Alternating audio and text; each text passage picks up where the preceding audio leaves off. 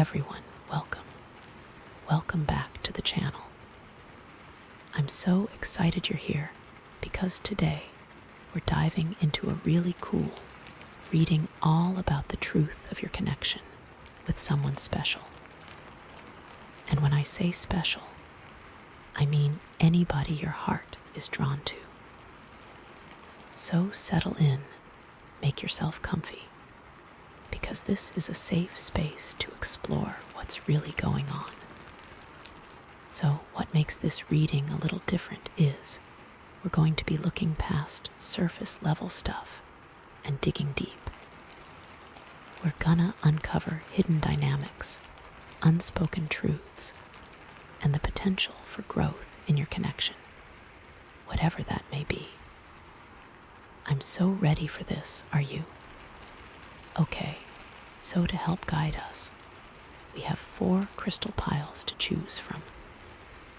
First up, we have this beautiful Amethyst Sun, which is all about harmonizing and really melting away shadows to unveil the shared light in your connection.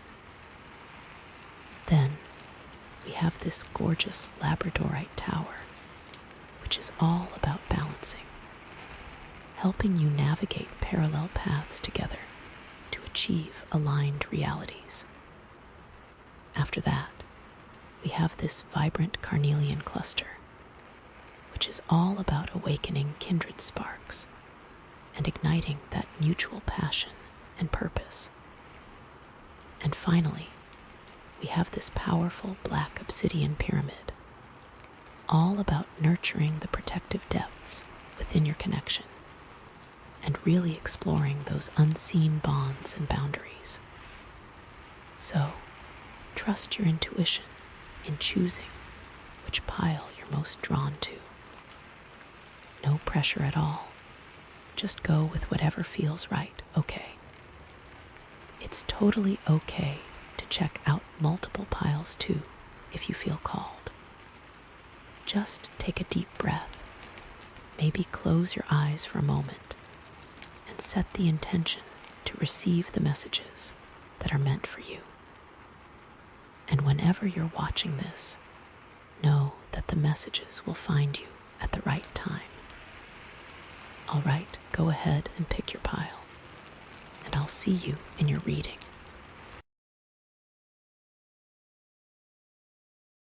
Hey there, my friend. Welcome, welcome. So, you chose the Amethyst Sun, which is all about harmonizing and finding that sweet spot of balance, right? And our theme today is melting away shadows to unveil the shared light, which I think is so perfect because amethyst just brings such a calming and clear energy. Okay, buckle up, because these cards are intense, but in a good way, I promise. So first up, we have death. But don't freak out. Seriously, death in tarot is almost never literal. It's about endings, yes, but it's about making space for new beginnings, right? Think of it like you're clearing out the closet of your life. You know, all those old clothes you've been holding on to, the ones that don't fit anymore, that you haven't worn in years, but you keep thinking, oh, maybe someday. Yeah, it's time to donate them. Time to let them go. This death card is about something in your life that has run its course. It could be a relationship. It could be a job. It could even be a belief system that you've outgrown. And it's time to say goodbye. It's like you've been holding on so tight, but the universe is saying, honey, your hands are cramping. Just let it go. You know, I feel like you might have been resisting this ending. Like, maybe you knew deep down that something wasn't working, but you were afraid of the unknown. Or maybe you were comfortable with the familiar, even if it wasn't making you happy. But the thing is, Holding onto something that's dead weight is just preventing you from moving forward. It's like trying to run a race with ankle weights on. You're just slowing yourself down. This death card is a cosmic invitation to release what's no longer serving you, so you can step into your power and create a life that truly aligns with your soul.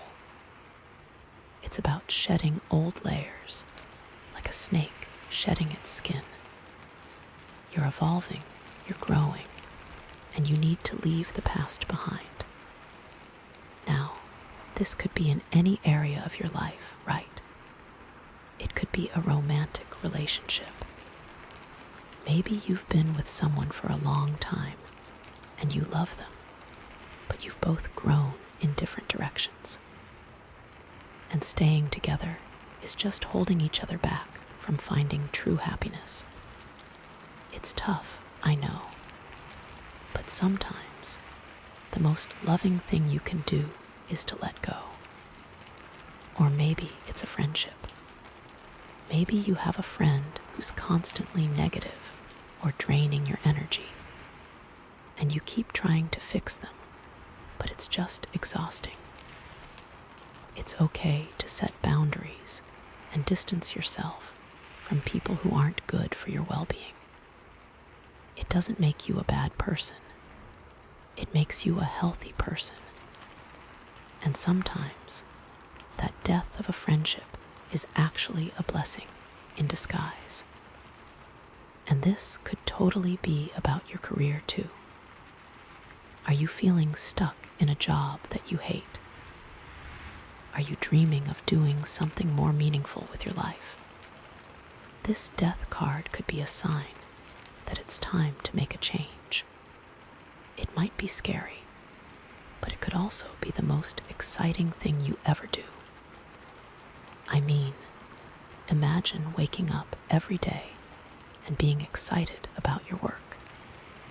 Imagine feeling passionate and fulfilled. That's what's waiting for you on the other side of this ending. It might require retraining, or going back to school, or starting your own business. But it's worth it to invest in yourself and create a career that lights you up. Okay, so this death card, in combination with the harmonizing amethyst energy, it tells me that even though this ending might feel painful or scary, it's ultimately for your highest good. The universe is gently guiding you towards a path of greater balance and fulfillment. It's like you're going through a chrysalis. It might feel dark and uncomfortable inside, but you're transforming into something beautiful. You're about to emerge as a butterfly, ready to soar to new heights. And the shared light theme, maybe this ending isn't just about you. Maybe it's about freeing someone else as well. Maybe it's about creating space for a healthier, more balanced dynamic in a relationship. Ooh, that gives me chills. It's like, by letting go, you're actually allowing both of you to shine brighter. And you know what? It might be hard to see that right now. You might be feeling sad or angry or confused. But trust that the universe has a plan for you. Trust that this ending is leading you to something even better. And remember to be gentle with yourself during this process. Allow yourself to grieve, to feel your emotions fully. But don't get stuck in the past. Focus on the future and all the amazing possibilities that await you. Okay, so that's death. Big changes, major endings, but ultimately positive. But wait, because now we have the devil. And girl, this is where things get interesting. The devil card isn't about being evil, okay?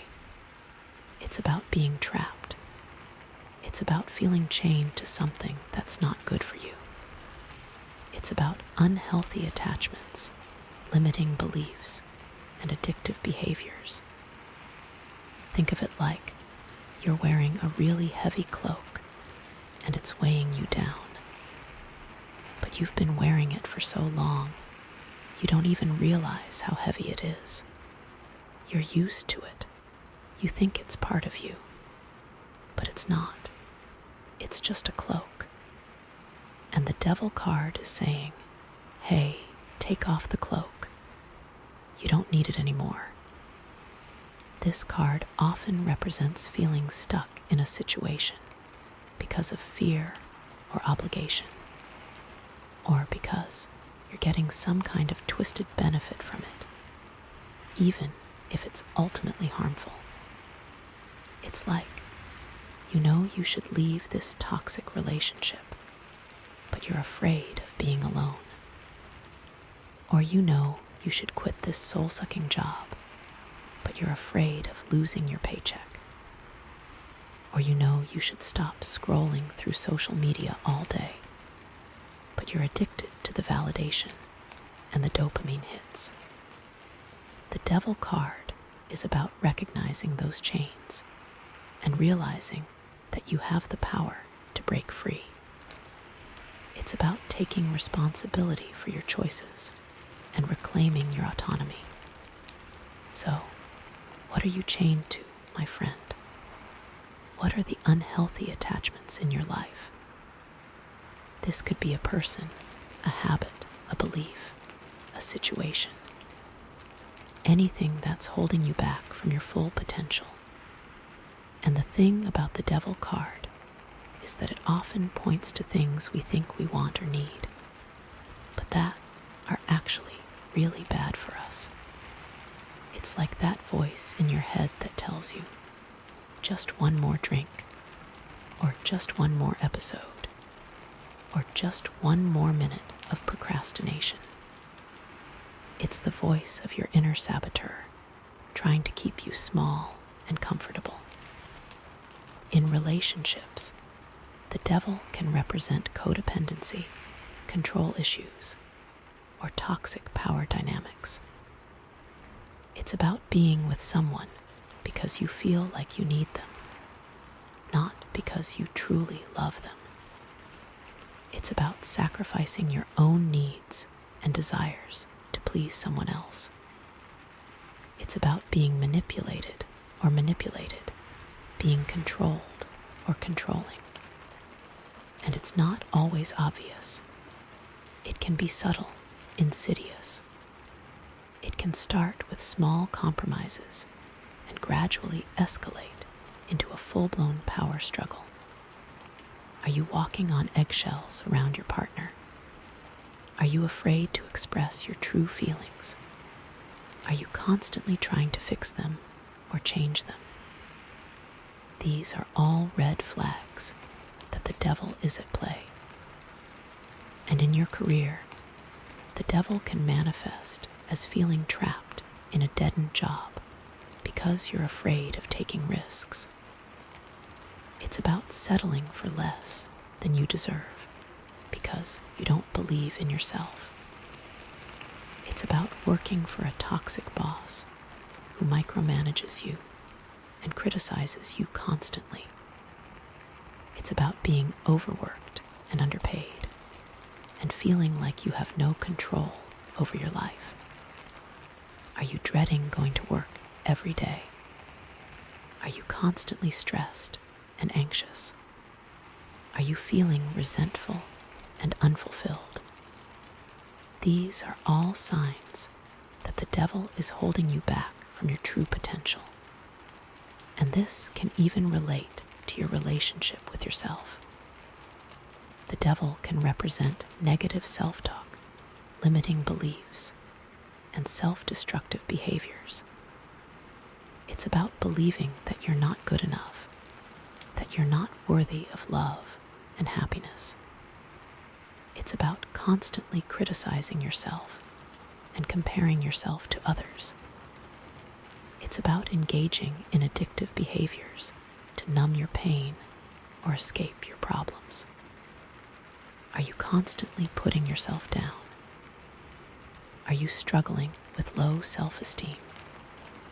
Are you engaging in harmful habits like overeating or excessive drinking, or spending too much time on social media? These are all ways that the devil can keep you trapped in a cycle of self-sabotage. But the good news is that you have the power to break free. You have the strength to overcome these challenges. The Amethyst Sun is here to help you harmonize and find balance, to melt away those shadows. You just need to recognize the chains for what they are and make a conscious decision to release them. It's not going to be easy. It's going to require courage and self-awareness, but it's so worth it. Imagine what it would feel like to be free from these unhealthy attachments. Imagine what it would feel like to live a life that's aligned with your true values and desires. That's what's waiting for you on the other side of this transformation. Now, the thing about the devil is that he's a master of disguise. He's sneaky. He'll try to convince you that you need these things, that you can't live without them. He'll whisper in your ear and tell you that you're not strong enough to break free. But don't listen to him. You are strong. You are capable. You are worthy.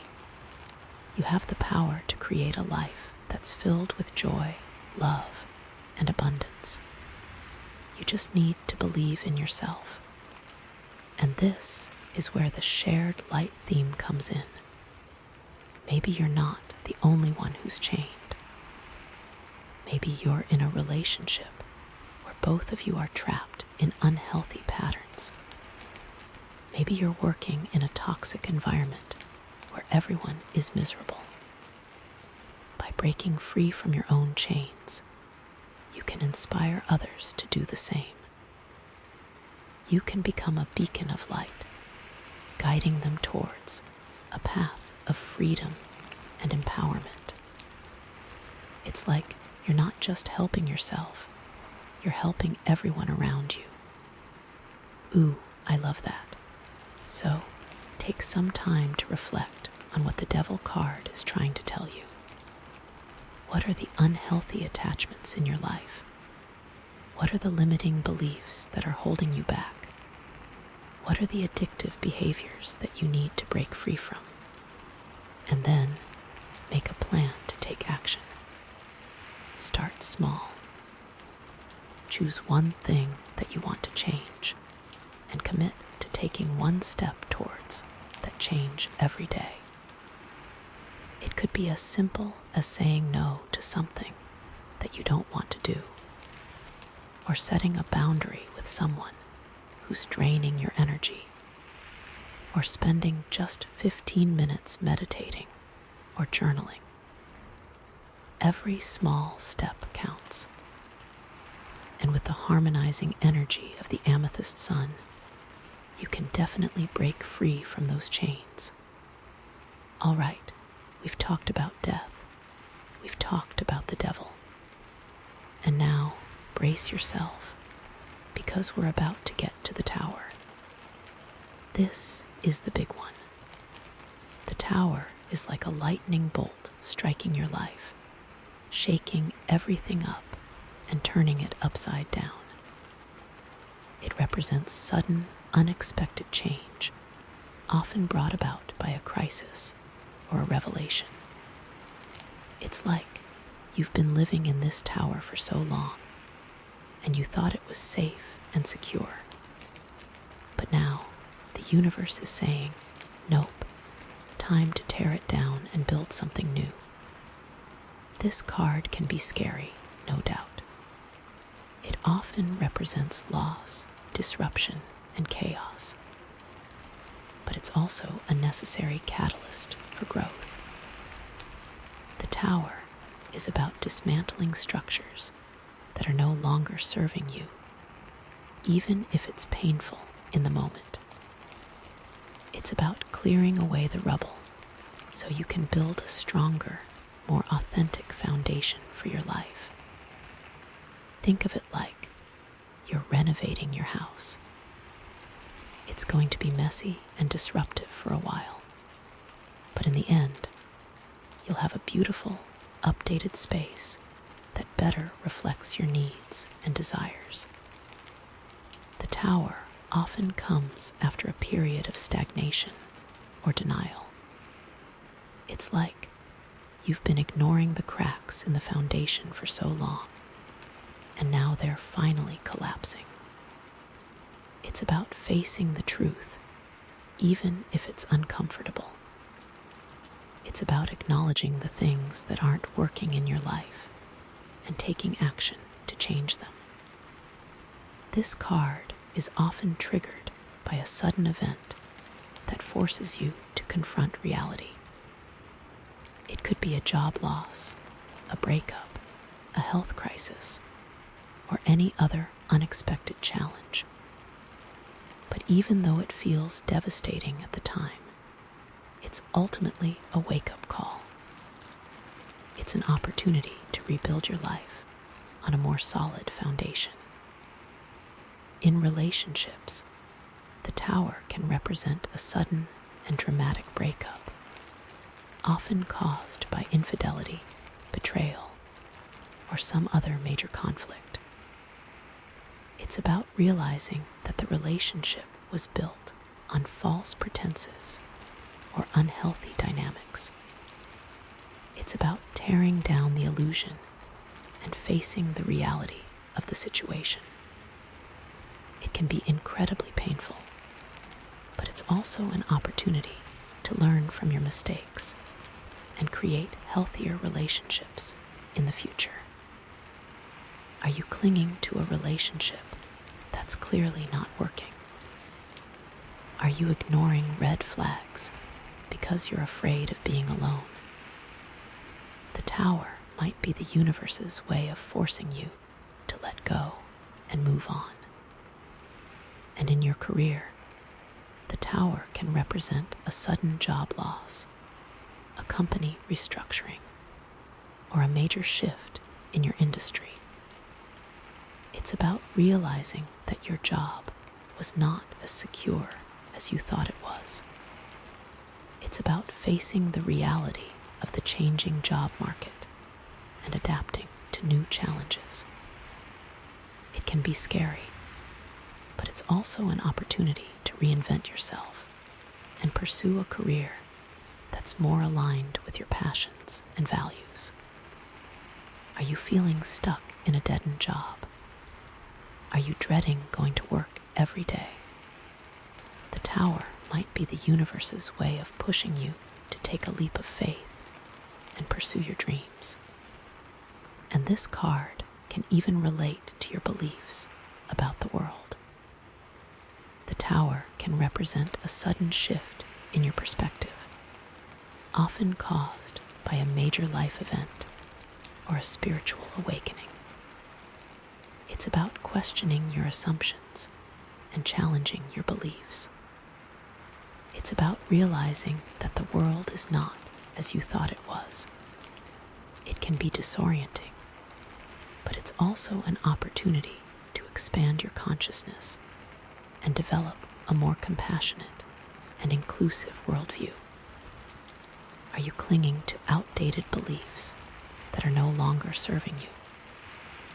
Are you resistant to new ideas or perspectives? The tower might be the universe's way of shaking you out of your complacency and opening your mind to new possibilities. But here's the thing about the tower. It's not just about destruction. It's also about liberation. It's about breaking free from limiting beliefs and outdated structures. It's about creating space for something new and better to emerge. And with the harmonizing energy of the Amethyst Sun, this transformation can be more graceful and balanced. you're not alone in this. The universe is supporting you.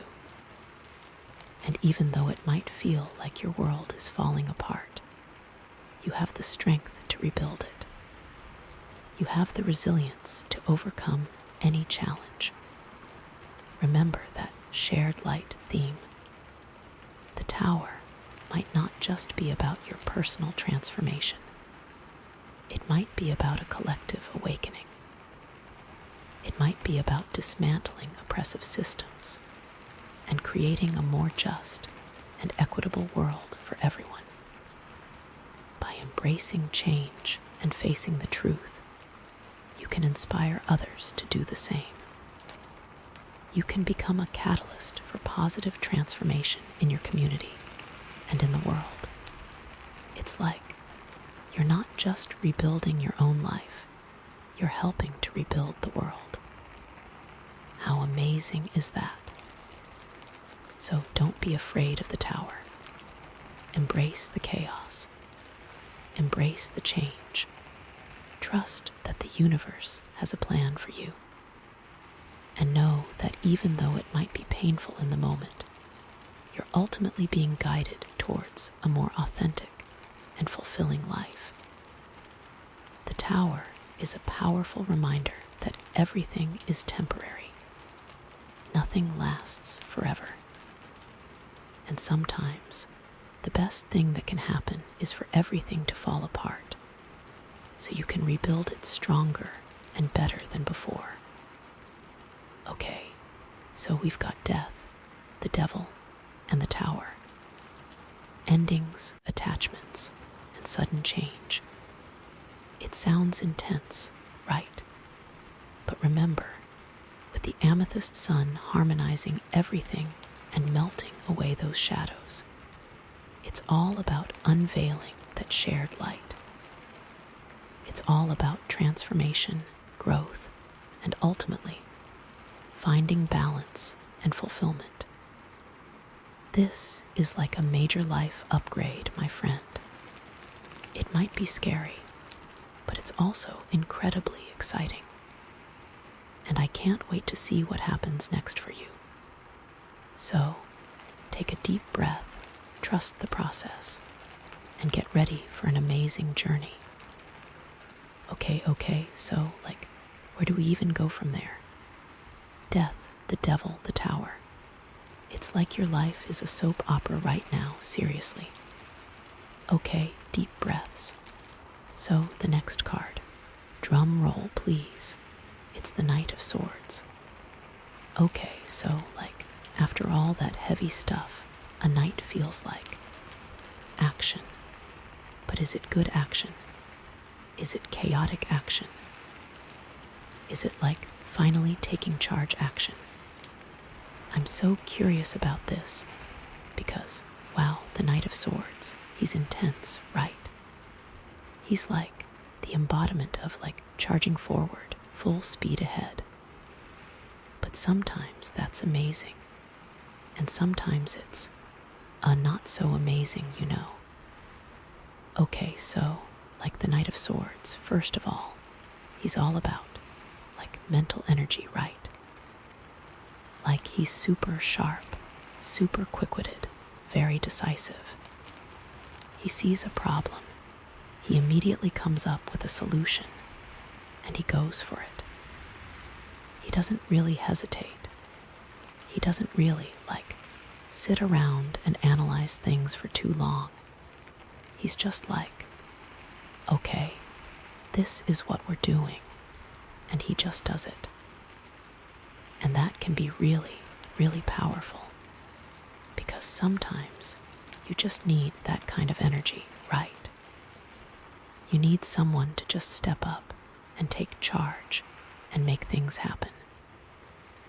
But the thing about the Knight of Swords is that he can also be, a little bit reckless, you know. He can be so focused on his goal that he doesn't really see the consequences of his actions.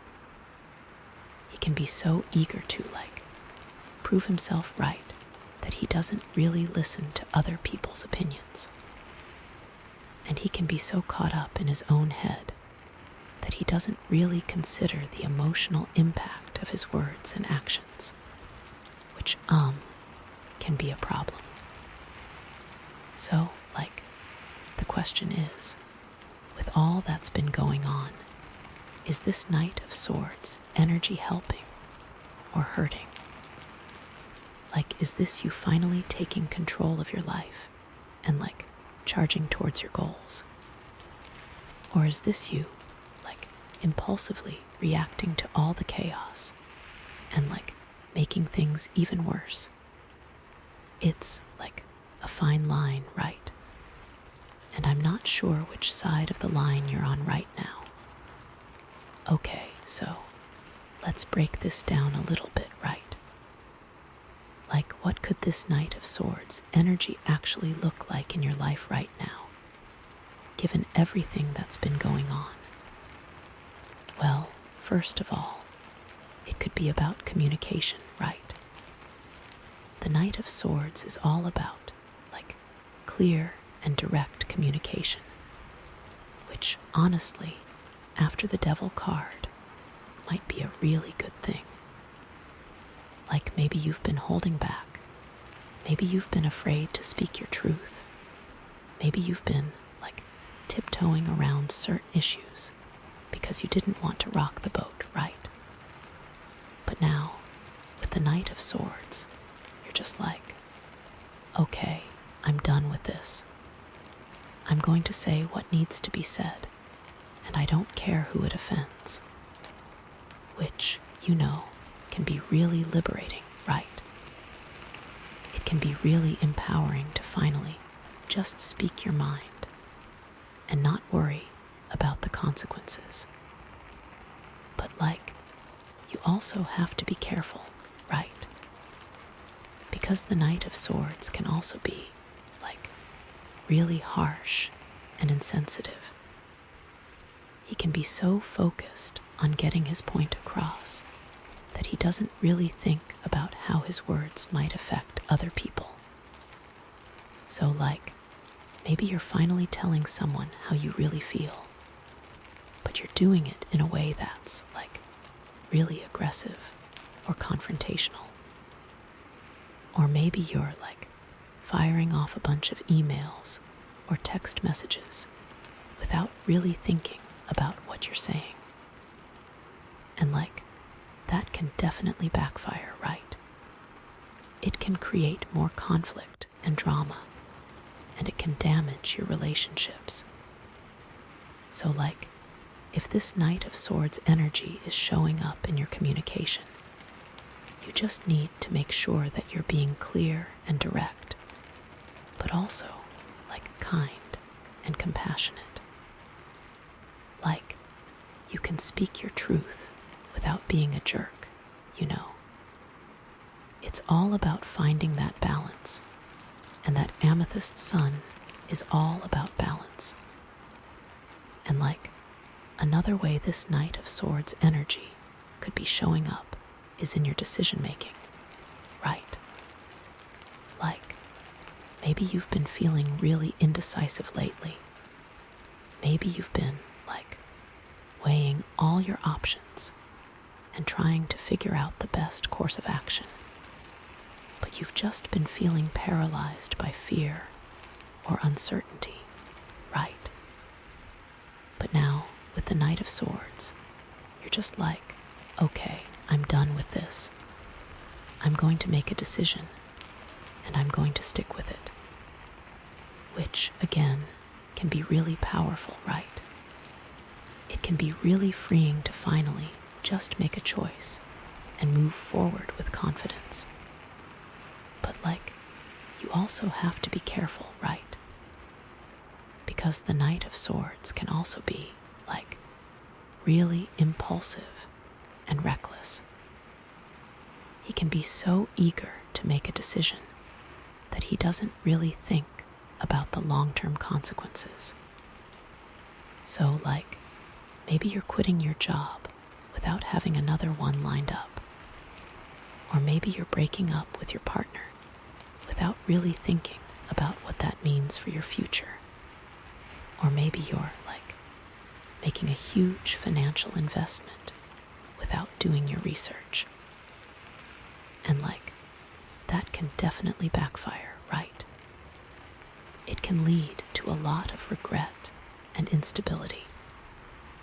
So like, if this Knight of Swords energy is showing up in your decision making, you just need to make sure that you're being decisive, but also like thoughtful and responsible. Like, you can make a choice without being reckless, you know. It's all about finding that balance. And like, yet another way this Knight of Swords energy could be showing up is in your actions, right? Like maybe you've been feeling really passive lately. Maybe you've been like letting things happen to you without really taking control of your own life. Maybe you've been feeling like a victim of circumstance, right? But now, with the Knight of Swords, you're just like, okay, I'm done with this. I'm going to take action, and I'm going to create the life that I want.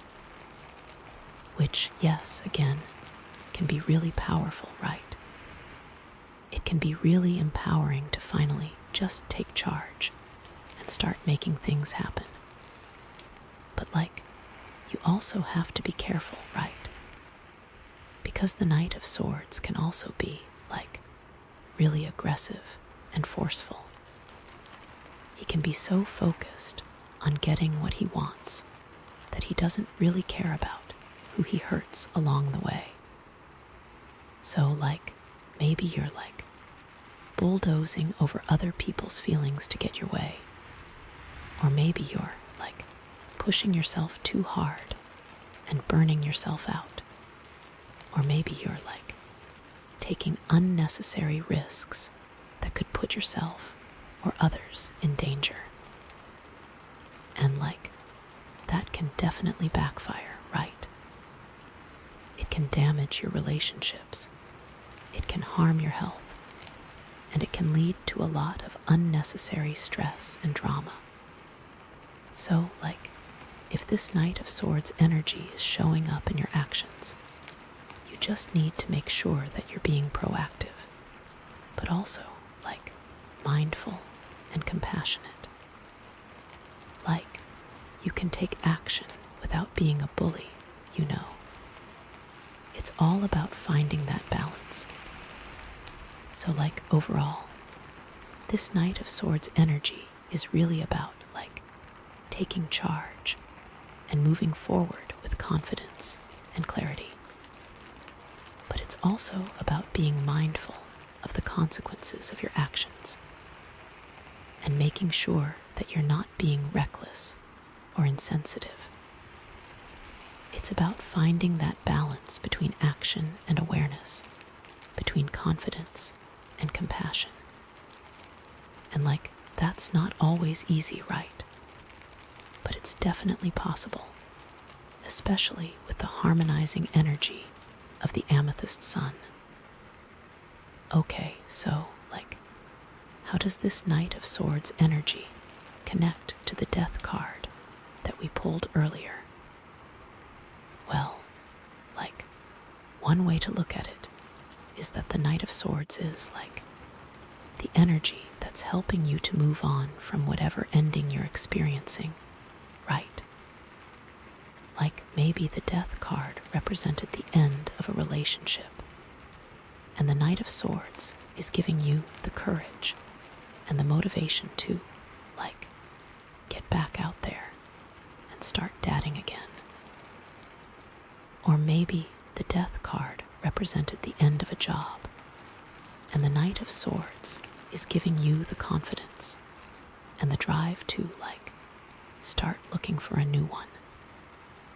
Or maybe the Death card represented the end of a belief system, and the Knight of Swords is giving you the curiosity and the open-mindedness to, like, explore new ideas and perspectives.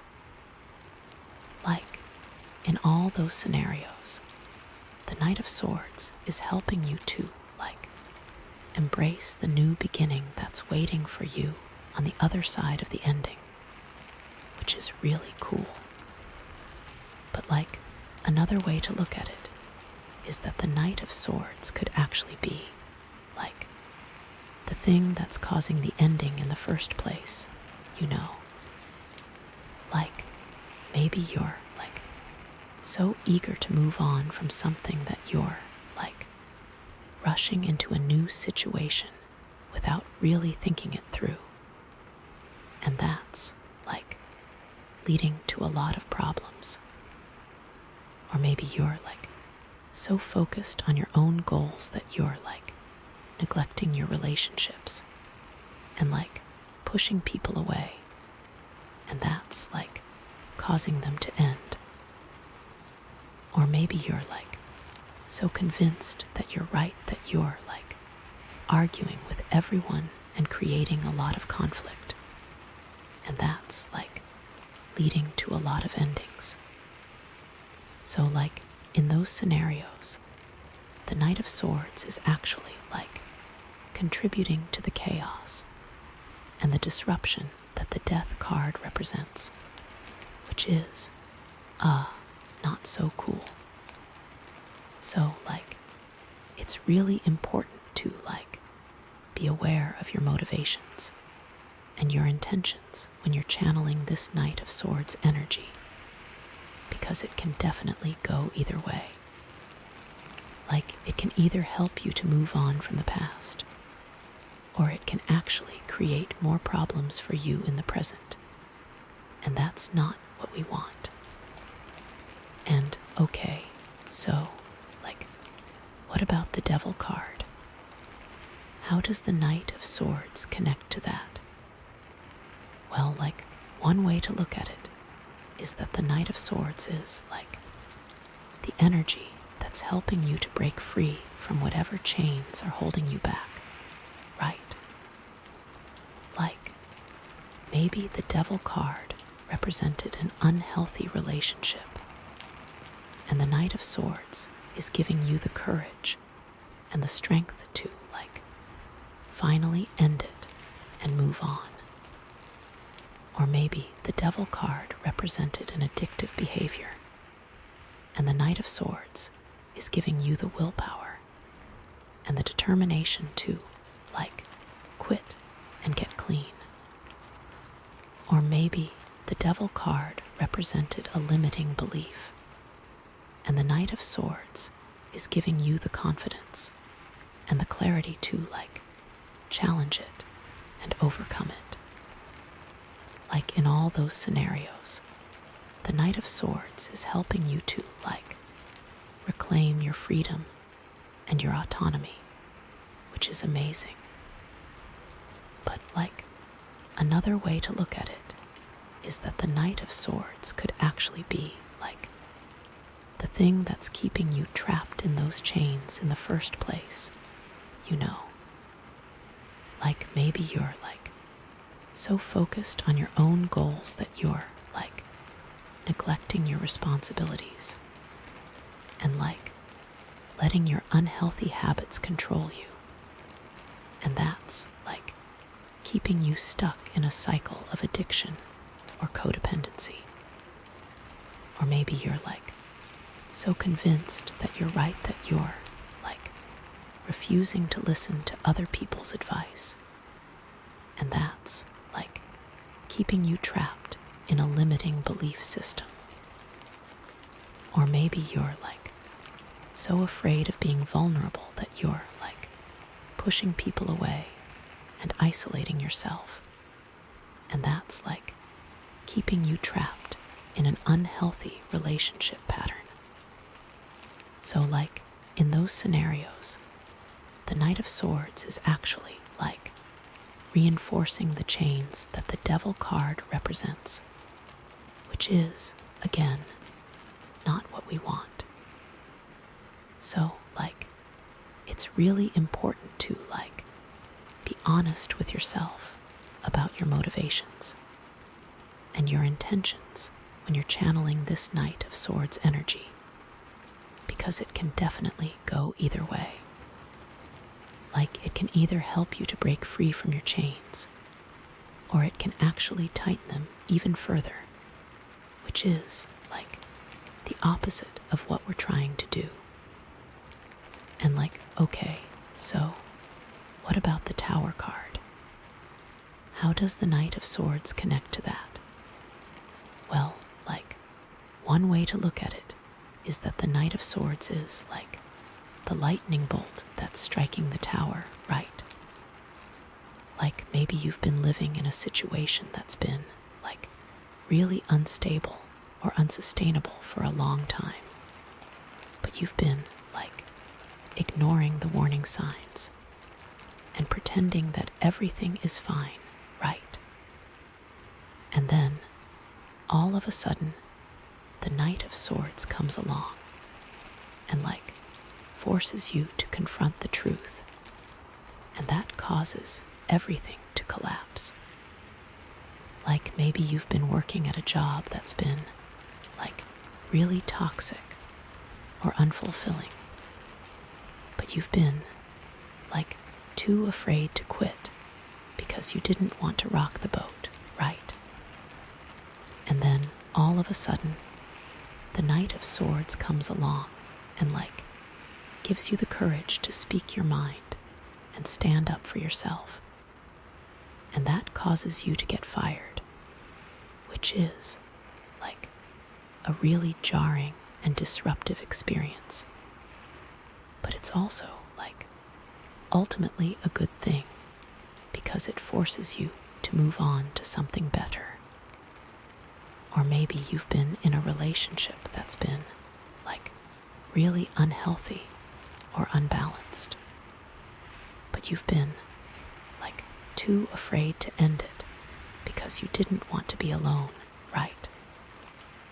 And then, all of a sudden, the Knight of Swords comes along and, like, gives you the clarity to see the situation for what it really is. And that causes you to break up, which is, like, a really painful and difficult experience. But it's also, like, ultimately a good thing because it frees you to find someone who's a better match for you. Like, in all those scenarios, the Knight of Swords is, like, the catalyst for the change that the Tower card represents, which can be scary, but it's also necessary for growth and transformation. But, like, another way to look at it is that the Knight of Swords could actually be, like, the person who's trying to rebuild the tower after it's already fallen, you know. Like, maybe you've already experienced a major upheaval in your life, and you're feeling, like, really lost and confused and overwhelmed, right? And then the Knight of Swords comes along and, like, gives you a plan and a strategy for putting your life back together, which is, like, a really helpful and supportive thing. Like, maybe you've lost your job, and the Knight of Swords is helping you to create a resume and apply for new positions. Or maybe you've gone through a breakup, and the Knight of Swords is helping you to process your emotions and move on with your life. Or maybe you've experienced a major health crisis, and the Knight of Swords is helping you to research treatment options and make informed decisions about your care.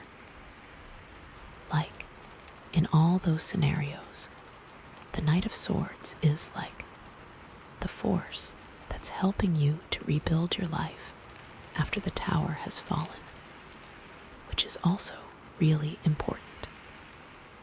So, like, again, it's really important to, like, be aware of how you're channeling this Knight of Swords energy, because it can definitely have different effects depending on the situation.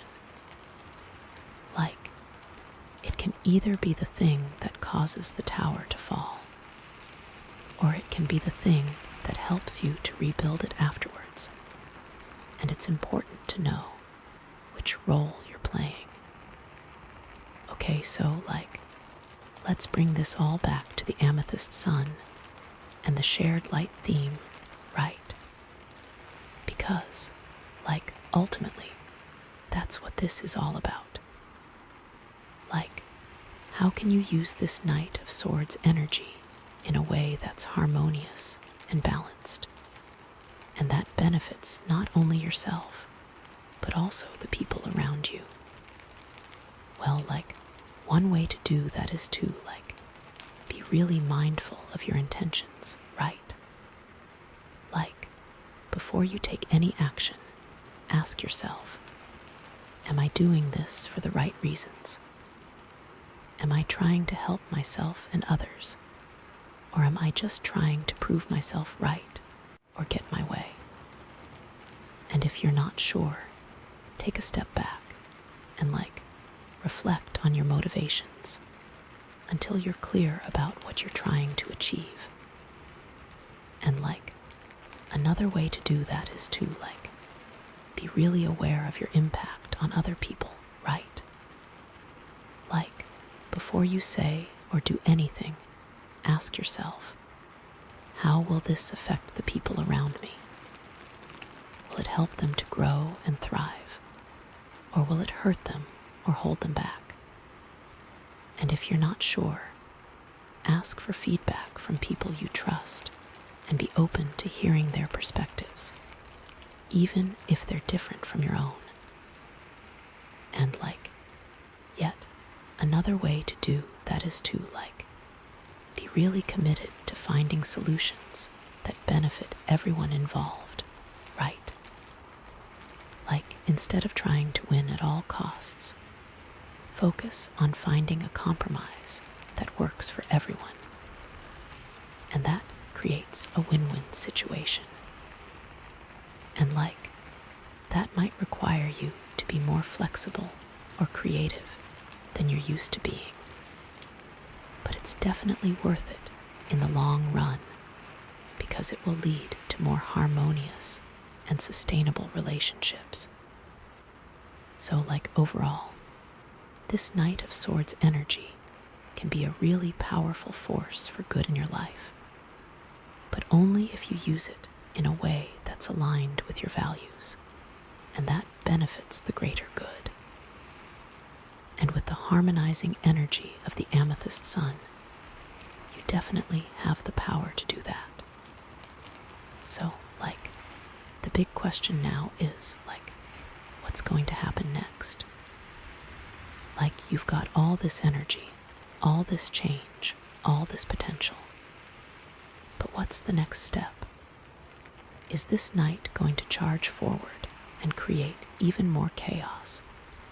Or is he going to find a way to channel his energy in a more constructive and harmonious way? I'm seriously on the edge of my seat here because, wow, this is getting intense. Okay, so seriously, where are we even going with this? Right, we've got this Knight of Swords charging in, and I'm just whoa, okay, is this good? Is this bad? Is this just more chaos? But okay, deep breaths. Let's see what the universe has to say next. Okay, so the next card we have. Oh my gosh, it's the Empress. Okay, so after all that intensity, the Empress feels like a warm hug, It's finally some nurturing, some grounded energy, some feminine power. Okay, I'm really excited about this because the Empress is all about abundance and creation and really connecting with your senses and enjoying the beauty of life,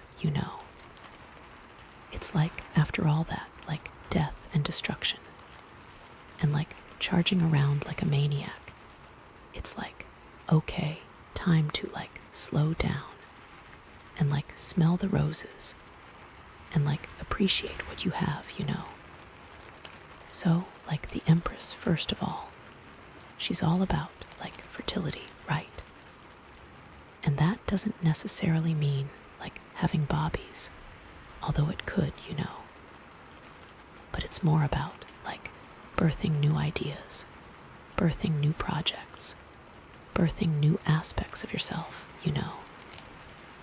It's about like tapping into your creative energy and like bringing something new into the world, which like after the Tower makes so much sense, right? It's like, okay, the old has been destroyed. Now it's time to like build something new. And the Empress is all about like that creative process, you know. It's like you're nurturing a garden, like you're planting seeds and watching them grow. Like it's all about patience and love and care. And like really, really connecting to that natural energy. It's about like trusting the process, you know. But like the Empress is also about like sensuality, right? It's about like really connecting with your body and like enjoying all the pleasures that life has to offer, you know.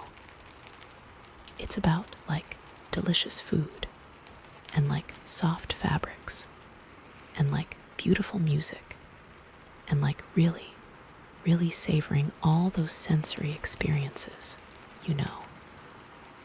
And like after all that, like mental energy of the Knight of Swords, it's like, okay, time to like come back to your body and like really feel grounded and present, you know. It's like really allowing yourself to experience pleasure without guilt or shame, like fully embracing your physical self, you know. And like the Empress is also about like nurturing, right? It's about like taking care of yourself and like taking care of the people you love and like creating a safe and comfortable environment for yourself and others, you know. It's about like being a good mother, whether that's literally or figuratively, you know. It's about like providing support and guidance and love and like really, really creating that sense of security and belonging, you know. And like after all that, like chaos and disruption, it's like, okay, time to like create some stability and like create some like solid foundations, you know. It's like building a nest, you know. So like overall, the Empress is all about like abundance and creation and sensuality and nurturing and like really connecting with your feminine energy, you know. And like the question is like, how does this connect to everything else that's been going on? Like, how does this connect to the Death card and the Devil card and the Tower card and the Knight of Swords? Like, what is the Empress trying to tell you in this context? You know, I feel like this is really powerful because it's all about finding that balance in your life right now because you've gone through so much. Okay, so like, let's start with the Death card, right? Like, how does the Empress connect to the Death card? Well, like, one way to look at it is that the Empress is like what you're birthing after the death of something else, right? Like, maybe the Death card represented the end of a relationship, and the Empress is like the new love that you're creating for yourself, or the new relationship that you're attracting into your life, you know. Or maybe the Death card represented the end of a job, and the Empress is like the new career that you're building, or the new business that you're starting, you know. Or maybe the Death card represented the end of a belief system, and the Empress is like the new worldview that you're embracing, or the new spiritual path that you're following, you know. Like in all those scenarios, the Empress is like the beautiful, abundant creation that's emerging from the ashes of the old, which is like so powerful and hopeful, you know. It's like the phoenix rising. But like another way to look at it is that the Empress is like what you need to nurture within yourself in order to like fully embrace the ending that the Death card represents, you know. Like maybe you're having a hard time letting go of something because you're afraid of being alone, or because you're afraid of the unknown, or because you're afraid of failing, right? And the Empress is like reminding you that you have everything you need within yourself to like create a fulfilling and abundant life, even without that thing that you're so afraid to lose, you know. It's like reminding you to like love yourself and like trust yourself and like believe in yourself and like know that you're capable of creating anything you want, you know. It's all about finding that self-love within and really connecting to yourself and reminding yourself that you are enough. So, like, in that sense, the Empress is like the key to unlocking the positive potential of the Death card, you know. It's like reminding you that endings are not something to be feared, but rather something to be celebrated, because they create space for new beginnings, you know. And the Empress is like the energy that helps you to like step into those new beginnings with confidence and grace and like a deep sense of self-worth, you know. Okay, so like what about the Devil card? Like how does the Empress connect to that? Well, like one way to look at it is that the Empress is like the antidote to the chains that the Devil card represents, you know. Like maybe the Devil card represented an unhealthy relationship, and the Empress is like the self-love and self-respect that you need to like break free from that relationship and like create a healthier and more fulfilling relationship with yourself, you know. Or maybe the Devil card represented an addictive behavior, and the Empress is like the nurturing and self-care that you need to like overcome that addiction and like create a healthier and more balanced lifestyle, you know. Or maybe the Devil card represented a limiting belief, and the Empress is like the self-compassion and self-acceptance that you need to like challenge that belief and like create a more positive and empowering mindset, you know.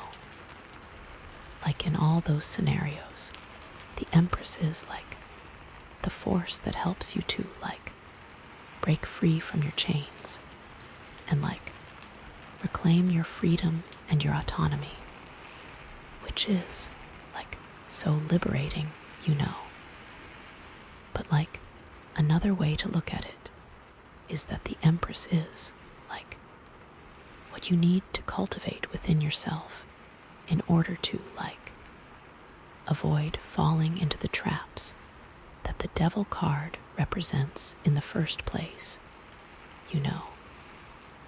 Like maybe you're vulnerable to unhealthy relationships because you don't love yourself enough, or because you're afraid of being alone, or because you're looking for someone else to complete you, right? And the Empress is like reminding you that you are already whole and complete within yourself, and that you don't need anyone else to make you happy, you know.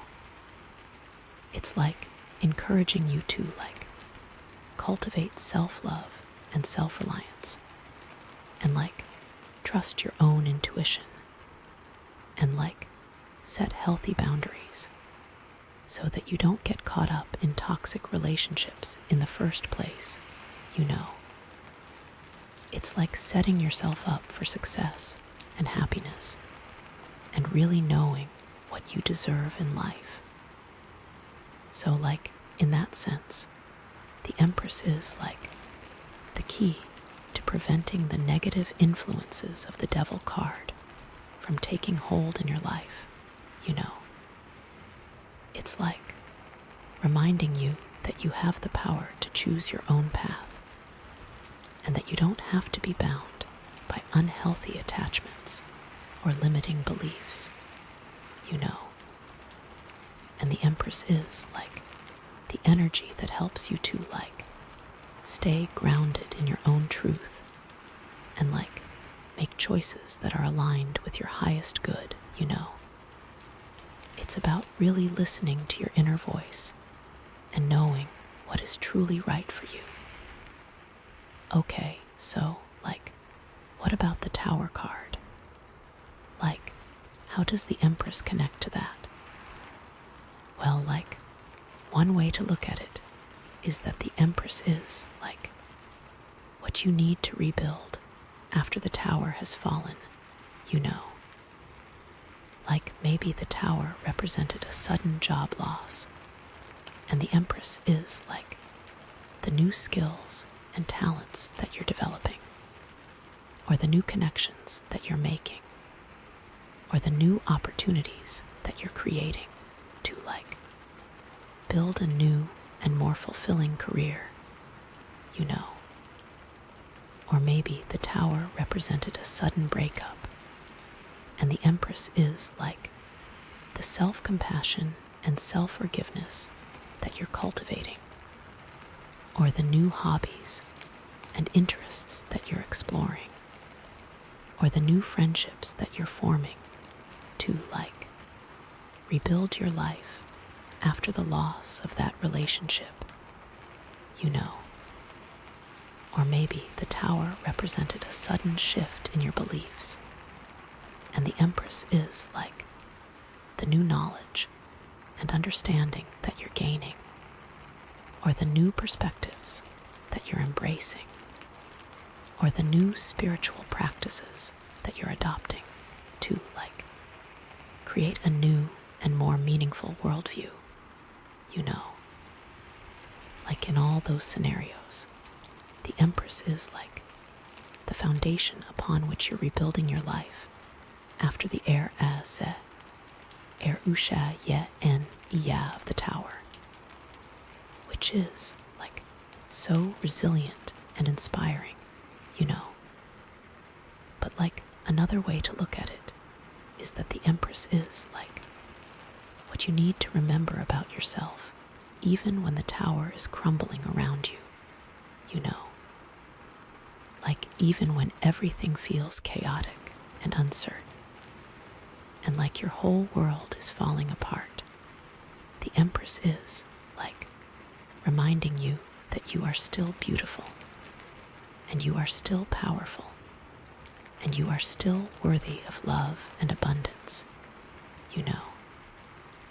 It's reminding you to connect with your senses, and appreciate the beauty that still exists in the world, and nurture yourself and others, and trust that everything is happening for a reason, even if you can't see it right now, you know. It's staying grounded in yourself, no matter what life throws at you. So in that sense, The Empress is like the anchor that keeps you grounded during the storm of the tower, you know. It's like reminding you that even though things may be difficult right now, you have the inner strength and resilience to, like, weather the storm and, like, emerge stronger and more empowered on the other side, you know. And the Empress is, like, the energy that helps you to, like, stay connected to your own inner wisdom and, like, trust that you're being guided towards a brighter future, you know. It's all about staying true to yourself and believing in yourself, even when things are tough.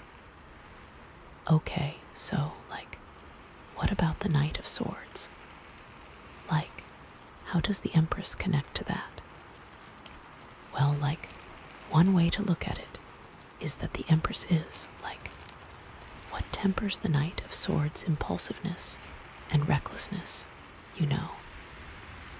Like, maybe the Knight of Swords is, like, charging forward without thinking about the consequences. And the Empress is, like, reminding you to slow down and, like, consider the impact of your actions on yourself and others, you know. Or maybe the Knight of Swords is, like, being overly critical and judgmental. And the Empress is, like, reminding you to be more compassionate and understanding, both towards yourself and towards others, you know. Or maybe the Knight of Swords is, like, getting caught up in intellectual pursuits and neglecting your physical and emotional needs. And the Empress is, like, reminding you to connect with your senses and, like, nurture your body and your soul, you know. Like, in all those scenarios, the Empress is, like, the voice of reason and balance that helps you to, like, channel the Knight of Swords energy in a more constructive and harmonious way, which is, like, so important for creating positive outcomes, you know. But, like, another way to look at it is that the Empress is, like, the goal towards which the Knight of Swords is striving, you know. Like, maybe the Knight of Swords is, like, fighting for a cause that you believe in, and the Empress is, like, the abundant and nurturing world that you're trying to create, you know. Or maybe the Knight of Swords is, like, pursuing a new career path, and the Empress is, like, the financial security and creative fulfillment that you're hopping to achieve, you know. Or maybe the Knight of Swords is, like, working on improving your relationships, and the Empress is, like, the loving and supportive connections that you're longing for, you know. Like, in all those scenarios, the Empress is, like, the vision of the future that motivates the Knight of Swords to take action and, like, overcome any obstacles that stand in your way, which is, like, so inspiring and empowering, you know. So, like, in that sense, the Empress is, like, the guiding star that helps the Knight of Swords to stay on course and, like, use his energy in a way that's aligned with your highest purpose, you know. It's like reminding you that even though it's important to be assertive and proactive, it's also important to be mindful and compassionate and to, like, focus on creating a world that's filled with beauty and abundance and love for yourself and for everyone around you, you know. It's all about using your power for good and creating a positive impact on the world. Okay, so, like, bringing it all back to the Amethyst Sun, and the shared light theme right. Like, how does the Empress help you to melt away the shadows and unveil the shared light? Well, like, one way to look at it is that the Empress is, like, the embodiment of self-love and self-acceptance, which are, like, the keys to dissolving the shadows of self-doubt and self-criticism that can keep you trapped in darkness. You know, like when you truly love and accept yourself, you're less likely to be influenced by negative thoughts and emotions, and you're more likely to see the good in yourself and in others, which, like, creates a more positive and harmonious reality for everyone, you know. It's all about seeing the light within yourself and letting it shine. And like, another way to look at it is that the Empress is, like, the source of abundance and nurturing that can help you to create a more equitable and just world for all, you know. Like, when you're connected to your own inner abundance, you're more likely to share your resources and talents with others, and you're less likely to be motivated by greed or scarcity, which, like, helps to create a more balanced and sustainable society where everyone has the opportunity to thrive, you know. So, like, overall, the Empress is, like, a powerful reminder that you have the power to create a life that's filled with beauty and abundance and love for yourself and for everyone around you, you know. And by embracing the qualities of the Empress, you can, like, melt away the shadows of fear and negativity and, like, unveil the shared light of compassion and understanding, which, like, ultimately leads to a more harmonious and fulfilling world for all, you know. It's like creating a ripple effect of positivity and really making a difference in the world. It's all about connecting with yourself and then using that to connect with others. And that Amethyst Sun is really helping to balance and harmonize everything, you know. So, like, the big question now is, like, what's the final piece of the puzzle? Like, we've got death, the devil, the tower, the Knight of Swords, and now the Empress. What's the final card going to be? Is it going to be something that reinforces the positive energy of the Empress? Or is it going to be something that throws another wrench in the works?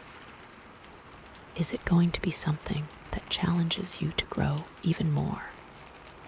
Or is it going to be something that offers you a sense of completion and resolution?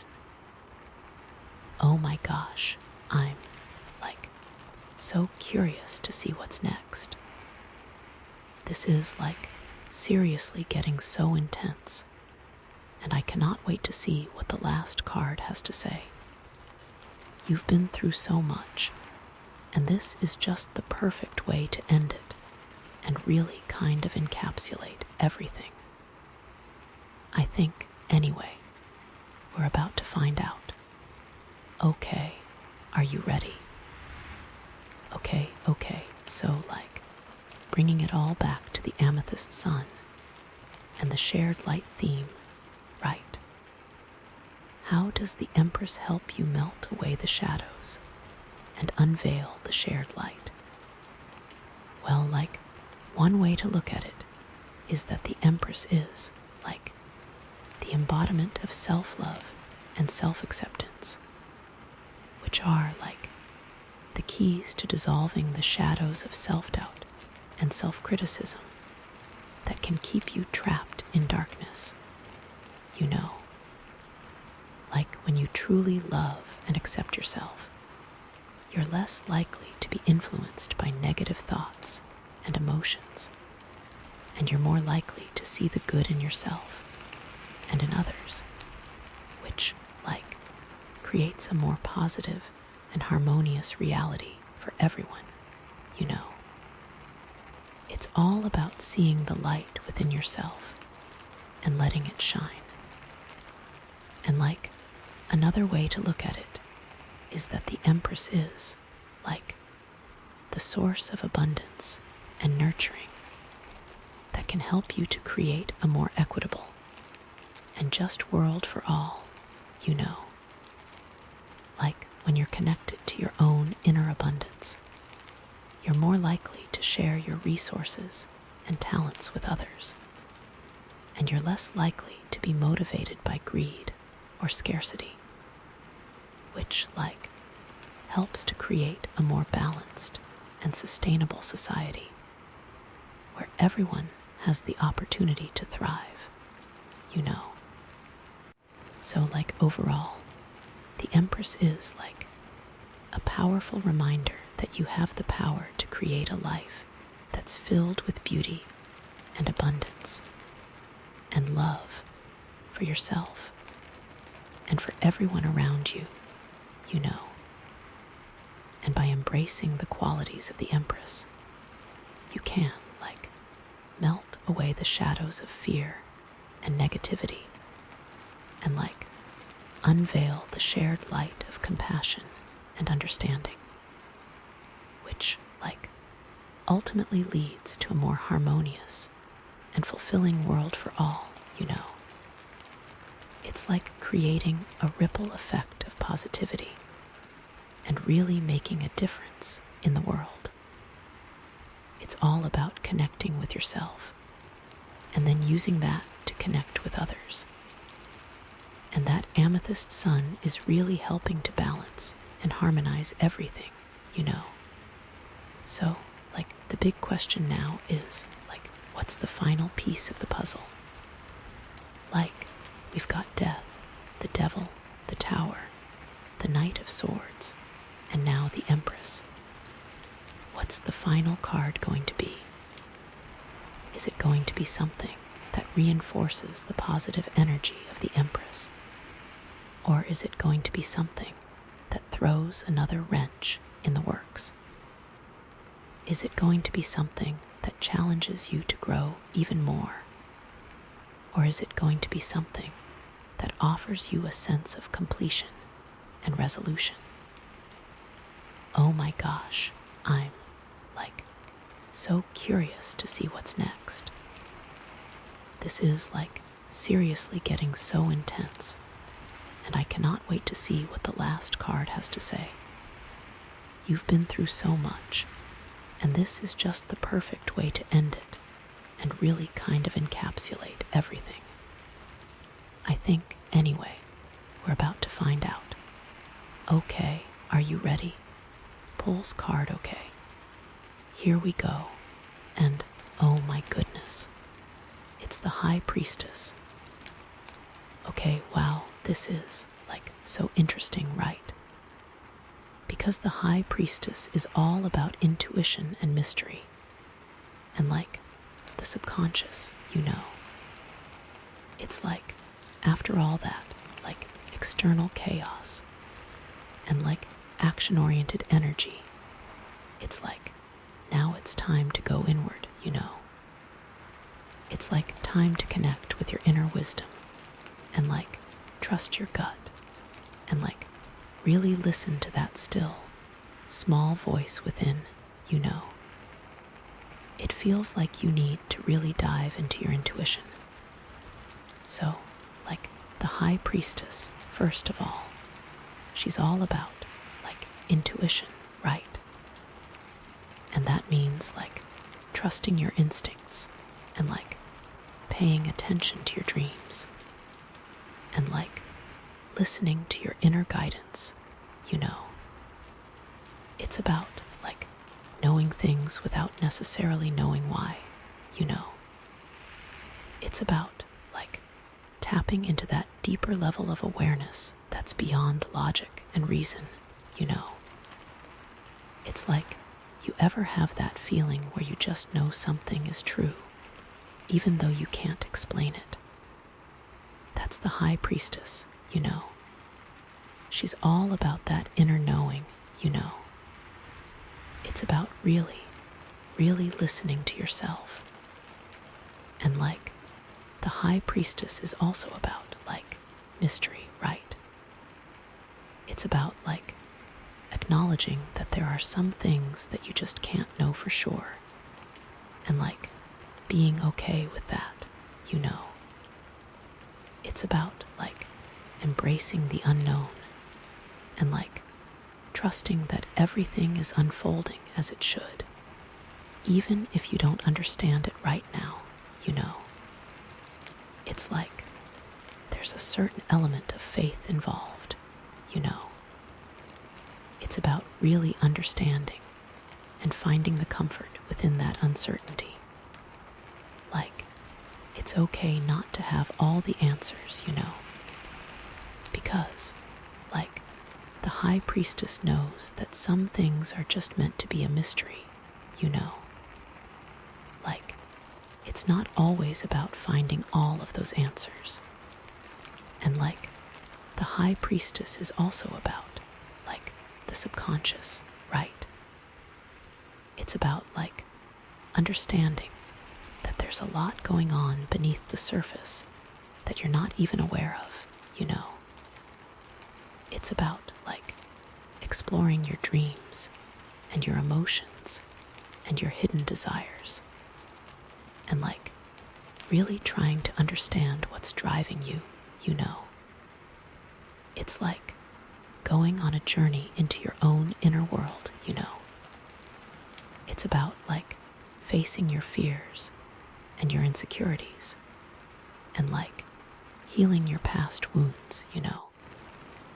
Because, like, the High Priestess knows that the key to unlocking your full potential lies within your subconscious, you know. It's all about taking the time to yourself to really dive into your inner world and understand what you're feeling. So, like, overall, the High Priestess is all about, like, intuition and mystery and the subconscious and, like, really connecting with your inner wisdom, you know. And, like, the question is, like, how does this connect to everything else that's been going on? Like, how does this connect to the Death card, and the Devil card, and the Tower card, and the Knight of Swords, and the Empress? Like, what is the High Priestess trying to tell you in this context? You know, this feels really important. I feel like this is really about understanding how to move forward. Okay, so, like, let's start with the Death card, right? Like, how does the High Priestess connect to the Death card?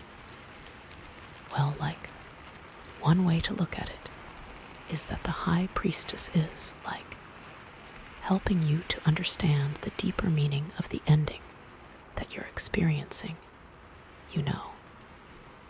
Like, maybe the Death card represented the end of a relationship, and the High Priestess is, like, helping you to see that it was actually a necessary step in your soul's journey, and that it's leading you towards something even better, you know. Or maybe the Death card represented the end of a job, and the High Priestess is, like, helping you to realize that it was actually a blessing in disguise, because it's opening you up to new opportunities that you never would have considered before, you know.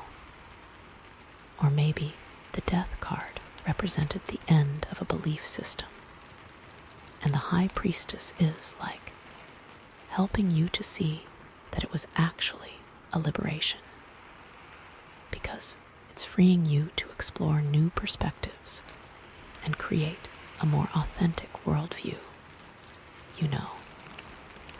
Like, in all those scenarios, the High Priestess is, like, providing you with a deeper understanding of the purpose behind the ending, which can be so helpful for healing and moving on.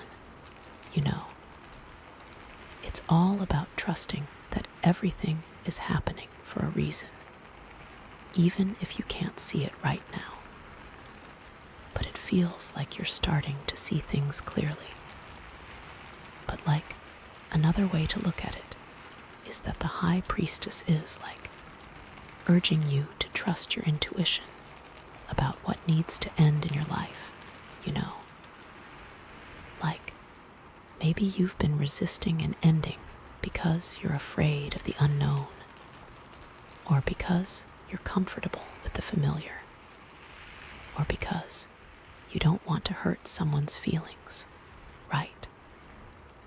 And the High Priestess is like reminding you that your intuition knows what's best for you, and that you need to listen to that inner voice, even if it's telling you something that's difficult or uncomfortable. You know, it's like sometimes you just know that something has run its course, and the High Priestess is encouraging you to honor that knowing and like take action accordingly, you know. It's all about trusting yourself and doing what you know is right, even if it's hard. That feels really crucial right now. It's about that inner trust, yeah. Okay, so like, what about the Devil card? Like, how does the High Priestess connect to that? Well, like, one way to look at it is that the High Priestess is like helping you to see through the illusions that are keeping you trapped, you know. Like maybe the Devil card represented an unhealthy relationship, and the High Priestess is like helping you to see that it's based on codependency and manipulation, and that you deserve better, you know. Or maybe the Devil card represented an addictive behavior, and the High Priestess is like helping you to see that it's a way of numbing your pain and avoiding your problems, and that there are healthier ways to cope, you know. Or maybe the Devil card represented a limiting belief, and the High Priestess is like helping you to see that it's based on fear and insecurity, and that you're capable of so much more than you think, you know. Like in all those scenarios, the High Priestess is like shining a light on the truth and helping you to break free from the chains that are holding you back, which can be so empowering, you know. It feels like you're not chained anymore. But like, another way to look at it is that the High Priestess is like encouraging you to explore the deeper reasons why you're attracted to these unhealthy patterns in the first place, you know. Like, maybe you're drawn to unhealthy relationships because you have unresolved trauma from your past, or because you have low self-esteem, or because you're seeking validation from others, right? And the High Priestess is like urging you to go inward and like heal those wounds and like cultivate self-love and self-acceptance so that you're no longer vulnerable to these kinds of relationships in the future, you know. It's like understanding the root cause of your unhealthy attachments so that you can break free from them for good, you know. Like it's about healing from the inside out and really understanding yourself. It sounds simple, but it's not, right? Okay, so like, what about the Tower card? Like, how does the High Priestess connect to that? Well, like, one way to look at it is that the High Priestess is like helping you to navigate the chaos and uncertainty that the tower represents, you know. Like maybe the tower represented a sudden job loss, and the high priestess is like helping you to trust that this is actually an opportunity for you to find a career that's more aligned with your soul's purpose, even if it doesn't seem like it right now, you know. Or maybe the tower represented a sudden breakup, and the high priestess is like helping you to see that this is actually a chance for you to learn more about yourself and what you really want in a relationship, even if it's painful right now, you know. Or maybe the tower represented a sudden shift in your beliefs, and the high priestess is like helping you to embrace the unknown and like explore new perspectives, even if it's disorienting, you know. Like in all those scenarios, the high priestess is like providing you with a sense of inner peace and guidance during a time of turmoil, which can be so comforting, you know. You know, like, it's okay to not know what's going to happen next. It's all about trusting the universe, even when things are falling apart. But like, another way to look at it is that the high priestess is like urging you to listen to your intuition about what needs to be rebuilt after the tower has fallen, you know. Like maybe you're feeling overwhelmed by all the changes that are happening, and you're not sure where to start, right? And the high priestess is like reminding you that you have all the answers within you, and that you need to trust your gut about what feels right and what doesn't, you know. It's like sometimes the best thing you can do is to just be still and listen to that inner voice and let it guide you towards the path that's meant for you, you know. It's all about trusting yourself to make the right decisions. Okay, so, like, what about the Knight of Swords? Like, how does the High Priestess connect to that? Well, like, one way to look at it is that the High Priestess is, like, tempering the Knight of Swords' impulsive energy with her wisdom and intuition, you know. Like, maybe the Knight of Swords is, like, charging forward without thinking things through.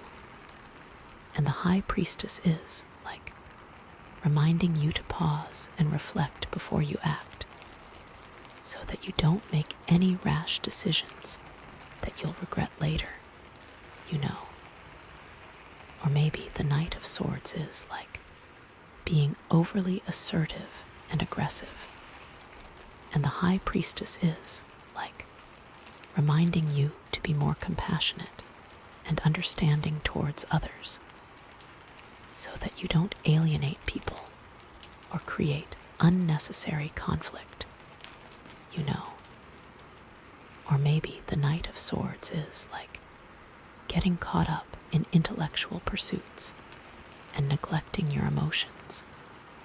And the High Priestess is, like, reminding you to connect with your feelings and, like, honor your intuition, so that you don't become disconnected from your true self, you know.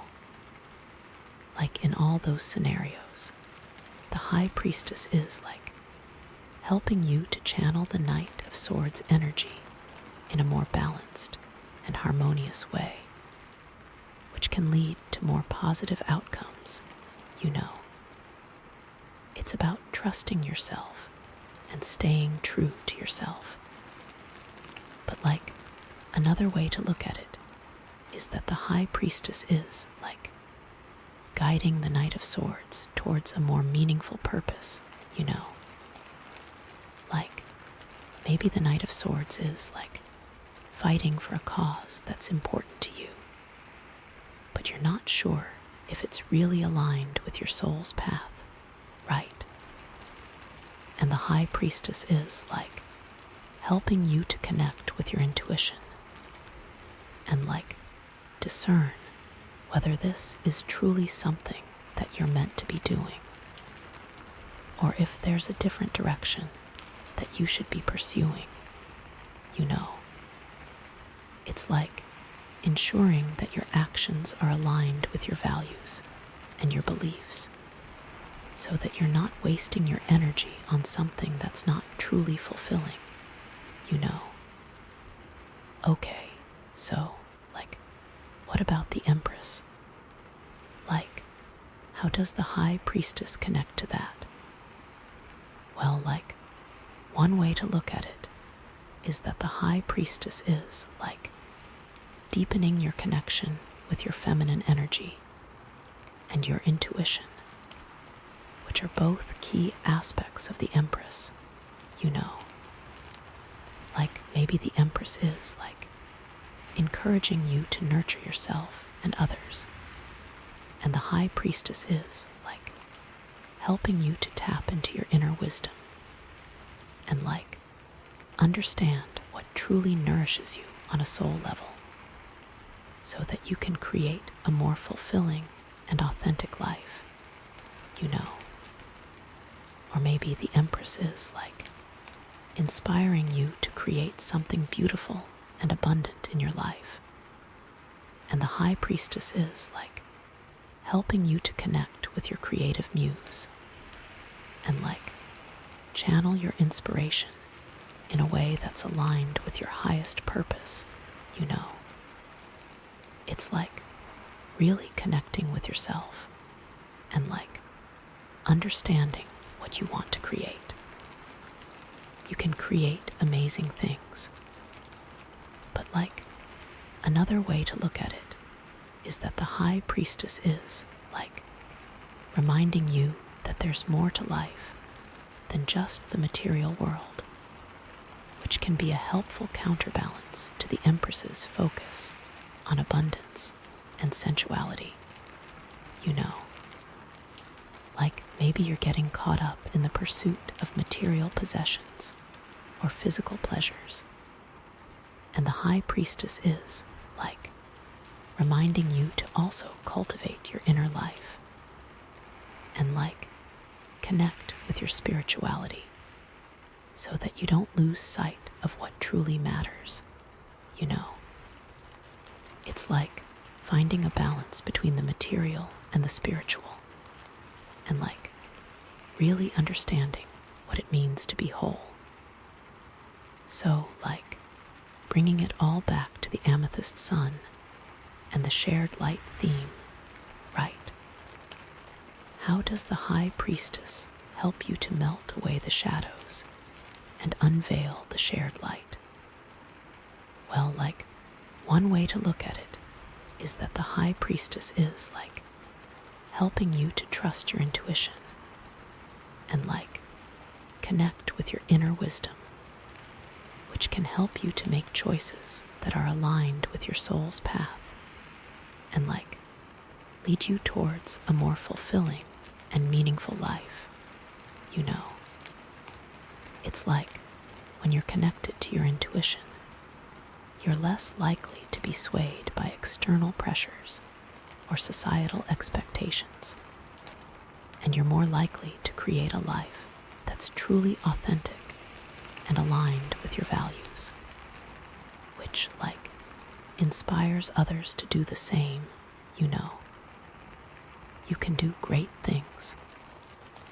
And another way to look at it is that the High Priestess is reminding you that there's more to life than just what you can see and touch, and that there's a whole world of mystery and magic waiting to be explored, which can help you to open your mind to new possibilities and connect with others on a deeper level.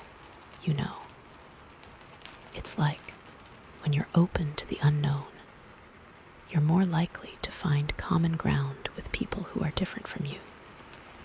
And you're more likely to create a world that's filled with compassion and understanding, which, ultimately benefits everyone, you know.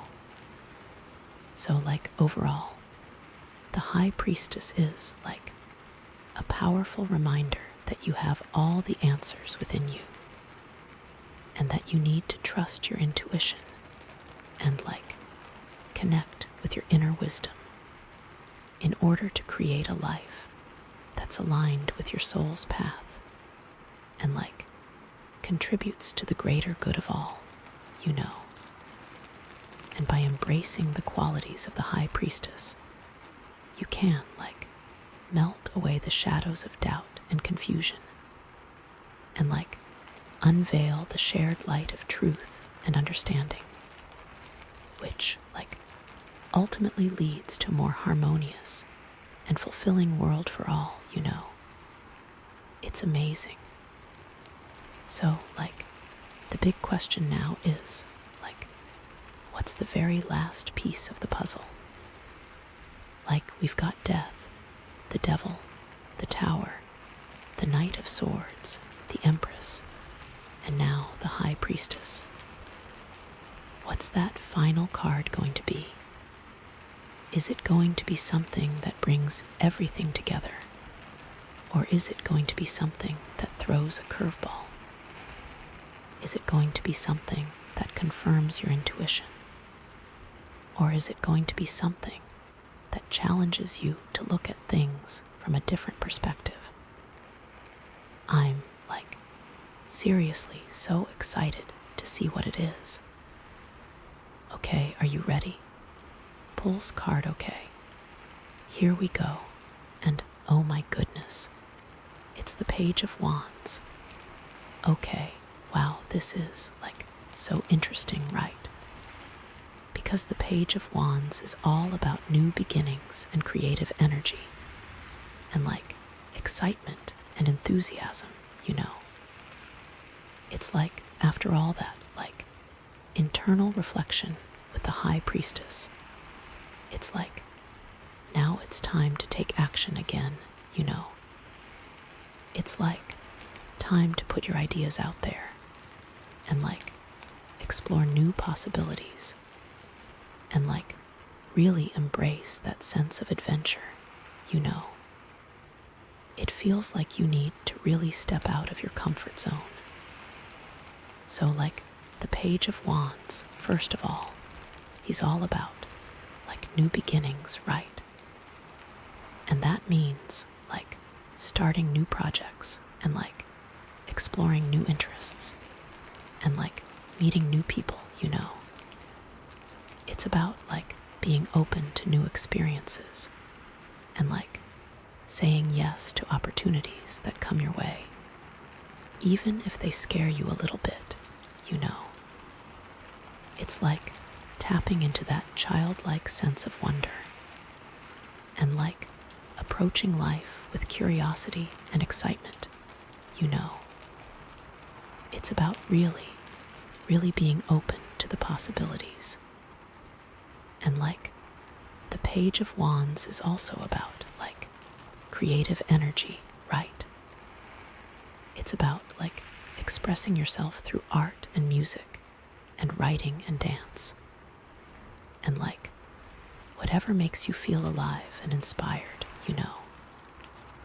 It's about, letting your imagination run wild and, not being afraid to be silly or unconventional, you know.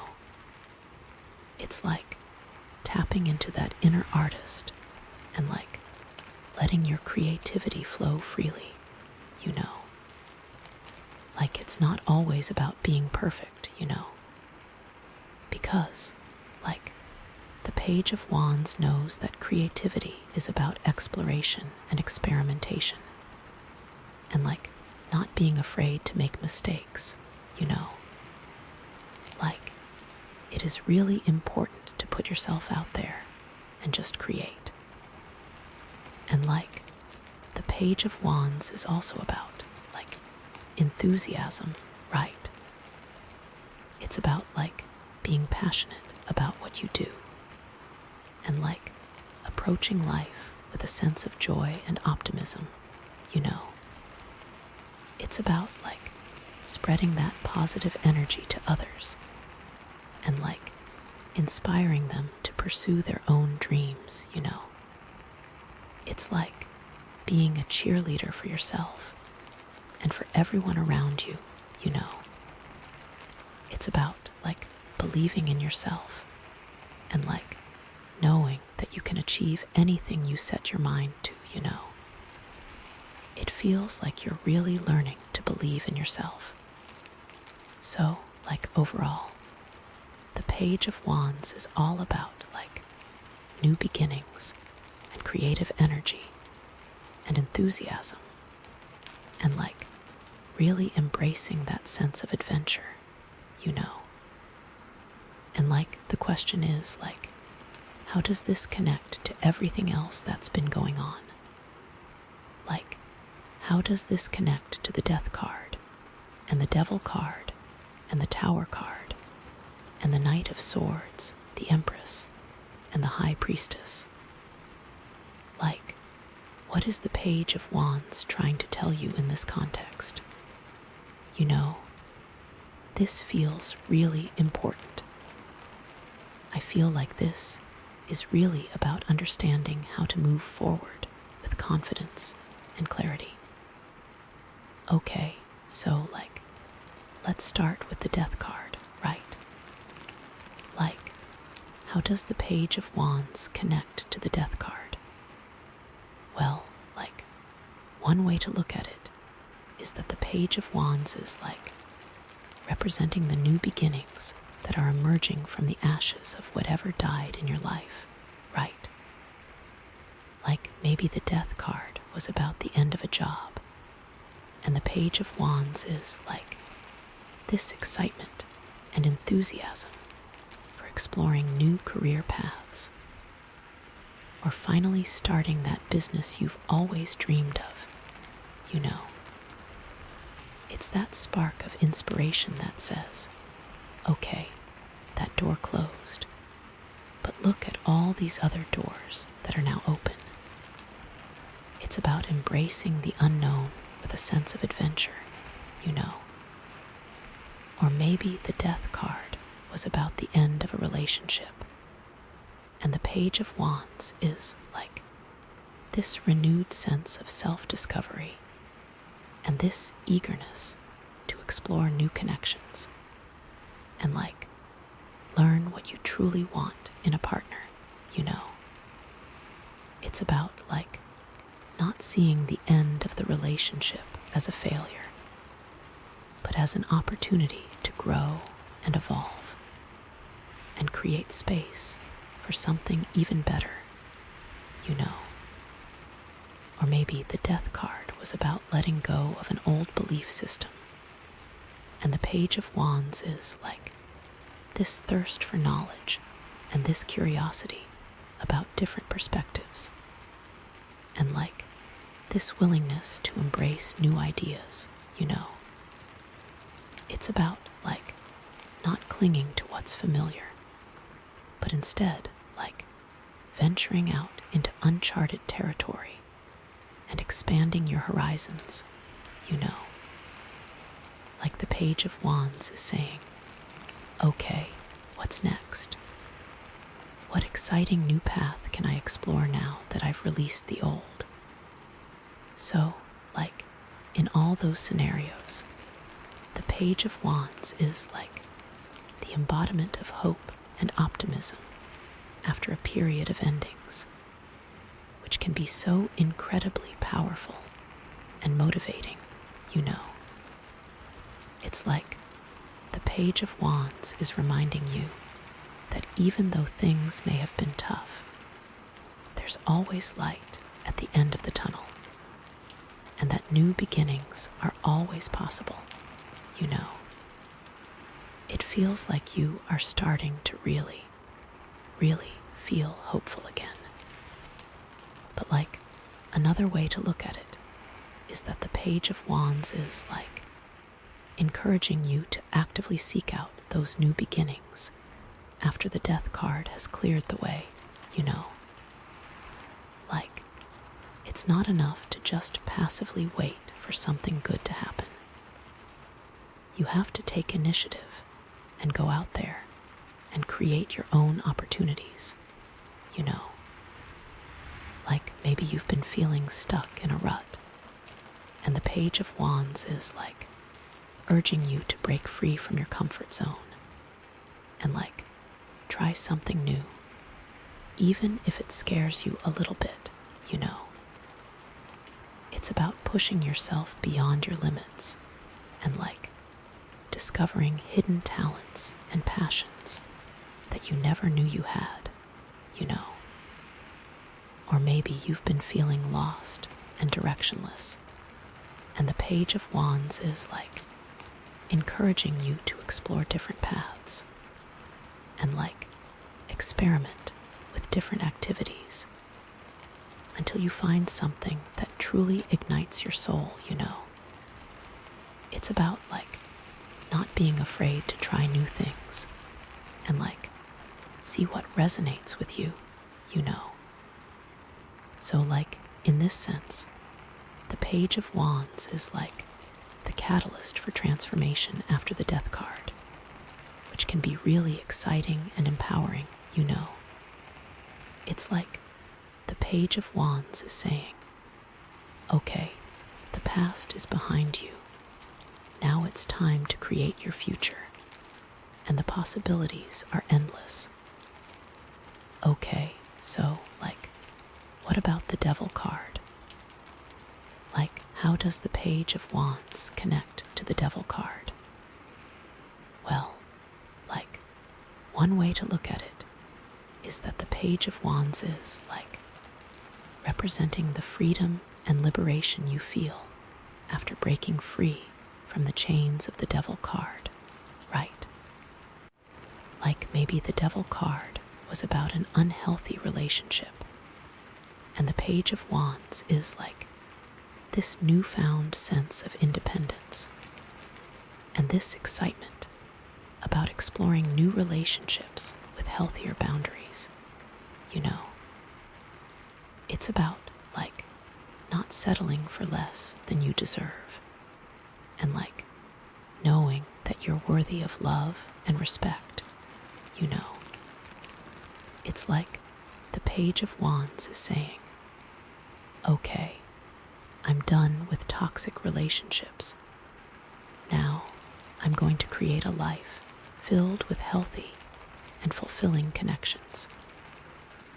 Or maybe the Devil card was about an addictive behavior, and the Page of Wands is like this surge of energy and motivation to pursue new hobbies and activities that bring you joy and fulfillment without relying on harmful substances or behaviors, you know.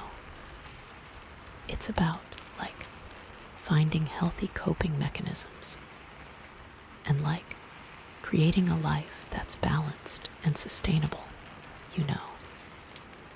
Or maybe the Devil card was about a limiting belief, and the Page of Wands is like this newfound confidence and self-belief to challenge that belief and like embrace your full potential, you know. It's about like not letting fear hold you back and like knowing that you're capable of achieving anything you set your mind to, you know. So like in all those scenarios, the Page of Wands is like the symbol of hope and liberation after overcoming the Devil's influence, which can be incredibly freeing and inspiring, you know.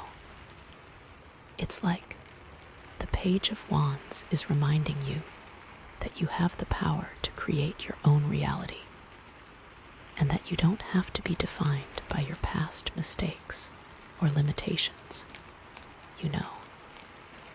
It's a really powerful message, you know.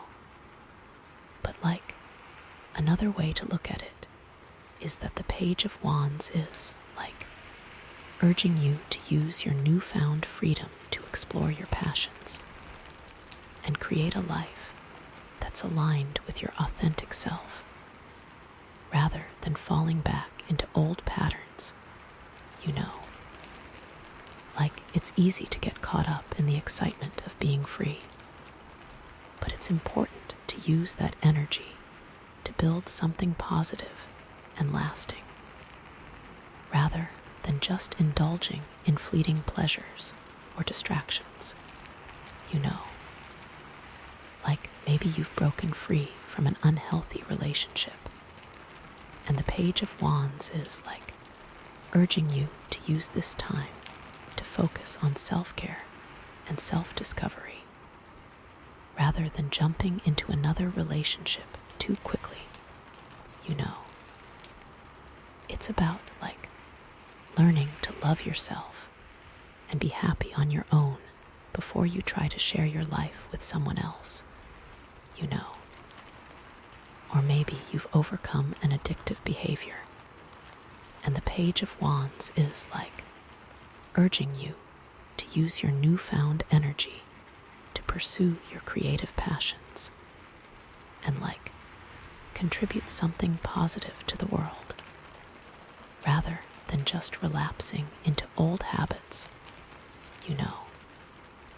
So like, in this sense, the Page of Wands is like the guide who helps you to stay on track and create a life that's truly fulfilling after breaking free from the devil's chains, which can be really transformative and empowering.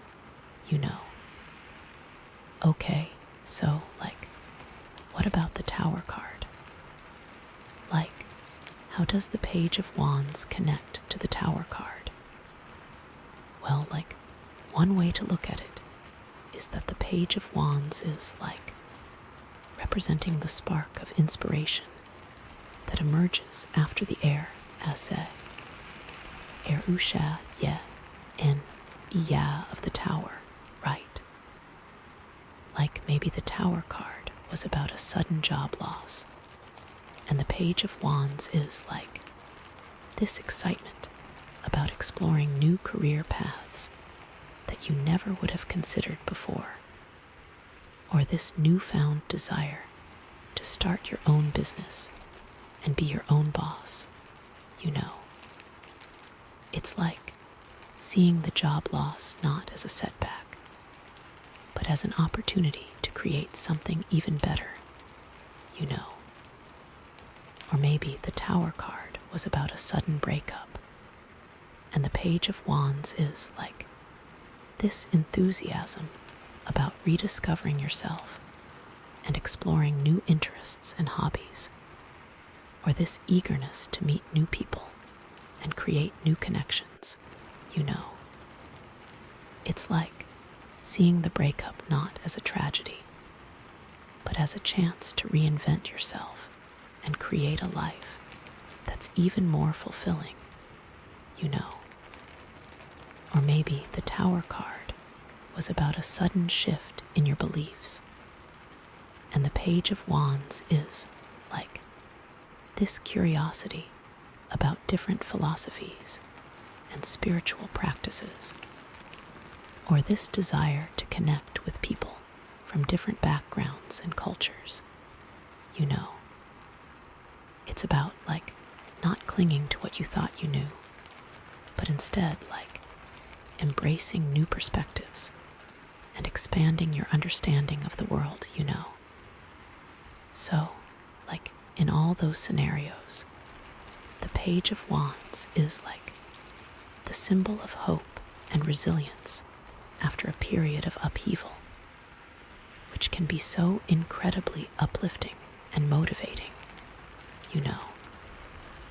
It's like the Page of Wands is reminding you that even though things may have fallen apart, you have the power to rebuild your life in a way that's even stronger and more authentic.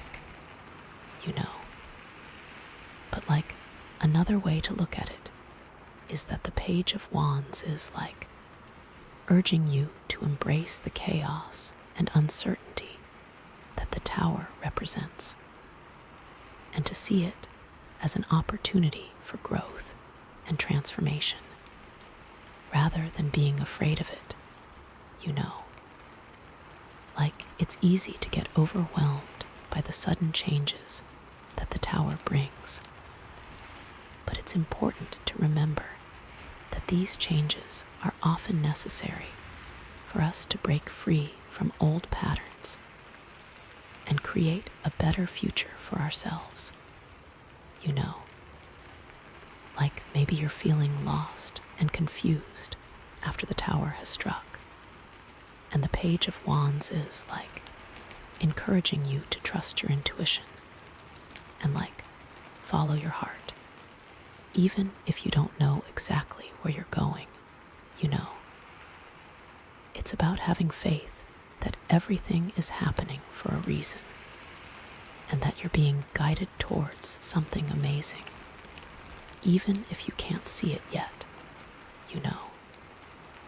So like in this sense, the Page of Wands is like the beacon of light that helps you to navigate the darkness after the tower has fallen, which can be really empowering and transformative, you know. Okay, so, like, what about the Knight of Swords? Like, how does the Page of Wands connect to the Knight of Swords? Well, like, one way to look at it is that the Page of Wands is, like, softening the Knight of Swords' intensity and impulsiveness with his enthusiasm and optimism, right? Like maybe the Knight of Swords is like charging forward without thinking about the consequences, and the Page of Wands is like reminding you to pause and like consider the impact of your actions on others, and to approach situations with a sense of joy and curiosity rather than aggression, you know. It's about balancing that fiery energy with a sense of playfulness and wonder, you know. Or maybe the Knight of Swords is like getting caught up in intellectual debates and arguments, and the Page of Wands is like reminding you to connect with your emotions and like express yourself creatively rather than just relying on logic and reason, you know. It's about balancing your mind with your heart and like finding a way to communicate your ideas in a way that's both clear and compassionate, you know. It's important to really find that balance, you know. So like in all those scenarios, the Page of Wands is like helping you to channel the Knight of Swords' energy in a more constructive and harmonious way, which can lead to more positive outcomes and stronger relationships, you know. It's a really important lesson.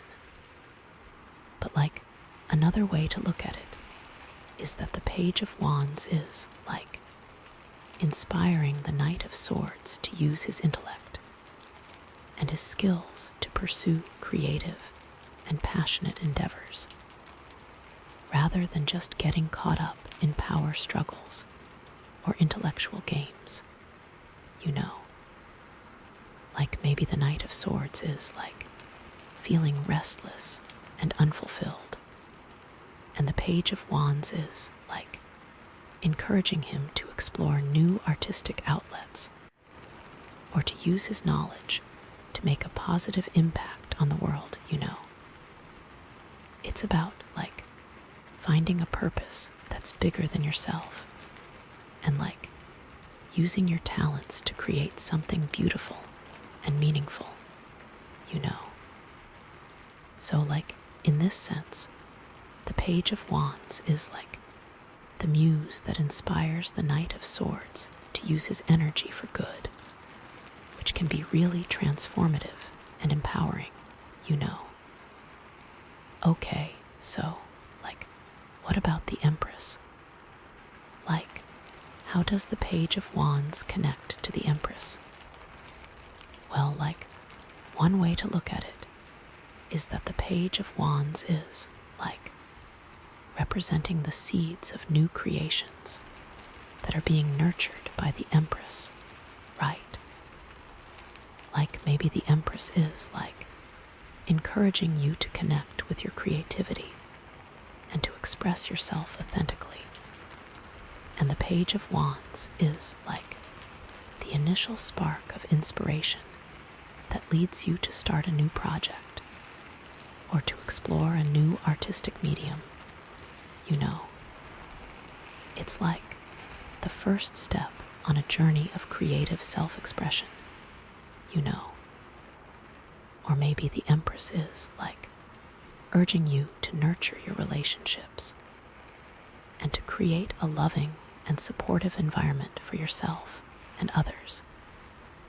And the Page of Wands is, like, the excitement of meeting new people and forming new connections, or the enthusiasm for starting a new relationship based on mutual respect and understanding. You know, it's about, like, building a community of people who lift you up and support your dreams, you know. It's all about finding your tribe and supporting each other. So, like, in all those scenarios, the Page of Wands is, like, the potential for growth and abundance that's being fostered by the Empress, which can be incredibly exciting and inspiring, you know. It's like the Page of Wands is reminding you that you have the power to create a life that's filled with beauty and joy and connection, and that the Empress is there to help you nurture those seeds and bring them to fruition. You know, it's a really powerful message. But, like, another way to look at it is that the Page of Wands is, like, urging you to share your creative gifts and your enthusiasm with the world, and to use them to make a positive impact on others, rather than just keeping them to yourself.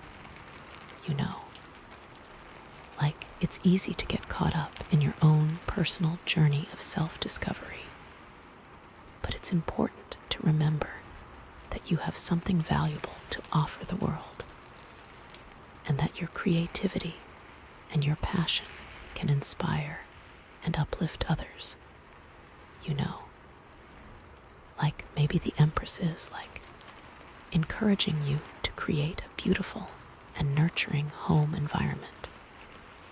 And the Page of Wands is, like, urging you to open your home to others and, like, share your space and your resources with those who are in need, you know.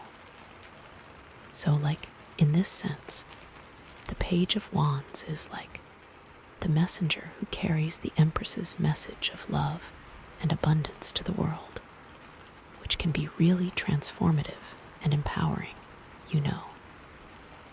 Okay, so, like, what about the High Priestess? Like, how does the Page of Wands connect to the High Priestess? Well, like, one way to look at it is that the Page of Wands is, like, taking the insights and wisdom that you've gained from the High Priestess and putting them into action, right? Like, maybe the High Priestess has helped you to connect with your intuition and to understand your true purpose. And the Page of Wands is, like, giving you the courage and the enthusiasm to pursue that purpose with passion and conviction, you know. It's like taking what you've learned about yourself and, like, using it to create a life that's aligned with your soul's path, you know. Or maybe the High Priestess has helped you to understand the deeper meaning of your experiences and to see the lessons that are hidden within them. And the Page of Wands is like inspiring you to share those insights with others and like use your knowledge to make a positive impact on the world, you know. It's all about sharing your wisdom and your experience with others. So like in all those scenarios, the Page of Wands is like the embodiment of inspired action that's guided by the wisdom of the High Priestess, which can be incredibly powerful and transformative, you know. It's like the Page of Wands is reminding you that it's not enough to just have knowledge and understanding.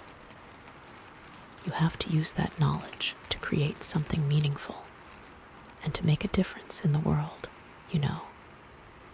That's really the key to everything, you know. But like, another way to look at it is that the Page of Wands is like urging you to trust your intuition and to follow your heart, even if you don't know exactly where you're going, and to balance that with logic. So like, bringing it all back to the Amethyst Sun and the shared light theme, right? How does the Page of Wands help you to melt away the shadows and unveil the shared light? Well, like, one way to look at it is that the Page of Wands is like representing the joy and enthusiasm that you bring to the world when you're living in alignment with your true self, right? Like when you're passionate about what you do and you're expressing yourself authentically, you radiate a positive energy that inspires and uplifts others, and you create a ripple effect of joy and happiness that spreads throughout your community, you know. It's about connecting with yourself and sharing that with the world. Or maybe you're now being called to lead others into that light. And like, another way to look at it is that the Page of Wands is like encouraging you to use your creative talents and your enthusiasm to make a positive impact on the world, and like to create a more just and equitable society for all, right? Like when you're using your gifts to serve others, you're not only making a difference in their lives, but you're also helping to create a world that's more compassionate and understanding, which ultimately benefits everyone, you know. So like overall, the Page of Wands is like a powerful reminder that you have the power to create a life that's filled with joy and passion and purpose, and that by sharing your gifts with the world, you can help to melt away the shadows and unveil the shared light of love and understanding, you know. So, like, what does this all mean together? Well, it's like you've been through a lot of stuff, but you're ready to find the joy in your life again. You need to take action and listen to your intuition. And you're going to be exploring a lot of new things because it looks like the next step, which is, unfortunately, where our time has run out, is going to be an absolute whirlwind for you. You are on the precipice of something huge. I can feel it, but you need to trust yourself and know that, no matter what happens, it's all going to work out for the best. I just know it. Okay, so, like, wow, right. We've been on a journey. Death, the devil, the tower, like, all that major upheaval. And then the Knight of Swords, like, charging in with all that energy. And the Empress bringing in that, like, nurturing, creative vibe. Then the High Priestess diving deep into your intuition. And now the Page of Wands with that spark of new beginnings and excitement. It's like your life is a freaking movie, seriously. So, it all comes down to this, right? What's the final piece of the puzzle? What's the universe trying to tell you with this last card? Are you ready? Okay, drum roll, please. Okay, so the final card is the King of Pentacles. Okay, wow. Okay, so, after all that chaos and change and inner work, the King of Pentacles is finally, some, grounded, stable, secure energy, It's you've been through the ringer, but now you're finally coming into your power and building something solid and lasting, I'm really excited about this because the King of Pentacles is all about abundance and security and mastery and responsibility and really taking charge of your material world, It's you've learned all these lessons, you've faced all these challenges, and now you're ready to create a life that's both fulfilling and prosperous, So the King of Pentacles, first of all, he's all about abundance, right? And that doesn't just mean money, although it can definitely mean money, But it's more about having everything you need to feel secure and comfortable, It's about having a stable home and a healthy body and loving relationships and a fulfilling career and really appreciating all the good things in your life, It's about recognizing that abundance is not just about what you have, but also about what you're grateful for, And the King of Pentacles is also about security, right? It's about creating a solid foundation for your life so that you can weather any storm, It's about having a financial cushion and a reliable support system and a strong sense of self-worth so that you can feel confident and secure no matter what challenges come your way, It's about feeling safe and protected, both physically and emotionally, And the King of Pentacles is also about mastery, right? It's about honing your skills and talents and becoming an expert in your field and really taking pride in your work, It's about setting high standards for yourself and constantly striving to improve and really feeling a sense of accomplishment and mastery in whatever you do, It's about being the best you can be, It's about achieving a point in your life where you can confidently say, I'm great at this. And the King of Pentacles is also about responsibility, right? It's about taking ownership of your life and making responsible choices and being accountable for your actions, It's about being a good steward of your resources and using your power and influence to create a positive impact on the world, It's about giving back to your community and helping others to achieve their goals and really making a difference, You really are. It's a really powerful place to be. So, overall, the King of Pentacles is all about abundance and security and mastery and responsibility and really taking charge of your material world, you know. And like, the question is like, how does this connect to everything else that's been going on?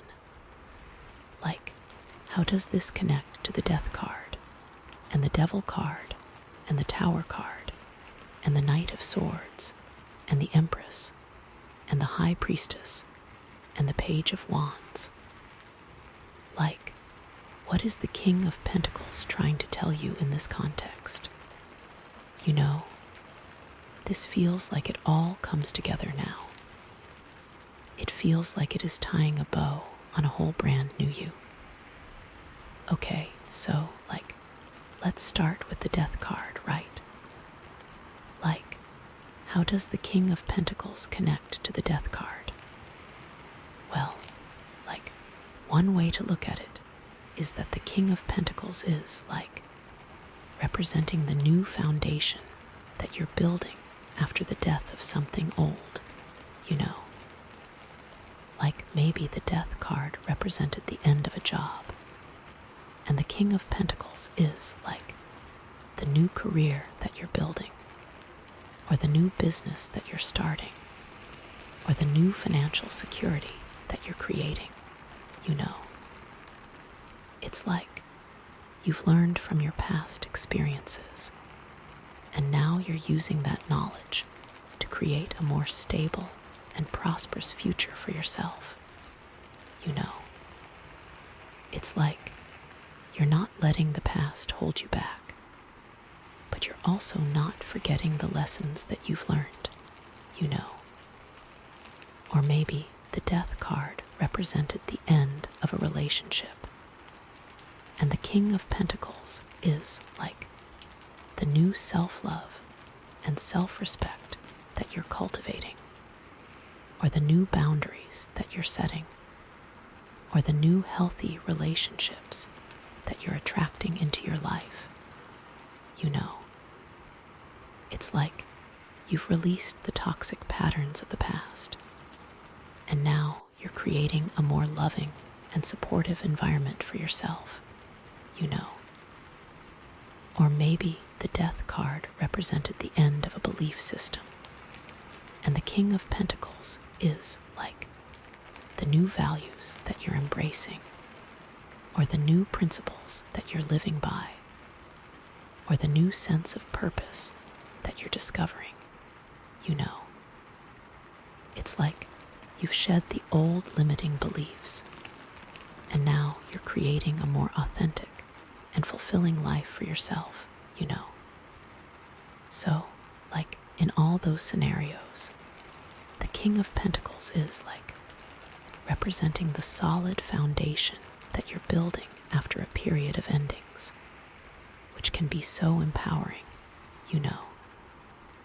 It's like you're not just surviving, you're thriving. But, like, another way to look at it is that the King of Pentacles is, like, encouraging you to be patient and persistent in building your new foundation, you know. Like, it's not going to happen overnight, and it's going to require hard work and dedication. But if you stay focused on your goals and you keep putting in the effort, you will eventually achieve success, you know. It's like you have to trust the process and believe in yourself, even when things get tough, you know. It's about building something that's truly solid and lasting, not just a quick fix, you know. Okay, so, like, what about the Devil card? Like, how does the King of Pentacles connect to the Devil card? Well, like, one way to look at it is that the King of Pentacles is, like, representing the freedom and control that you've gained after breaking free from the chains of the devil, you know. Like, maybe the Devil card represented a financial addiction or a dependence on material possessions, and the King of Pentacles is, like, the financial independence and security that you've achieved by overcoming that addiction, you know. It's like you're no longer controlled by your desires, but you're in control of your resources, you know. Or maybe the Devil card represented a toxic work environment or a controlling boss. And the King of Pentacles is, like, the career success and the professional autonomy that you've achieved by leaving that environment and starting your own business, you know. It's like you're no longer subject to someone else's whims, but you're the master of your own destiny, you know. Or maybe the Devil card represented a limiting belief about your own worth or your ability to succeed. And the King of Pentacles is, like, the self-confidence and self-esteem that you've gained by challenging that belief and proving yourself wrong. You know, you can do it. It's about, like, really overcoming those limitations and showing yourself that you're capable of anything. So, like, in all those scenarios, the King of Pentacles is, like, representing the freedom and control that you've gained after overcoming the Devil's influence, which can be so liberating, you know. You are free. But, like, another way to look at it is that the King of Pentacles is, like, encouraging you to use your newfound freedom and control to create a more ethical and responsible life. You know, like, it's easy to get caught up in the pursuit of wealth and power, but it's important to remember that with great power comes great responsibility, and that you should use your resources to help others and to make a positive impact on the world, you know.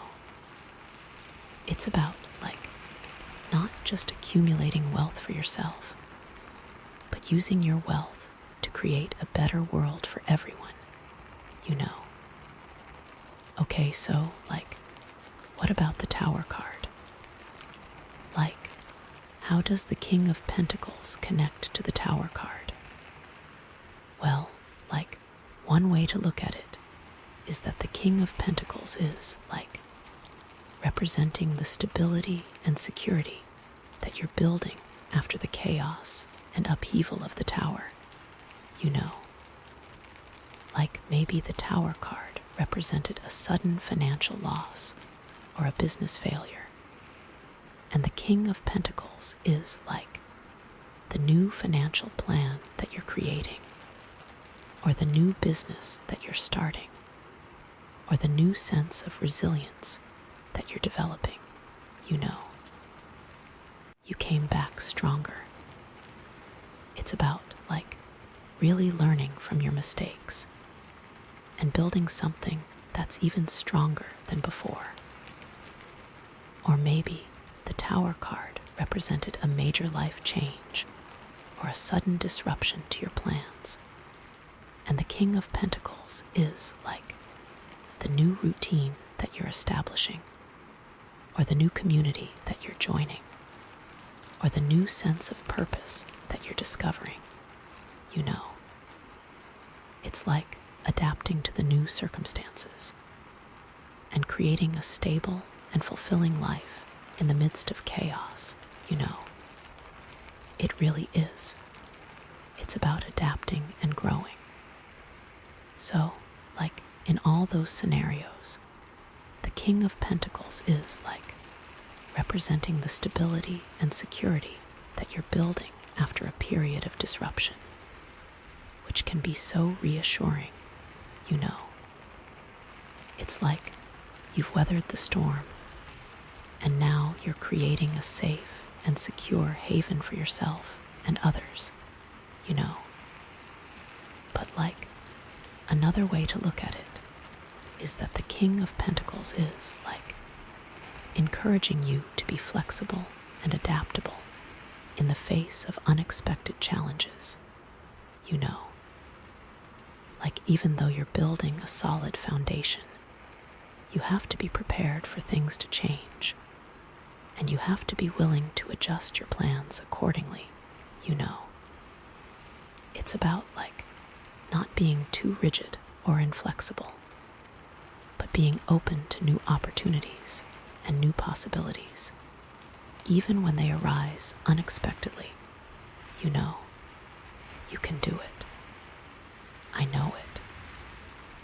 Okay, so, like, what about the Knight of Swords? Like, how does the King of Pentacles connect to the Knight of Swords? Well, like, one way to look at it is that the King of Pentacles is, like, tempering the Knight of Swords' impulsiveness and recklessness with his groundedness and practicality, you know.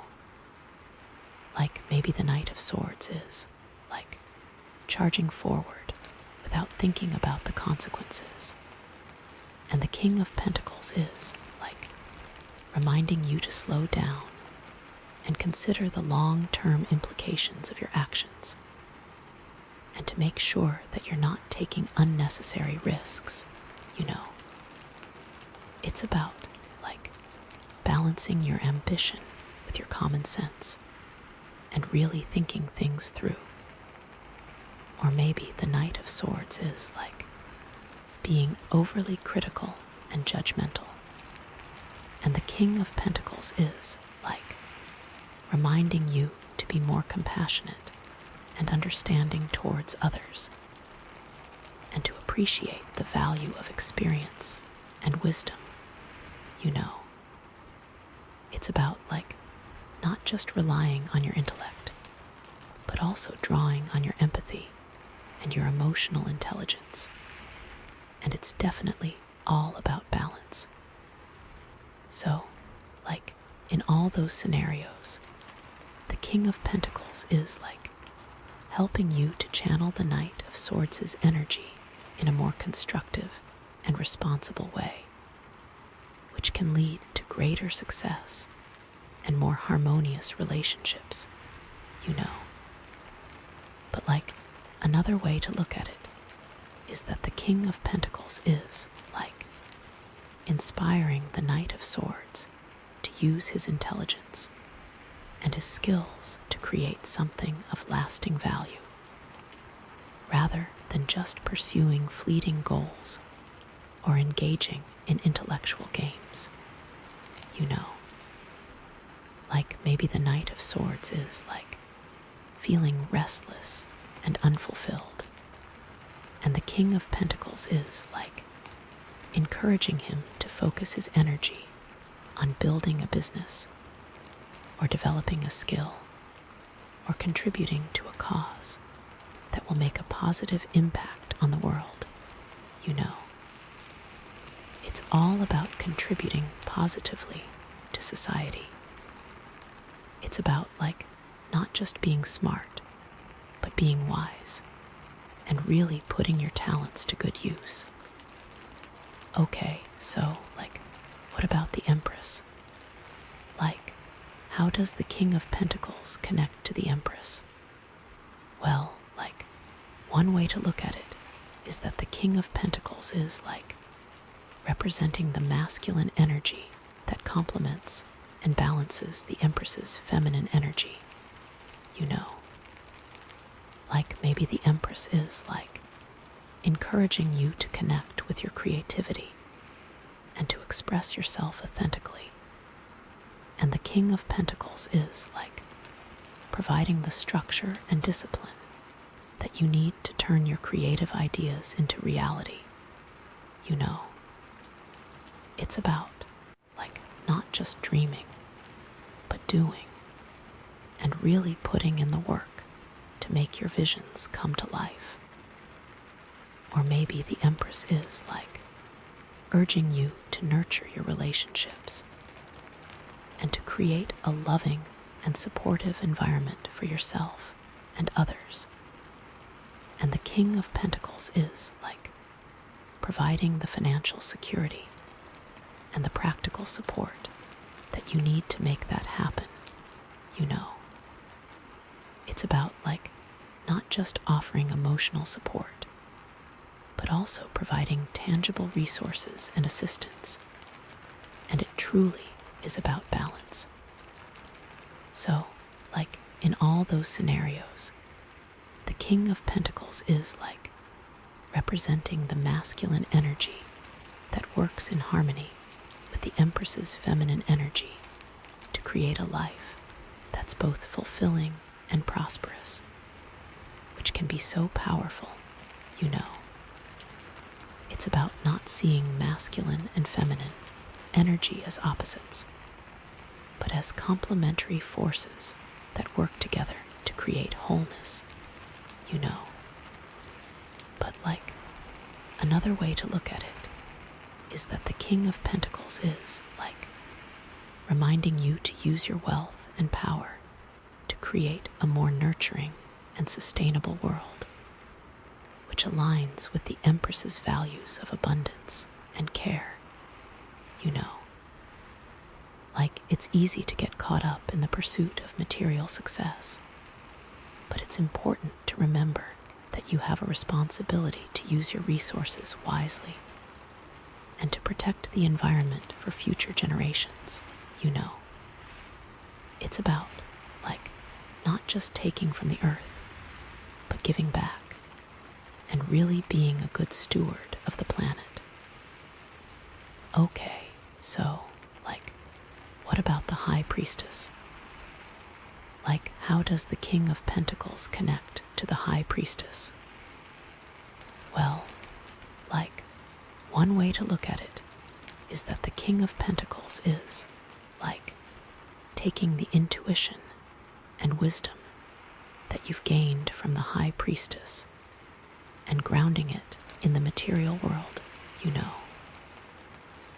Maybe the High Priestess has helped you to connect with your inner purpose and to understand your true values.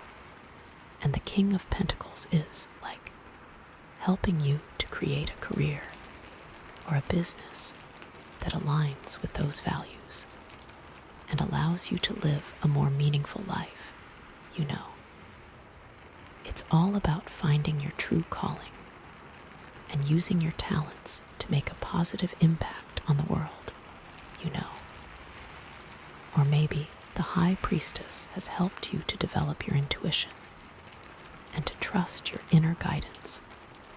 And the King of Pentacles is helping you to use that intuition to make wise financial decisions and to build a secure future for yourself and your loved ones, you know. You really can. So, in all those scenarios, the King of Pentacles is, representing the practical application of the spiritual insights that you've gained from the High Priestess, which can be so transformative, you know. But, another way to look at it is that the King of Pentacles is, reminding you to stay connected to your intuition and to your inner wisdom, even as you pursue your material goals, you know. It's easy to get caught up in the external world and to lose sight of your inner compass, but it's important to remember that your intuition is always there to guide you and that you should always trust your gut, even when it's telling you something that's difficult or uncomfortable, you know. Always trust yourself. Okay, so, what about the Page of Wands? How does the King of Pentacles connect to the Page of Wands? Well, one way to look at it is that the King of Pentacles is, channeling the Page of Wands' enthusiasm and creative energy into concrete, lasting achievements, you know. The Page of Wands is just brimming with new ideas and passion, right? The King takes that spark and says, okay, let's make something real out of this. Maybe the page is all about starting a million different projects at once, and the king helps you focus that energy into one really successful venture. See what I mean? In this scenario, the King of Pentacles brings structure, discipline, and the know-how to turn potential into tangible results, which is just awesome. What an amazing combination of energies. It makes me excited for you, to be honest. But another way to look at it is that the King of Pentacles is encouraging you to share your wealth and success with others, inspiring them to pursue their passions too. Remember that shared light theme. The king doesn't hoard his resources. He uses them to uplift his community. He might invest in other people's businesses, mentor aspiring entrepreneurs, or donate to causes he believes in.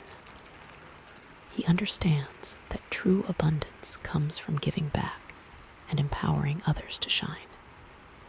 It's not just about your success. It's about helping others find theirs too. So, bringing it all back to the Amethyst Sun and the shared light theme, right? How does the King of Pentacles help you to melt away the shadows and unveil the shared light? Well, one way to look at it is that the King of Pentacles is representing the stability and security that you create for yourself and others when you're living in alignment with your values and your purpose.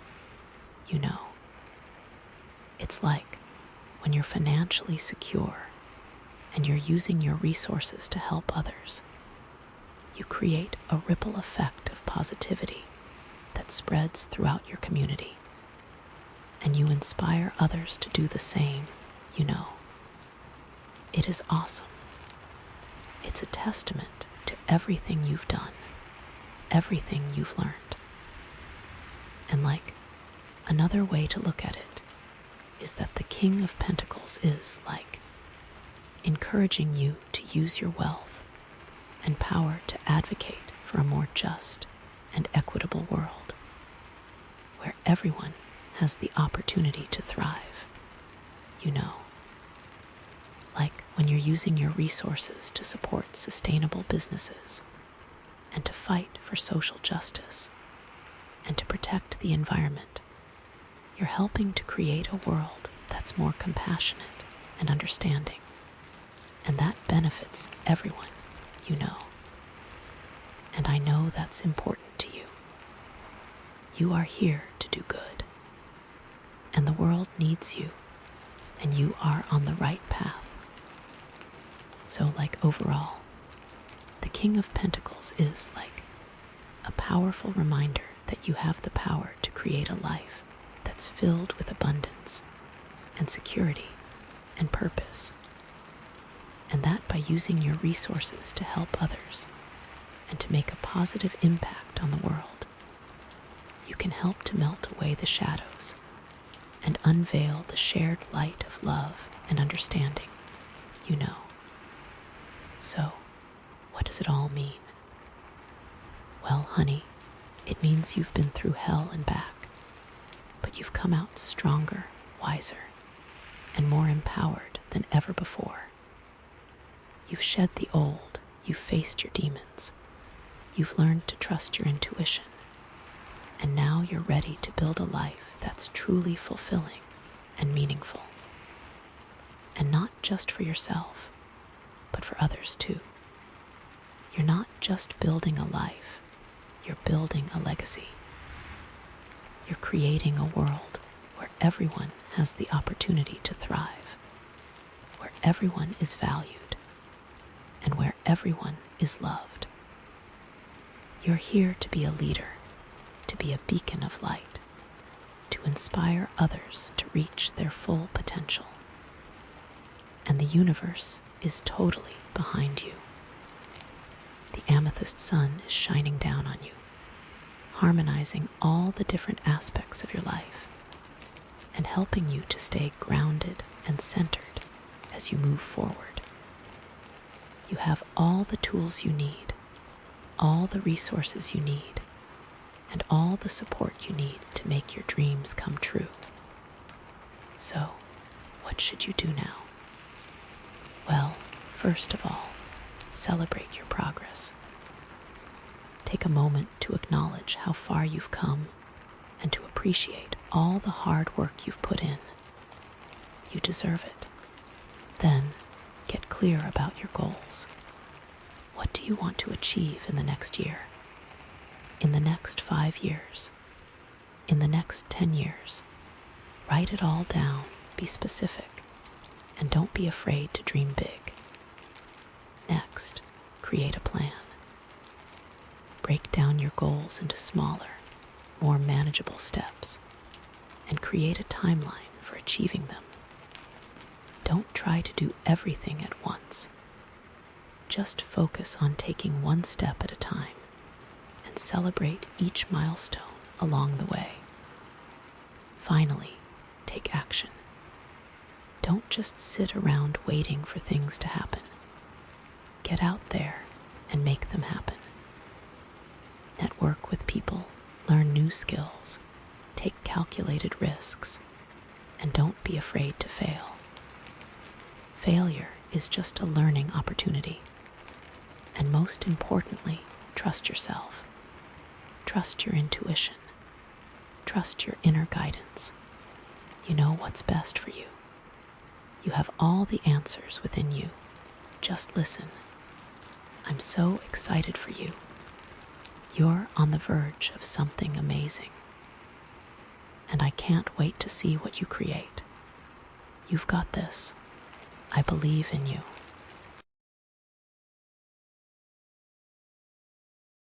Hey there, welcome, welcome, welcome to your reading. If you chose the Labradorite Tower, get ready for some seriously aligned energy. Labradorite is all about balancing, bringing harmony where there's chaos, and seeing all sides of a situation, which perfectly sets the stage for our theme today. Aligned realities and navigating those parallel paths together.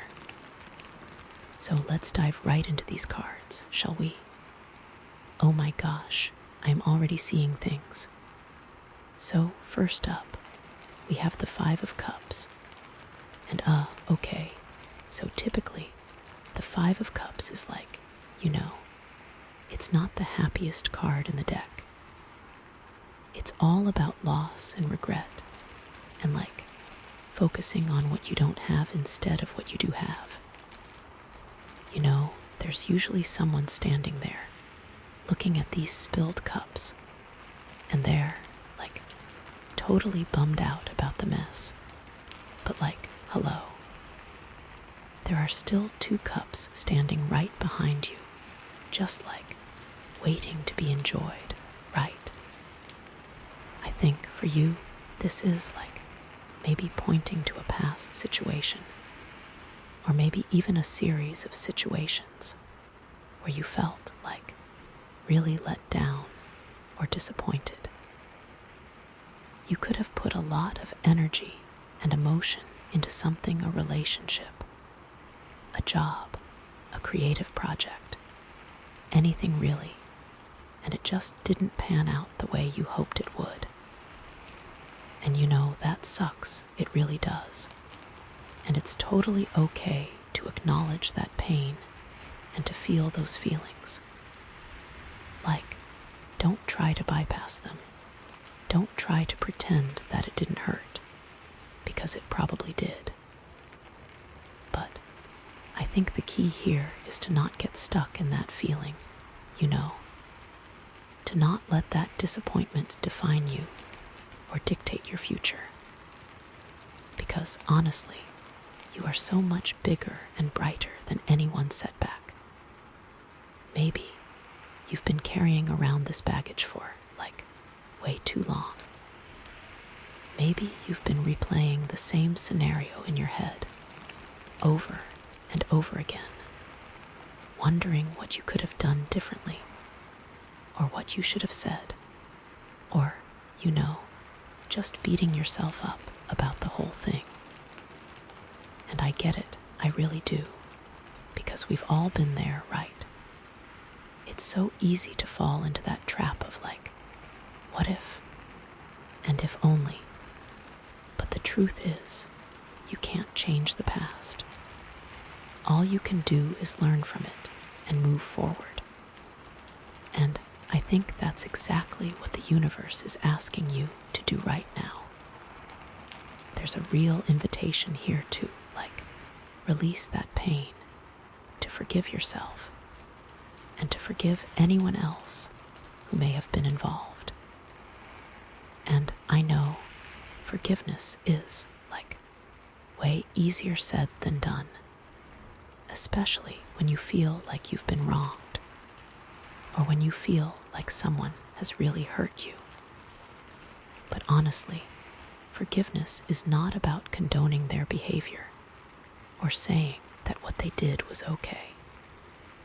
It's about freeing yourself from that toxic energy, It's about letting go of the resentment and the anger that's just eating you up inside. Because holding on to that stuff, it's not hurting them. It's only hurting you.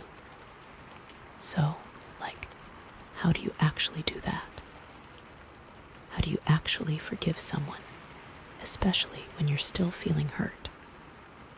Well, I think it starts with acknowledging your own feelings and allowing yourself to grieve the loss,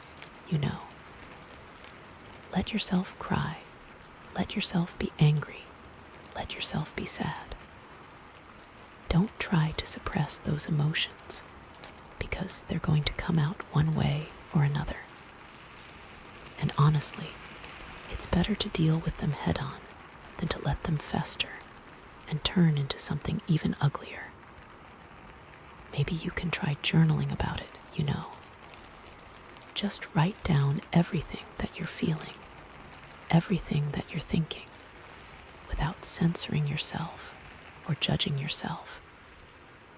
Just get it all out on paper, and then, rip it up or burn it, or whatever feels good to you.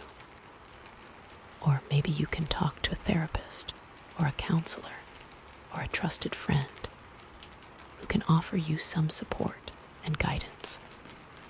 Sometimes, just having someone to listen to you and validate your feelings can make a huge difference.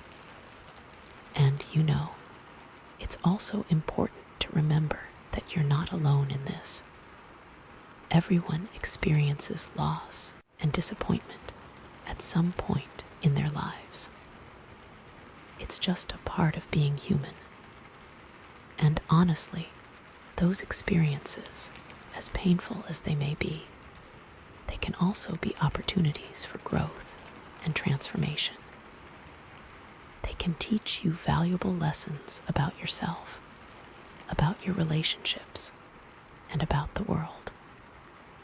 And they can help you to become a stronger, more resilient, and more compassionate person. So don't be afraid to embrace those lessons, even if they're hard to swallow. Don't be afraid to learn from your mistakes, and don't be afraid to move forward. Because, honestly, the best is yet to come. I really, really feel that. There is so much good stuff waiting for you on the other side of this. You just have to be willing to let go of the past and open yourself up to the possibilities. And another thing that I'm seeing here is that maybe you're being too hard on yourself. Maybe you're holding yourself to some unrealistic standards. Or maybe you're comparing yourself to other people who seem to have it all figured out. But honestly, nobody has it all figured out. We're all just doing the best we can with what we have. And you know, it's okay to make mistakes. It's okay to fail. It's okay to not be perfect. Because, honestly, those are the things that make you human. Those are the things that make you interesting. And those are the things that make you you. So, give yourself a break, okay? Cut yourself some slack. Be kind to yourself. And remember that you are worthy of love. You are worthy of happiness. And you are worthy of success. And don't let anyone, including yourself, tell you otherwise. Oh my gosh, it's like I almost want to stop there because that's so good, but we have 2 more cards. Okay, let's keep going. So, after the 5 of Cups, we have the Sun. Oh my gosh, talk about a turnaround, right? This is like the most optimistic card in the entire deck. It's all about joy and happiness and abundance and success and vitality and like just pure, unadulterated bliss. So, after all that heavy stuff with the 5 of Cups, this is like a breath of fresh air. It's like the clouds have parted and the sun is shining down on you, and everything is suddenly clear and bright and beautiful. Oh my God, I'm getting chills. I think this is a really strong sign that you are finally ready to move on from the past and embrace a brighter future. All that work you've been doing, all that healing, all that forgiveness, it's finally paying off. You're starting to see the light at the end of the tunnel, and you're feeling more hopeful and optimistic than you have in a long time. You're remembering what it feels like to be happy, to be excited about life, and to be passionate about your dreams. And that is such a beautiful thing. Maybe you're starting to feel more confident in yourself and in your abilities. Maybe you're starting to believe that you can actually achieve your goals and create the life that you want. And you know what? You absolutely can. You have everything you need inside of you to make your dreams a reality. You just have to believe in yourself and take action. This could also be a sign that you're about to experience some major breakthroughs in your life. Maybe you're going to get a promotion at work, or maybe you're going to start a successful business, or maybe you're going to find the love of your life. Or maybe it's just something smaller, like finally finishing that project you've been putting off, or finally taking that vacation you've been dreaming about. But whatever it is, it's going to bring you a lot of joy and satisfaction. And, you know, the Sun is also a card of clarity and understanding. So, maybe you're going to gain some new insights into yourself or into your relationships. Maybe you're going to finally understand why things happened the way they did. Or maybe you're going to gain a new perspective on your life. And honestly, that clarity can be so liberating. It can help you to let go of the past and move forward with confidence. I also feel like this is a time for you to shine, you know, to let your light shine brightly and to share your gifts with the world. Don't be afraid to be yourself. Don't be afraid to be authentic. And don't be afraid to be seen. Because, honestly, the world needs your light. The world needs your energy. And the world needs your unique perspective. So, don't hold back, okay? Don't hide your talents. Don't suppress your creativity. And don't dim your sparkle. Let yourself shine. And let the world see how amazing you truly are. You are a star, and it's time for you to start acting like one. Oh my God, I love this card so much. It just makes me so happy. And you know, it's interesting that we have the Sun right after the Five of Cups, because it's like a direct response to that card. It's like the universe is saying, okay, you've been through some tough times, you've experienced some loss, but it's time to move on. It's time to focus on the positive. It's time to embrace the joy and the abundance that's available to you. And I think that's such a powerful message. It's like, no matter what you've been through, no matter how dark things may seem, there is always light at the end of the tunnel. There is always hope, and there is always the possibility of a brighter future. So, don't give up, okay? Don't lose faith, and don't forget that you are loved, you are supported, and you are capable of anything you set your mind to. The universe is on your side, and it's cheering you on every step of the way. Oh my God, I'm getting so emotional. This is such a beautiful reading. You know what else I'm seeing here? I think this could also be about your inner child. Maybe you've been neglecting your inner child. Maybe you've been suppressing your playful side. Or maybe you've just been taking yourself too seriously. But the Sun is like, okay, it's time to let loose. It's time to have fun. It's time to embrace your inner child and to do the things that make you happy. So, think about what you loved to do as a kid. What made you feel joyful and carefree? Was it playing outside, or drawing, or singing, or dancing, or reading, or building things? Whatever it was, find a way to incorporate that into your life now. Make time for play, make time for creativity, and make time for joy. Because, honestly, that's what life is all about. It's about having fun, it's about being yourself, and it's about embracing the magic of life. And you know, sometimes we get so caught up in our responsibilities and our obligations that we forget to have fun.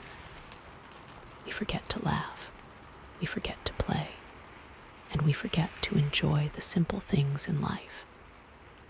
But the Sun is a reminder that life is meant to be enjoyed. It's meant to be celebrated, and it's meant to be lived to the fullest. So, go out there and do something fun today. Do something that makes you smile. Do something that makes you laugh. And do something that makes you feel alive. Because, honestly, you deserve it. You deserve to be happy. You deserve to be joyful. And you deserve to live a life that is full of love and laughter. Oh my gosh, I'm so excited for you. This is such a powerful time in your life. Okay, let's move on to the last card, which is the Six of Cups. Oh, this is so sweet. This card is all about nostalgia and memories in childhood, and like just pure, innocent joy. It's about connecting with the past and finding comfort and happiness in the simple things. It's also about sharing and giving and receiving love and kindness. This is like the perfect card to end on, honestly. Oh my God, I love this so much. I think this is a sign that you're being called to reconnect with your past, you know, to revisit some old memories, to reach out to some old friends, or to reconnect with some family members that you haven't seen in a while. And honestly, this could be a really healing and fulfilling experience for you. It could help you to remember who you are, where you came from, and what's truly important to you. Maybe you're going to stumble across some old photos or some old letters that bring back some really sweet memories. Or maybe you're going to run into someone from your past who you haven't seen in years. Or maybe you're just going to have a sudden urge to visit your childhood home or to go back to your old school. Whatever it is, pay attention to those signs and follow your intuition. Because, honestly, the universe is guiding you to reconnect with your past for a reason. And, this could also be a sign that you're being called to embrace your inner child once again, to tap into that sense of wonder and innocence and playfulness that you had as a kid, to remember what it was like to see the world through the eyes of a child. And honestly, that can be such a powerful and transformative experience. It can help you to let go of your worries and your fears and to just be present in the moment. So, think about what you loved to do as a kid. What made you feel happy and carefree? Was it playing with toys, or reading books, or watching cartoons, or spending time with your family? Whatever it was, find a way to incorporate that into your life now. Make time for play, make time for creativity, and make time for joy. Because, honestly, that's what life is all about. It's about having fun, it's about being yourself, and it's about embracing the magic of life. I really, really mean that. This could also be a sign that you're being called to be more generous and compassionate towards others, to share your love and your kindness with the world, to give back to your community, and to make a difference in the lives of others. And honestly, that can be such a rewarding and fulfilling experience. It can help you to feel more connected to the world and to feel like you're making a positive impact. So, look for opportunities to be of service to others. Volunteer your time, donate to a charity, or simply offer a helping hand to someone in need. Because, honestly, even the smallest act of kindness can make a big difference. And what goes around comes around. So, the more you give, the more you'll receive. Oh my gosh, it's like a boomerang of good karma. I also think this is about harmonious relationships, like just easy, breezy, beautiful connections. Maybe an old friend comes back into your life, or you just find yourself surrounded by people who lift you up and support you. It's all about feeling that sense of belonging and connection. And, it's interesting that we have the 6 of Cups right after the Sun, because it's like a reminder that even in the midst of all that joy and success, it's important to stay grounded and to remember where you came from. It's important to cherish your memories, to honor your past, and to appreciate the people who have helped you along the way. Because, honestly, those are the things that truly matter in life. Those are the things that make you who you are. And those are the things that will stay with you forever. So don't forget to appreciate the simple things in life. Don't forget to cherish your memories. And don't forget to show your love and appreciation to the people who matter most to you. Because, honestly, those are the things that will bring you the most joy and fulfillment. And those are the things that will make your life truly meaningful. And I also feel like this could be pointing to a romantic connection from the past resurfacing. Maybe someone you used to date, or someone you had a crush on, is going to come back into your life. And honestly, this could be a really beautiful and fulfilling relationship.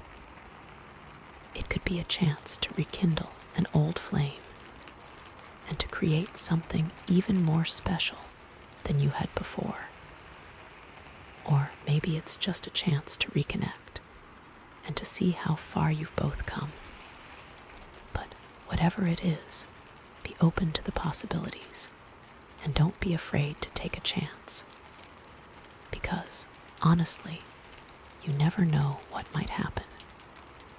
And even if it doesn't turn into a romantic relationship, it could still be a really valuable friendship. It could be a chance to connect with someone who truly understands you and who shares your values and your interests. So, don't be afraid to reach out to people from your past. Don't be afraid to reconnect with old friends. And don't be afraid to open your heart to new possibilities. Because, honestly, you never know what amazing things might be waiting for you just around the corner. Oh my gosh, I'm so excited for you. This is such a beautiful and powerful reading. Okay, so let's just recap really quick. We had the Five of Cups, which was all about releasing the past and forgiving yourself and others. Then we had the Sun, which was all about embracing joy and abundance and shining your light. And then we had the Six of Cups, which was all about reconnecting with the past and sharing your love and kindness with the world. And honestly, I think those three cards together create such a beautiful and powerful message. It's like you're being called to let go of the past, to embrace the present, and to create a future that is full of love, joy, and fulfillment.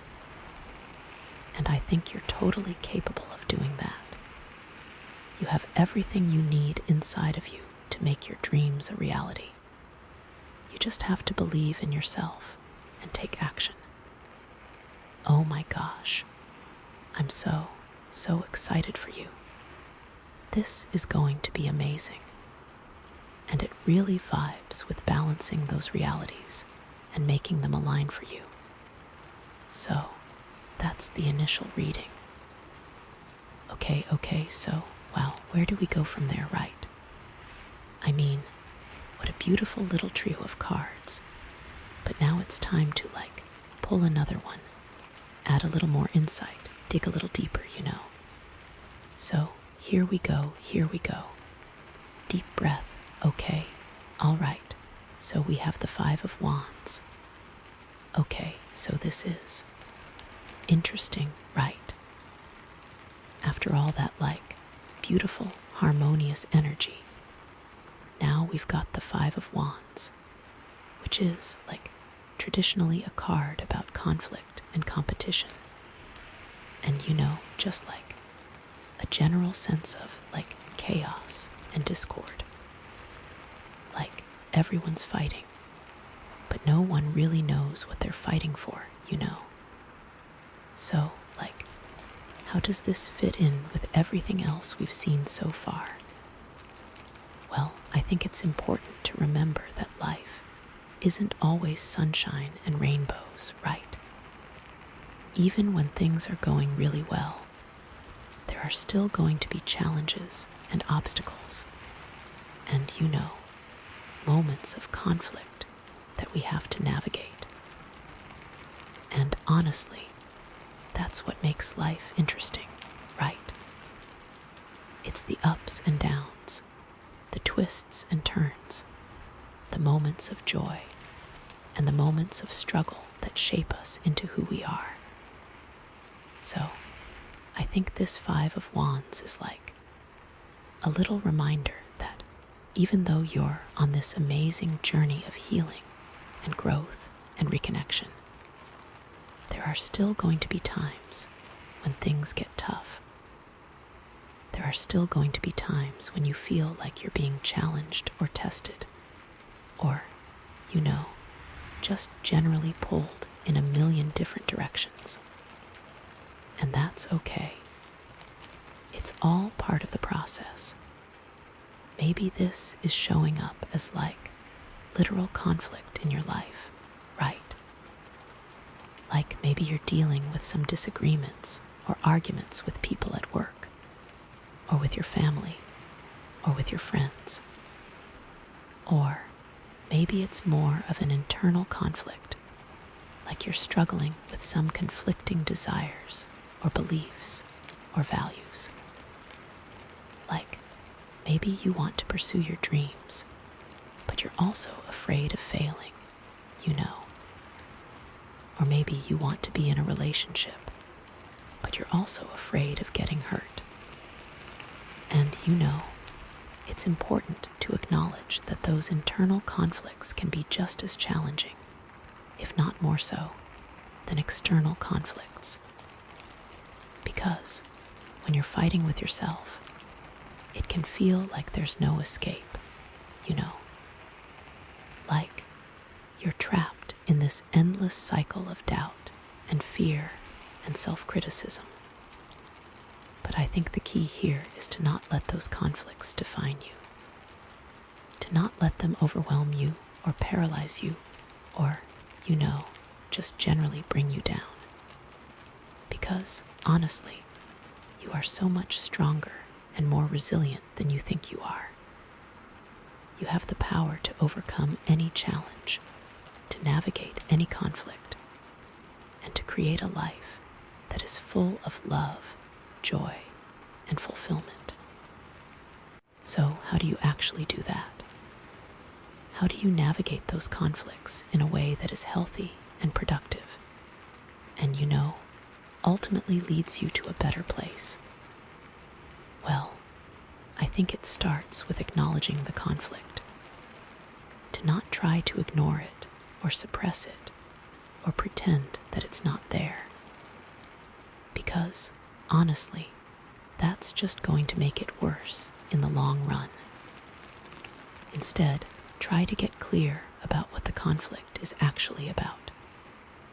What are the different perspectives or viewpoints involved? What are the underlying needs or desires that are driving the conflict? And what are the potential solutions or compromises that could help to resolve the conflict? And it's also important to remember that not all conflicts are bad. Sometimes conflict can be a catalyst for growth and change and transformation. It can help you to see things from a different perspective, to challenge your own assumptions, and to come up with creative solutions that you never would have thought of otherwise. But in order for conflict to be productive, it's important to approach it with a spirit of openness and respect. And a willingness to listen to the other person's point of view. To not get defensive or judgmental or, just generally shut down. Because, honestly, that's just going to escalate the conflict and make it even harder to resolve. Instead, try to create a safe and supportive space where everyone feels comfortable expressing their thoughts and feelings without fear of being attacked or criticized. And try to focus on finding common ground and identifying shared goals or values that you can all agree on. And, it's also important to remember that sometimes the best solution is to simply agree to disagree. to recognize that you're not always going to see eye to eye with everyone, and that's okay. To respect their right to have their own opinions and beliefs, even if you don't agree with them. And, sometimes it's also important to set boundaries and to protect yourself from people who are constantly creating conflict in your life. To recognize that you don't have to engage with everyone, and that it's okay to walk away from situations that are toxic or draining, or, just generally not serving your highest good. But I think the most important thing is to remember that you are in control of your own reactions. You can't control what other people do or say, but you can control how you respond to them. You can choose to react with anger and defensiveness, or you can choose to react with compassion and understanding. And honestly, the more you practice responding to conflict in a way that is calm and centered, and,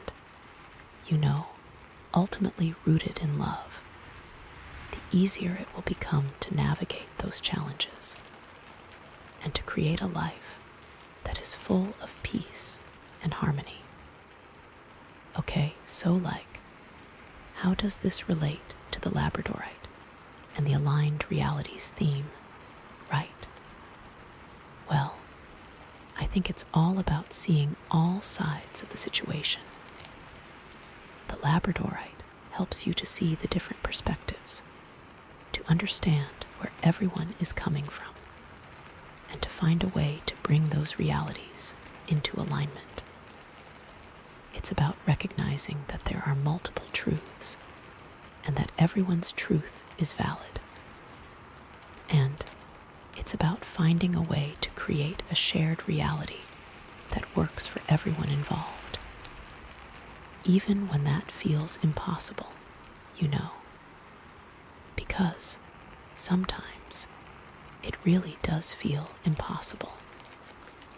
But I think the key is to keep an open mind and an open heart, and to trust that there is always a solution, even if you can't see it right now. And to remember that you are not alone in this. You have the support of the universe, and you have the power to create the life that you want. So, don't be afraid to embrace the conflict, to learn from it, and to grow from it. Because honestly, it's through those challenges that we become stronger, more resilient, and more compassionate beings. And another thing that I'm seeing here is that maybe this conflict is actually a reflection of some inner tension or imbalance within yourself. Maybe you're not living in alignment with your true values or your true desires. Or maybe you're not taking care of yourself properly, and you're feeling stressed or overwhelmed or, just generally out of sorts. And if that's the case, then the conflict that you're experiencing in your external world is simply a reflection of that inner disharmony. It's like the universe is trying to get your attention and to tell you that something needs to change. So take some time to reflect on your life and to see if there are any areas where you're not living in alignment with your true self. Are you in a job that you hate?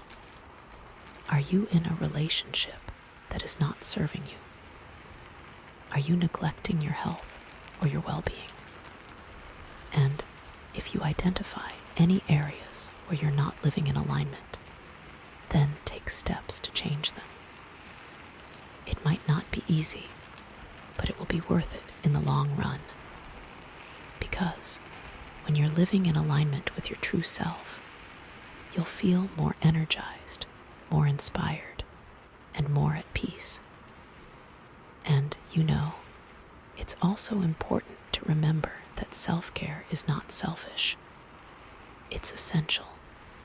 You can't pour from an empty cup.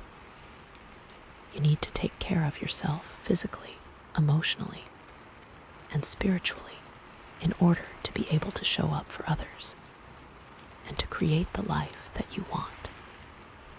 So, make sure you're getting enough sleep, eating healthy foods, exercising regularly, and spending time in nature. And make sure you're also doing things that bring you joy and that help you to relax and distress. And sometimes the best way to resolve conflict is to simply take a break, to step away from the situation for a while, and to give yourself some time to clear your head and to recharge your batteries. Go for a walk, take a bath, read a book, listen to music, or do whatever it is that helps you to relax and to feel grounded. And when you come back to the situation, you'll be able to approach it with a fresh perspective and a renewed sense of energy.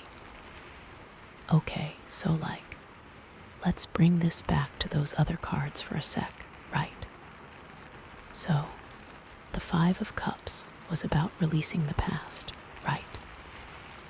And maybe this Five of Wands is showing that releasing the past isn't always easy, right? Like there's going to be some conflict and some challenges along the way. It's not just like, poof, the past is gone, right? And then we had the Sun, which was all about joy and abundance. And maybe this Five of Wands is showing that joy and abundance don't just magically appear, right? You have to fight for them. You have to overcome obstacles. You have to work hard to create the life that you want. It's a challenge to stay in that sunny place. And then we had the Six of Cups, which was all about reconnection and harmony. And maybe this Five of Wands is showing that reconnection and harmony aren't always easy to achieve, right? Like, there's going to be some conflict and some disagreements along the way, especially when you're dealing with people from your past, right? Because, everyone changes and grows over time, and you might not always see eye to eye with people who you used to be close to. So, I think the key is to be patient and understanding, and to remember that everyone is doing the best they can with what they have, and to focus on finding common ground and building bridges, rather than dwelling on differences and creating divisions. And, it's also important to remember that not everyone is going to be on the same page as you. Some people are going to be supportive and encouraging, while others are going to be critical and judgmental. And you can't control what other people think or do, but you can control how you react to them. So, choose to surround yourself with people who lift you up and who support your dreams. And let go of the people who bring you down and who drain your energy. Because, honestly, you deserve to be surrounded by love and positivity. And I also feel like this Five of Wands could be a sign that you're being called to stand up for yourself and to fight for what you believe in. To not be afraid to speak your truth, even if it's unpopular. To not be afraid to challenge the status quo, even if it's uncomfortable. Because, honestly, the world needs your voice. The world needs your passion. And the world needs your unique perspective. So, don't be afraid to use your voice to make a difference in the world. And, it's also important to remember that you don't have to do it alone. You can find allies and collaborators who share your values and who are willing to stand with you. There's strength in numbers, and together you can create a powerful force for change. So connect with like-minded people, join a movement, or start your own initiative. And use your collective power to make the world a better place. Because, honestly, that's what we're all here to do. We're here to make a difference. We're here to leave the world a little bit better than we found it. And I also feel like this Five of Wands could be a sign that you're being called to embrace your competitive spirit. To not be afraid to compete with others, but to do it in a way that is healthy and ethical. And ultimately rooted in respect. Because competition can be a powerful motivator. It can push you to be your best, to achieve your goals, and to reach your full potential. But it's important to remember that competition is not about winning at all costs. It's about challenging yourself and growing as a person. So, embrace the challenge, learn from your mistakes, and never give up on your dreams. Because, honestly, you have the power to achieve anything you set your mind to. You just have to believe in yourself and take action. And I also feel like this Five of Wands could be a sign that you're being called to develop your leadership skills. To not be afraid to take charge and to inspire others to follow your lead. Because leadership is not about being in control. It's about serving others and empowering them to achieve their goals. It's about creating a vision and inspiring others to believe in it. And it's about building a team and working together to achieve a common goal. So, embrace your leadership potential, develop your skills, and use your influence to make a positive impact on the world. Because, honestly, the world needs more leaders who are compassionate, ethical, and committed to serving others. And I also feel like this Five of Wands could be a sign that you're being called to overcome your fear of conflict. To not be afraid to engage in difficult conversations, to stand up for yourself, and to assert your needs. Because conflict is a natural part of life. It's inevitable. And the more you try to avoid it, the more it will control you.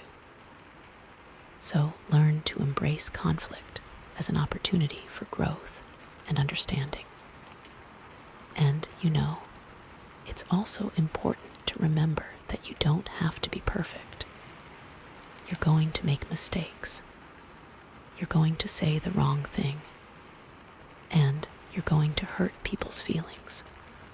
But that's okay. It's all part of the process.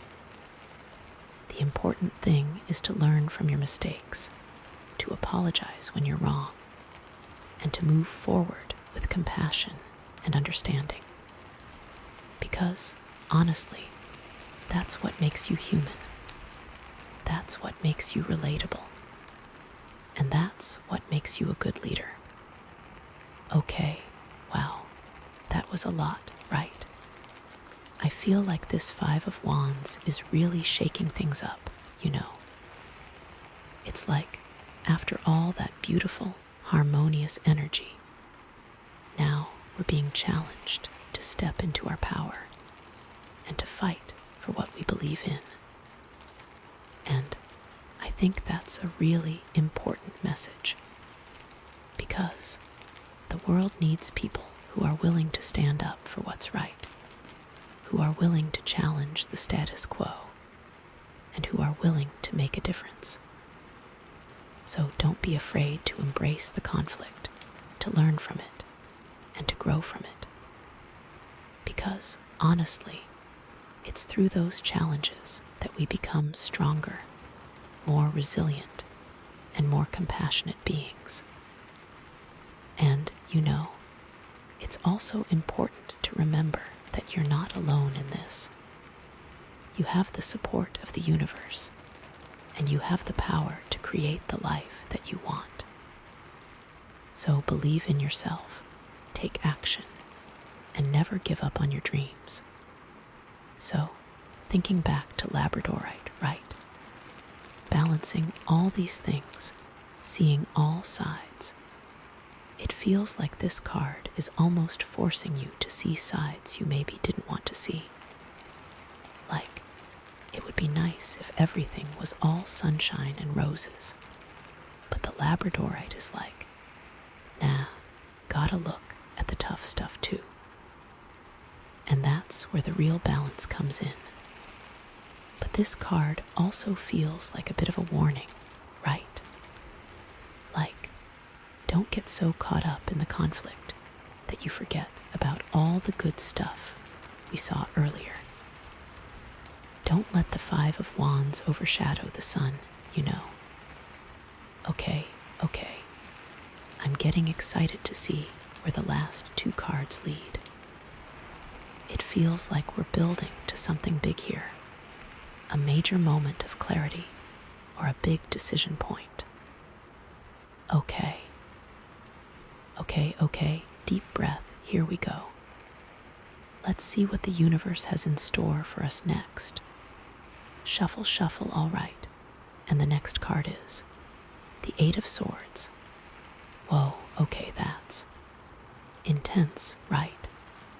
I mean, we're going from conflict to feeling trapped and restricted.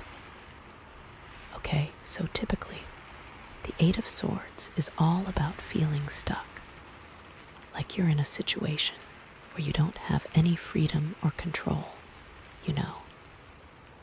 like you're surrounded by obstacles and limitations, and you just don't see a way out. It's like being trapped in your own mind, in your own limiting beliefs. You feel like there are all these restrictions holding you back, but are they really there? Or are they self-imposed? You know what I mean? Because a lot of times with this card, the person in the image is blindfolded and their hands are tied, but the ropes aren't really that tight and the swords aren't really that close. They could probably escape if they just tried a little bit, But they're so caught up in their own fear and their own self-doubt that they don't even realize that they have the power to break free. So, in the context of everything else we've seen so far, especially that Five of Wands, this is maybe the conflict and the challenges are making you feel trapped. Maybe you're so focused on the obstacles that you're not seeing the opportunities, Maybe you're so caught up in the drama that you're not realizing that you have the power to change your situation. Or maybe you are feeling straight up trapped and unable to move because of the fights and conflicts around you. So, let's dig into that feeling of being trapped. What does that mean for you right now? Where in your life do you feel most restricted? Is it in your career? Is it in your relationships? Is it in your own mind? Are you holding yourself back with your own limiting beliefs? It's what swords are surrounding you, keeping you from moving forward? And those swords could be anything, really. They could be like your own fears and insecurities. They could be the expectations of others. They could be like societal pressures or cultural norms. They could be like past traumas or negative experiences. They could be anything that's making you feel like you can't be yourself or that you can't pursue your dreams. So, take a moment to really think about what those swords are for you. What are the things that are holding you back? What are the things that are making you feel trapped? And it's also important to remember that sometimes those swords are invisible. Sometimes they're not obvious. Sometimes they're hidden deep within your subconscious mind. So you might have to do some digging to uncover them, You might have to do some shadow work, or some inner child work, or some therapy, or some journaling, or some meditation, or whatever it takes to get to the root of the problem. Because once you identify those swords, once you understand what's holding you back, then you can start to take steps to break free. But the first step is always awareness. You have to know what you're dealing with before you can do anything about it. And that's where the Labradorite comes in, right? Because the Labradorite is all about seeing all sides of the situation. It's about bringing awareness to the things that are hidden in the shadows. It's about helping you to see the truth, even when it's uncomfortable. So use the Labradorite to help you identify those swords. Use it to help you see what's really holding you back. And use it to help you find the courage to break free. Because, honestly, you have the power to do it. You have the strength to do it. You just have to believe in yourself. And another thing that I'm seeing here is that maybe you're feeling trapped because you're trying to control everything. Maybe you're trying to micromanage every aspect of your life. Maybe you're trying to force things to happen according to your plan. But the universe doesn't always work that way, right? Sometimes things happen that are outside of our control. Sometimes we have to surrender to the flow of life and trust that everything is happening for a reason. And that can be really hard, especially when you're feeling anxious or insecure. It's natural to want to control things when you're feeling scared. But the more you try to control things, the more trapped you'll feel. Because you're fighting against the natural flow of the universe. So try to let go a little bit. Try to surrender to the present moment. Try to trust that everything is unfolding exactly as it should. And that doesn't mean that you should just sit back and do nothing. It just means that you should focus on the things that you can control, like your own thoughts and feelings and actions. And let go of the things that you can't control, like the actions of others or the outcome of a situation. And it's also important to remember that sometimes feeling trapped is a sign that you need to make a change. Maybe you're in a job that's not fulfilling you. Maybe you're in a relationship that's not serving you. Maybe you're living in a place that's not supporting you. And if that's the case, then it's time to make a change. It's time to take a leap of faith and to create a life that is more aligned with your true self. And I know that can be scary, especially when you're feeling trapped. It's natural to want to stay in your comfort zone, even if it's not making you happy. But the longer you stay in a situation that's not serving you, the more trapped you'll feel. So, trust your intuition and listen to your heart. If you're feeling called to make a change, then do it. Don't let fear hold you back, because on the other side of that fear is freedom. On the other side of that fear is joy. On the other side of that fear is the life that you're meant to live. And you know, another thing that I'm seeing here is that maybe you're being too hard on yourself. Maybe you're setting unrealistic expectations for yourself. Maybe you're comparing yourself to others. And you know, that can be really damaging. It can make you feel like you're never good enough. It can make you feel like you're always falling short. And it can make you feel trapped in a cycle of self-criticism. So, try to be kinder to yourself. Try to practice self-compassion. Try to treat yourself with the same love and understanding that you would offer to a friend. And remember that you're human. You're not perfect. You're going to make mistakes. And that's okay. It's all part of the journey. The important thing is to learn from your mistakes and to keep moving forward. And you know, it's also important to celebrate your successes, no matter how small they may seem. Acknowledge your accomplishments. Give yourself credit for the things that you've done well. And remember that you're worthy of love and happiness and success. You deserve to live a life that is full of joy and fulfillment.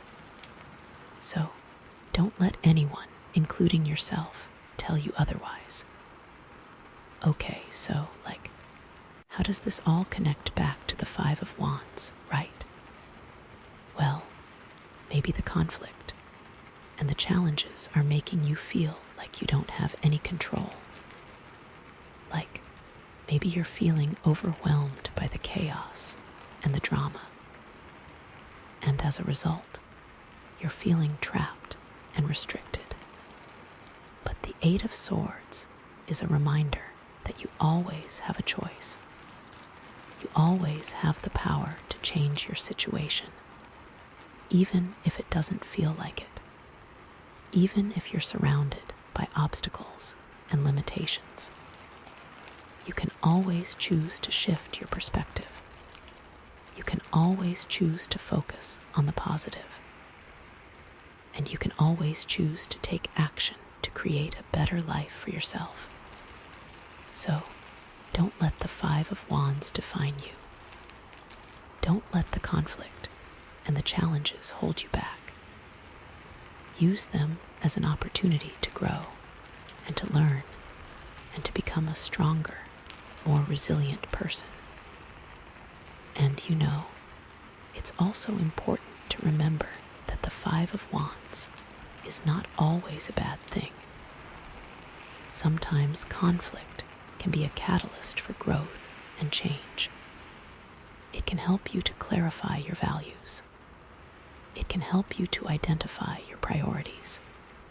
And it can help you to become more assertive and more confident.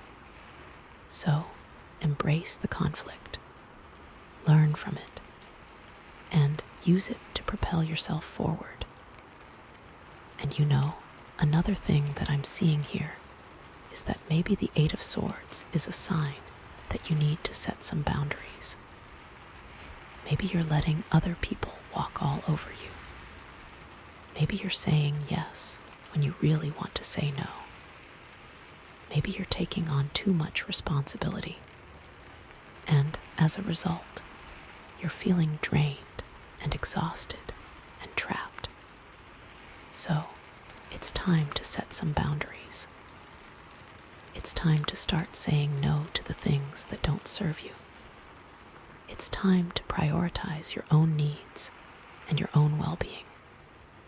And that can be hard, especially if you're a people pleaser. It's natural to want to make other people happy, but you can't pour from an empty cup. You need to take care of yourself first. So, start saying no to the things that drain your energy. Start setting boundaries with the people who don't respect you. And start prioritizing your own needs and your own well-being. And it's also important to remember that setting boundaries is not selfish. It's essential for your mental and emotional health. It's a way of protecting your energy and your time and your resources. It's a way of creating space for the things that truly matter to you. So, don't be afraid to set boundaries. It's one of the best things you can do for yourself. And another thing that I'm seeing here is that maybe the Eight of Swords is a sign that you need to change your perspective. Maybe you're focusing too much on the negative. Maybe you're dwelling on the past. Maybe you're worrying about the future. And as a result, you're missing out on the present moment. So, it's time to change your perspective. It's time to focus on the positive. It's time to appreciate the present moment. And it's time to trust that everything is unfolding exactly as it should. And that can be hard, especially when you're feeling stressed or anxious. It's natural to focus on the negative when you're feeling overwhelmed. But the more you focus on the negative, the more negative your life will become. So, make a conscious effort to change your perspective. Start looking for the good in every situation. Start appreciating the small things in life. And start practicing gratitude on a daily basis. And it's also important to remember that your thoughts create your reality. What you focus on expands. So, if you're constantly focusing on the negative, you're going to attract more negativity into your life.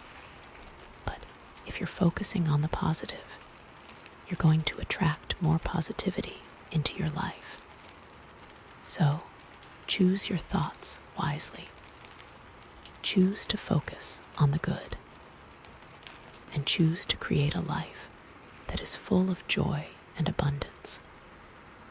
And let's bring it back to the sun and Six of Cups for a sec, right? Because, the sun is all about joy and optimism, and the Six of Cups is all about nostalgia and good memories. So, maybe the Eight of Swords is a reminder that you need to reconnect with those positive aspects of your life. Maybe you need to spend more time doing things that bring you joy. Maybe you need to reconnect with old friends or family members who make you feel good. Maybe you need to revisit some happy memories to remind yourself of the good times. Because when you're feeling trapped and restricted, it's easy to forget about all the good things in your life. It's easy to get caught up in the negativity and to lose sight of the joy and the happiness that is still available to you. So, make a conscious effort to reconnect with those positive aspects of your life. And remember that you are worthy of love and happiness and success. You deserve to live a life that is full of joy and fulfillment. So, don't let the Eight of Swords hold you back. Don't let it dim your light. Embrace the joy and the optimism of the sun. And reconnect with the happy memories of the Six of Cups because those are the things that will help you to break free from the chains that are binding you. And I also feel like this Eight of Swords could be pointing to a need to release control, like you are so tightly wounded and trying to plan and control everything that you are just making your world smaller and smaller. It's like the more you try to control, the less freedom you actually have. So, what would it look like to just surrender? To just trust that the universe has your back and that everything is happening for your highest good, even if you can't see it right now. What if you just let go of the reins and allowed yourself to be guided by your intuition, by your heart, by the divine? I know it's scary, right? Especially when you're used to being in control. But sometimes the greatest freedom comes from surrendering, from letting go of the need to control everything, and trusting that everything is going to be okay. And I also feel like this Eight of Swords could be a sign that you need to forgive yourself. Maybe you're holding onto guilt or shame from the past. Maybe you're blaming yourself for things that happened that were beyond your control. And as a result, you're feeling trapped in a cycle of self-punishment.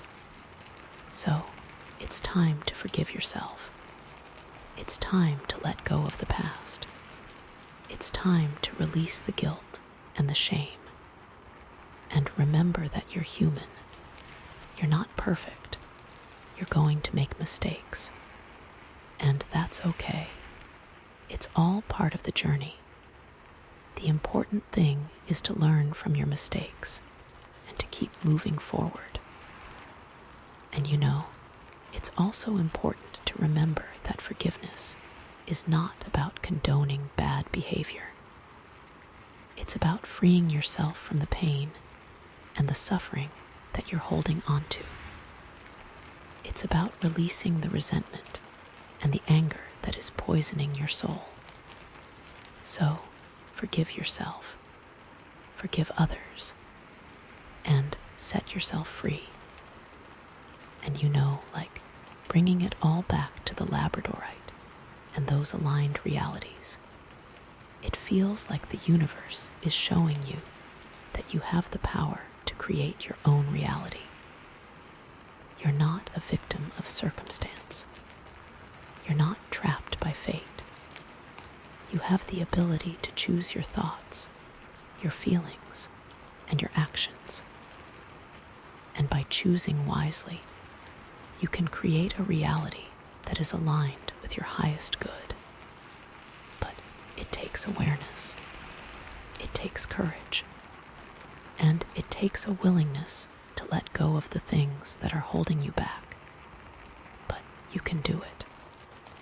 You have the power within you to create the life that you want. You just have to believe in yourself. So use the Labradorite to help you see all sides of the situation. Use it to help you identify the swords that are binding you.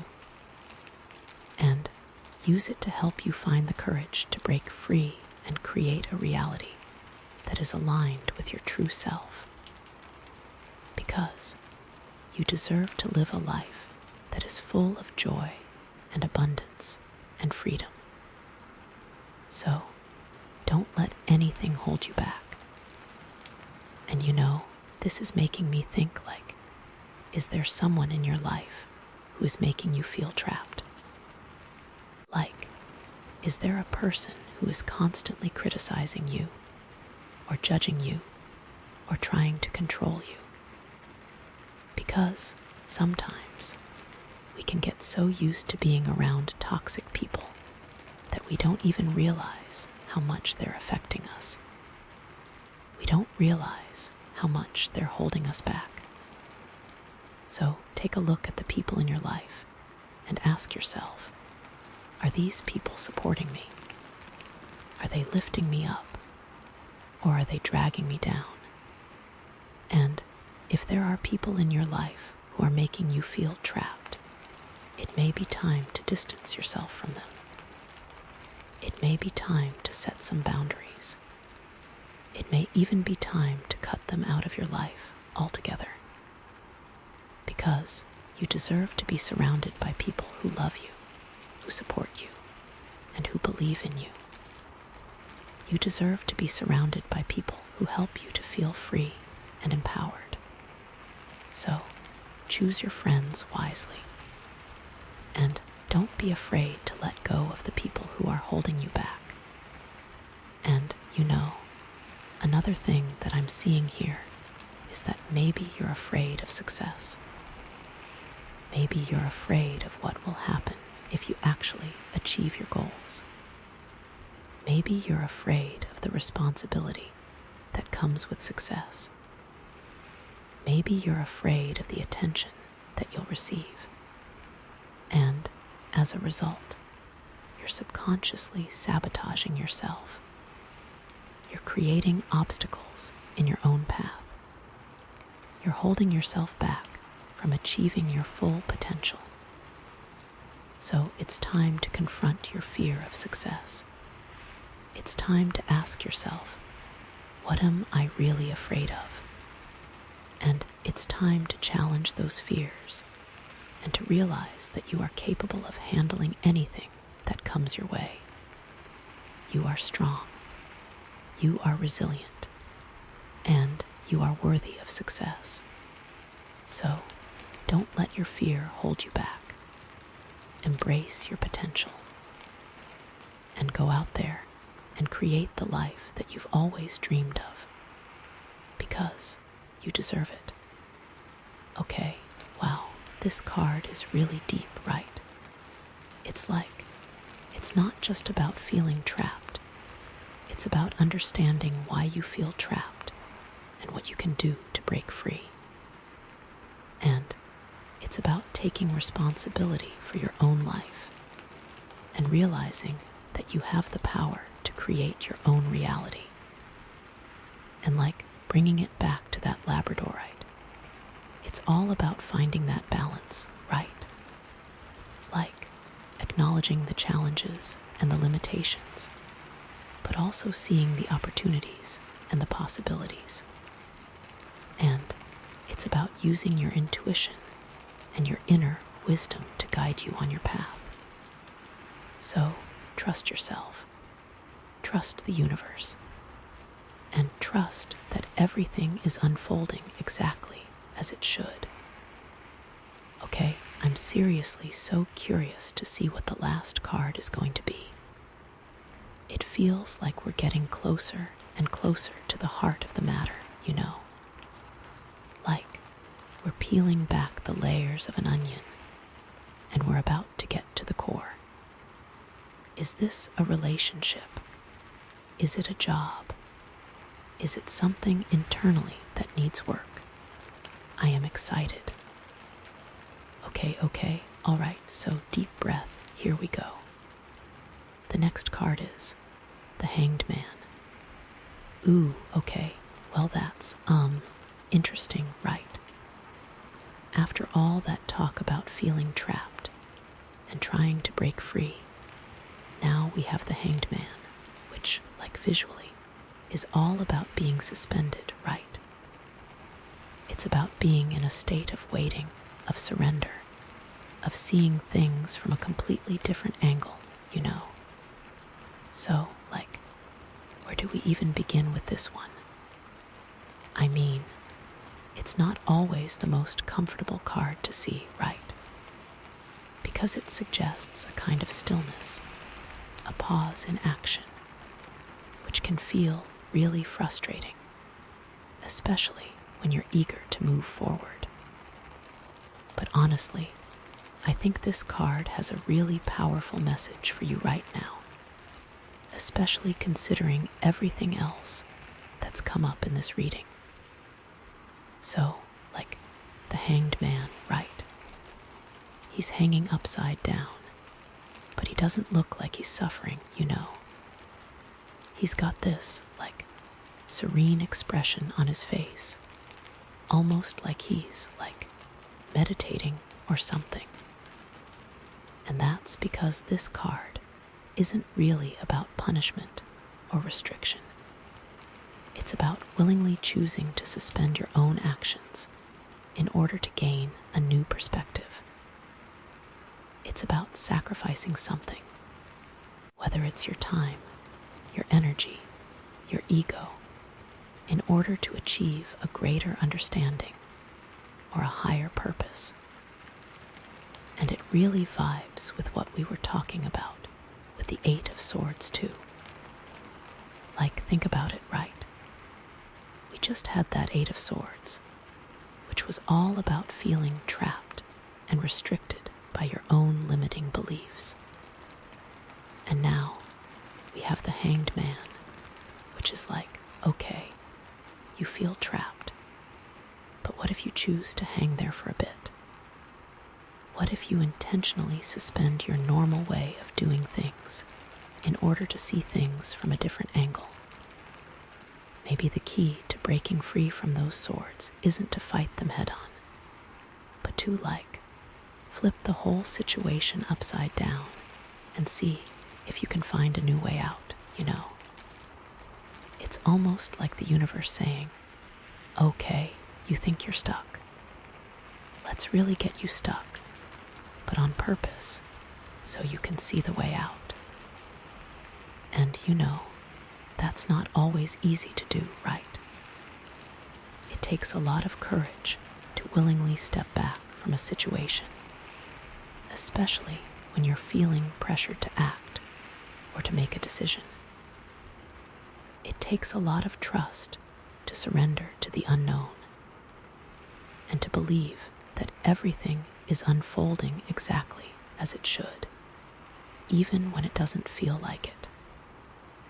But honestly, I think that's exactly what you're being called to do right now. You're being called to embrace the stillness, to embrace the pause, and to trust that by doing so, you'll gain a new level of clarity and understanding. You might think you are stuck, but what if you have the strength to say yes to the process and find a new path forward? And, you know, the word sacrifice often has negative connotations, right? We think of it as giving up something valuable, as losing something important.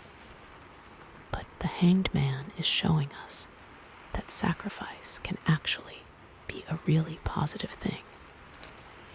It can be a way of freeing yourself from something that's holding you back, of releasing something that's no longer serving you. It can be a way of creating space for something new to come into your life. So, like, what might you be being asked to sacrifice right now? Is it a certain way of thinking? Is it a certain relationship? Is it a certain job or career path? Is it a certain belief system? Is it your ego? Whatever it is, the Hanged Man is inviting you to consider letting it go, to offer it up as a sacrifice in order to achieve a greater good. Maybe you are being called to sacrifice control and trust in something else, whether that is a person, a thing, or an idea. Maybe you need to sacrifice your view of how things are to allow yourself to see how they could be. And, you know, that doesn't necessarily mean that you have to give up that thing forever, right? It just means that you have to be willing to release your attachment to it, to let go of your need to control it, and to trust that everything will work out for the best, even if it doesn't look like it right now. Because sometimes the greatest gifts come from the things we're most afraid to lose. I really feel that you are being asked to let something go to invite something bigger into your life. But what is it? I really feel like the next card will help define this for you. This is the moment to just say, okay, I am open. And the Hanged Man is also about seeing things from a different perspective, right? He's literally hanging upside down, so he's seeing the world in a completely different way than most people do. And that's what you're being called to do right now. To shift your perspective, to look at things from a new angle, to challenge your own assumptions and beliefs. Maybe you've been stuck in a certain way of thinking for a long time, and it's time to break free from that pattern. Maybe you've been seeing things from a limited point of view, and it's time to expand your horizons. Maybe you've been judging yourself or others too harshly, and it's time to offer some compassion and understanding. Whatever it is, the Hanged Man is inviting you to step outside of your comfort zone and to see the world in a new light. And that can be really challenging, right? It's easy to get stuck in our own père and routines, and to see the world through a narrow lens.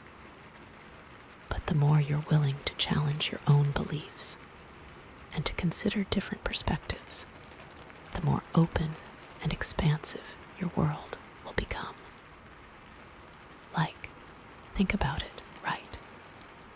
If you're always seeing things from the same point of view, you're only ever going to see a limited portion of reality. But if you're willing to shift your perspective, to see things from different angles, you'll gain a much fuller and richer understanding of the world. You will also be more understanding of those around you and the unique experiences they have. And that's where the Labradorite comes in, right? Because the Labradorite is all about seeing all sides of the situation.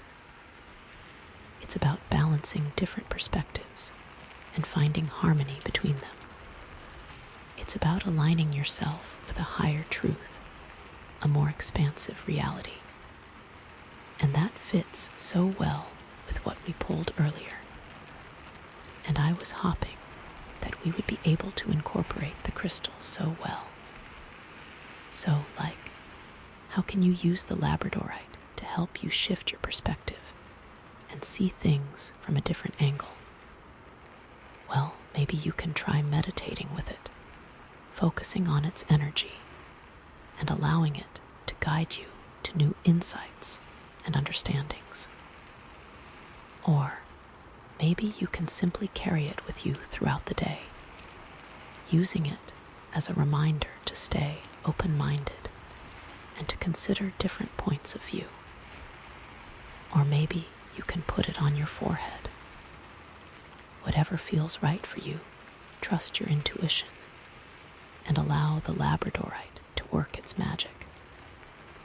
And it's interesting that we have the Hanged Man right after the 5 of Wands and the 8 of Swords, right? Because it's like the universe is saying, okay, you're experiencing conflict and feeling trapped, but maybe the solution isn't to fight back or to try to break free. Maybe the solution is to surrender, to let go, and to see things from a different perspective. It's like the universe is inviting you to take a deep breath, to step back from the chaos, and to trust that everything is unfolding exactly as it should, even if you can't see it right now. Because sometimes the greatest breakthroughs come when we least expect them, when we're willing to let go of our own agendas and to surrender to the flow of life. And that's so in line with aligning realities, right? It's like maybe your current reality is feeling really constricted and challenging. But there's another reality available to you. A reality that's more expansive, more joyful, more aligned with your true self. But in order to access that reality, you have to be willing to let go of your attachment to your current reality and to trust that something better is waiting for you on the other side. I know this is hard, and I honor the difficulty you may be facing with this. And you know, that's not always easy to do, right? It takes a lot of faith to believe that there's something better waiting for you, especially when you're feeling stuck in a difficult situation. But the Hanged Man is here to remind you that you have the power to create your own reality, to align yourself with the life that you truly desire. You just have to be willing to let go of the things that are holding you back and to trust that the universe has your back. So, what does that look like in practice? How do you actually surrender and let go and shift your perspective? Well, I think it starts with awareness, with recognizing the areas in your life where you're holding on too tightly, where you're trying to control things that are beyond your control. It starts with acknowledging your fears and insecurities, and with being willing to challenge your own limiting beliefs. And then it's about taking small steps to release your grip, to trust the process, and to allow things to unfold naturally. Maybe it's about saying no to something that you don't really want to do. Maybe it's about delegating a task that you've been trying to do all by yourself. Maybe it's about forgiving someone who has hurt you. Or maybe it's simply about taking a few minutes each day to meditate or to connect with nature, to quiet your mind and to listen to your intuition. I think this can be such an important step in moving forward. Whatever it is, the key is to start small and to be patient with yourself. Surrender is not something that happens overnight. It's a process, a journey, a way of life. And the more you practice it, the easier it will become, and the more joy and freedom you'll experience. And you know, it's also important to remember that surrender is not the same thing as giving up. It's not about passively accepting whatever comes your way. It's about actively choosing to let go of your resistance and to trust that you are being guided to something better. It's about aligning yourself with the flow of the universe and allowing it to carry you to where you need to be. Think of it like floating down a river, right? If you're constantly fighting against the current, you're going to get exhausted and frustrated. But if you surrender to the flow and allow the river to carry you, you'll be able to relax and enjoy the journey. You will conserve energy and be able to put it towards things that matter to you. And you know, there may be times when the river takes you in a direction that you don't expect or that you don't particularly like. But even then, you can trust that there's a reason for it, that you're being guided to a place where you need to be. And ultimately, you'll end up exactly where you're meant to be. So, what is the universe trying to show you right now? What new perspective are you being invited to embrace? What sacrifice are you being called to make? What is it time to finally let go of? Trust that you have the answers within you. Trust that your intuition will guide you. And trust that everything is unfolding exactly as it should. And I also feel like this hanged man is a reminder that sometimes the most productive thing you can do is to do nothing at all. Sometimes you need to step back, to pause, to reflect, in order to gain clarity and direction. I know this is difficult. It is for me too, but the truth rings clear. Think of it like a computer, right?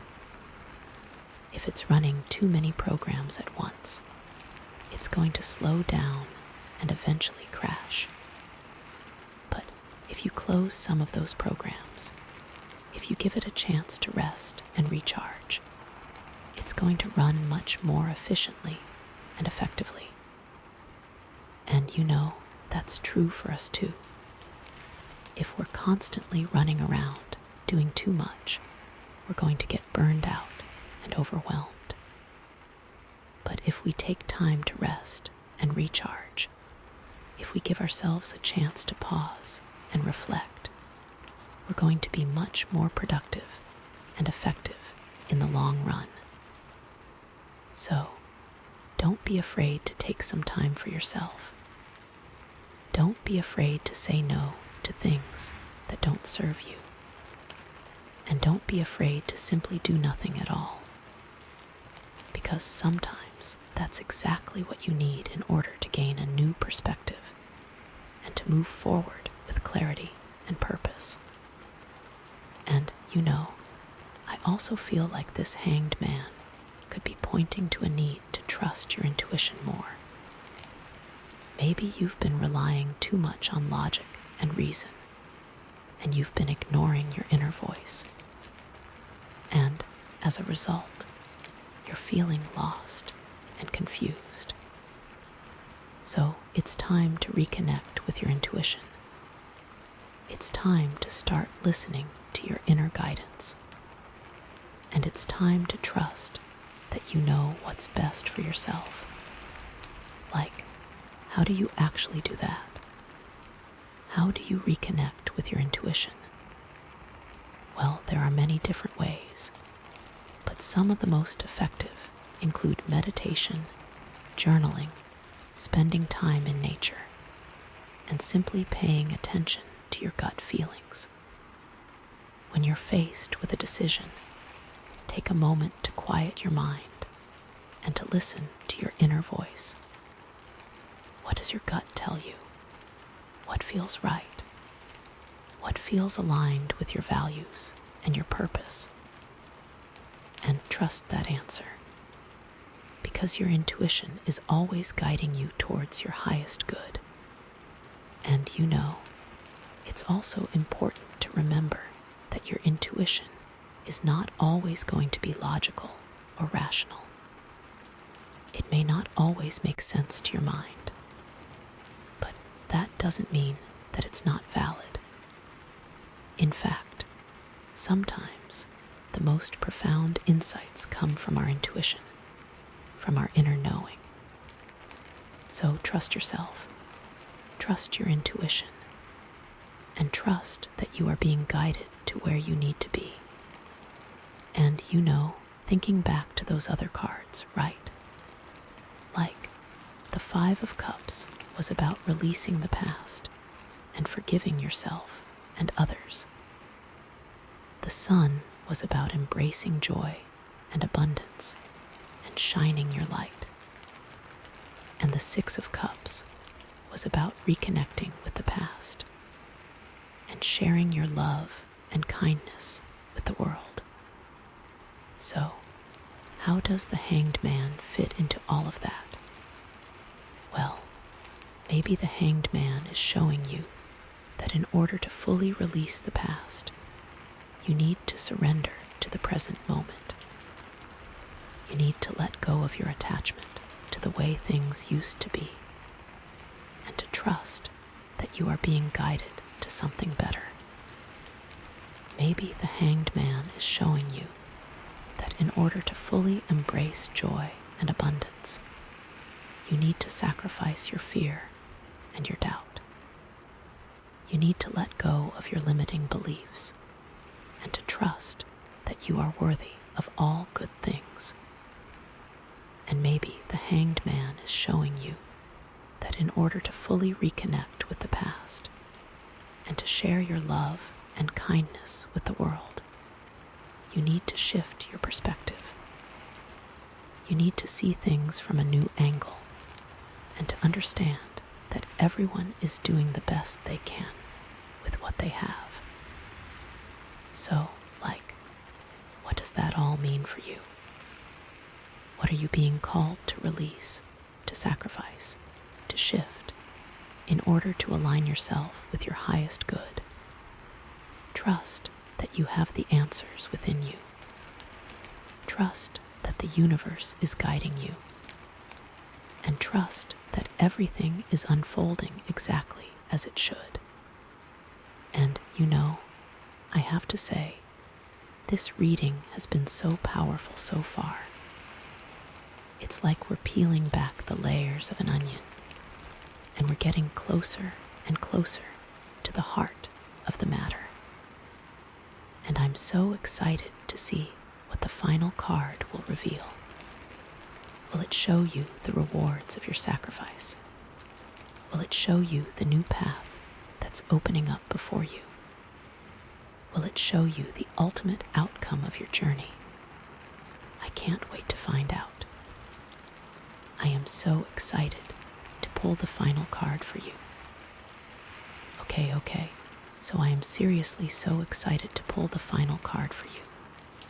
Okay, here we go, deep breath, and the final card is the Ace of Swords.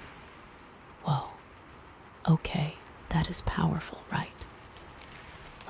After all that surrender and shifting perspective, now we get the Ace of Swords, which is all about, clarity, truth, breakthrough, new beginnings, mental clarity, cutting through the BS, right? Seriously, this is major. So, what does this even mean in the context of everything else? Okay, so the Ace of Swords, right? It's this sword emerging from a cloud, often with a crown or some kind of victory symbol on it. It's like, bam, here's the truth, right? Here's the mental breakthrough you've been waiting for. And it really vibes with the Hanged Man we just had, right? Because the Hanged Man is all about surrendering and seeing things from a different perspective. It's like you've been hanging upside down, shifting your perspective, letting go of your old ways of thinking. And now, finally, you're getting the clarity you need to move forward. Like that clarity just hits you like a bolt of lightning. Like you've been willing to look at your life from a completely different angle. And now you're getting rewarded with this massive download of truth and understanding.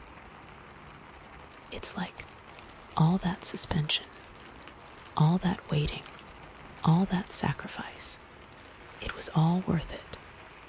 Because now you have the mental clarity and the strength to cut through whatever's been holding you back. You are so ready to wield this energy. It's like you've been in the dark, fumbling around, trying to find your way. And suddenly, someone flips on the light switch, and you can see everything clearly. You're like, oh, now I get it. All the pieces of the puzzle suddenly fall into place.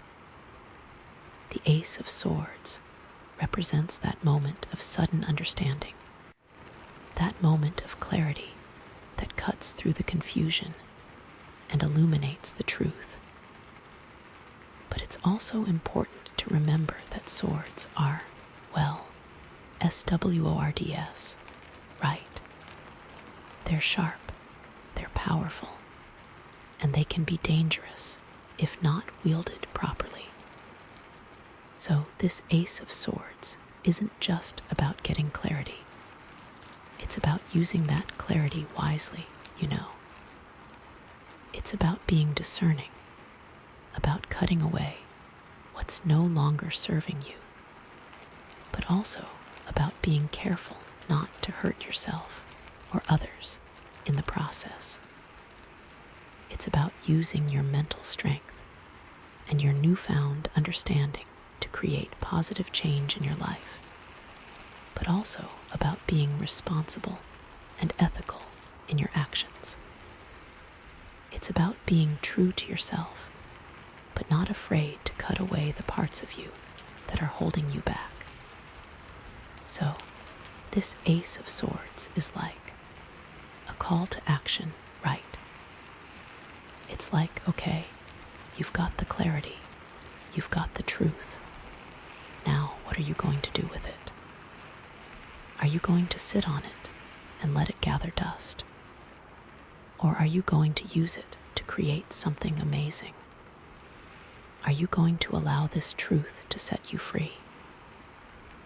I feel like there's a decision point here, a moment where you have to choose to step into your power and to wield this sword of truth with courage and conviction.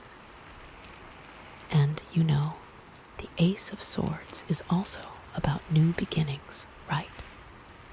It's the start of a new cycle, a new chapter in your life. It's like you've closed one door, and now another one is opening before you.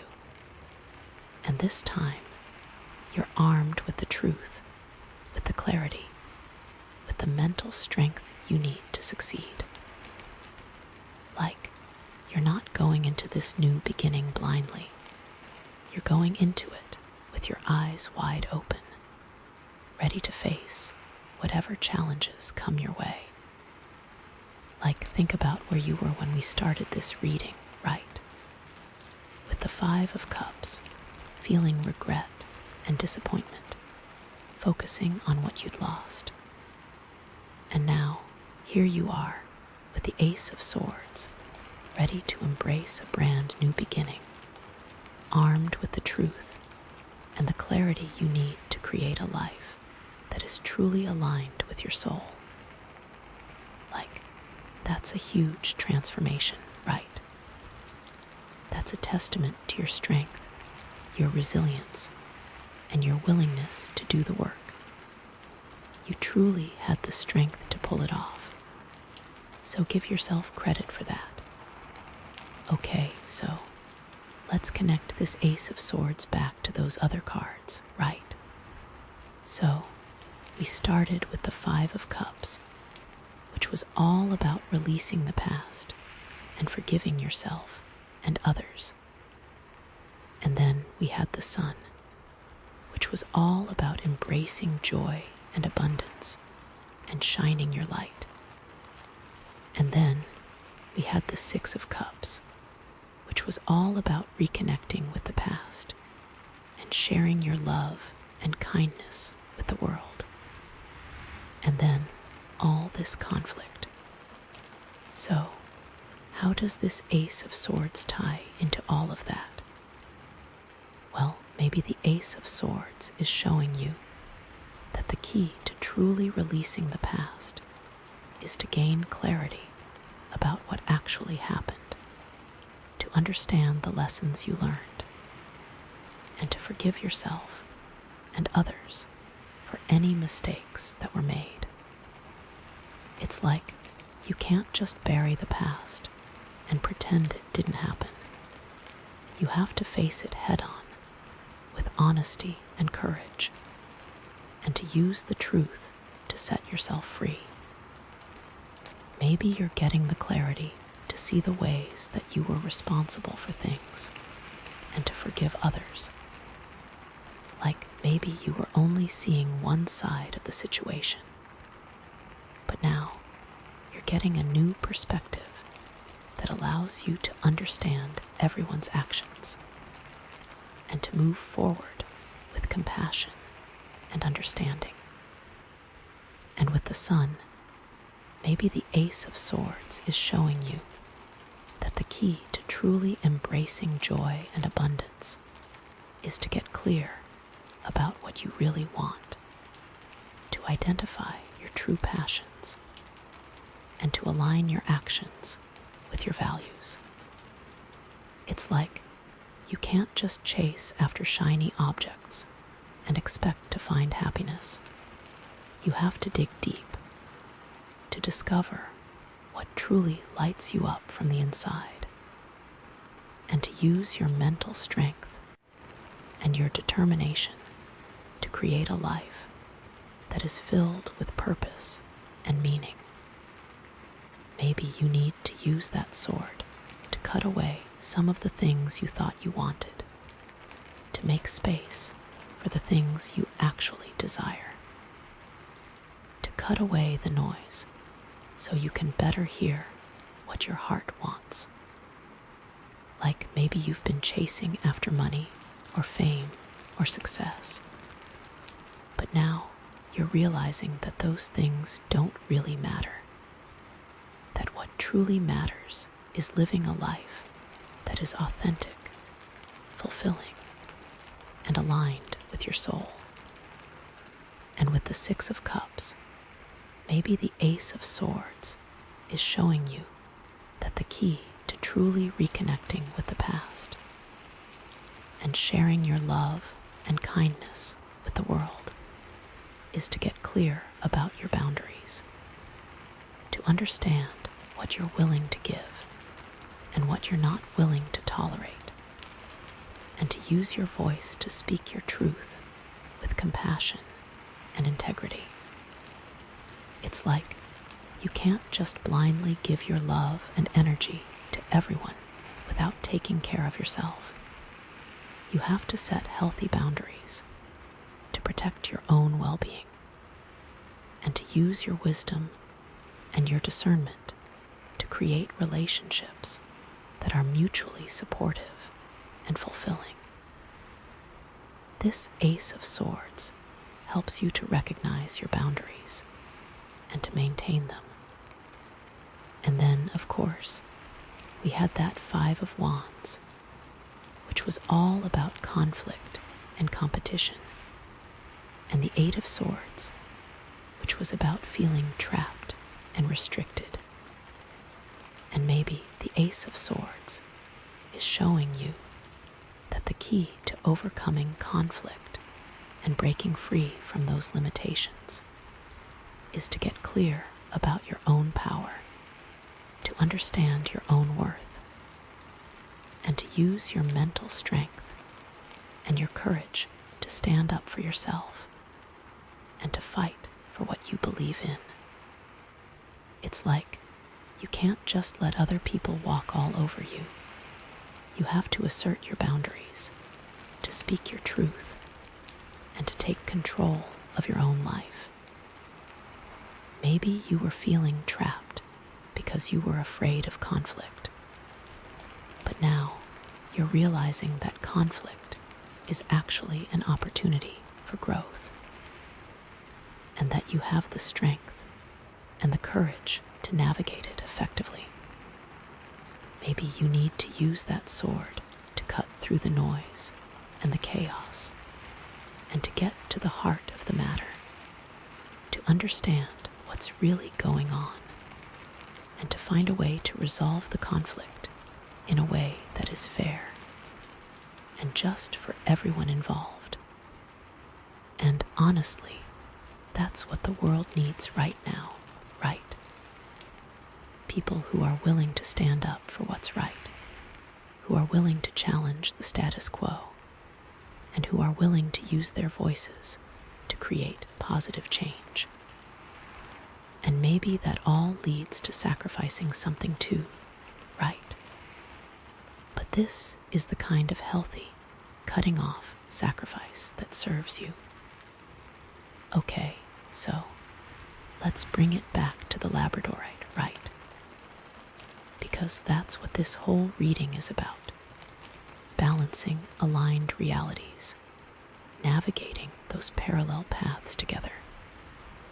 So, how does the Ace of Swords fit into that?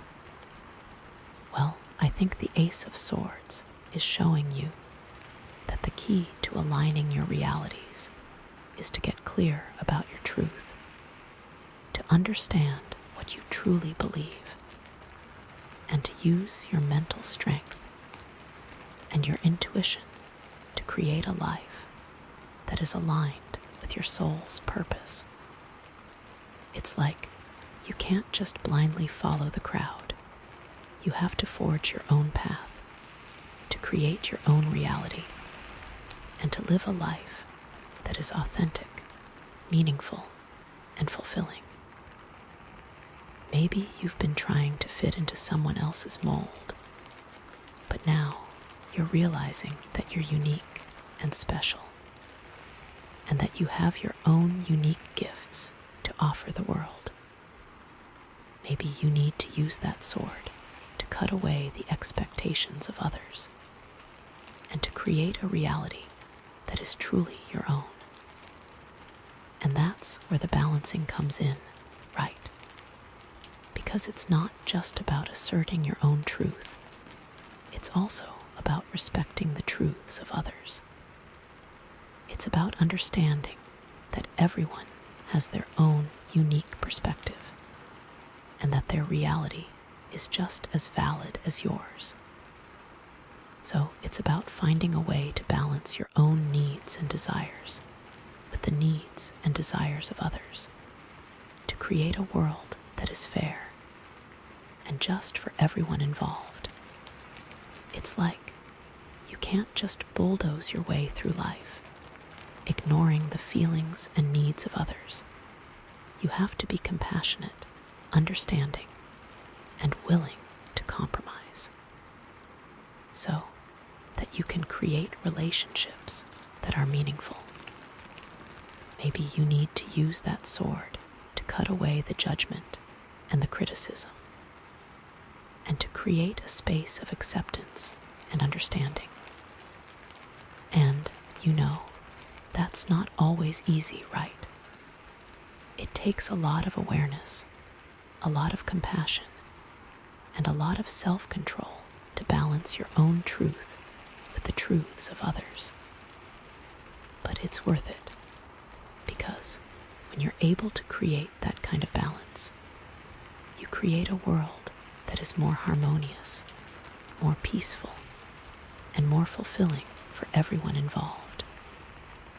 The Ace of Swords, when balanced with that Labradorite energy, can help you to navigate those parallel paths, to understand the different perspectives, and to find a way to align them in a way that is beneficial for all.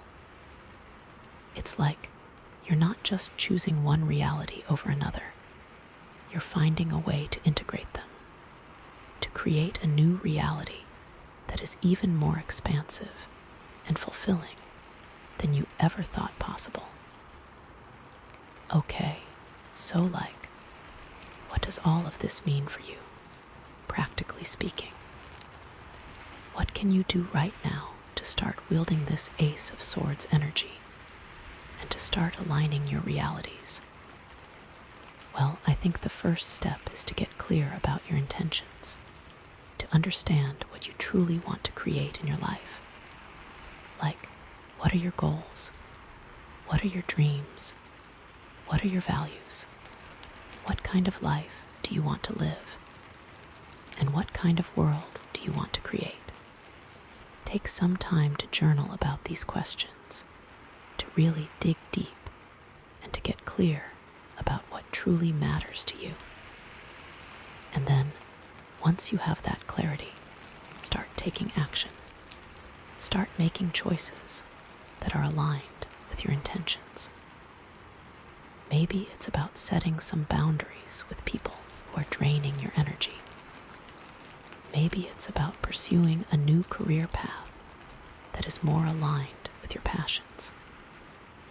Maybe it's about starting a new creative project that allows you to express your unique gifts. Whatever it is, start taking steps, no matter how small, to create a life that is truly aligned with your soul's purpose You could cut off toxic relationships, prioritize yourself and your future. And it's also important to be mindful of your thoughts, to pay attention to the stories you're telling yourself about your life. Are you telling yourself a story of limitation and scarcity? Or are you telling yourself a story of abundance and possibility? Are you focusing on what's wrong in your life? Or are you focusing on what's right? And that's not always easy to do, right? It takes a lot of discipline to control your thoughts and to choose to focus on the positive. But it's worth it because your thoughts create your reality. What you focus on expands. So choose your thoughts wisely. Choose to focus on the good. And choose to create a story that empowers you to live your best life. Like, if you're constantly telling yourself that you're not good enough, that you're not worthy of love and success, then that's what you're going to attract into your life. But if you start telling yourself that you're amazing, that you're capable of anything, and that you deserve all the good things in life, then that's what you're going to manifest. So, choose your words carefully. Speak kindly to yourself, and believe in your own power to create the life you desire. You got this. Ask yourself, what limiting beliefs are holding me back from achieving my goals? What steps can I take to challenge those beliefs and to create a more empowering story for myself? What actions can I take today to align myself with my intentions and to create a life that is more meaningful and fulfilling? How can I use my voice to speak my truth with compassion and integrity and to create positive change in the world? How can I balance my own needs and desires with the needs and desires of others, and to create a world that is fair and just for everyone involved? How can I use my intuition and my inner wisdom to guide me on my path and to make choices that are aligned with my soul's purpose? Those questions can really help you step into that Ace of Swords energy. But it's also important to be aware of the potential challenges that might come up as you start wielding this Ace of Swords energy. Because it's not always going to be easy, right?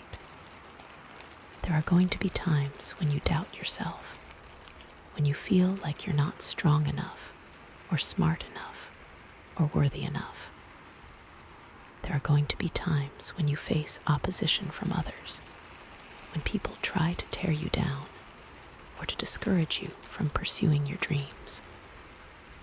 And there are going to be times when you make mistakes, when you stumble and fall and feel like giving up. I really want to emphasize that all of those things are normal, right? They're part of the human experience. They don't mean that you're doing anything wrong. They just mean that you're growing, that you're learning, and that you're becoming a stronger, more resilient person. So, don't let those challenges discourage you. Don't let them stop you from pursuing your dreams.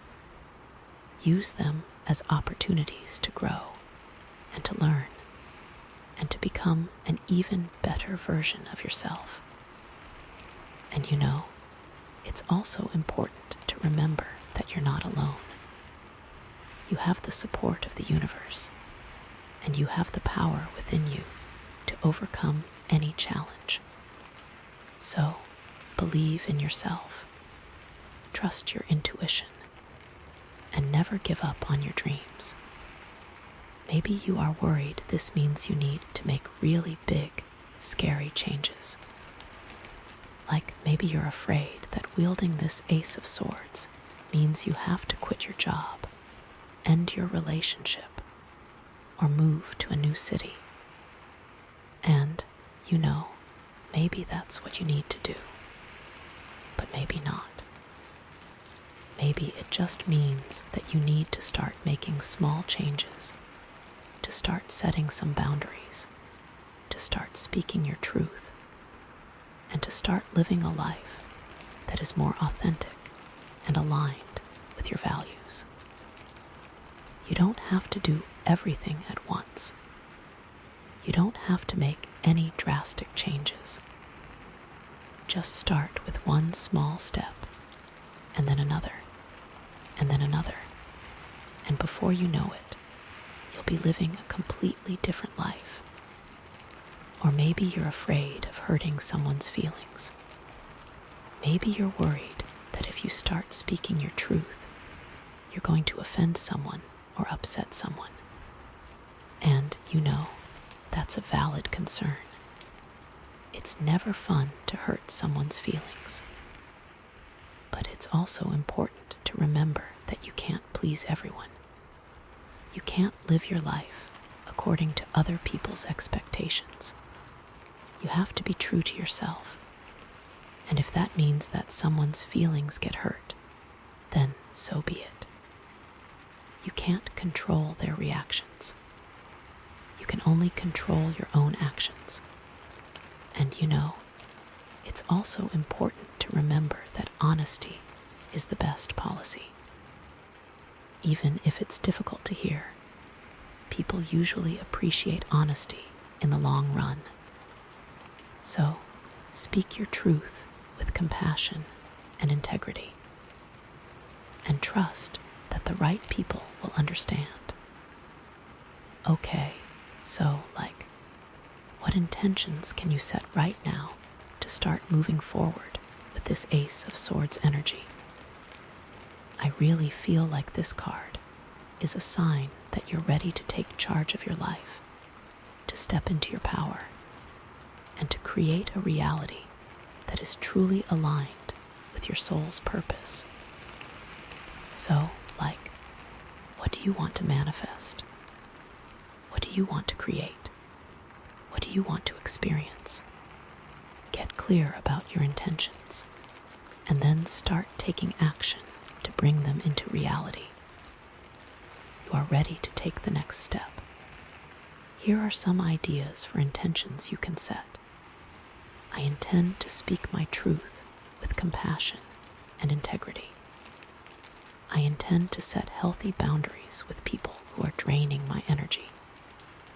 I intend to pursue my passions and to create a life that is aligned with my values. I intend to forgive myself and others for any mistakes that were made in the past. I intend to embrace joy and abundance and to shine my light brightly in the world. I intend to trust my intuition and to make choices that are aligned with my soul's purpose. I intend to create a world that is fair and just for everyone involved. I intend to be a force for good in the world. I am ready to embrace those things and move towards it. You can use those to help you start to make your own. And it's also important to remember to celebrate your successes along the way, to acknowledge your accomplishments, and to give yourself credit for all the hard work you've done. Because it's easy to get caught up in the pursuit of your goals and to forget to appreciate how far you've come. So take some time to celebrate your wins, no matter how small they may seem. Pat yourself on the back. Treat yourself to something special. And remember that you're amazing, that you're capable of anything, and that you deserve all the good things in life. Because, honestly, you do. You're a shining light in the world, and you're making a difference. whether you realize it or not. So keep going, keep growing, and keep shining your light. Like that Ace of Swords is powerful, right? But it's not just about cutting things off. It's about building something new, something better, something more aligned with your soul. And I feel like you're totally ready to do that. You have the strength, you have the clarity, and you have the support of the universe. So go for it. Create the life you've always dreamed of. You deserve it. And one last thing that I want to mention is that this Ace of Swords could also be pointing to a need to be more assertive in your communication. Maybe you've been holding back, afraid to speak your mind, afraid to rock the boat.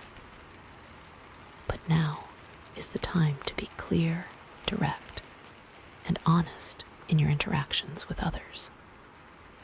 You don't have to be aggressive or confrontational, but you do need to be willing to express your needs and your opinions in a way that is clear and respectful. Use that sword to cut through the BS, to get to the point, and to communicate your message effectively. Also, this card can indicate an important conversation that needs to happen, one that will clear the air and allow you to move forward with greater clarity and understanding. Don't be afraid to have that conversation, even if it's difficult.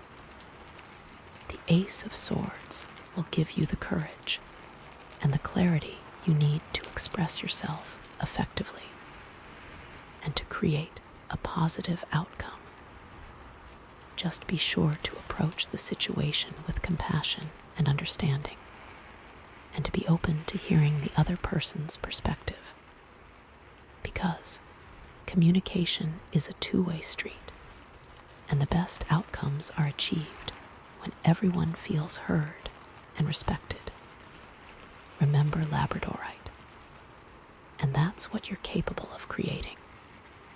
So, go out there and create a life that is truly aligned with your soul's purpose. I know you can do it. This new path forward will set you free. Okay, oh my gosh, are you kidding me with this reading? I am so excited for you. Like, seriously, let's just take a moment to recap, because this has been a journey, right? We started with that 5 of Cups, feeling all bummed out about the past, focusing on what you'd lost, maybe even feeling like you'd made some mistakes, right? Like that's never a fun place to be, but it's so important to acknowledge those feelings, to let yourself grieve, to let yourself feel the disappointment, But the key, as we saw, is to not get stuck there, right? To not let those past experiences define you or dictate your future. And then, bam, we got the sun. Like, hello, talk about a turnaround. That's like the universe saying, okay, you felt your feelings, you've learned your lessons, now it's time to shine. And that's such a powerful message, right? It's like, no matter what you've been through, no matter how dark things may seem, there's always light at the end of the tunnel. There's always hope for a brighter future. You just have to be willing to open yourself up to it, to believe that you deserve happiness and joy and abundance. And then we had the 6 of Cups, which was all about reconnecting with the past, but in a good way, right? Like remembering the good times, cherishing your memories, and sharing your love and kindness with the world. It's like you're not just forgetting about the past, You're integrating it into your present. You're using it to inform your future and to create a life that is full of love, joy, and meaning. But then, things got a little bumpy, right? We got the Five of Wands, which was all about conflict and competition, feeling pulled in a million different directions, maybe even feeling like you were fighting for something without even knowing what it was. And that can be so frustrating, right? It's like you're trying to move forward, but there are all these obstacles in your way, all these people trying to hold you back. And then we got the Eight of Swords, which was all about feeling trapped and restricted, like you didn't have any control over your own life, like you were surrounded by limitations and obstacles, and you just couldn't see a way out. And that can be so discouraging, right? It's like you're trying to break free, but you just feel like you're stuck in a cage with no way to escape. But then we got the Hanged Man, which was like, okay, hold on a second. What if you just stopped? What if you just surrendered? What if you just looked at things from a different perspective? And that's such a powerful shift, right? It's like, instead of fighting against the current, you just let go and allow yourself to be carried where you need to be. It's about trusting the process, about believing that everything is unfolding exactly as it should, even if you can't see it right now. And that takes a lot of courage, right? It takes a lot of faith to surrender to the unknown, to trust that the universe has your back. But when you do, when you're willing to let go of your own agenda and to allow things to unfold naturally, that's when the magic happens. And that's when we got the Ace of Swords. Like, hello, talk about a breakthrough. That's like the universe saying, okay, you've surrendered, you've shifted your perspective. Now here's the clarity you need to move forward. And that's such a powerful feeling, right? It's like all the pieces of the puzzle suddenly fall into place. You see everything clearly, and you know exactly what you need to do. It's as if you were strong enough to let go, and you are being rewarded with a new vision for yourself. So, yeah, that's the journey we've been on, and it's been a wild one, right? But it's all led us to this moment, to this Ace of Swords, to this moment of clarity and truth and new beginnings. And I am just so excited for you, because I know you're ready to wield this energy, to step into your power, and to create a life that is truly aligned with your soul. Okay, so let's dive a little deeper into this Ace of Swords, right? Because this card is seriously packed with energy and potential. It's not just about getting clarity. It's about using that clarity to create something amazing, to transform your life in profound ways. So, like the Ace of Swords, right?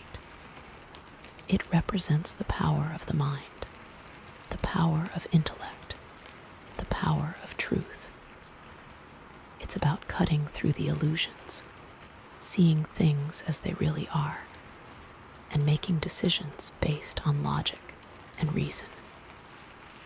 It's about being objective, about being fair, and about using your mental strength to create positive change in the world.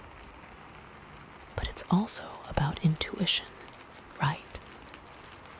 It's about trusting your gut, listening to your inner voice, and making decisions that feel aligned with your soul's purpose.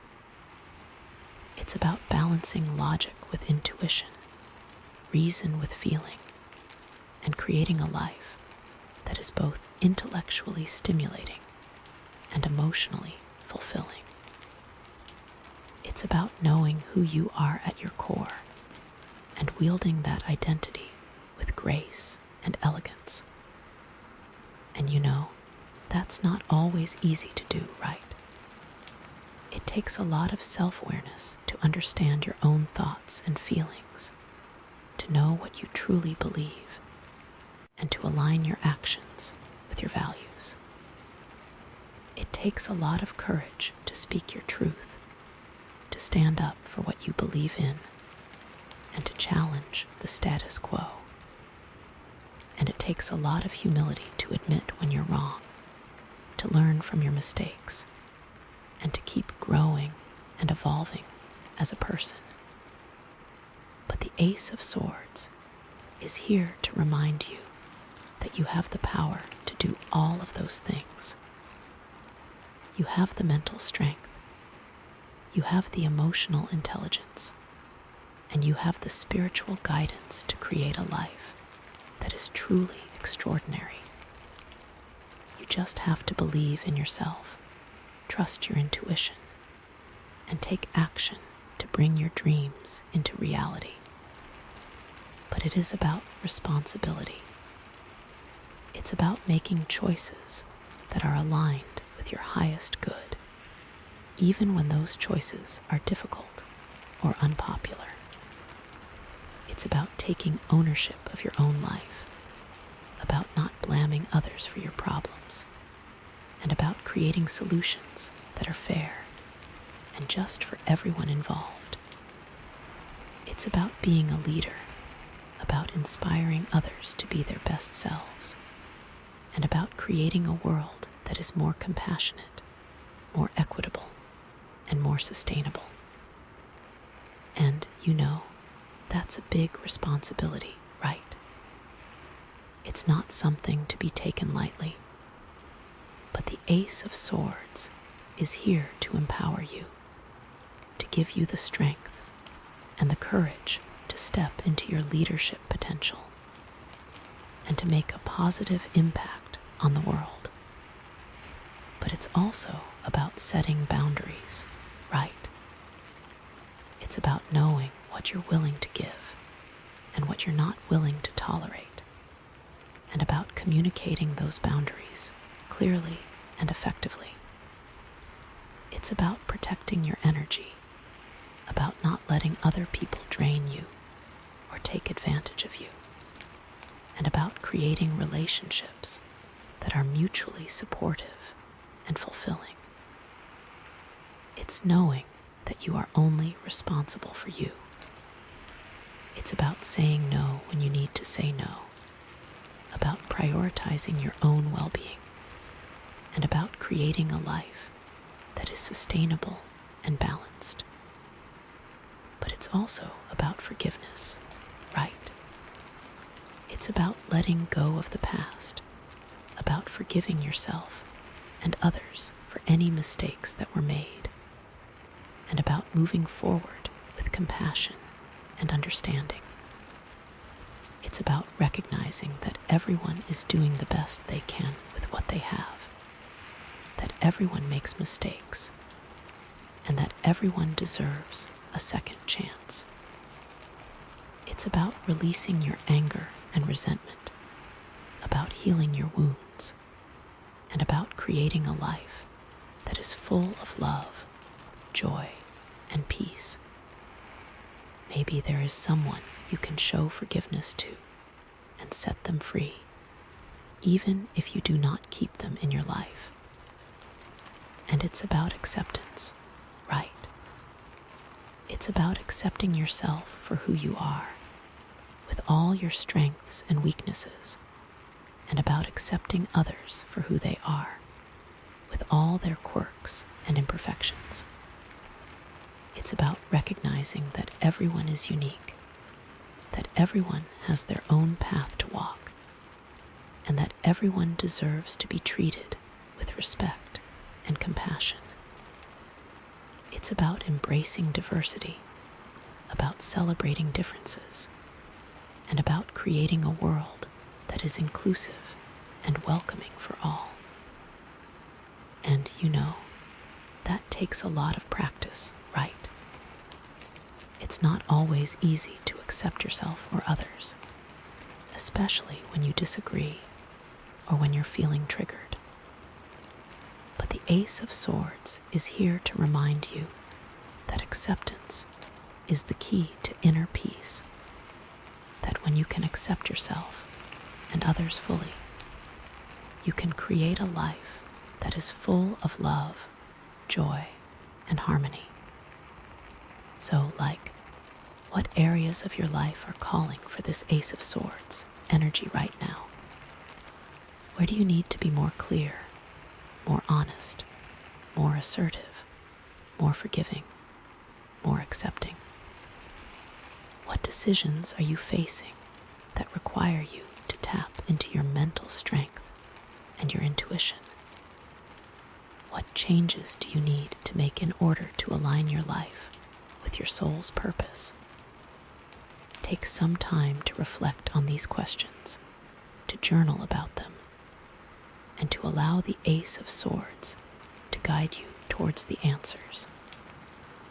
And remember, this is not a passive process, right? This is not about just sitting around and waiting for things to happen. This is about actively engaging with your life, about taking responsibility for your own happiness, and about creating a world that is more aligned with your values. So, get out there, take action, and wield that Ace of Swords with courage, compassion, and integrity. And I also feel like this Ace of Swords is a sign that you're ready to step into your power as a creator, as a manifester, as someone who can shape their own reality. You are meant to make that vision come to life. You're not just a victim of circumstance. You're a co-creator with the universe, and you have the ability to bring your dreams into reality. So dream big, set your intentions, and take action to manifest the life that you desire. The Ace of Swords is here to remind you that you have the power to create your own reality. So, what reality do you want to create? What kind of world do you want to live in? What kind of legacy do you want to leave behind? Get clear about your vision, and then start taking steps to bring it into reality. And remember, it's not just about you. It's about all of us. It's about creating a world that is better for everyone. A world that is more just, more compassionate, and more sustainable. And that's a big vision, right? It's not something you can achieve alone. But the Ace of Swords is here to remind you that you're not alone, that there are others who share your vision, and that together you can create a powerful force for change. So, connect with like-minded people, join a movement, and use your voice to make a difference in the world. Okay, so let's bring it all back to the Labradorite, right? Because that's what this whole reading is about. Balancing aligned realities, navigating those parallel paths together. And I have to say, the way this reading has come together, it's just so perfect. It's like the cards knew exactly what they were doing. I feel like even this reading has been a push and pull between chaos and clarity.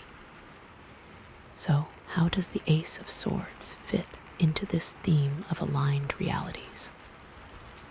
Well, I think it's all about using your mental clarity, and your intuition to create a life that is aligned with your soul's purpose, but also to understand and respect the perspectives of others.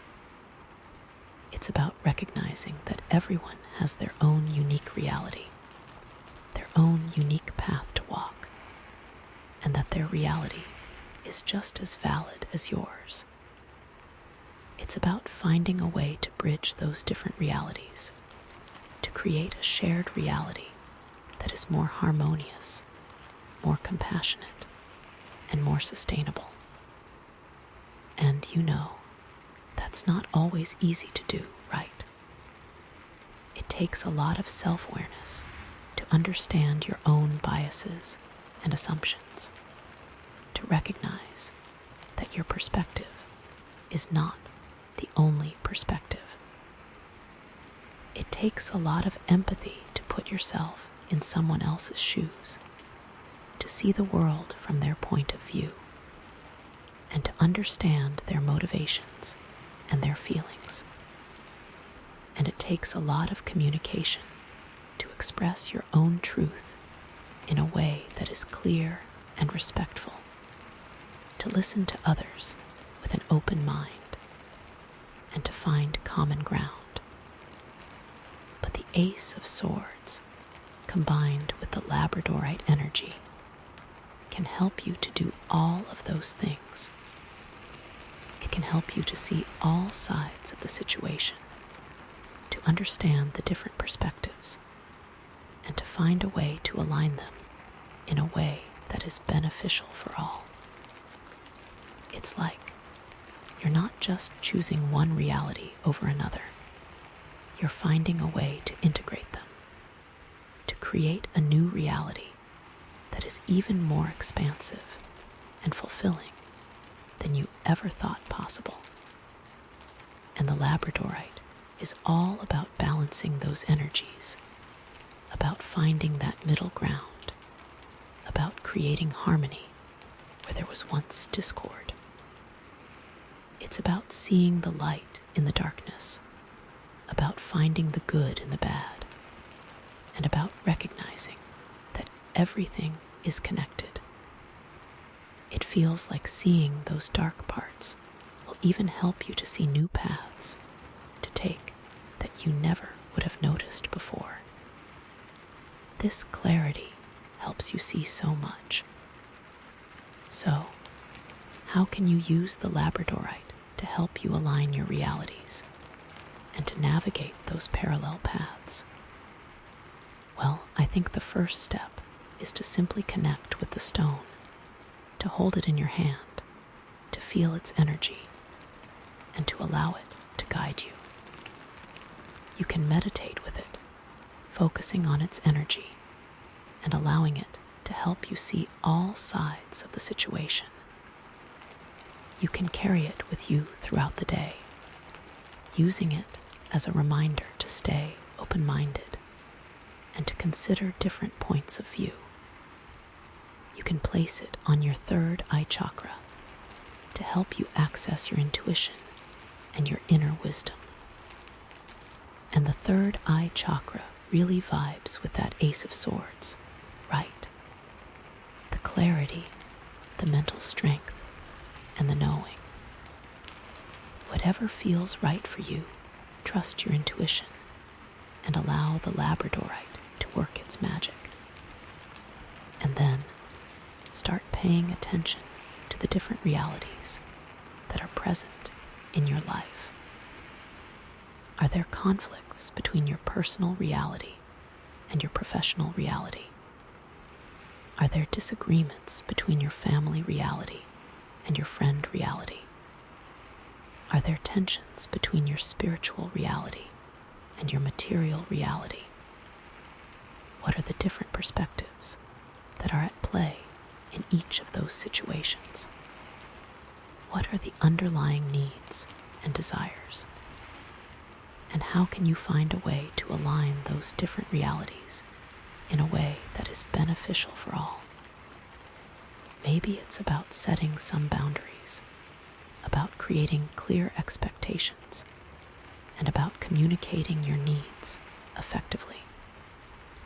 Maybe it's about finding common ground, about identifying shared values, and about working together towards a common goal.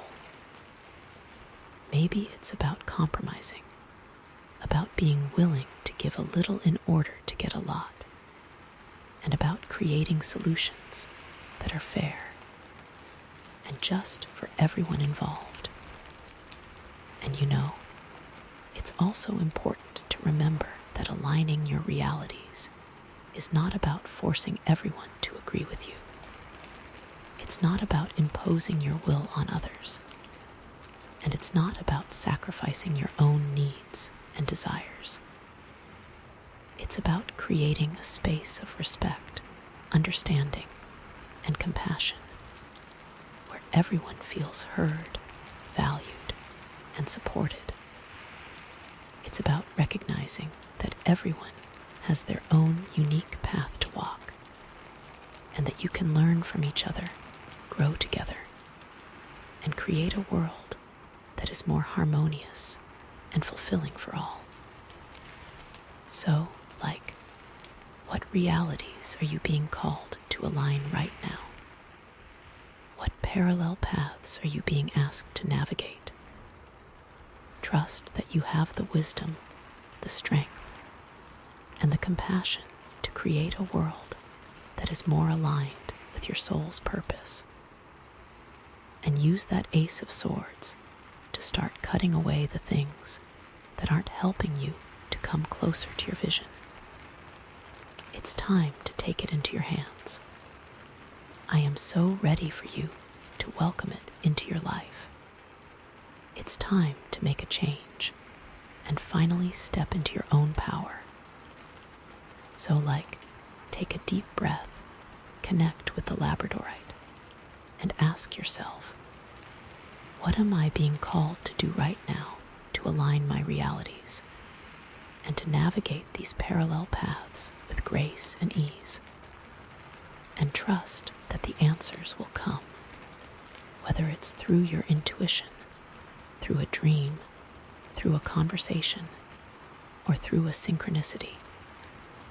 Just be open to receiving the guidance and be willing to take action to bring it into reality. You got this. I believe in you.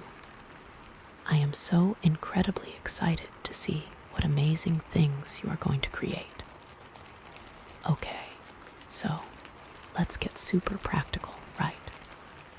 Because all this spiritual talk is great, but what does it actually mean for your day-to-day life? What can you do, starting right now, to start wielding this Ace of Swords energy and to start aligning your realities?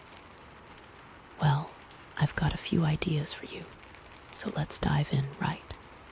First, I would suggest journaling. That always helps. Start a clarity journal. Get yourself a nice notebook, a pen that feels good in your hand, and commit to writing in it for at least 15 minutes every day. Use this journal to explore your thoughts, your feelings, your beliefs, and your values. Ask yourself the tough questions, the ones you've been avoiding. What are you really afraid of? What do you truly desire? What's holding you back from living your best life? Don't censor yourself. Don't judge yourself. Just write whatever comes to mind. And then, after you've written for 15 minutes, take a few minutes to reflect on what you've written. What patterns do you notice? What insights do you gain? What actions are you inspired to take? And use that information to guide your choices and your actions throughout the day. You can also use it as a way to help you let go of the pent-up emotions and to help set yourself free. Okay, so next I would suggest setting some boundaries.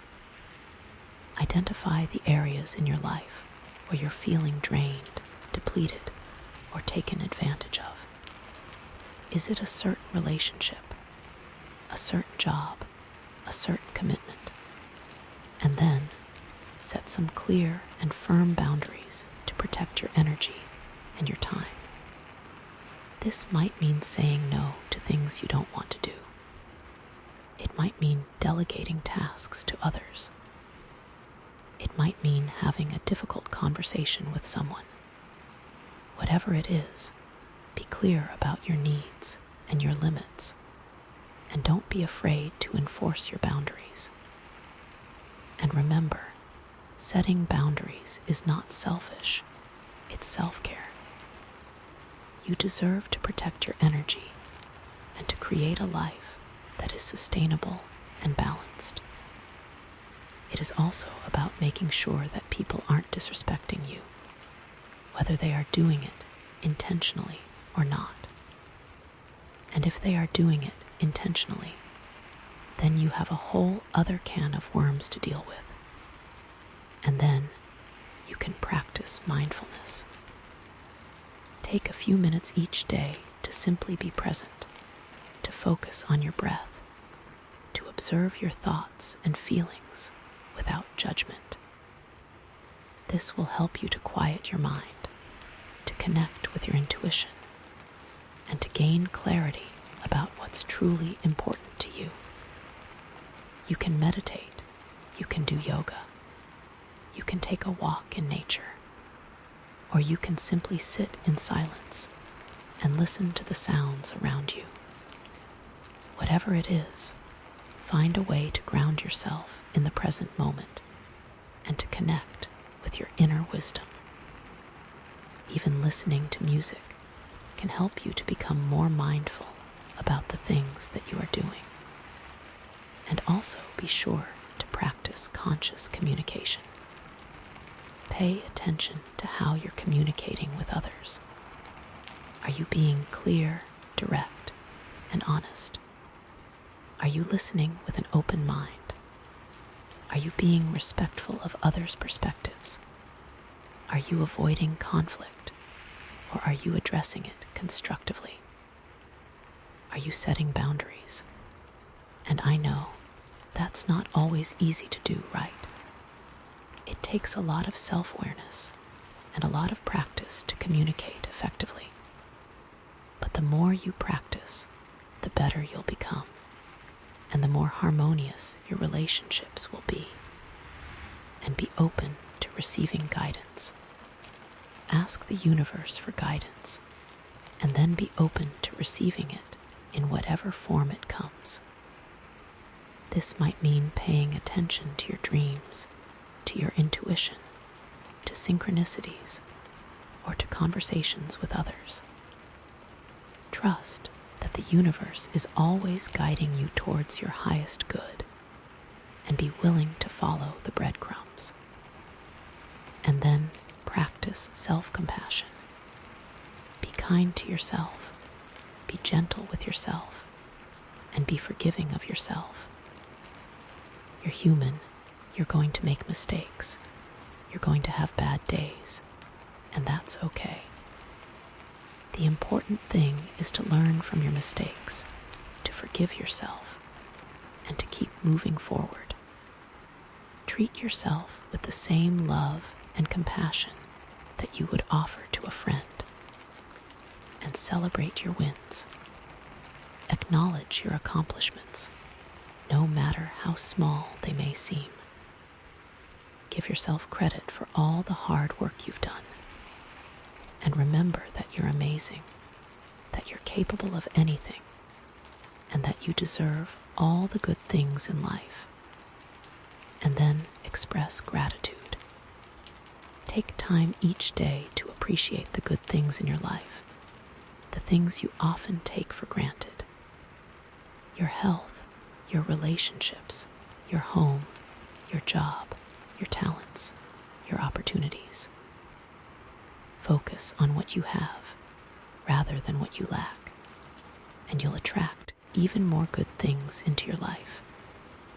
And give back to others. Find ways to make a positive impact on the world.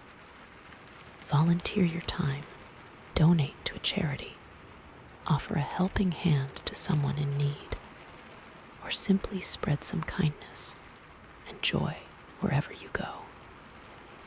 When you give back to others, you not only make a difference in their lives, but you also make a difference in your own.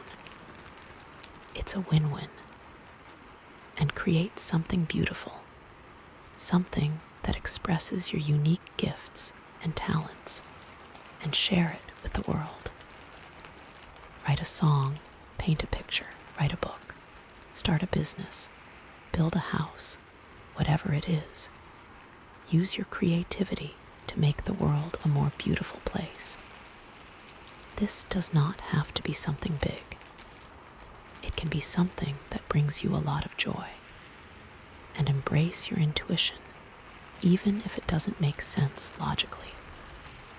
And trust that the universe has your back, even when things get tough. You are so strong, and I am so proud of you. It can also be helpful to look at what you are spending the most time on, because that can be very telling. If you are spending the most time on social media, that can be very revealing as to where you are putting your time and effort. You may need to set some boundaries with social media so that you can do other things.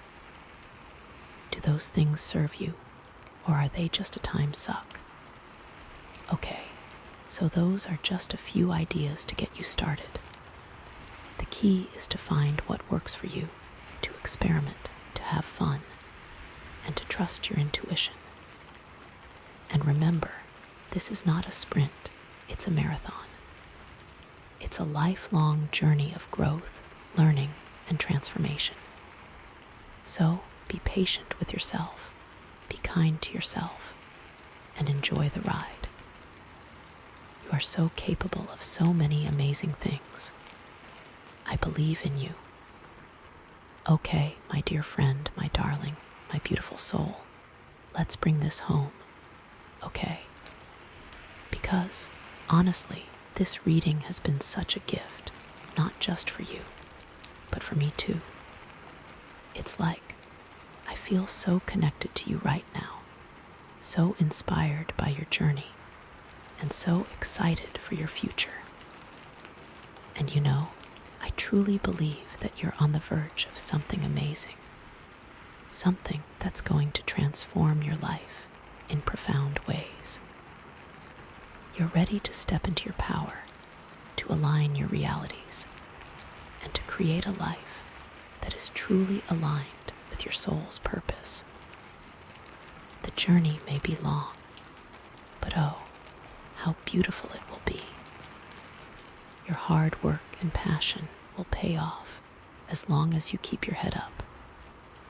I have so much faith in you, and I know that you have the strength, the wisdom, and the courage to make it happen.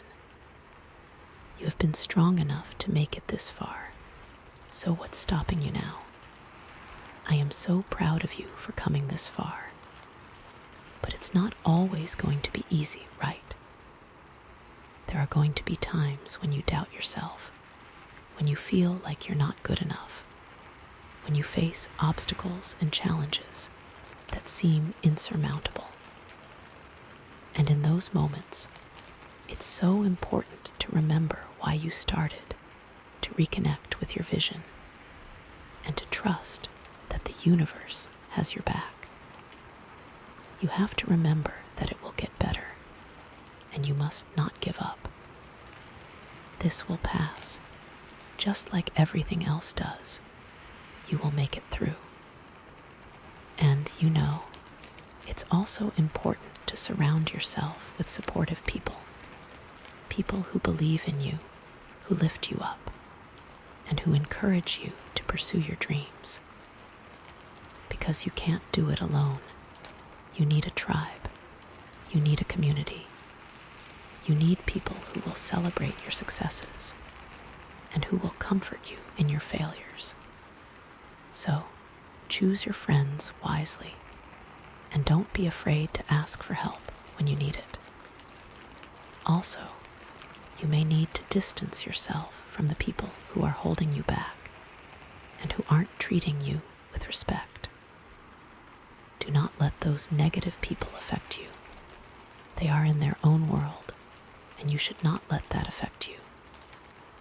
Remember that you have so much to offer to the world, and that you deserve to be surrounded by people who recognize your value and who appreciate your unique gifts.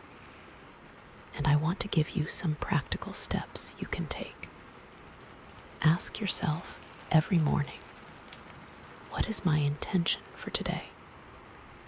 What is one small thing I can do today to move closer to my goals? What am I grateful for today? How can I be of service to others today? And then, at the end of the day, ask yourself, what did I learn today? What did I accomplish today? What could I have done better today? What am I proud of myself for today? And then, use those insights to guide your choices and your actions tomorrow. Also, consider your living space. What kind of environment are you creating for yourself? Is it clean, organized, and inspiring? Or is it cluttered, chaotic, and draining?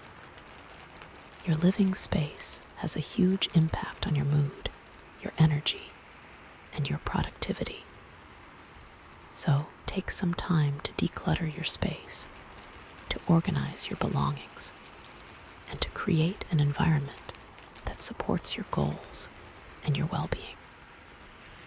Fill your space with things that inspire you, and find time to connect with nature.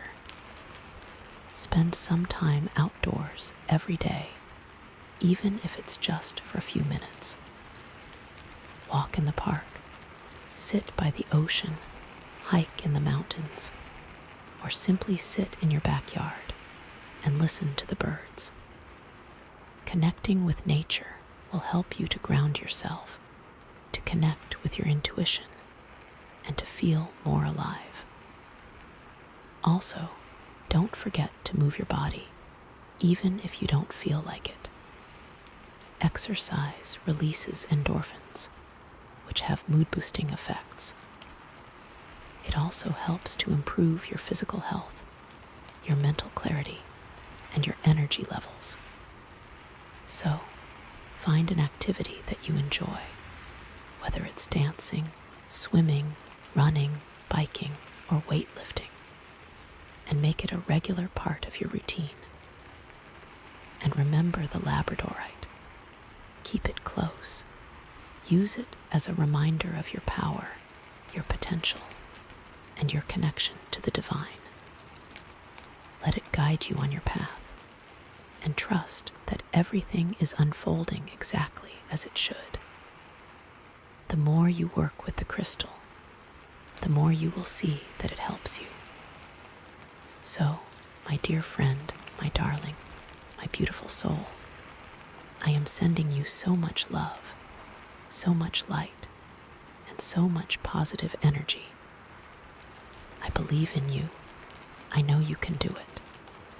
And I am so excited to see what amazing things you are going to create. Go forth and shine your light. Wield that Ace of Swords with courage and grace, and create a life that is truly aligned with your soul's purpose. You got this. Now go live your best life. I'm so proud of you, and I am here if you need me.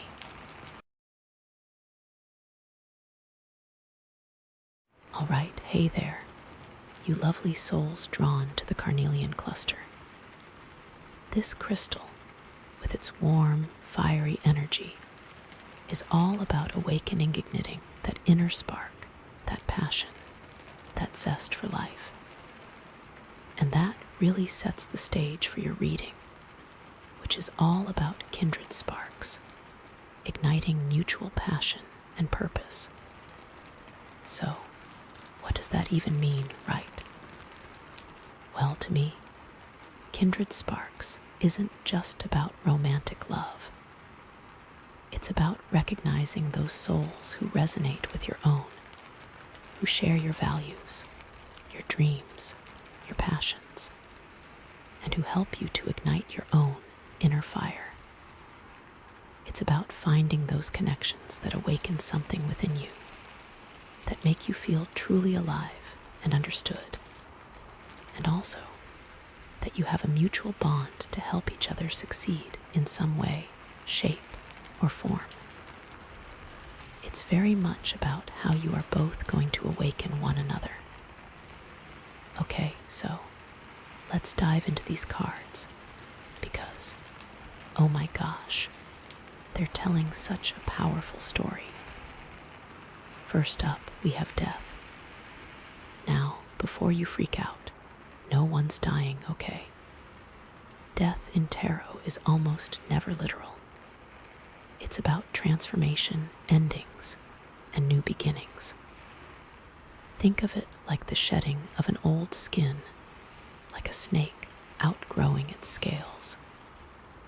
It's about letting go of what no longer serves yaold beliefs, outdated patterns, toxic relationships, anything that's holding you back from your full potential.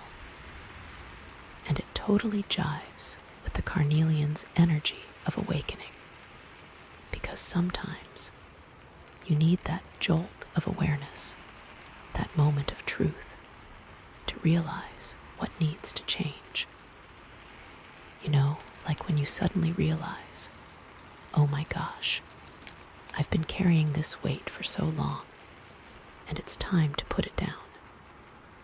Or I've been lying to myself about this situation, and it's time to be truthful. That is what that awakening is all about. Maybe you have realized that you are in a friendship that is one-sided, and you are always the person putting in the effort.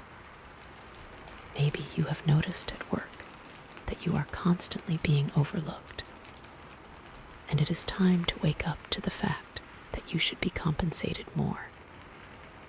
This is all a part of that death energy. This can also be about habits that you have kept for a long time that you know are not good for you, like biting your nails or negative self-talk. And it's so interesting that this card came up first, because it's like the foundation for everything else. You can't really ignite that mutual passion and purpose if you're still clinging to the past, right? You need to clear the space to create room for something new and beautiful to grow. Think about a garden. You can't plant new flowers if you haven't weeded out the old, dead ones. That is what we are talking about here. It could even be something as simple as a perspective shift. You know how sometimes you get stuck in a certain way of thinking, and it's hard to see things from a different angle. The Death card is like a cosmic reset button, pushing you to see things in a new light, to challenge your assumptions, and to open yourself up to new possibilities. It is also about allowing yourself to see other people's perspectives and have more empathy in situations. This is not always easy, especially if you are a very headstrong person. The beautiful thing about the energy of awakening from the Carnelian is that this allows you to be more open to receiving. It brings a certain level of curiosity to your path. I think there's also a message here about self-compassion. Sometimes we hold on to things because we're afraid to let go, even if they're hurting us. We might be afraid of the unknown or afraid of what other people will think. But the Death card is a reminder that you are strong, you are capable, and you deserve to be free from whatever is holding you back. Be gentle with yourself during this process. It's okay to grieve the loss of what once was, but don't let that grief keep you stuck in the past. Allow yourself to feel, to heal, and to move forward with courage and grace. Also know that everything happens in perfect timing. You might be sitting here thinking, wow, I have been wanting to leave my job for a long time, but I am too scared to do so because I won't be able to make ends meet. This could be the push you need to realize that that is simply a limiting belief you have been telling yourself. Maybe it is time to make a pros and cons list and do some real research on what other companies you could work for. The possibilities are truly endless. And you know what? This card can also be about forgiving yourself. We all make mistakes. We all have regrets. But dwelling on them only keeps us trapped in the past. The Death card invites you to forgive yourself for anything you're holding onto, to release the guilt and shame, and to embrace the lessons you've learned. Because honestly, every experience, even the painful ones, has something to teach us. If you didn't go through the painful experiences, you wouldn't be who you are today. So it is time to give thanks for the journey and move forward. And that self-forgiveness is so crucial for igniting those kindred sparks, because you can't truly connect with others if you're still carrying around a heavy load of self-judgment.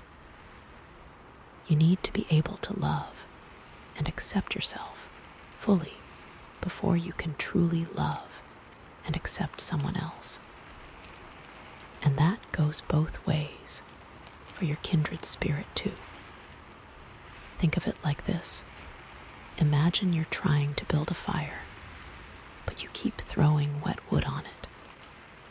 It's never going to ignite, right? You need to clear away the wet wood, the negativity, the self-doubt, the old baggage, and replace it with dry, kindling self-love, acceptance, and a willingness to embrace change.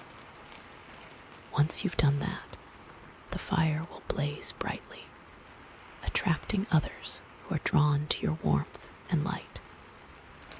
And that is exactly where the Carnelian comes in. It is a stone that is known for bringing in warmth and light. It has the power to re-energize and revitalize your soul and bring the energy of the sacral chakra into play. This is the energy center that is all about creation, pleasure, and passion. If you have been feeling disconnected to these things in your life, this is a clear message that that is about to shift. So, yeah, the Death card is all about transformation, letting go, and making space for new beginnings. It's about shedding the old and embracing the new, with courage, self-compassion, and a willingness to forgive yourself. And it's the essential first step towards igniting those kindred sparks and creating a life filled with passion and purpose. I want you to really think about what needs to die off in your life.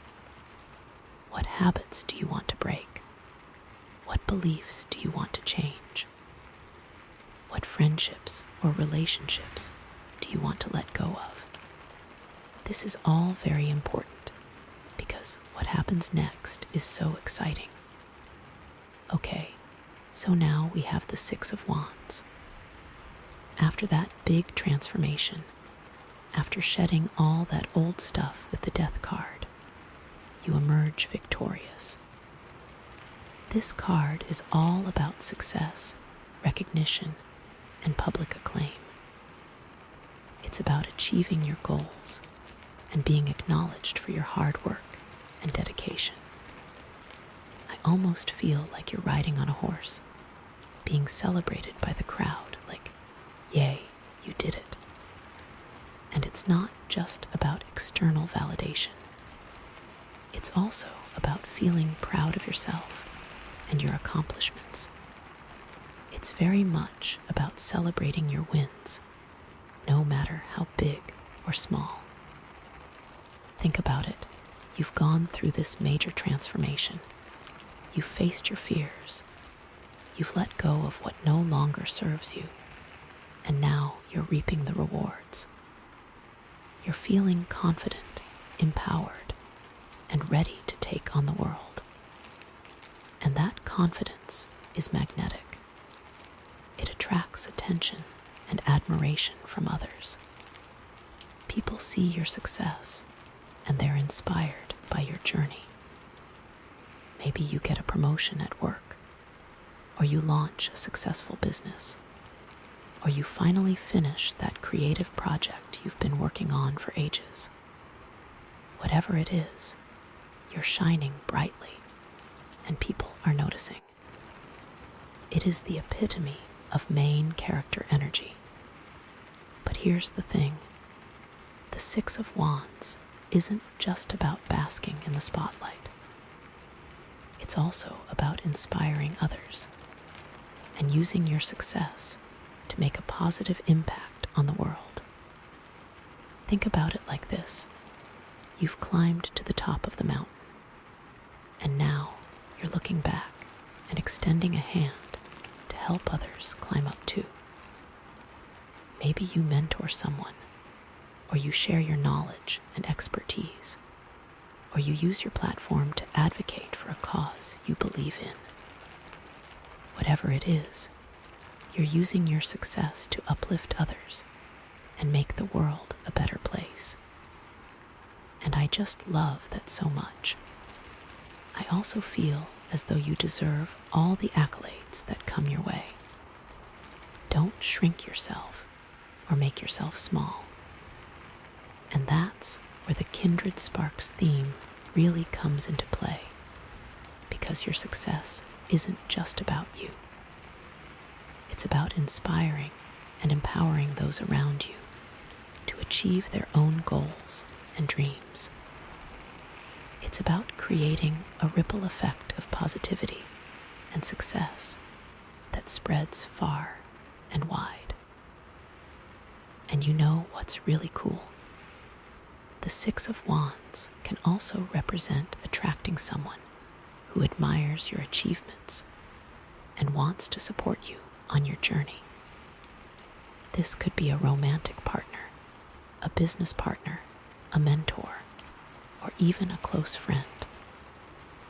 Whoever it is, they see your potential, they believe in your vision, and they're excited to help you reach even greater heights. They might see you as someone who is on the rise and want to attach themselves to you. But that isn't necessarily a bad thing. As long as you can help each other equally, it is a beneficial relationship for both parties involved. This is someone who is aligned with your values and shares your passion for making a difference in the world. They're not just interested in your success.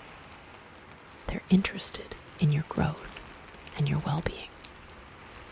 They're someone who will challenge you to be your best self, who will support you through the tough times, and who will celebrate your victories with you. Also, keep in mind that you deserve to be celebrated. We don't always take the time to sit back and realize how far we have come and how much we have accomplished. It is so easy to get caught up in the day-to-day and forget about all the wins we have had. So, it is very important to actively take the time to celebrate yourself. And the energy of the Carnelian is still there. fueling your fire and keeping you motivated to pursue your goals with passion and enthusiasm. It's like a constant reminder that you are capable of achieving anything you set your mind to, as long as you stay true to yourself and your values. It will also help you keep that fire lit inside of you to keep you on track. So, the Six of Wands is all about success, recognition, and inspiring others. It's about achieving your goals, feeling proud of yourself, and using your success to make a positive impact on the world. And it's a sign that you're attracting kindred spirits who admire your achievements and want to support you on your journey. I want you to think about what success looks like for you. What are your goals and dreams? What do you want to achieve in your life? And how can you use your success to inspire and empower others? It is also a good time to reevaluate your goals and make sure you are still aligned with them. This will also help you make sure you are still on the right path, because what's coming next is just like the ultimate manifestation of everything we've been talking about. I want you to really visualize what that success looks like in order for this next card to come into fruition.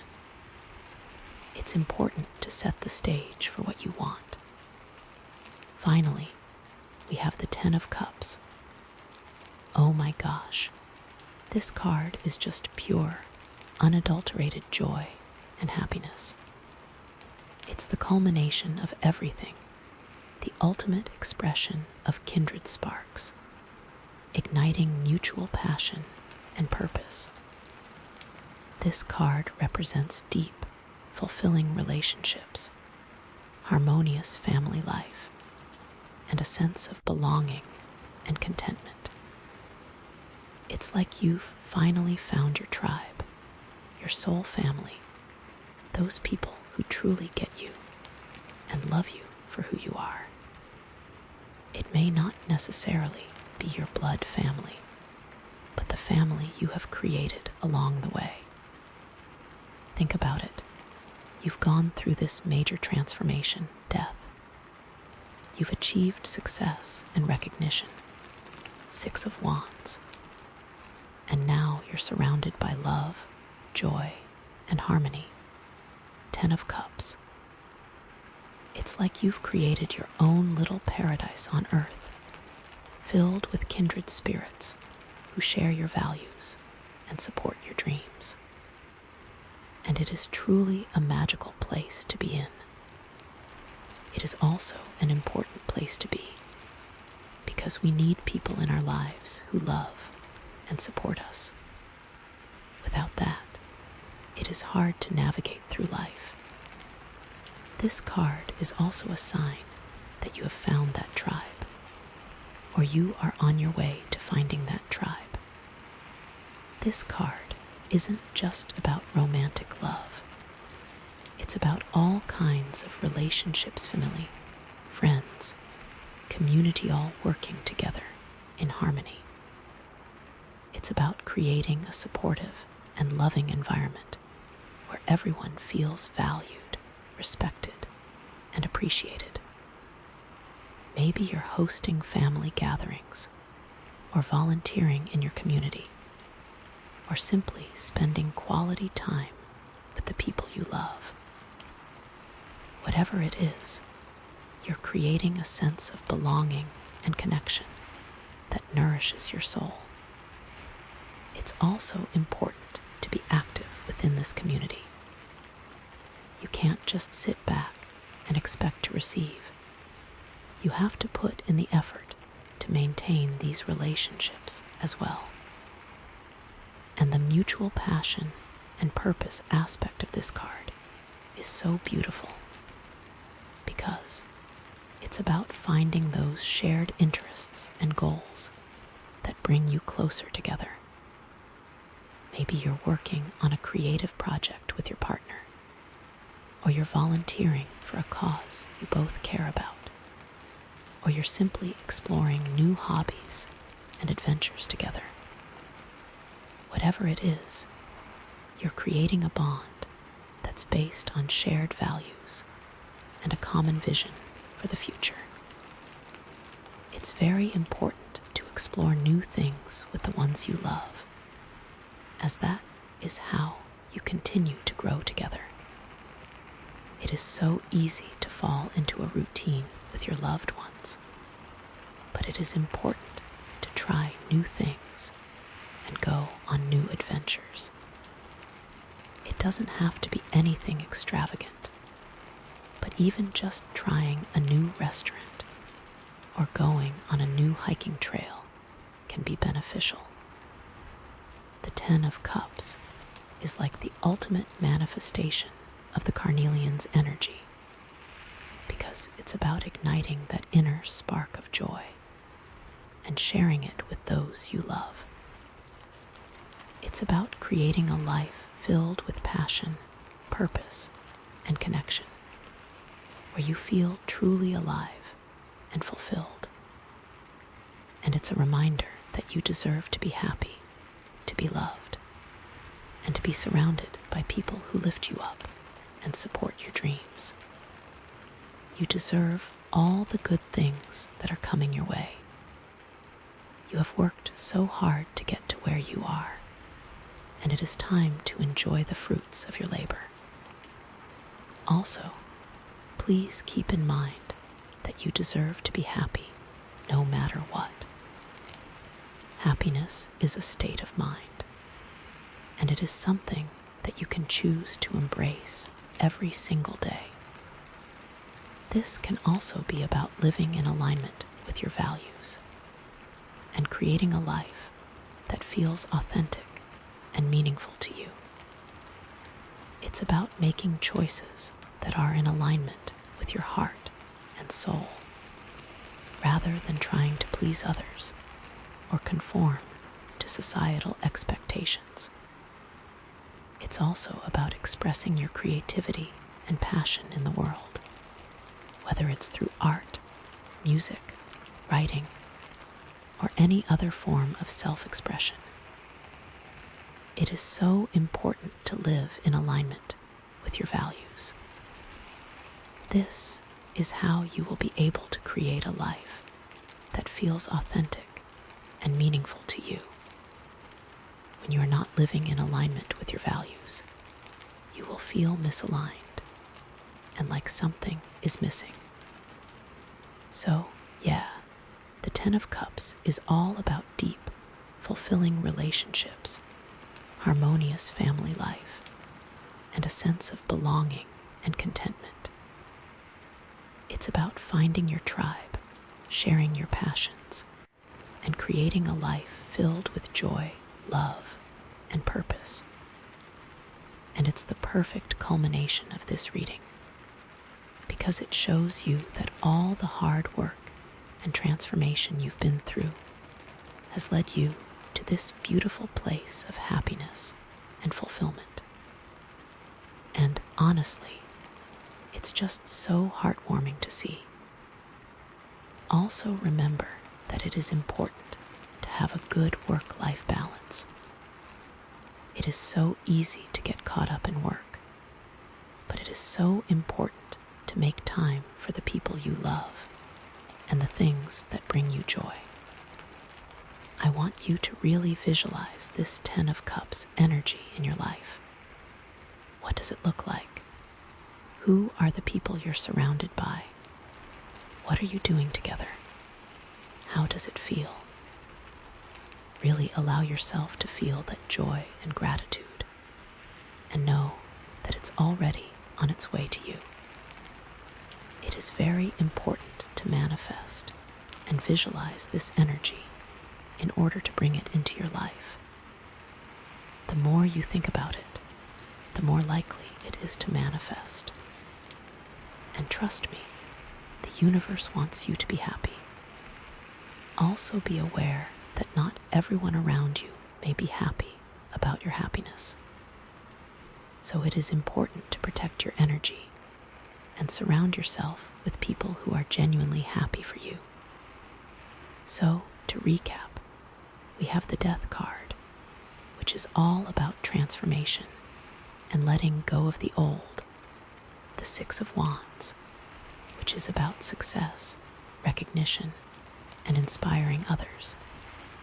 And the Ten of Cups, which is about deep, fulfilling relationships and a life filled with joy and purpose. And all of it is fueled by the awakening energy of the Carnelian, igniting those kindred sparks and leading you to a life of passion, connection, and fulfillment. What a beautiful journey, right? What a beautiful way to bring it all together. I think it's time we dove a little bit deeper into the specifics of these kindred spirits, because there's still so much more to uncover. Okay, so after all that joy and harmony of the Ten of Cups, like seriously, doesn't that just give you the warm fuzzies? But now, to make sure we can actually hold onto that amazing energy, we gotta talk about the Page of Swords. You know, sometimes, to really solidify those beautiful connections and that incredible success, you have to be willing to, speak your truth, even when it's a little bit scary. And that is what the Page of Swords is all about. So, the Page of Swords in general is like the messenger, the student, the one who's just starting to learn how to use their voice and their intellect. They are full of ideas, they're curious, they're eager to learn, but they can also be a little bit scattered, like they have so many thoughts running through their head that it can be hard to focus. Think of it like that super enthusiastic intern who's just bursting with ideas, but hasn't quite figured out how to, articulate them effectively. It's all about potential, but also a need for clarity and focus. It's about the first spark of an idea. It is very important to harness this energy. And swords, in general, are all about the mind, about communication, about truth, about cutting through illusions. So, this page is like a little truth seeker, always asking questions, always trying to figure things out. They're not afraid to challenge the status quo, to question authority, to, rock the boat a little bit. But because they're still a page, they're still learning, they can sometimes come across as a little bit blunt or even a little bit aggressive, because they haven't quite mastered the art of diplomacy yet. It is a very fine line to walk. This could be especially true if they are a fire sign such as Aries, Leo, or Sagittarius. They also have the tendency to be a bit gossipy, and they are constantly trying to figure things out. You might hear them saying things like, "Did you hear what happened over there?" Or constantly questioning things that don't really require questioning. It's all about them trying to find the truth, but sometimes they go about it in a way that isn't very helpful. Like, imagine a kid who just learned a new word and they're, using it all the time, even when it doesn't really fit, That's kind of the Page of Swords energy.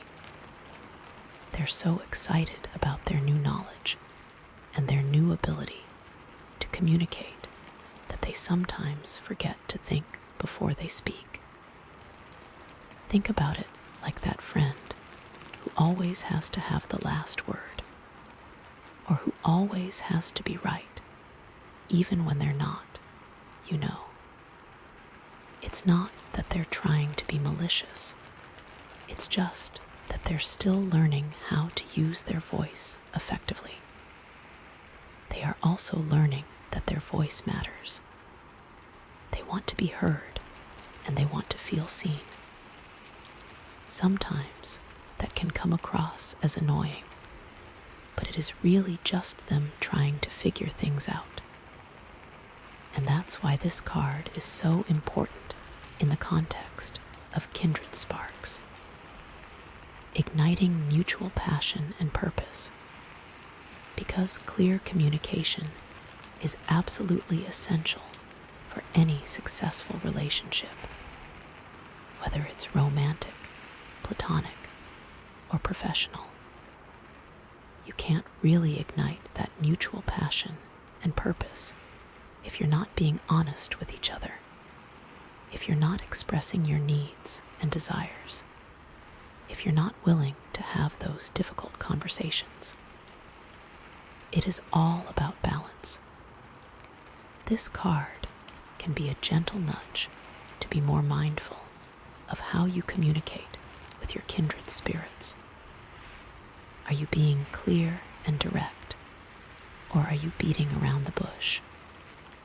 Are you listening actively to what they're saying, or are you just waiting for your turn to talk? Are you being honest about your feelings, or are you trying to suppress them to avoid conflict? It is also important to be honest with yourself. It could also indicate that there's some information that you're not fully aware of, some truth that's being hidden from you, either intentionally or unintentionally. Maybe there's a secret that's being kept, or maybe there's just a misunderstanding that needs to be cleared up. Whatever it is, the Page of Swords is urging you to seek out the truth, to ask questions, to dig a little bit deeper, but also to not get too caught up in other people's business. But here's the thing. The Page of Swords isn't just about external communication. It's also about internal communication. It's about being honest with yourself, about acknowledging your own thoughts and feelings, and about being willing to challenge your own beliefs. Are you being truthful with yourself about what you really want in your relationships? Are you being honest about your own strengths and weaknesses? Are you being willing to let go of old patterns and beliefs that are no longer serving you? These are very important questions to ask yourself. It is so easy to fall into a routine and not even realize that you are not being true to yourself anymore. It is important to constantly check in with yourself and make sure that you are still on the right path. And that ties back to the death card we talked about earlier, because sometimes the truth can be painful, you know. It can require us to let go of things that we're comfortable with, to confront our own shadow selves, and to make some difficult choices. But ultimately, that honesty is what sets us free, what allows us to create those deep, fulfilling relationships that we're craving. It's a constant cycle of death and rebirth. It's like, imagine you've been telling yourself this story about your relationship, like, oh, everything's fine, we're so happy, but deep down, you know that something's not quite right. The Page of Swords is like that little voice inside your head that's saying, hey, maybe you should take a closer look at this. Maybe you're not being totally honest with yourself. You know, the one that you try to ignore, but that just keeps nagging at you. Or maybe it's about a situation at work where you've been avoiding a difficult conversation with a colleague because you're afraid of conflict. The Page of Swords is like that email you've been putting off writing, the one that you know you need to send, but you're just dreading it. It is best to just rip the Band-Aid off and get it over with. You will feel so much better afterwards. So this card is showing up to say, don't be afraid to speak your truth, even when it's uncomfortable. Don't be afraid to ask questions, even when you're not sure you want to know the answer. And don't be afraid to challenge your own beliefs, even when it's scary.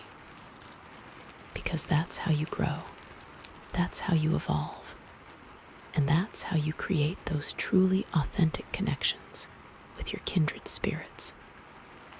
It is all about growth and evolution.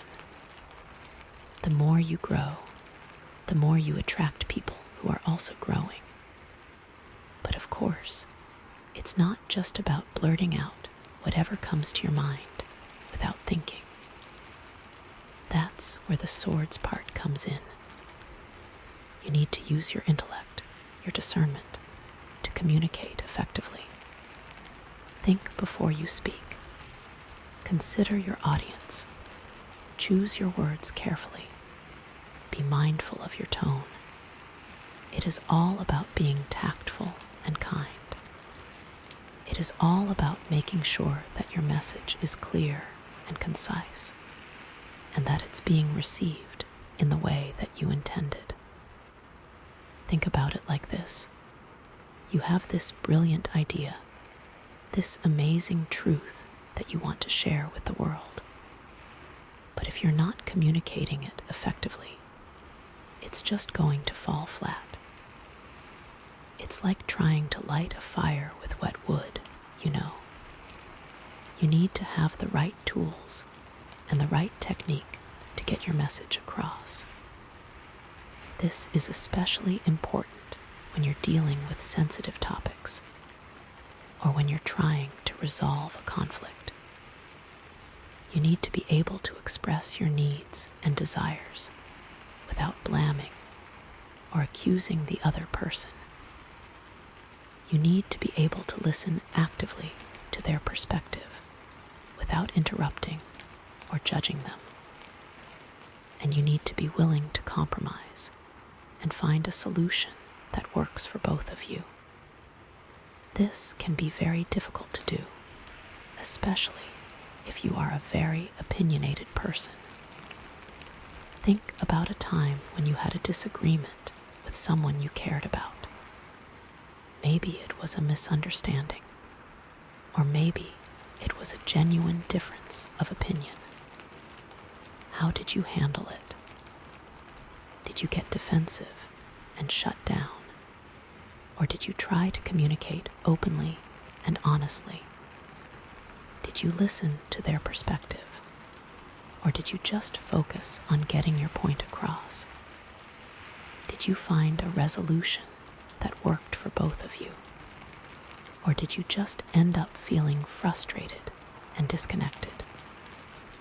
The Page of Swords is inviting you to learn from those experiences, to identify any patterns of communication that aren't working for you, and to develop new strategies for expressing yourself more effectively. It is all about learning and growing. There is always room for improvement. The more you practice, the better you will become. It's also about being willing to receive feedback from others. Sometimes we're not aware of how we're coming across to other people. We might think we're being clear and direct, but they might be perceiving us as being aggressive or insensitive. So, it's important to be open to hearing what other people have to say and to be willing to adjust your communication style accordingly. This can be hard to do, especially if you are a very independent person. It's like having a mirror held up to your communication style. It can be uncomfortable to see your flaws, but it's also an opportunity to improve and become a more effective communicator. It is always good to ask for feedback from people you trust. They will be able to give you an honest perspective. And that's where the Carnelian energy comes back in, because that fiery passion and enthusiasm can sometimes lead to impulsive communication. You might be so excited about an idea that you just blurt it out without thinking. Or you might get so caught up in a debate that you forget to be respectful of the other person's feelings. The Carnelian is reminding you to temper that fire with intellect and discernment, to use your passion to fuel your communication, but not to let it control you. It is about finding a balance between passion and intellect. You need both to be successful. It's like having a race car engine in your communication style. It's powerful and fast, but you need to have a good steering wheel and brakes to control it. Otherwise, you're just going to crash and burn. You need to be able to control your emotions. So, with all of that being said, how does this impact your kindred spirits? How does this impact your relationships? What truths are trying to emerge? Well, first off, this card could be highlighting a need for more open and honest communication within your relationships. Maybe there's something that you've been wanting to say, but you've been afraid to. Or maybe there's a misunderstanding that needs to be cleared up. The Page of Swords is encouraging you to have those conversations, to express your needs and desires, and to listen actively to what your kindred spirits have to say. It's about creating a safe space where you can both be honest and vulnerable without fear of judgment or rejection. It is so important to create a safe space within your relationships. This is how you build trust and intimacy. Maybe you've been feeling like you're not being heard or understood in your relationships. Maybe you're constantly having the same arguments over and over again without ever really resolving anything. The Page of Swords is inviting you to take a step back and examine your communication patterns. Are you really listening to each other, or are you just waiting for your turn to talk? Are you expressing your needs clearly and respectfully, or are you resorting to blame and criticism? Are you willing to compromise and find solutions that work for both of you? It is also important to be willing to forgive. Holding onto resentment will only hurt you in the long run. It could also be that there's a new idea or a new perspective that's trying to emerge within your relationships. Maybe you're both starting to see things in a different light. Or maybe you're both feeling drawn to explore new possibilities together. The Page of Swords is encouraging you to be open to those new ideas, to embrace change, and to be willing to step outside of your comfort zone. It is all about growth and evolution. The more you grow together, the stronger your relationship will become. Think about a couple who's been together for a long time. They've gotten into a comfortable routine, but they're starting to feel a little bit stagnant. The Page of Swords is like that spark of inspiration that encourages them to try something new, to go on an adventure, to rediscover their passion for each other. It's about keeping the relationship fresh and exciting. It is important to keep the spark alive in your relationships. This is how you keep the passion burning. Or maybe it's about a group of friends who have been supporting each other through thick and thin.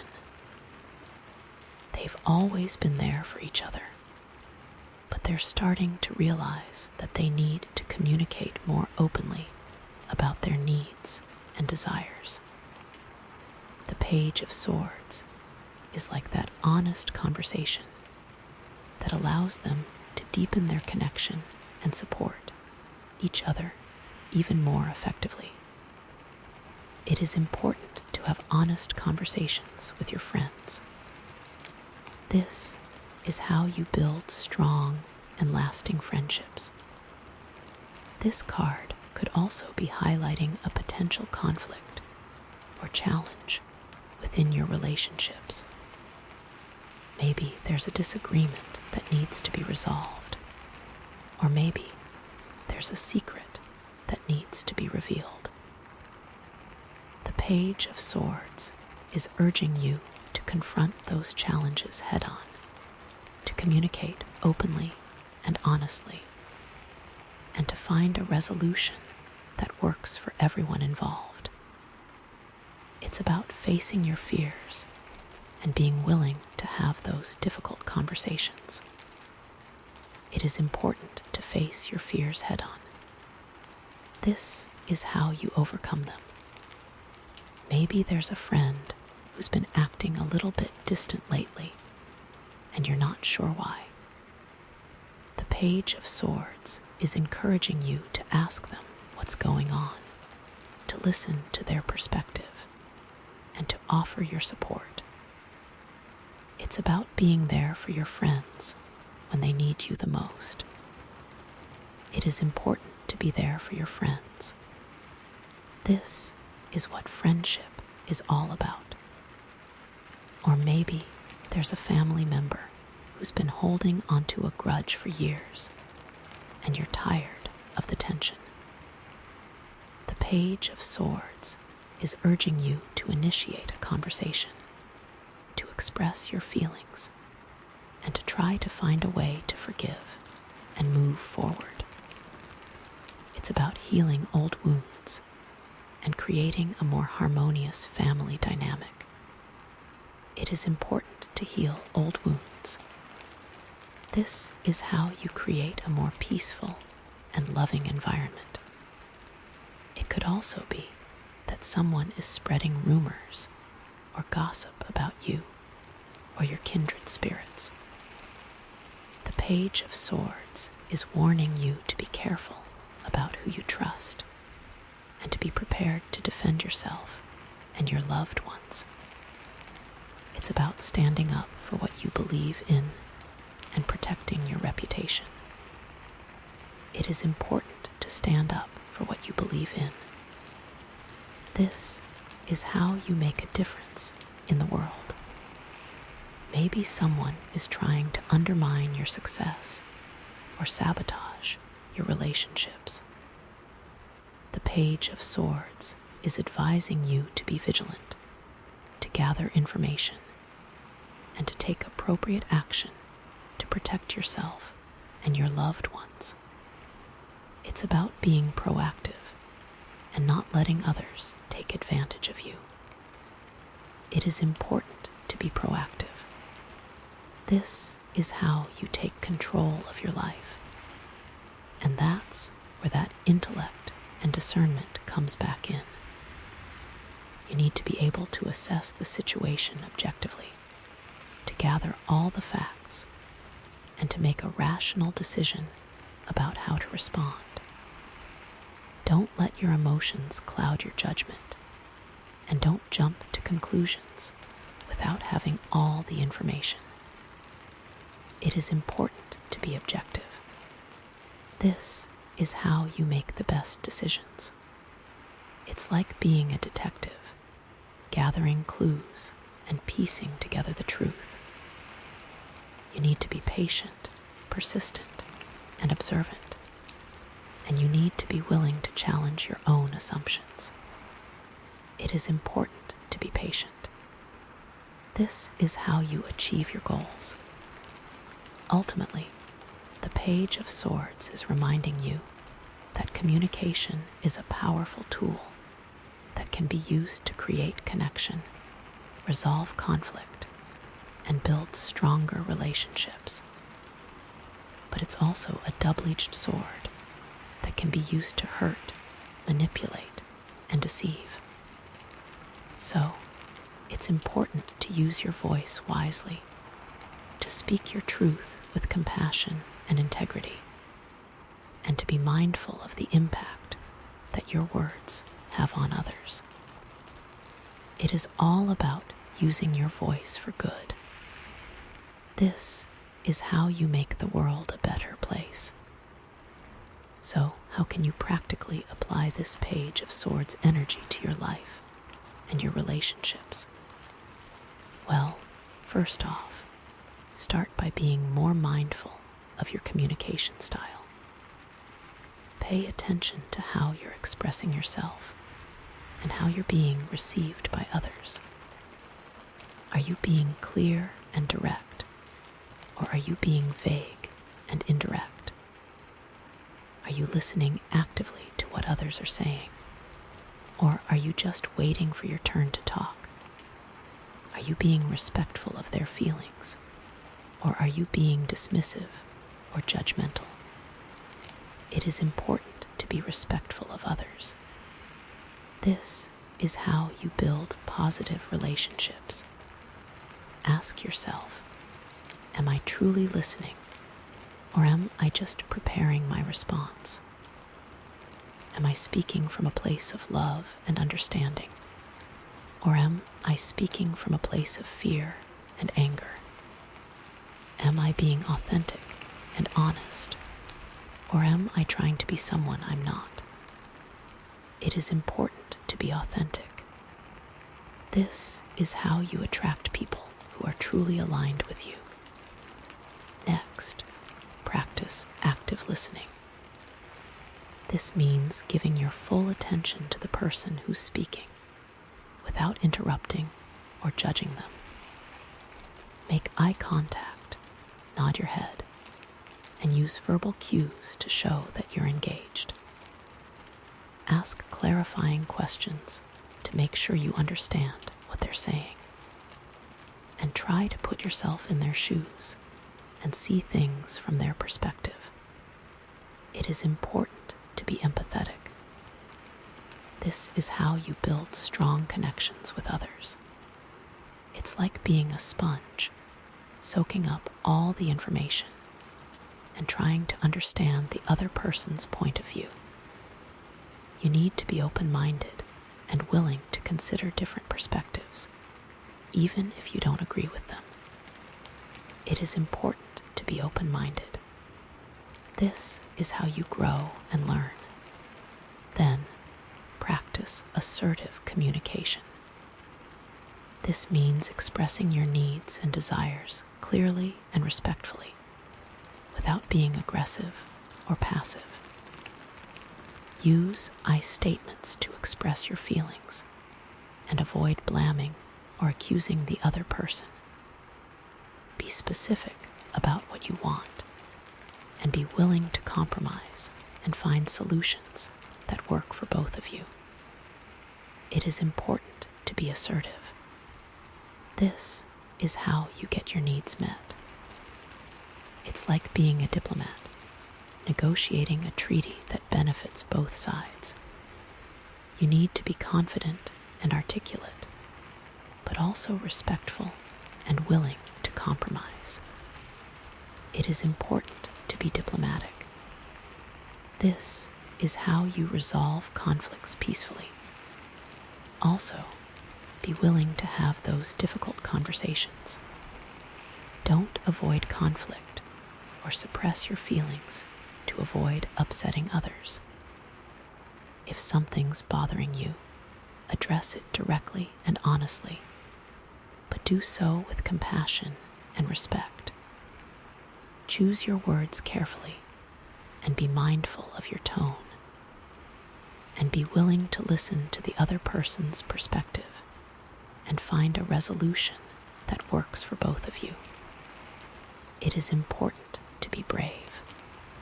This is how you overcome your fears.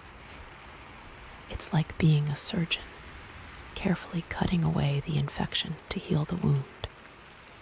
You need to be precise and deliberate, but also gentle and compassionate. It is important to be gentle. This is how you heal yourself and others. And finally, be open to feedback from others. Ask your kindred spirits how you're communicating, and be willing to listen to their suggestions for improvement. Don't get defensive or take it personally. Instead, see it as an opportunity to grow and become a more effective communicator. It is important to be humble. This is how you continue to learn and grow. It's like being a student, learning from your teachers and peers. You need to be open-minded and willing to receive criticism, but also confident in your own abilities. It is important to be confident. This is how you achieve your goals. So, in summary, the Page of Swords is all about communication, truth, and intellect. It's about using your voice wisely, speaking your truth with compassion and integrity, and being mindful of the impact that your words have on others. It's about being a truth seeker, always asking questions, always trying to figure things out, but also being willing to challenge your own beliefs and assumptions. And it's about using your intellect and discernment to communicate effectively, to resolve conflicts peacefully, and to build stronger relationships with your kindred spirits. All of this will allow you to maintain the happiness and fulfillment of that 10 of Cups. And remember that Carnelian energy, that fire and passion that's fueling your journey. Use it to ignite your communication, to express your needs and desires with confidence and enthusiasm, and to inspire others to do the same. But also, remember to temper that fire with intellect and discernment, to use your passion wisely, and to be mindful of the impact that your words have on others. Okay, so what's coming next? What other pieces of the puzzle are we going to uncover? I am so excited to find out. What is the universe going to tell us next? It is going to be so good. I can feel it. Get ready. Okay, so after all of that about speaking your truth, and like cutting through the BS, we have the 2 of Pentacles. So, after all of that emotional stuff, and that need to be really honest, we're diving right into the nitty-gritty of daily life. This card, it's all about balance, juggling, and keeping all the balls in the air, So the 2 of Pentacles, it's like, imagine someone who is spinning plates, right? They have got one plate spinning over here. They have got another plate spinning over there. And they are running back and forth, trying to keep them all going. That is the energy of the 2 of Pentacles. It is about managing multiple priorities. It is about being flexible and adaptable. And it is about finding a rhythm that works for you. This can be exhausting energy, though, so it is important to make sure you are not burning yourself out. It is all about the balancing act of life. It's like that feeling when you have got a million things to do, a million emails to answer, a million errands to run, and you are just trying to keep everything from falling apart. That is what the Two of Pentacles feels like. You know, like that constant feeling of being pulled in a million different directions. But it is also about finding joy in the midst of that chaos, about finding a way to make it all work, about finding a way to stay grounded and centered, even when things are feeling really hectic. Like, even though that sounds really stressful, and it can be, there is also a sense of excitement and adventure to it.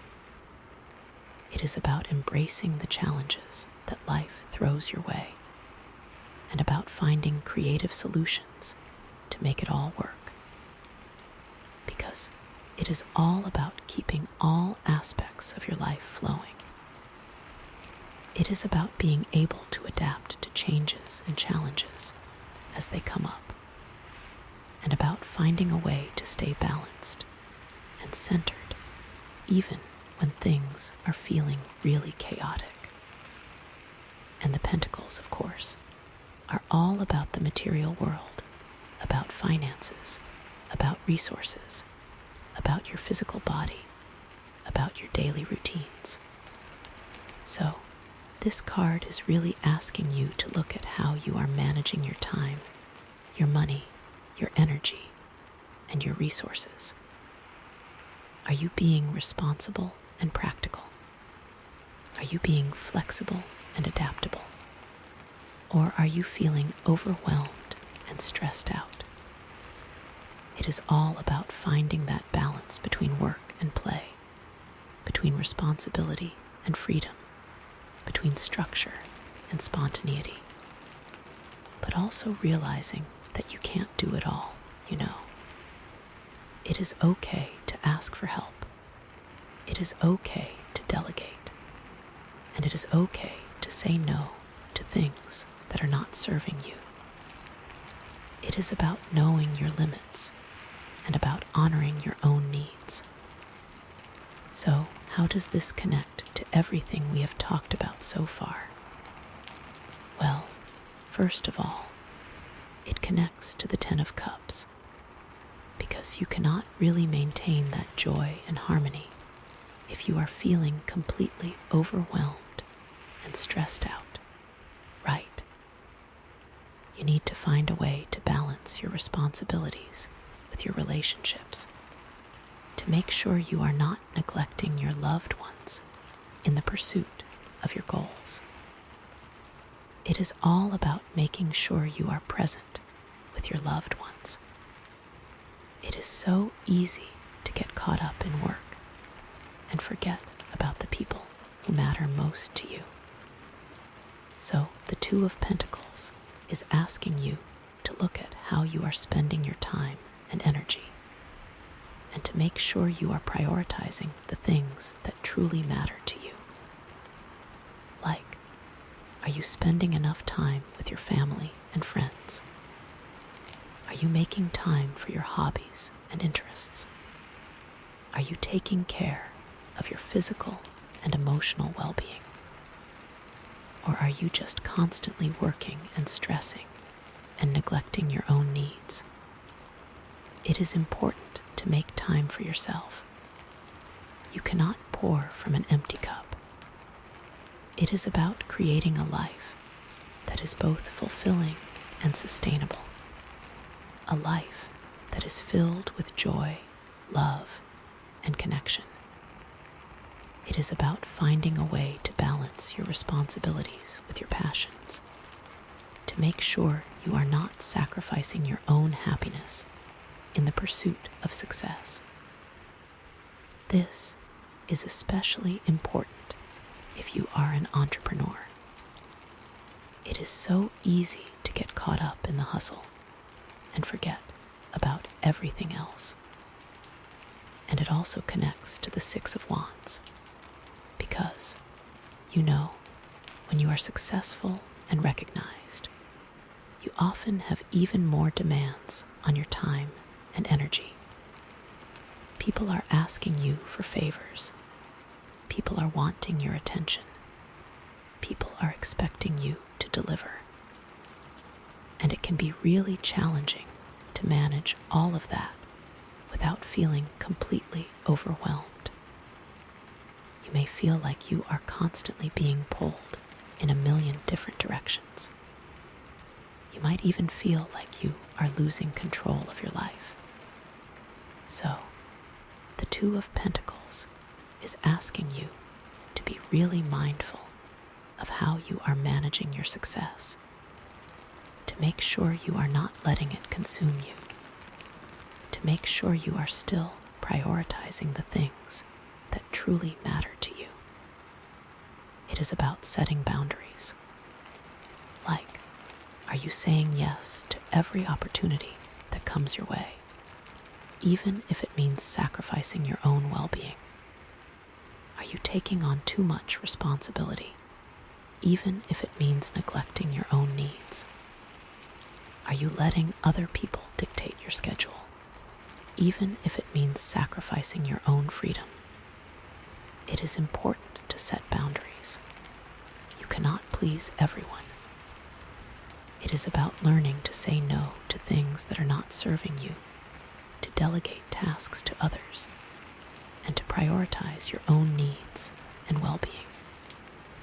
It is about creating a sustainable pace for yourself, a pace that allows you to thrive without burning out. It is like that saying, if you want something done, give it to a busy person. But that's not always the best approach, right? Because busy people are often already juggling a million things, and adding one more thing to their plate can just push them over the edge. So, the Two of Pentacles is asking you to be really discerning about where you are putting your energy, to make sure you are not overextending yourself, and to make sure you are still making time for the things that truly matter to you. Also, to make sure that you are getting paid appropriately for the things that you are doing. Because success is not just about achieving your goals, it is also about maintaining your balance and well-being along the way. It is about creating a life that is both successful and sustainable, a life that is filled with joy, purpose, and connection. And it totally ties into that Page of Swords energy, because to keep all of those plates spinning, you need to be clear, honest, and strategic in your communication. Are you clearly communicating your needs and boundaries to others so they respect your time and energy? Are you being honest with yourself about what you can realistically handle? Or are you overpromising and underdelivering? Are you being strategic about how you allocate your resources so you can maximize your impact and minimize your stress? These are all very important things to consider. Like, imagine you have committed to helping a friend with a project, but you are already feeling overwhelmed with your own responsibilities. The Page of Swords is urging you to be honest with your friend and to communicate your limitations. You might say something like, "Hey, I would love to help you with this project, but I am already feeling really stretched thin. I can offer you a few hours of my time, but I won't be able to dedicate myself fully to it. Would that still be helpful?" It is important to be honest with yourself and others. You cannot do everything. It is about setting realistic expectations and about communicating your needs clearly and respectfully. Or maybe you are working on a team project and you are feeling like you are carrying all the weight. The Page of Swords is urging you to speak up and to communicate your concerns to your teammates. You might say something like, "Hey, I am feeling like I am doing a disproportionate amount of work on this project. I would really appreciate it if we could redistribute the tasks more evenly. You are all on the same team, so you should all be contributing equally." And so, practically speaking, what does this Two of Pentacles energy look like in your daily life? Well, it can show up in a lot of different ways. It might be about managing your finances, balancing your income and expenses, paying your bills on time, and saving for the future. It's about being responsible with your money and making smart choices about how you spend it. It is very easy to get caught up in the moment and spend money on things that you don't really need. You might be trying to decide whether to invest in a new business venture, or whether to take on a new client, or whether to buy a new car. It might be about managing your time, creating a schedule that works for you, prioritizing your tasks, and avoiding procrastination. It's about being efficient with your time and making the most of every day. You might be trying to balance your work life with your personal life, or you might be trying to juggle multiple projects at once. It is important to find a balance that works for you. You cannot do everything at once. It might be about managing your energy, taking care of your physical and emotional well-being, eating healthy, exercising regularly, and getting enough sleep. It's about being mindful of your body and giving it what it needs to thrive. You might be trying to cope with stress, or you might be trying to overcome a health challenge. It is important to take care of yourself. You cannot pour from an empty cup. It might be about managing your resources, making the most of what you have, recycling, reusing, and reducing waste. It's about being resourceful and sustainable, and about taking care of the planet. You might be trying to conserve water, or you might be trying to reduce your carbon footprint. It is important to be mindful of the environment. You are a part of something bigger than yourself. It is important to take care of the planet. It might be about managing your relationships, communicating effectively with your loved ones, setting boundaries, and resolving conflicts peacefully. It's about being a good friend, a loving partner, and a supportive family member.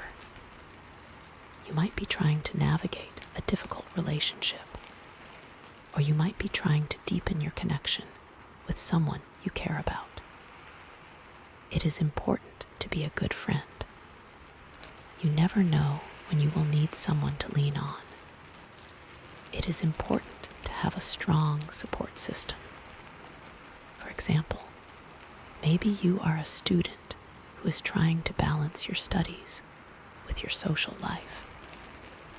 The Two of Pentacles is asking you to create a schedule that allows you to dedicate enough time to your coursework, while also making time for your friends and hobbies.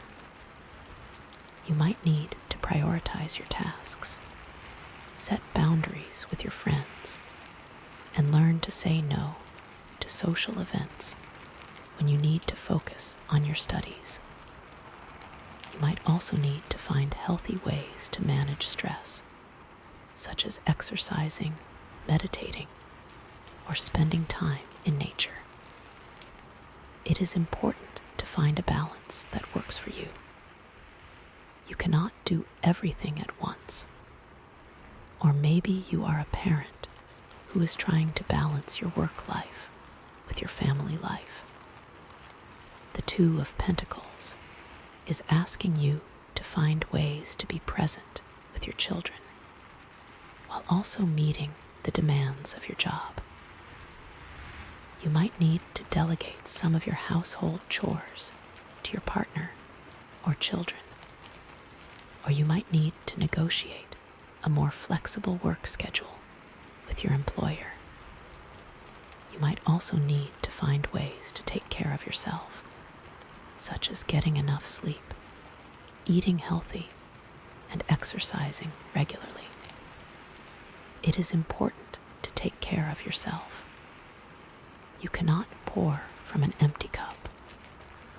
Or maybe you are an artist who is trying to balance your creative pursuits with your financial responsibilities. The Two of Pentacles is asking you to find ways to monetize your art while also staying true to your creative vision. You might need to sell your art online, or you might need to teach art classes, or you might need to find a part-time job to supplement your income. You might also need to set boundaries with your clients and customers and learn to say no to projects that are not aligned with your values. It is important to stay true to yourself. You cannot compromise your values. And in terms of relationships, this card calls for adaptability and compromise. Life throws curveballs, and to maintain harmony, remember the Ten of Cups. You have to be willing to adjust your plans and expectations. This can be especially true in romantic partnerships, where both individuals are juggling their own priorities and responsibilities. Are you willing to be flexible and understanding when your partner is going through a challenging time? Are you able to communicate your own needs and limitations without blaming or criticizing? These are key questions to ask. Like, imagine your partner gets a new job that requires them to travel frequently. The Two of Pentacles is asking you to be adaptable and supportive, to find ways to maintain your connection despite the distance. You might need to schedule regular video calls, or you might need to plan weekend getaways together. It is important to be supportive of your partner's dreams. You are a team, and you should be supporting each other. Or maybe your friend is going through a difficult breakup and needs your support.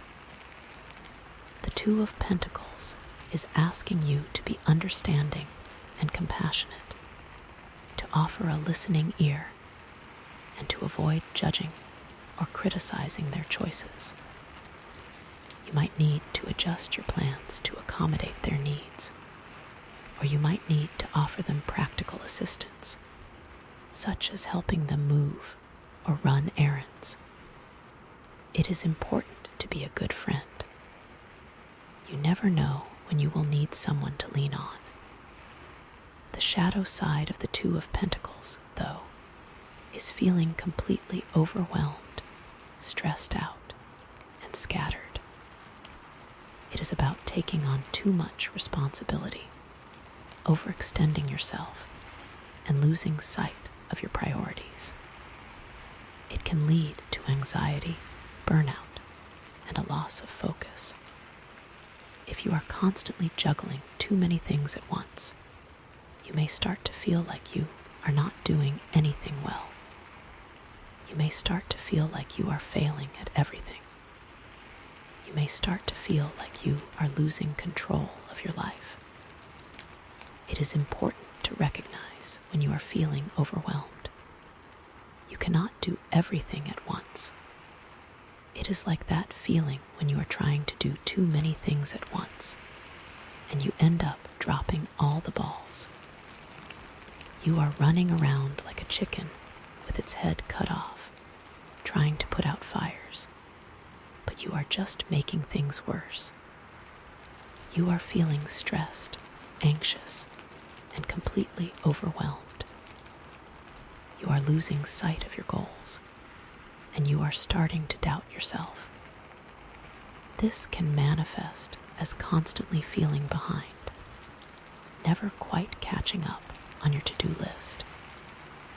It's the sense that you're always reacting to crises instead of proactively managing your time and energy.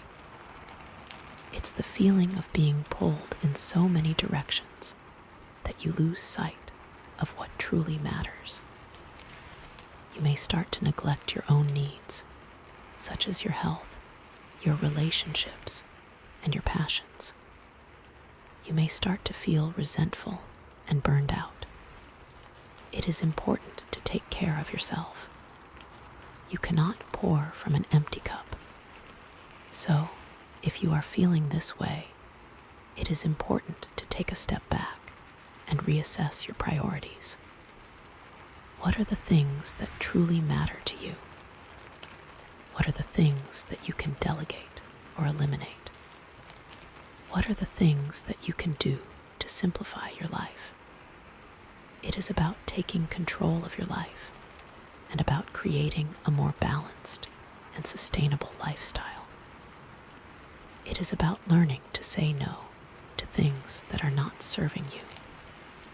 It is about prioritizing your own needs and well-being. It is about creating a life that is both fulfilling and sustainable. A life that is filled with joy, purpose, and connection. You know, I think the key here, and this ties back to that Carnelian energy, that awakening, is about staying present. It's so easy to get caught up in the whirlwind of daily life and to just go through the motions on autopilot. But the Carnelian is reminding you to be mindful of your choices, to be intentional about how you spend your time and energy, and to be aware of the impact that your actions have on your well-being and your relationships. It is about being present in the moment and about savoring the simple things in life. It is about appreciating the beauty that surrounds you and about finding joy in the everyday. It is about finding that fire within and really using it to fuel your focus, so you are making conscious decisions about what truly deserves your energy. Don't let that fire burn you out. Don't spread yourself too thin. Instead, use it to illuminate your path and guide you towards the most fulfilling and meaningful experiences. It is about using your energy wisely and about making the most of every opportunity. So, with all of that being said, what's coming next? What other secrets are we going to uncover about these kindred spirits and how to live your best life? This has been so insightful, and I can feel that we are getting closer to a really powerful understanding. I am just so excited to see what the universe has in store for us. Are you ready? Because I am. Okay, so after all that focus on balance and communication, and just like keeping it all together, the universe wants to give you a little nudge, a little course correction. And for that, we have the Four of Swords. This card is going to represent how to ensure you don't block any of these blessings from coming your way. So for that, we have the Four of Swords. Listen, I gotta be honest, buddy. The Four of Swords is not the most exciting card, but it is important, okay? Sometimes, the best way to make sure blessings come your way is to just, chill out, you know. So, with the Four of Swords here, the biggest way that you could block these blessings is if you don't allow yourself to rest, if you don't allow yourself to pause, if you don't allow yourself to just take a freaking break, okay? It is so important to take breaks.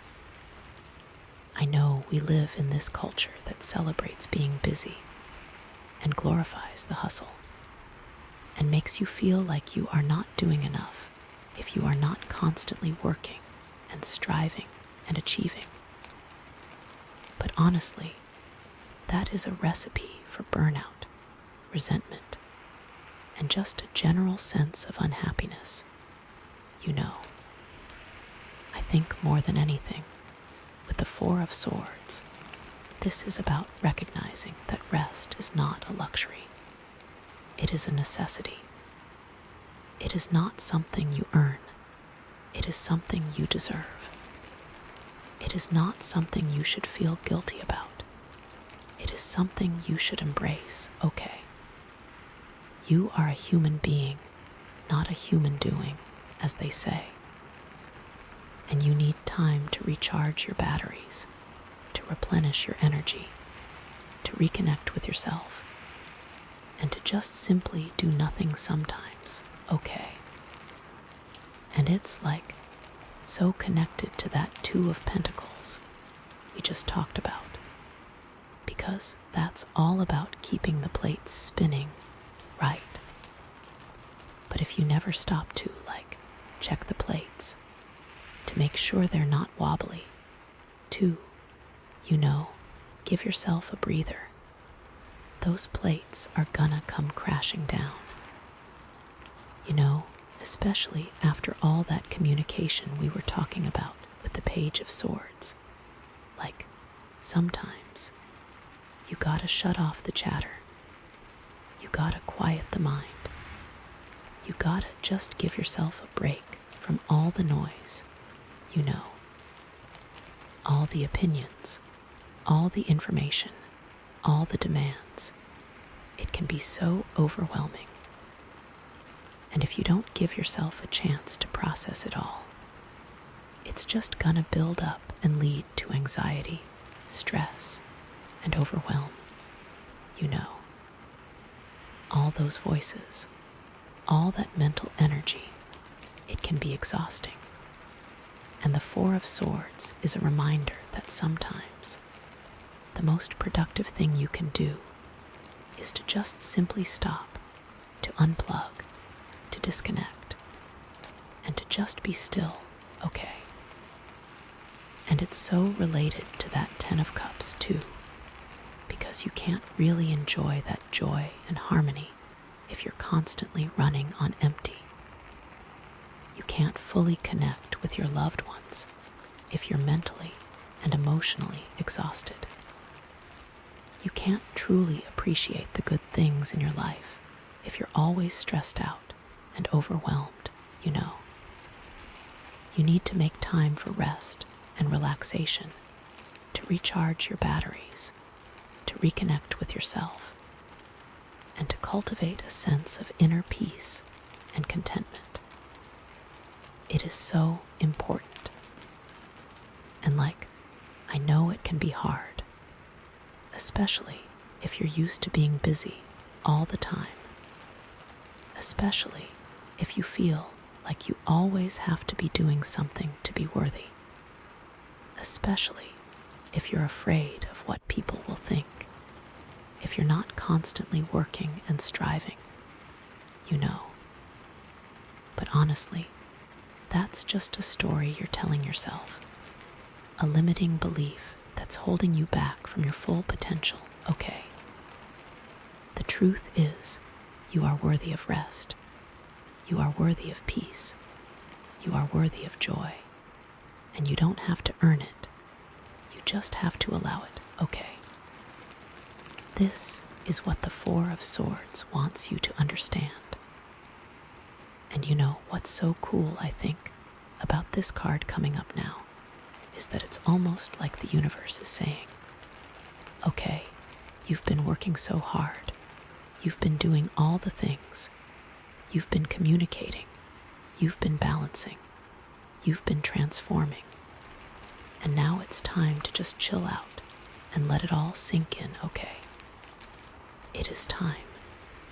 It is your time. Let the information settle.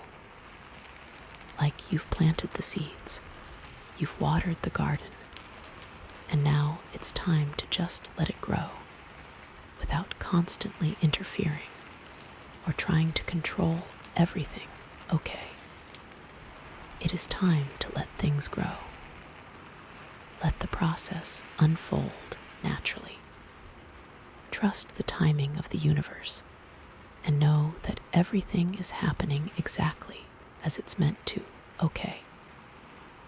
And like this card can also be a sign that you need to take a break from a particular situation or relationship that's been draining you, you know. Maybe there's someone in your life who's constantly demanding your attention. Or maybe there's a project that's been sucking the life out of you. Or maybe there's a situation that's been causing you a lot of stress and anxiety. The Four of Swords is encouraging you to create some distance from that situation, to take a step back, to set some boundaries, and to just give yourself some space to breathe and recharge, okay? It is so important to set boundaries. You cannot please everyone. And it's so important that this came after the Page of Swords because, you know, sometimes speaking your truth means saying, I need a break. I need some space. I need to prioritize my own well-being. And that's okay. It doesn't make you selfish. It makes you smart.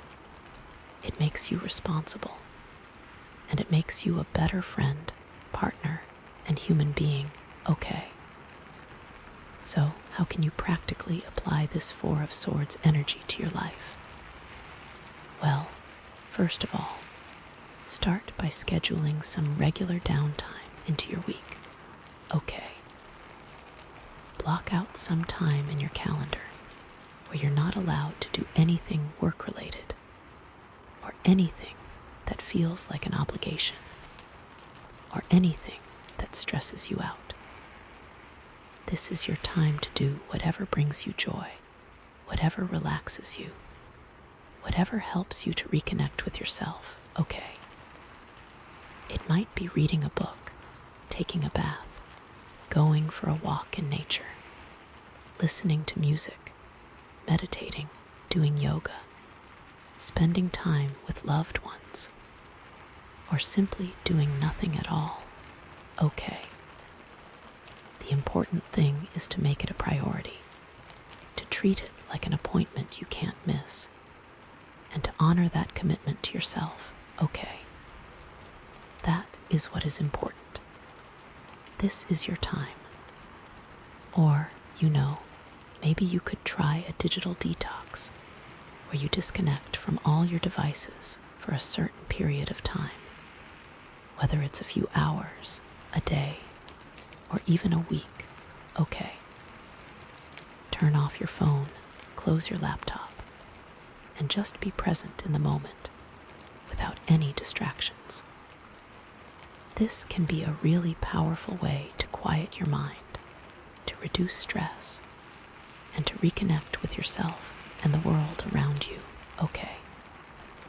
It's like giving your brain a vacation, a chance to unplug from the constant stimulation and just simply be okay.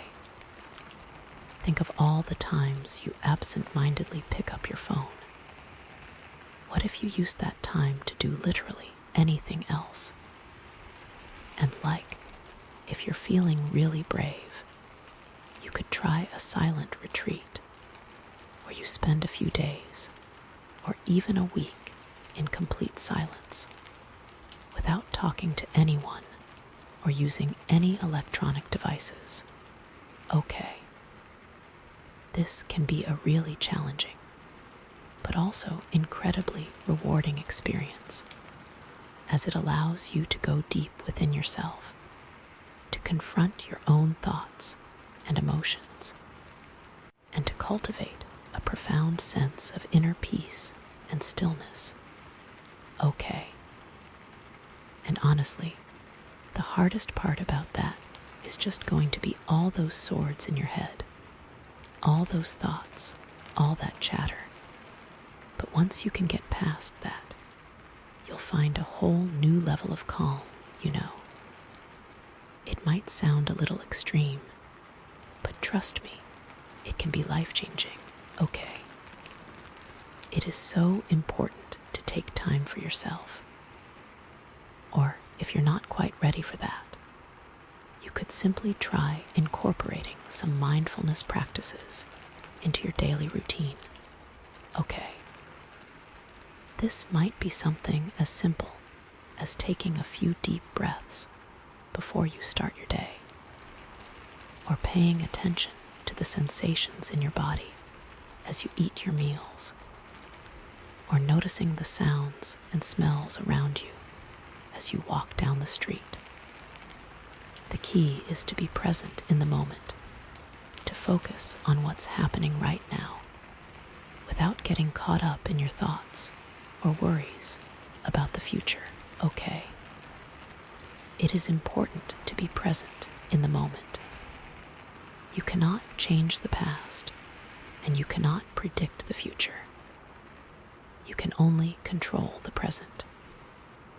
And you know, the more you practice mindfulness, the easier it will become to quiet your mind, to reduce stress, and to cultivate a sense of inner peace and contentment, no matter what's going on around you, okay? Think about when you're driving or washing dishes or any other rote task you do every day. What if you focused all your energy on just that? I think you might be surprised by what you find, you know. And if you're feeling really stressed out or overwhelmed, you could try taking a mental health day where you call in sick to work or take a day off from your responsibilities and just do whatever you need to do to recharge your batteries. Okay. This might be sleeping in, watching movies, getting a massage, spending time in nature, or simply doing nothing at all, okay? The important thing is to give yourself permission to take a break, to let go of your obligations, and to prioritize your own well-being, okay? Sometimes you need to just unplug and disconnect from the world.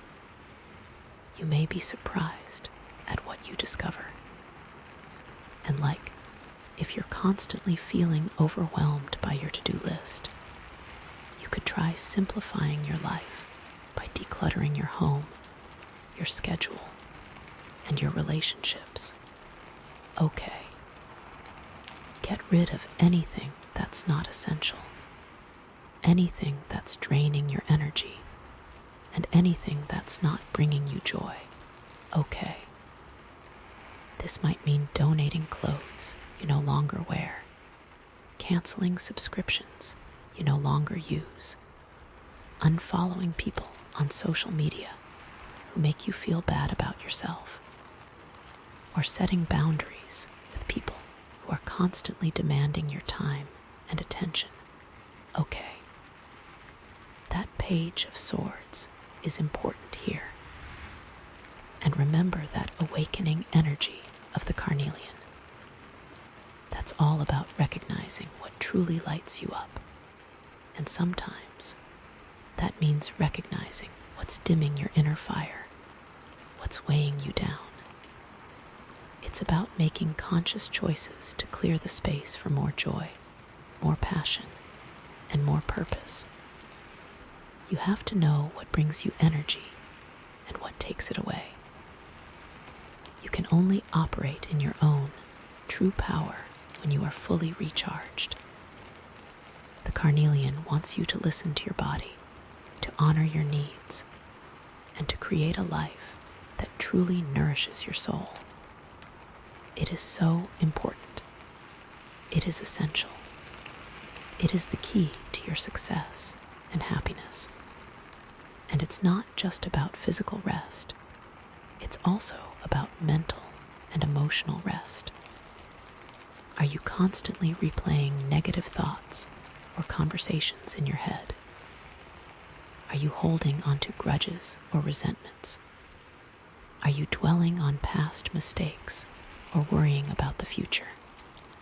The Four of Swords is encouraging you to let go of those mental burdens, to forgive yourself and others, and to focus on the present moment. Okay. The past is the past. You cannot change it. The future is uncertain. You cannot predict it. All you can control is the present. It's about cultivating a sense of inner peace and acceptance. No matter what's going on around you, okay. And if you're struggling to let go of those negative thoughts and emotions, you could try practicing some self-compassion. Okay. Treat yourself with the same kindness and understanding that you would offer to a friend who is going through a difficult time. Acknowledge your pain, validate your feelings, and remind yourself that you're not alone, that everyone makes mistakes, and that you're doing the best you can. Okay. You are doing the best you can. And it's so related to that death card from earlier, because sometimes you gotta let those old thought patterns die. You gotta release those limiting beliefs. You gotta make space for new, healthier ways of thinking and feeling, So, how might this Four of Swords energy show up specifically in your relationships with your kindred spirits? Well, maybe you've been so focused on achieving your goals and balancing your responsibilities that you've been neglecting your loved ones, Maybe you haven't been present with them when you're together. Or maybe you haven't been making time for them at all. The Four of Swords is a gentle reminder to slow down, to reconnect with your kindred spirits, and to give them the attention and affection they deserve. Okay. Make time for the people you love. They are the most important thing in your life. It's about being fully present when you're with them, listening to them without interrupting, and showing them that you care. Okay. Or maybe you've been arguing a lot lately with your partner, or your friend, or your family member, and you're both feeling stressed out and exhausted,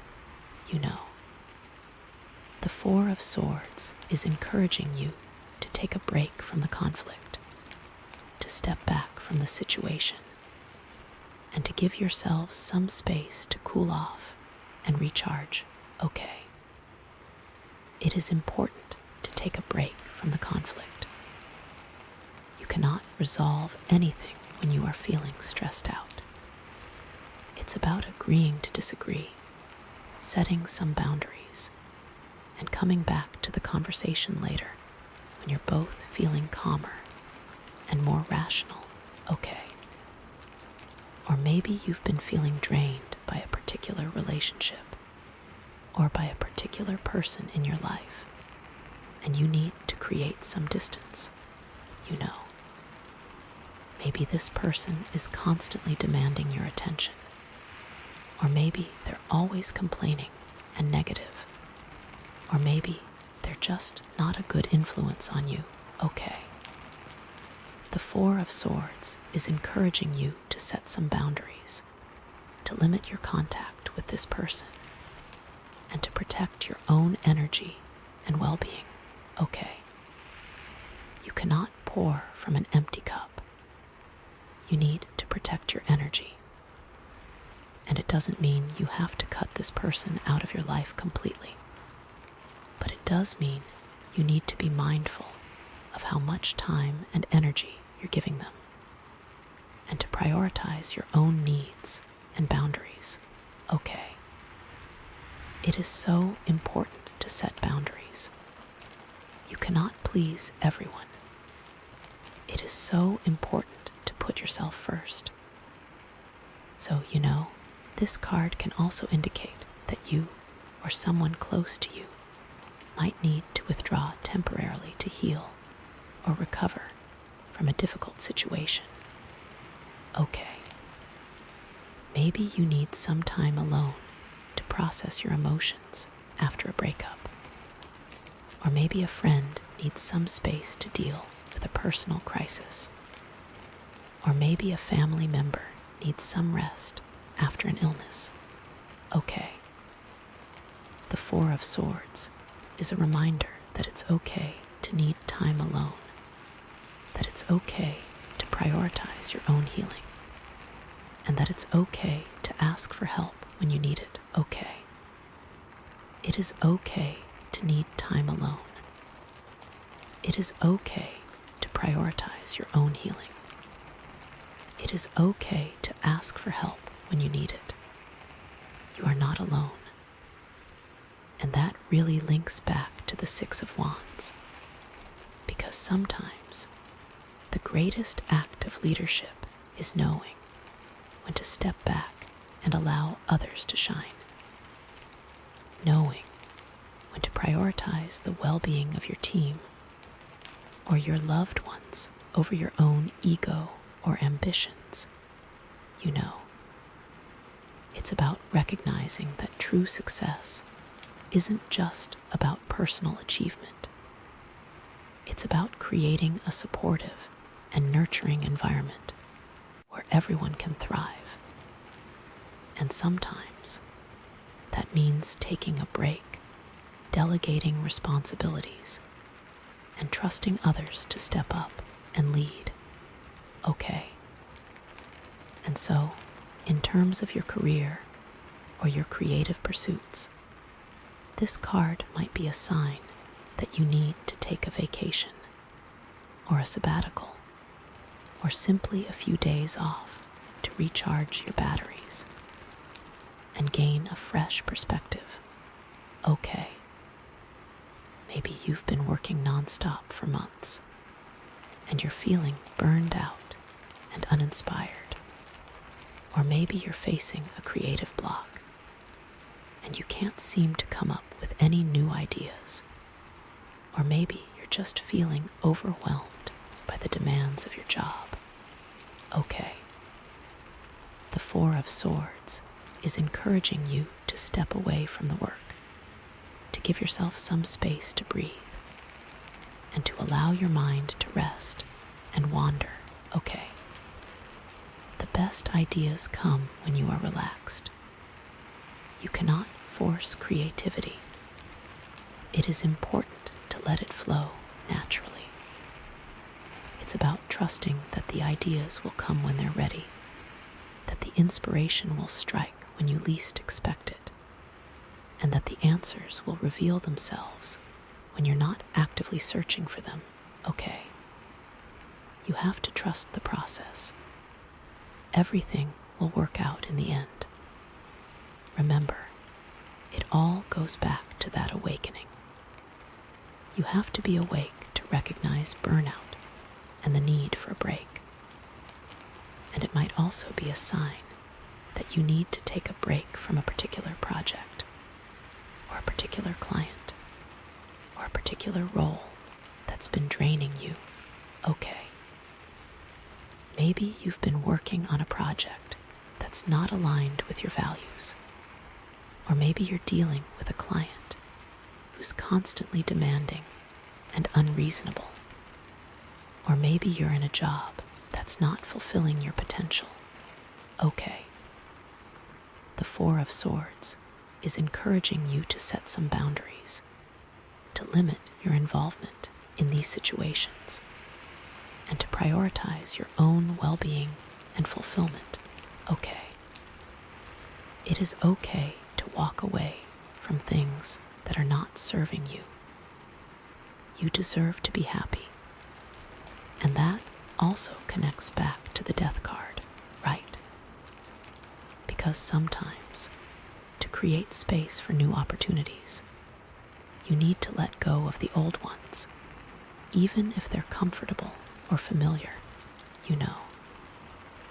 It's about recognizing that you deserve to be happy and fulfilled in your work, and that you're not obligated to stay in a situation that's draining your energy or compromising your values. Okay. It is okay to walk away from things that are not serving you. You deserve to be happy and fulfilled in your work. You are in charge of your own destiny. So, you know, the shadow side of the Four of Swords is becoming stagnant, isolated, and withdrawn. Okay. It's about using rest as an excuse to avoid your responsibilities, to isolate yourself from others, and to shut down emotionally. Okay. It is important to find a balance between rest and activity. You cannot spend all your time resting. You need to get out there and live your life. If you're constantly hiding away from the world, you may start to feel lonely, depressed, and disconnected from reality. Okay. You need to find a way to connect with others and to engage with the world around you. It is important to have a strong support system. You cannot do everything on your own, and it's important to distinguish that difference between that intentional quiet and a shutting down, you know. And it's about recognizing that while rest is essential, it's not meant to be a permanent state of being. It's meant to be a temporary pause that allows you to recharge your batteries and come back to the world with renewed energy and enthusiasm. Okay. You can't stay still forever. You need to get up and move. So, you know, in summary, the Four of Swords is all about rest, reflection, and rejuvenation. Okay. It's about recognizing the importance of taking breaks, setting boundaries, and prioritizing your own well-being, so you can show up as your best self in all areas of your life. Okay. It is about finding a balance between rest and activity. You cannot spend all your time resting. You need to get out there and live your life. It's about trusting that the answers will come when you're not actively searching for them, that the inspiration will strike when you least expect it, and that the path forward will reveal itself when you're ready to see it. Okay. Trust the process. Everything will work out in the end. It is about finding a balance between rest and activity. You cannot spend all your time resting.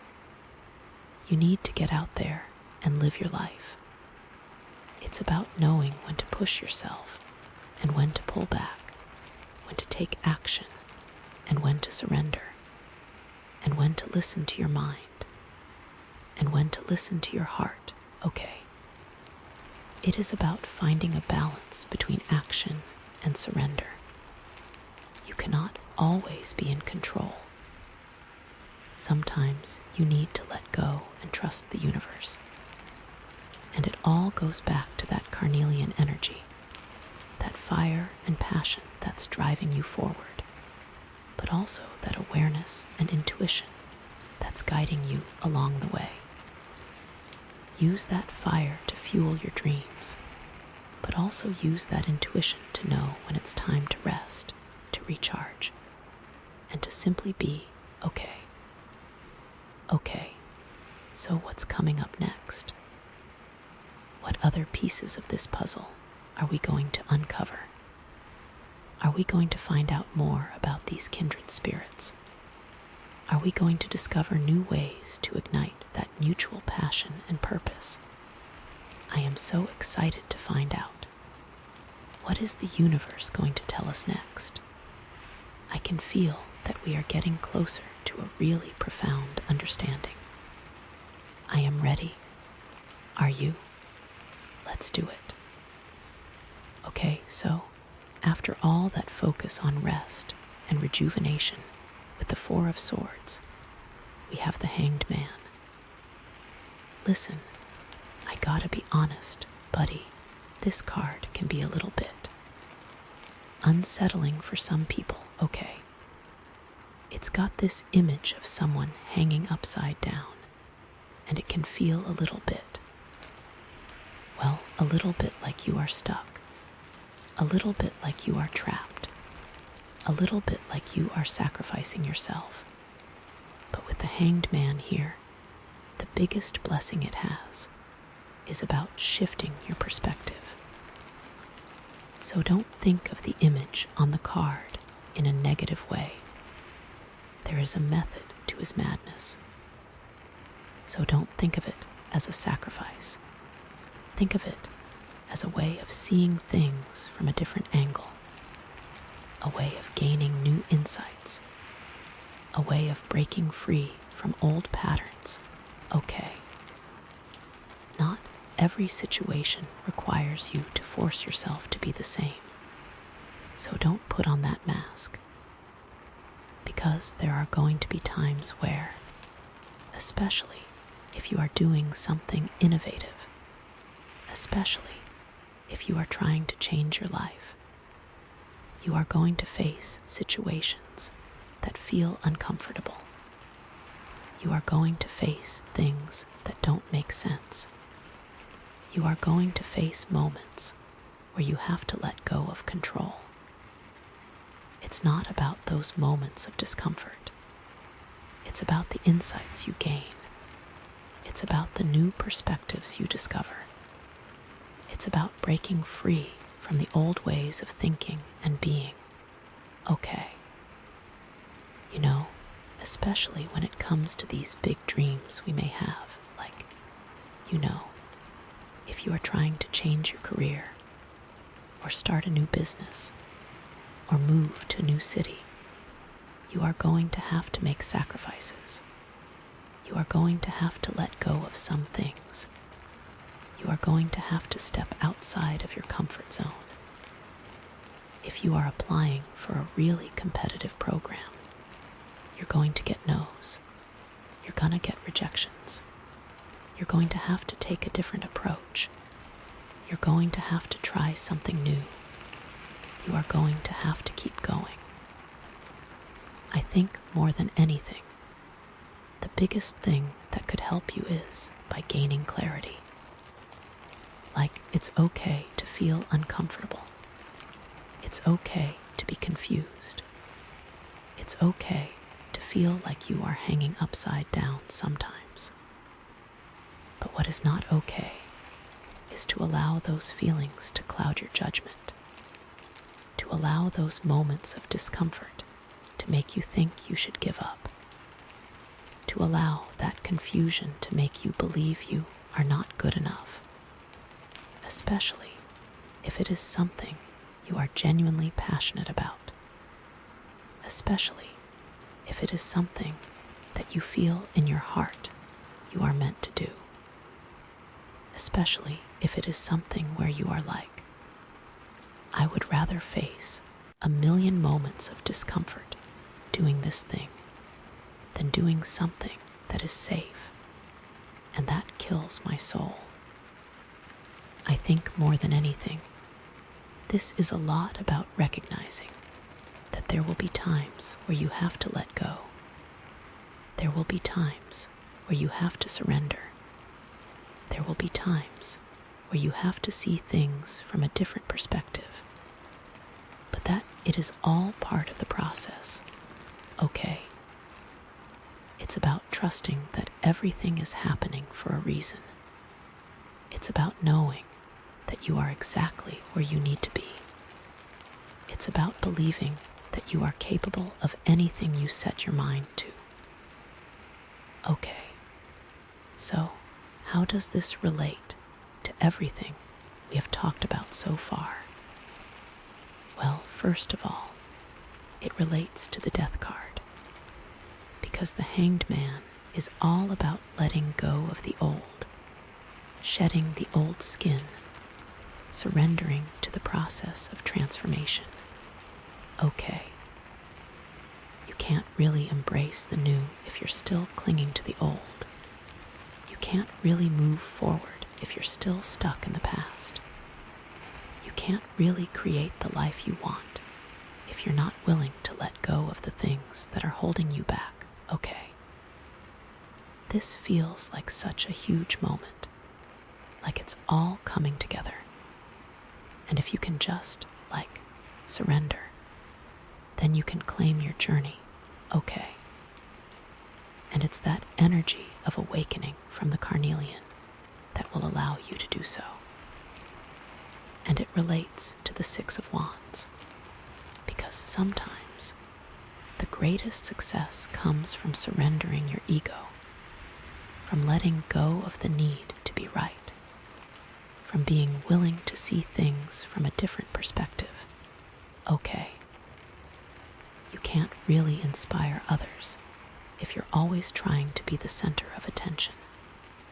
You can't really lead if you're always trying to control everything. You can't really make a difference in the world if you're not willing to put others first. Okay. And it relates to the Ten of Cups, because the deepest connection comes from surrendering your own needs and desires for the sake of the relationship, from being willing to sacrifice your own comfort for the sake of another person's happiness, from seeing things from their perspective. Okay. You can't really have a fulfilling relationship if you're always putting yourself first. You can't really have a harmonious family life if you're always trying to get your way. You can't really have a sense of belonging if you're not willing to compromise. Okay. And it relates to the Page of Swords, because sometimes the greatest truth comes from surrendering your own opinions and beliefs, from being willing to listen to others, from seeing things from their point of view. Okay. You can't really learn if you're always trying to be right. You can't really grow if you're always stuck in your own way of thinking. You can't really understand others if you're not willing to step outside of your own shoes. Okay. You have to be willing to be wrong in order to truly learn and grow. And it relates to the Two of Pentacles, because true balance comes from surrendering the need to control everything, from being willing to let go of the things you can't change, from seeing things from a different perspective. Okay. You can't really juggle multiple priorities if you're always trying to be perfect. You can't really be flexible and adaptable if you're always trying to stick to your plan. You can't really find joy in the midst of chaos if you're not willing to surrender to the moment. Okay. And it relates to the Four of Swords, because true rest comes from surrendering the need to be busy, from being willing to let go of your thoughts and worries, from seeing things from a different perspective. Okay. You can't really relax if you're always thinking about what you need to do. You can't really rejuvenate if you're always stressing about the future. You can't really find inner peace if you're not willing to surrender to the present moment. Okay. So, okay, let's break down the main themes here. What does it mean to surrender? Well, it means letting go of the need to control everything, trusting that everything is happening for a reason, and believing that you are exactly where you need to be. Okay. It means accepting the things you cannot change, focusing on the things you can, and surrendering to the flow of life. Okay. It means releasing your grip, trusting the universe, and allowing things to unfold naturally. Okay. And what does it mean to sacrifice? Well, it means giving up something of value for the sake of something greater. Okay. It means putting others first, even when it's difficult. It means making choices that are aligned with your values, even when they're not popular. It means being willing to suffer for what you believe in. Okay. It means letting go of your ego, surrendering your desires, and serving a higher purpose. Okay. This isn't about self-harm or martyrdom.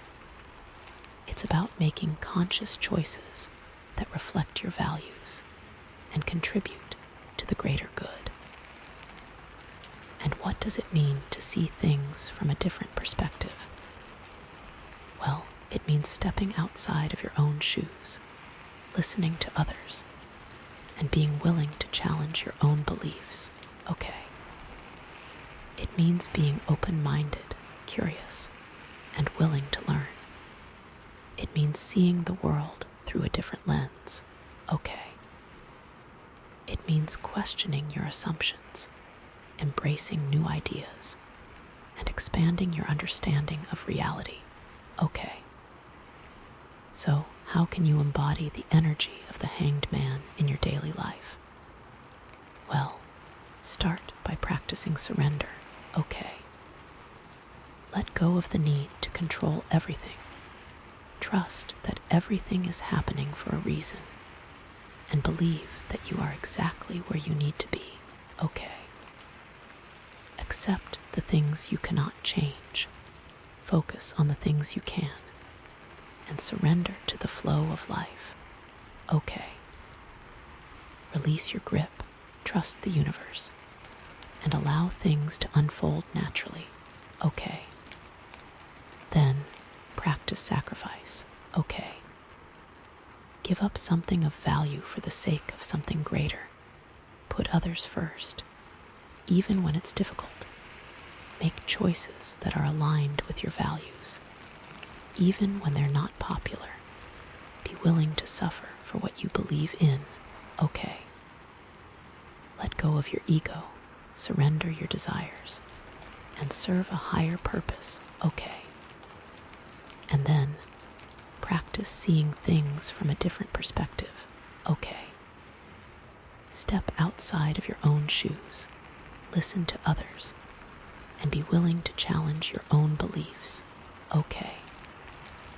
Be open-minded, curious, and willing to learn. See the world through a different lens. Question your assumptions, embrace new ideas, and expand your understanding of reality. Okay. And if you're struggling to surrender, you could try practicing some meditation. Okay. Sit in silence, focus on your breath, and let go of your thoughts, worries, and anxieties. Okay. Allow yourself to be present in the moment, without judgment, and simply observe what arises. Okay. The more you practice meditation, the easier it will become to surrender to the flow of life. Okay. And if you're struggling to sacrifice, you could try volunteering your time or donating to a cause you believe in. Okay. Give back to your community, help those in need, and make a difference in the world. Okay. The more you give, the more you'll receive, and the more you'll realize that true happiness comes from serving others. Okay. And if you're struggling to see things from a different perspective, you could try reading books, watching documentaries, or traveling to new places. Okay. Expose yourself to different cultures, ideas, and ways of life. Okay. The more you learn, the more you'll realize that there's more to the world than you ever imagined, and the more you'll be able to see things from a different perspective. Okay. It is important to expose yourself to new things. It will change your life. So, how might this hanged man energy show up in your relationships with your kindred spirits? Well, maybe you've been so focused on your own needs and desires that you've been neglecting the needs of your partner. Okay. Maybe you haven't been listening to them. Maybe you haven't been supporting them. Maybe you haven't been making them feel loved and appreciated. Okay. The hanged man is a gentle reminder to surrender your own ego, to put your partner's needs first, and to see things from their perspective. Okay. It will change your relationship. Maybe you have to sacrifice some of your time to be available for your partner. Maybe you have to surrender a desire to make them happy. Maybe you have to see something from their eyes. Maybe you've been arguing a lot lately with your friend, and you're both stuck in your own way of thinking. Okay. The hanged man is encouraging you to surrender your own opinions, to listen to your friend, and to see things from their point of view. Okay. Maybe you are both stuck in your own heads, and you aren't willing to listen to one another. Maybe you are too stubborn to apologize. Maybe you aren't willing to compromise. Maybe you've been feeling disconnected from your family, and you need to surrender your own expectations and judgments. Okay. The hanged man is encouraging you to be more accepting, more forgiving, and more loving. Okay. Maybe you need to make the first move to show you care. Maybe you need to finally reach out. Maybe you need to stop holding a grudge. And this card can also indicate that you or your kindred spirit may need to make a sacrifice for the sake of the relationship. Okay. Maybe you need to move to a new city to be with your partner. Or maybe you need to give up a job opportunity to support your friend's dreams. Or maybe you need to make a financial sacrifice to help your family member. Okay. The hanged man is a reminder that true love and connection often require sacrifice, and that the rewards are always worth it. Okay. It is important to be willing to sacrifice for the people you love. It is a sign of true love and commitment. And so, in terms of your career or your creative pursuits, this card might be a sign that you need to surrender your own ego, to let go of the need to be right, and to be willing to learn from others. Okay. Maybe you've been stuck in a rut, and you need to try something new. Or maybe you've been struggling with a creative block, and you need to surrender your own expectations. Or maybe you've been feeling overwhelmed by the demands of your job, and you need to ask for help. Okay. The Hanged Man is encouraging you to be more open-minded, more collaborative, and more willing to take risks. Okay. The Hanged Man is also a sign that you are in need of more information to move forward. Maybe you need to pause and take a moment to get all the facts before moving forward. Maybe you need to sacrifice your current way of thinking in order to see things from a different angle. Maybe you need to sacrifice your way of planning things and surrender to the natural path of things. All of these can be a great way to harness the blessings of the card. And, the shadow side of the Hanged Man is becoming a martyr, sacrificing yourself for others to the point of resentment and depletion. Okay.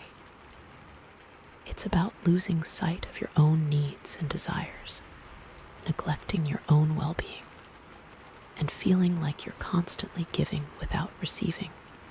Okay. You can't pour from an empty cup. You need to take care of yourself first. This card can also indicate a need to avoid reality. If you are constantly making excuses to not move forward, or constantly spacing out, you may need to change your perspective to fully embrace the blessings coming your way.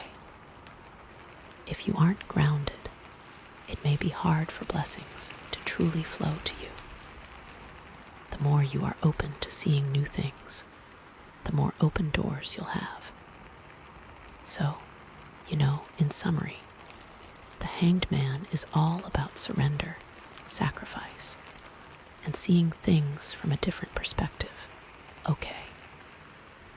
It's about letting go of the need to control everything, trusting that everything is happening for a reason, and believing that you are exactly where you need to be.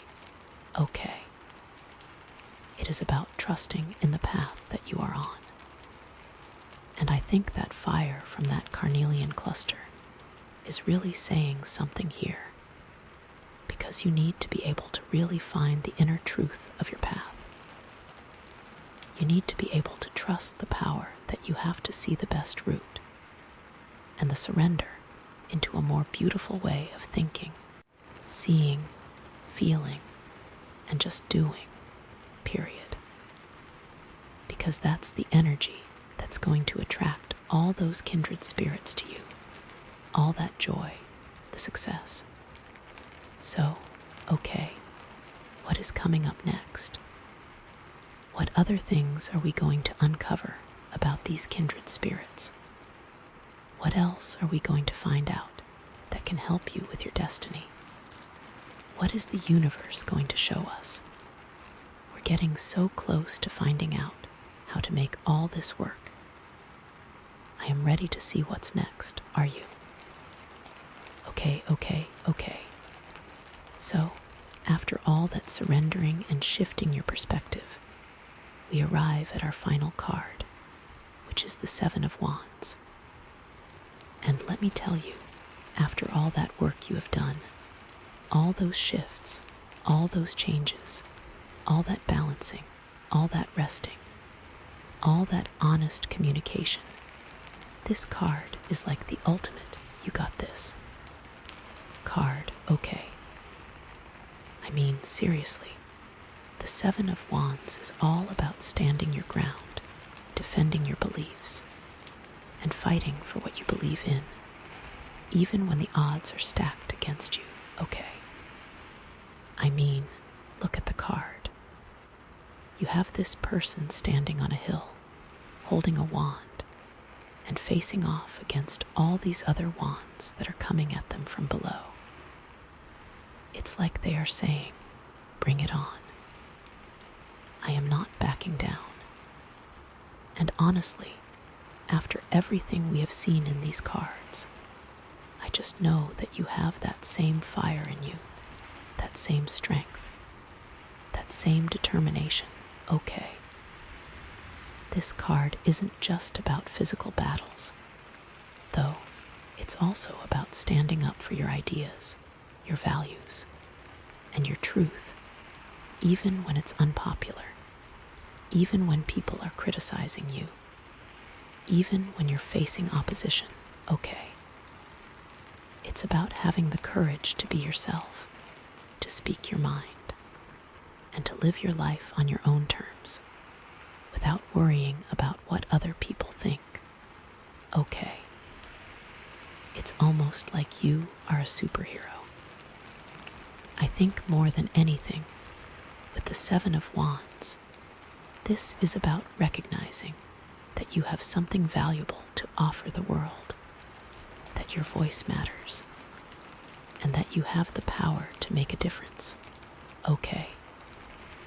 It's about believing in yourself, trusting your instincts, and refusing to let anyone tell you that you're not good enough, or that your dreams are not possible, or that you don't deserve to be happy. Okay. It's like you are a phoenix rising from the ashes, stronger and more resilient than ever before. It is time for you to shine. And it's like so connected to all the other cards we have talked about, because that death card, that transformation, that letting go of what no longer serves you, that's what gives you the space to step into your power and stand your ground. Okay. You can't really fight for what you believe in if you're still clinging to old beliefs, old patterns, and old relationships that are holding you back. Okay. You have to clear the path so you can rise to your best self. You have to be willing to let go of what's not working in order to make room for what is. Okay. And that Six of Wands, that success, that recognition, that's what fuels your confidence and inspires you to keep fighting, even when things get tough. Okay.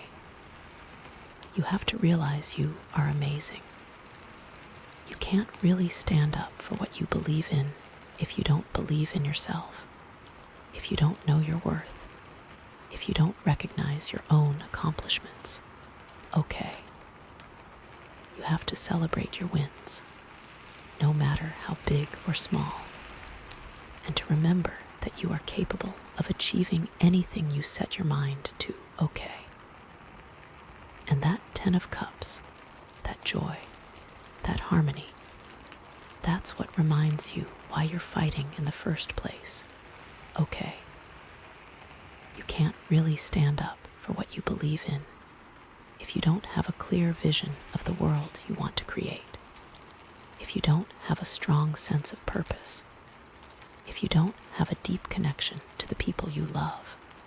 Okay. You have to remember what's truly important to you and to let that guide your actions and decisions. Okay. You have to protect the things that matter most.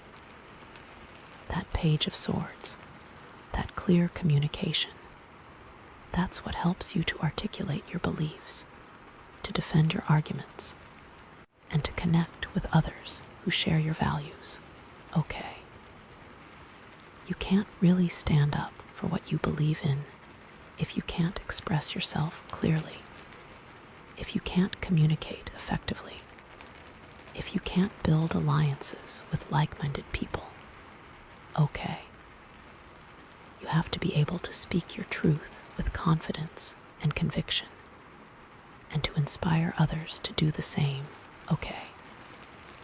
It is so important to be confident. That Two of Pentacles, that balance, that's what allows you to juggle multiple priorities, to manage your energy, and to stay grounded even when you're facing opposition. Okay. You can't really stand up for what you believe in if you're feeling overwhelmed, stressed out, or scattered, if you're neglecting your own needs, if you're sacrificing your own well-being. Okay. You have to be able to prioritize your tasks, set boundaries, and take care of yourself so you can show up as your best self in all areas of your life. Okay. You have to know what is most important. That Four of Swords, that rest, that reflection. That's what allows you to recharge your batteries, to gain perspective, and to come back to the fight with renewed energy and enthusiasm. Okay. You can't really stand up for what you believe in if you're feeling burned out, exhausted, or cynical. If you're not taking time to rest and rejuvenate, if you're not connecting with your inner peace, okay. You have to be able to step away from the battle, to quiet your mind, and to reconnect with your own strength and resilience, okay. That hanged man, that surrender, that shift in perspective, that's what allows you to see things from a different angle, to gain new insights, and to break free from old patterns, okay. You can't really stand up for what you believe in if you're stuck in your own way of thinking, if you're not open to new ideas, if you're not willing to challenge your own assumptions, okay. You have to be able to see things from other people's point of view, to understand their motivations, and to find common ground, even when you disagree, okay. Also, that awakening energy that the Carnelian possesses is a gift to those who are willing to see different possibilities. I mean, seriously, all these cards have been leading you to this moment, to this place of strength, conviction, and unwavering belief in yourself and your purpose. Okay. You have gone through so much, and all of it has prepared you for this. Okay. You have learned to let go of what no longer serves you, to celebrate your successes, to connect with your loved ones, to communicate clearly, to balance your responsibilities, to rest and rejuvenate, and to see things from a different perspective. Okay. You have learned to be strong, resilient, and compassionate, and now it's time to put those skills to use and stand up for what you believe in. Okay. So, how can you practically apply this Seven of Wands energy to your life? Well, first of all, identify what you truly believe in. Okay. What are your core values? What are the causes that you're passionate about? What are the issues that you can't stand to see ignored or dismissed? What do you actually care about? Make a list, write it down, and get clear about what you're willing to fight for, okay? Because you can't really stand your ground if you don't know what you're standing for, okay? You need to know what you believe and why you believe it, so you can articulate your beliefs with confidence and conviction, okay? Then, educate yourself, okay? Do your research, learn the facts, and understand the complexities of the issues you care about, okay?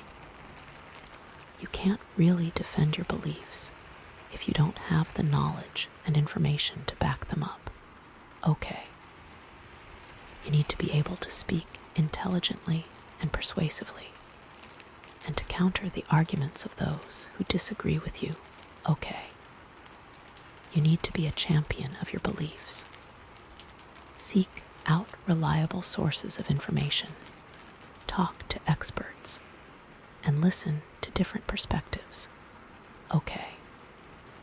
The more you know, the stronger your arguments will be, and the more effectively you'll be able to stand your ground, okay?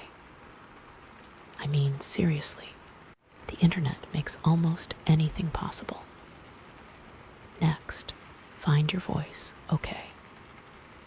Practice expressing your beliefs in a clear, concise, and compelling way, okay? You can't really stand up for what you believe in if you're not able to articulate your thoughts and feelings, okay? You need to be able to speak your truth with confidence and conviction, and to inspire others to do the same, okay? Start by writing down your thoughts, then practice speaking them out loud, and then share them with others, okay? The more you practice, the more comfortable you'll become with expressing yourself, and the more effectively you'll be able to stand your ground, okay? You can also start a journal and write down all of your thoughts. From there, you can learn the best ways to communicate those things. Also, set boundaries, okay? Protect your time, energy, and emotional well-being by setting clear boundaries with those who don't respect your beliefs or values, okay? You can't really stand up for what you believe in if you're constantly being drained by negative people, stressful situations, or unrealistic expectations, okay? You need to be able to say no to things that don't align with your values, to prioritize your own needs, and to create a life that supports your well-being, okay? You have the power to say no to things that don't feel right. It is important to protect your space. You are in charge of your life. And honestly, that Page of Swords is here to help, because it's all about using your voice to communicate your boundaries clearly and effectively, okay? You need to be able to say things like, I'm not comfortable discussing this topic, or I need some space to think about this, or I can't commit to this right now, okay? The more clearly you communicate your boundaries, the more respect you'll receive from others, and the more energy you'll have to stand up for what you believe in, okay? Also, there are so many different scripts online about how to set boundaries, so feel free to use those as a tool for your journey. Then, surround yourself with support, okay? Connect with like-minded people who share your values and can offer you encouragement, guidance, and support, okay? You can't really stand up for what you believe in if you're feeling alone, isolated, or unsupported, okay? You need to build a strong network of allies who can help you to stay motivated, to stay inspired, and to stay true to your purpose, okay? It is important to have a tribe that believes in you. Attend meetings, join online communities, or simply reach out to friends and family members who share your beliefs, okay? The more support you have, the stronger you'll be, and the more effectively you'll be able to stand your ground, okay? I mean, seriously, it can be so easy to find people online these days. You are not alone. So it's important to surround yourself with a group of people who you can connect with. Also, stay calm, okay? When you're facing opposition, criticism, or conflict, it's important to stay calm, centered, and grounded, okay? You can't really defend your beliefs effectively if you're feeling angry, defensive, or emotional, okay? You need to be able to respond with clarity, reason, and compassion, and to avoid getting drawn into arguments or personal attacks, okay? Take deep breaths, practice mindfulness, and remember that you're not trying to win a fight. You're trying to share your truth, okay? It is important to stay true to yourself. It is important to be aware of your emotions. And honestly, that Four of Swords is here to help, because it's all about taking a step back, quieting your mind, and reconnecting with your inner peace. Okay. You need to be able to detach from the situation, to see things from a different perspective, and to respond with wisdom and understanding. Okay. The calmer you are, the more effectively you'll be able to stand your ground. Okay. Also, be patient. Okay. Change doesn't happen overnight, and it takes time to shift attitudes, to influence opinions, and to create a more just and equitable world. Okay. You can't really expect to convince everyone to agree with you, or to solve all the world's problems in a single day. Okay. You need to be persistent, resilient, and committed to the long-term goal, and to celebrate every small victory along the way. Okay. It is a marathon, not a sprint. Rome wasn't built in a day. So it is important to be kind to yourself as you evolve. Focus on progress, not perfection. And remember that every effort you make, no matter how small, is making a difference. Okay. The more patient you are, the more effectively you'll be able to stand your ground. Okay. Then, lead with love. Okay. Even when you're facing hate, anger, or violence, it's important to respond with love, compassion, and understanding. Okay.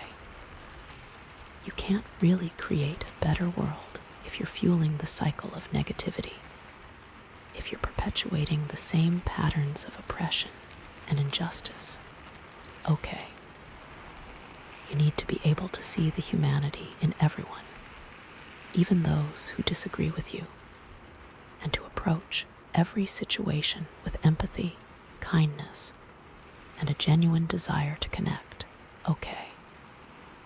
It is important to be a good person. It is important to be kind and compassionate. And honestly, that 10 of Cups is here to remind you why you're fighting in the first place. Okay. You're not fighting to win. You're fighting to create a world where everyone can feel loved, valued, and respected, where everyone can have the opportunity to thrive, and where everyone can experience the joy and harmony of connection. Okay. The more you lead with love, the more effectively you'll be able to stand your ground. Okay. And so, how might this 7 of Wands energy show up specifically in your relationships with your kindred spirits? Well, maybe you need to stand up for your own needs and boundaries. Okay. Maybe you've been sacrificing your own happiness for the sake of others. Or maybe you've been letting people take advantage of you. Or maybe you've been afraid to speak up when you're feeling hurt or disrespected. Okay. The 7 of Wands is encouraging you to prioritize your own well-being, to set clear boundaries, and to communicate your needs with confidence and conviction. Okay. It is okay to put yourself first. It is okay to say no. It is okay to protect your energy. You deserve to be happy and healthy. Or maybe you need to stand up for your partner or your friend or your family member. Okay. Maybe they're being bullied, discriminated against, or treated unfairly. Or maybe they're facing a difficult challenge and need your support. Or maybe they're feeling lost, confused, or discouraged and need your encouragement. Okay. The 7 of Wands is encouraging you to be a strong advocate for your loved ones, to offer them your unwavering support, and to help them to stand tall in the face of adversity. Okay. It is important to be there for the people you love. It is important to support them through thick and thin. You are a team, and you should be working together. Or maybe you need to stand up for the values that you share with your kindred spirits. Okay. Maybe you're working together on a project that's aligned with your values. Or maybe you're volunteering for a cause that you both care about. Or maybe you're simply trying to create a more positive and supportive community. Okay. The Seven of Wands is encouraging you to stay committed to your shared vision, to defend your values against those who would undermine them, and to inspire others to join you in your efforts. Okay. It is important to stand up for what you believe in. It is important to fight for a better world. You can make a difference. And so, in terms of your career or your creative pursuits, this card might be a sign that you need to stand up for your ideas. Okay. Maybe you have a brilliant idea that you are too scared to share. Do it. Maybe you're facing resistance from your boss, or your colleagues, or your clients, or maybe you're feeling discouraged by the lack of recognition or support. Okay. The Seven of Wands is encouraging you to trust your instincts, to believe in your vision, and to keep pushing forward, even when it's difficult. Okay. Or maybe you need to stand up for your worth. Okay. Maybe you're being underpaid or overworked or taken advantage of. Or maybe you're feeling undervalued, unappreciated, or overlooked. Okay. The Seven of Wands is encouraging you to know your worth, to set your boundaries, and to demand the respect and recognition you deserve. Okay. You are amazing and talented. Do not let anyone tell you otherwise. You deserve to be treated with respect and fairness. And, you know, the shadow side of the Seven of Wands is becoming defensive, aggressive, or confrontational. Okay. It's about fighting for the sake of fighting, or about being unwilling to compromise, or about attacking those who disagree with you. Okay. You can't really create a better world if you're fueling the cycle of negativity, if you're perpetuating the same patterns of oppression and injustice. Okay. It is important to stay calm and respectful. It is important to listen to others. You can learn something from everyone. So, you know, in summary, the Seven of Wands is all about standing your ground, defending your beliefs, and fighting for what you believe in. Okay. It's about having the courage to be yourself, to speak your mind, and to live your life on your own terms, without worrying about what other people think. Okay. You are amazing and talented. Do not let anyone tell you otherwise. You deserve to be happy and successful. You are capable of achieving anything you set your mind to. And honestly, with the awakening energy that the Carnelian has given you, the truest way you can go forward and make all of this real, to really, really, really nail it, is to know, like down in your bones, that you are worthy of all of it. You're worthy of standing up for what you believe in. You're worthy of fighting for your dreams. You're worthy of being surrounded by kindred spirits who love and support you. You're worthy of living a life filled with passion, purpose, and joy. Okay. You are enough. You have enough. And you are capable of anything. So go out there and claim it. Okay. So pile 1. That is where I'm going to leave your reading. Thank you guys so much for watching and for letting me read for you. I hope you have a wonderful life and you give yourself more space and room to have more fun and allow yourself to rest more so that you can stand tall. Okay. I hope you all have a wonderful day or night, whenever it is that you're watching this video. And I hope you'll come back and see me again soon.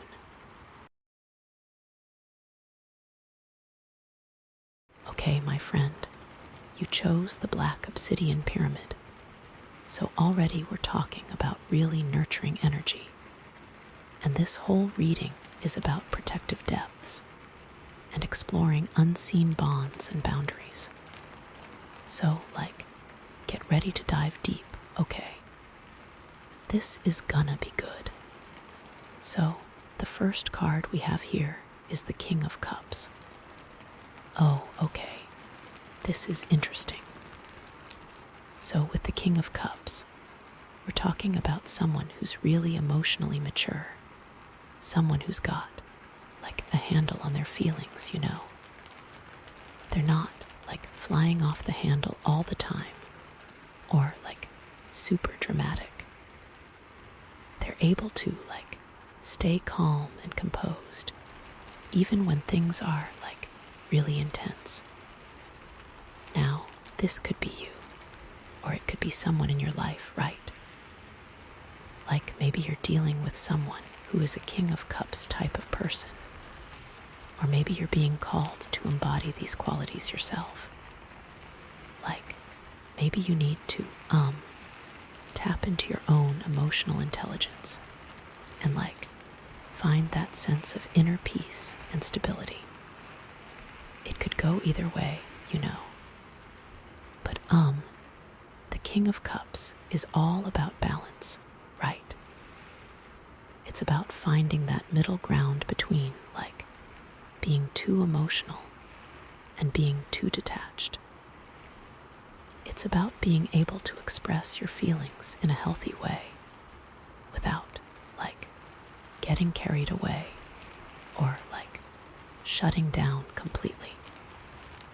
And you know, it's funny because this card can also represent someone who's, in a position of power or authority, but they're using their influence in a compassionate and caring way. They're not just, bossing people around. They're actually, trying to help and support them. So yeah, the King of Cups is a really powerful card, and it can mean a lot of different things depending on the situation. But overall, it's about emotional maturity, balance, and compassion. And thinking about this in terms of the protective depths theme, maybe this King of Cups energy is helping you navigate some, really deep and complex emotional issues. Maybe they're a source of support and guidance as you're exploring these unseen bonds and boundaries. Or, maybe you need to become your own King of Cups and really take control of your emotions so you can navigate these depths with confidence and grace. Okay, so that's the King of Cups. Now, the next card we have is the Wheel of Fortune. Oh, this is getting interesting. So the Wheel of Fortune is all about destiny, cycles, and turning points, right? It's about the fact that life is constantly changing, and that, what goes up must come down, and vice versa. It's the universe is always in motion, and we're all just along for the ride.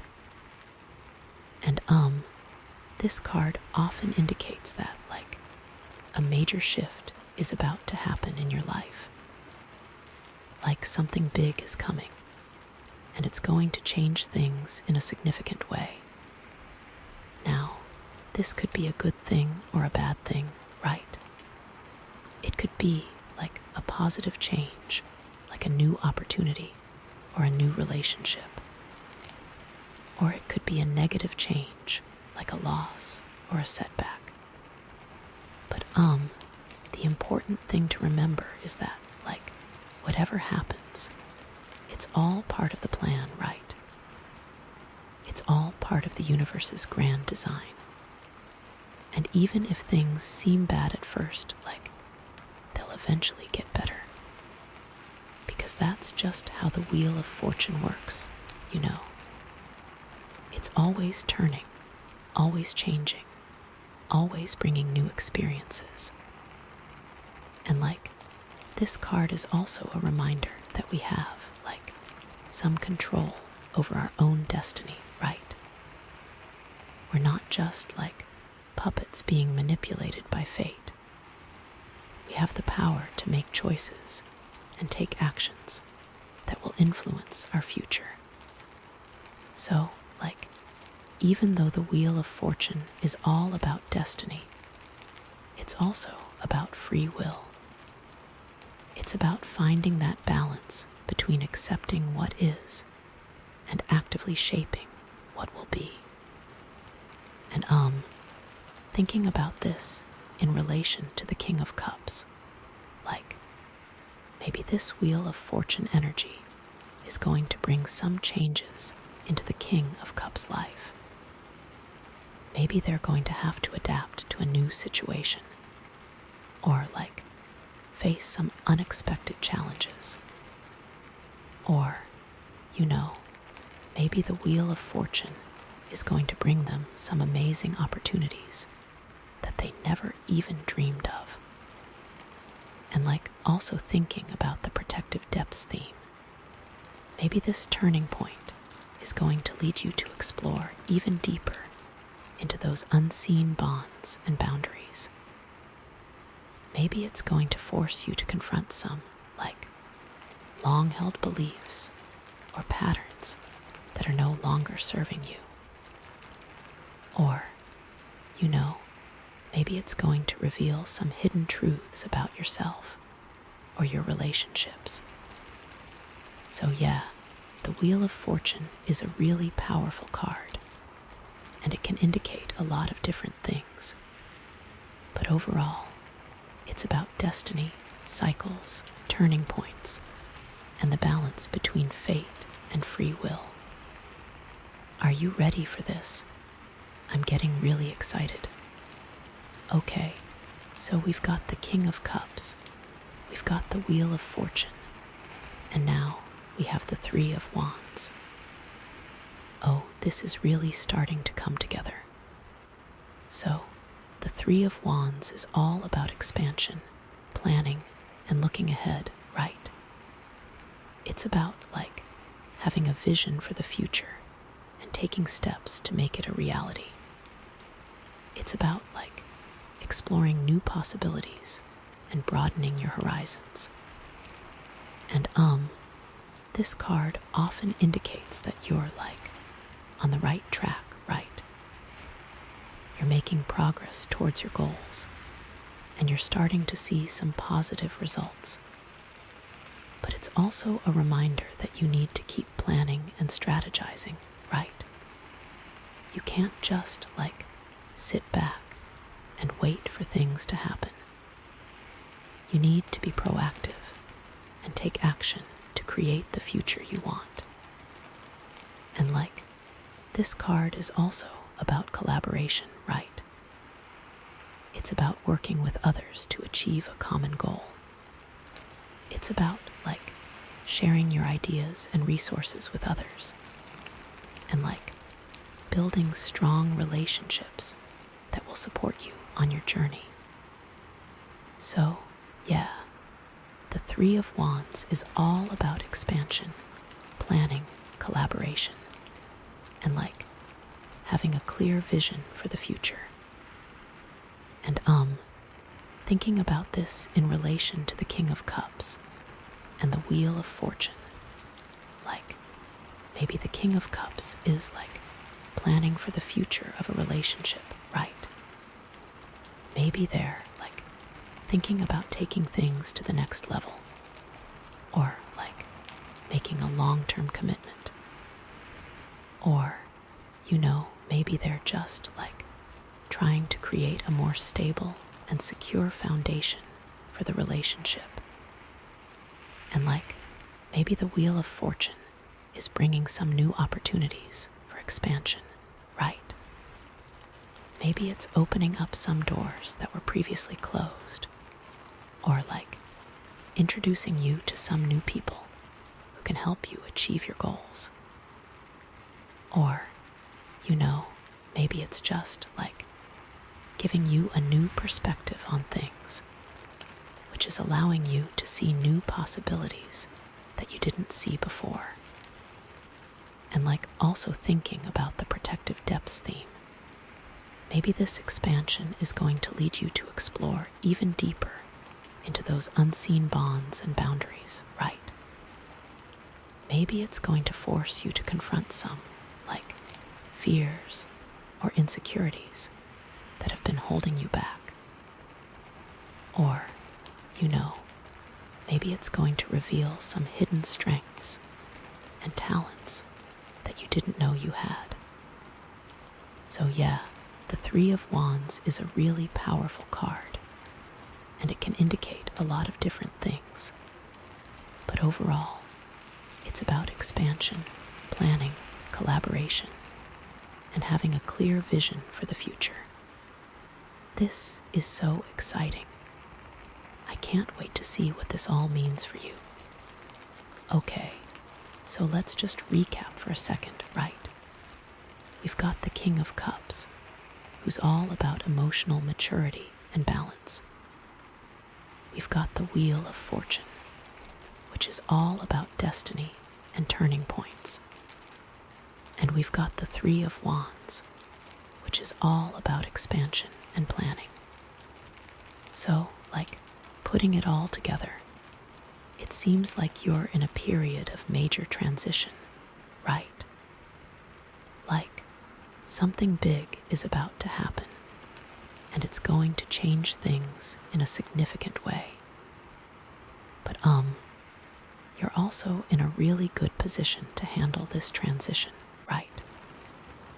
You've got the emotional maturity and stability of the King of Cups to help you stay grounded and centered, even when things get crazy. And you've got the vision and planning skills of the Three of Wands to help you navigate the challenges and create the future you want. And also remember that this is all happening within the context of the protective depths theme, right?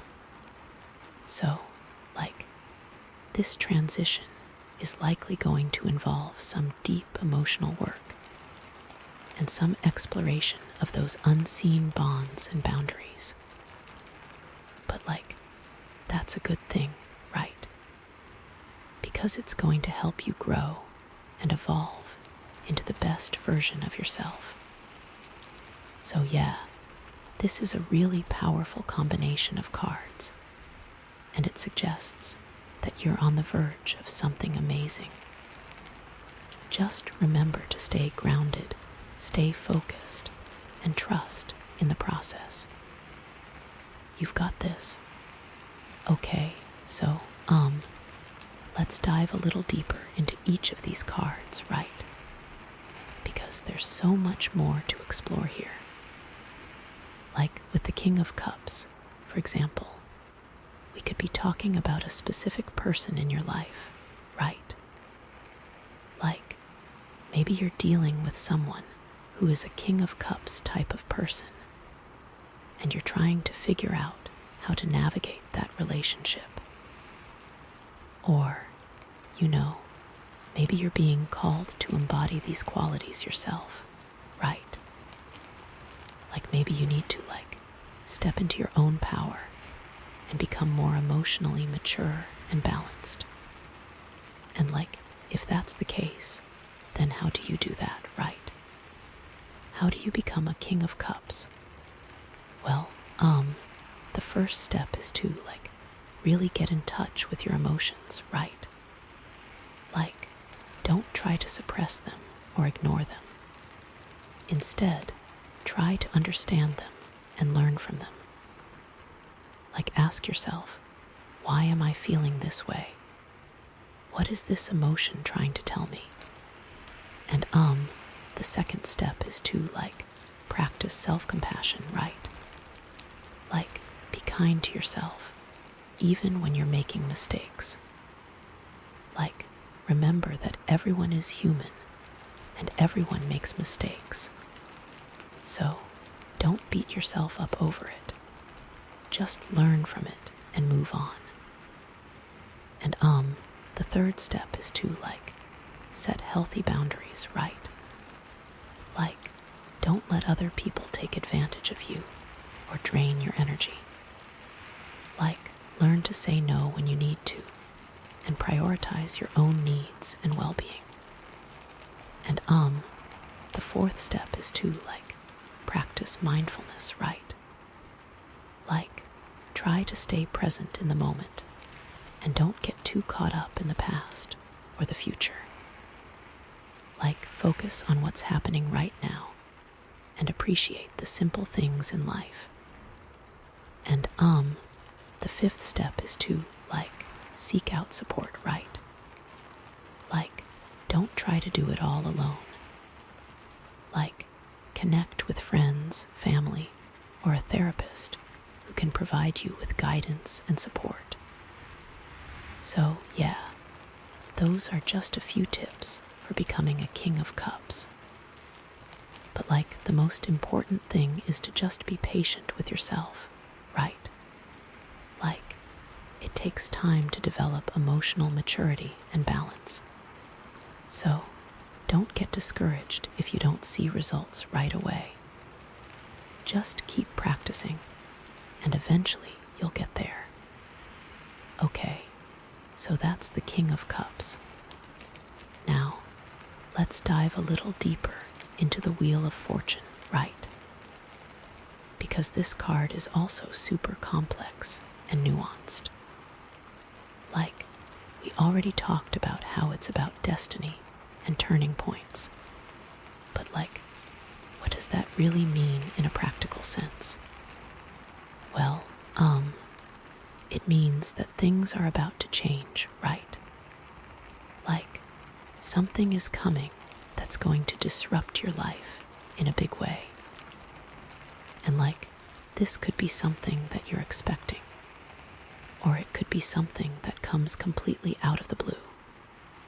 But the important thing is to be prepared, right?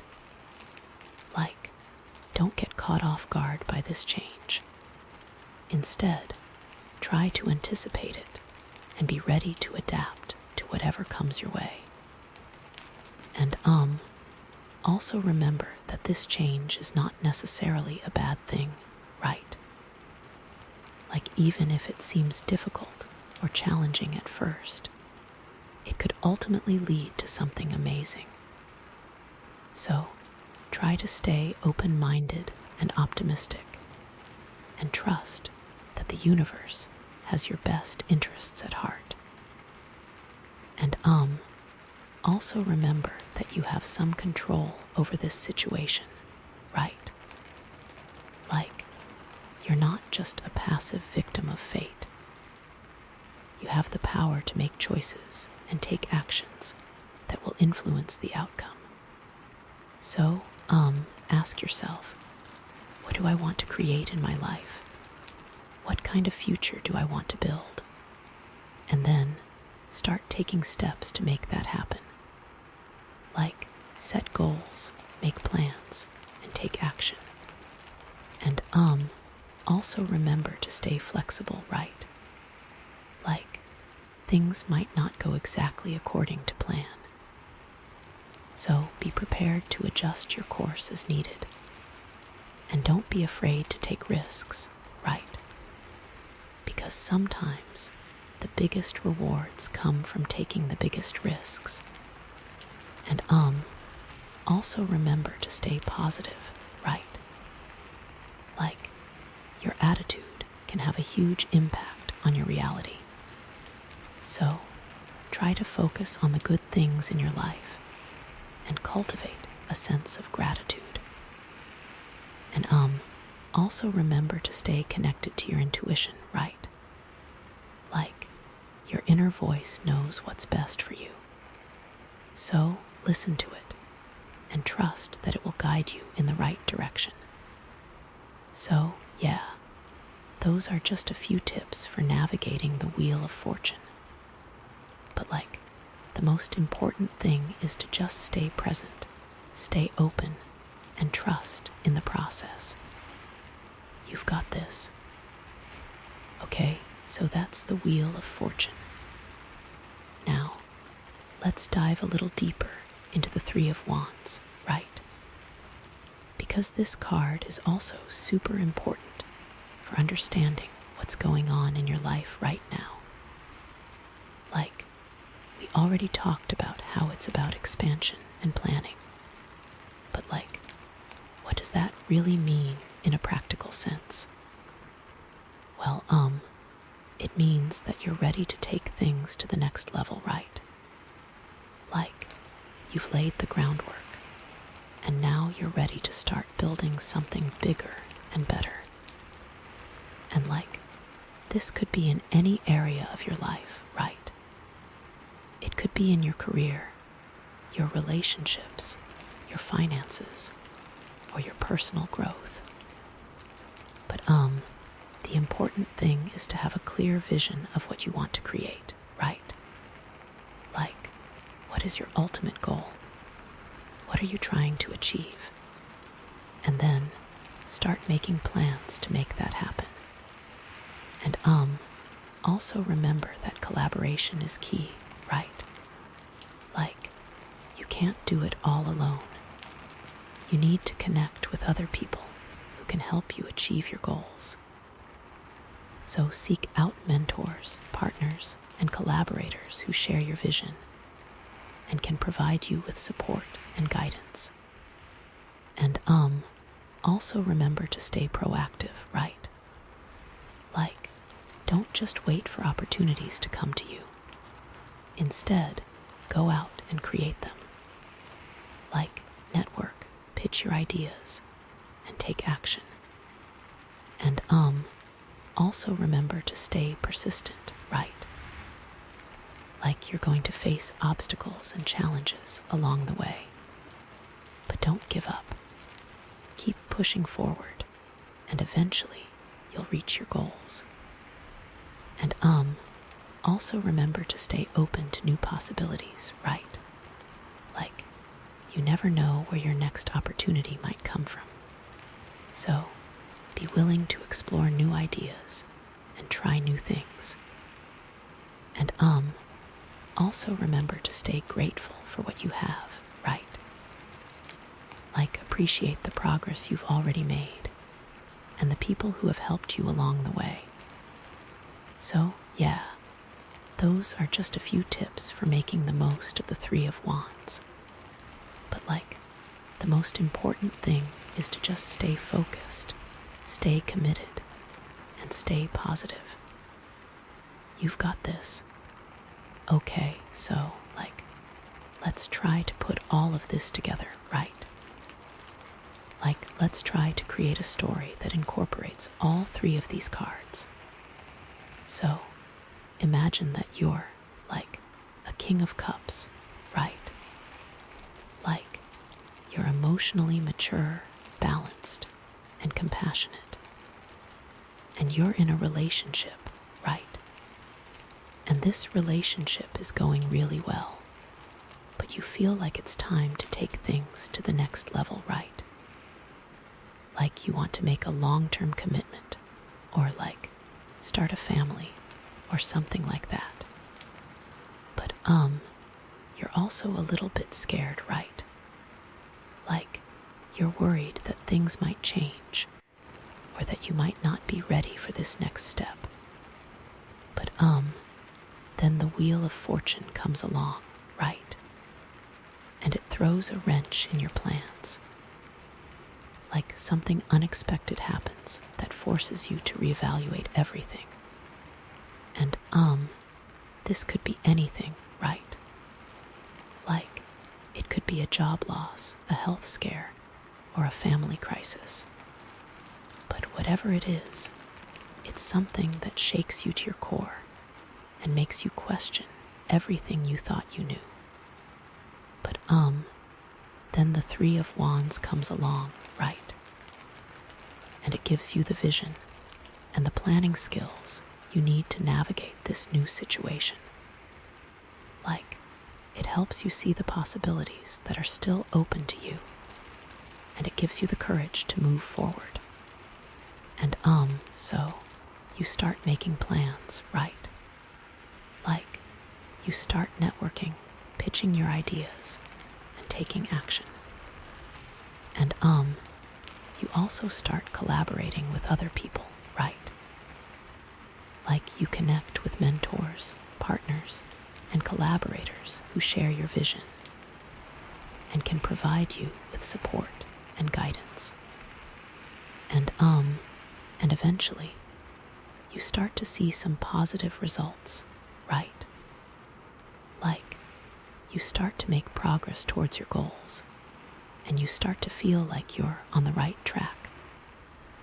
And even though things are still challenging, you feel like you're finally in control of your own destiny. So, yeah, that's just one possible interpretation of these three cards. But like, the point is that they're all connected, right? They're all part of a larger story. And like, by understanding the meaning of each card, you can gain a deeper understanding of your own life and your own journey. Okay, so, let's talk a little bit about the protective depths theme, right? Because that's also a really important part of this reading. So, like, what does it mean to explore unseen bonds and boundaries? Well,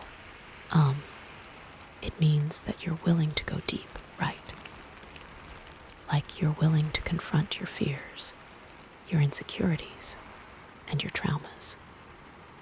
And like, you're willing to look at the parts of yourself that you've been hiding from the world. And it also means that you're willing to set healthy boundaries, right? Like, you're willing to say no to things that don't serve you, and you're willing to protect your energy and your well-being. And it also means that you're willing to connect with others on a deeper level, right?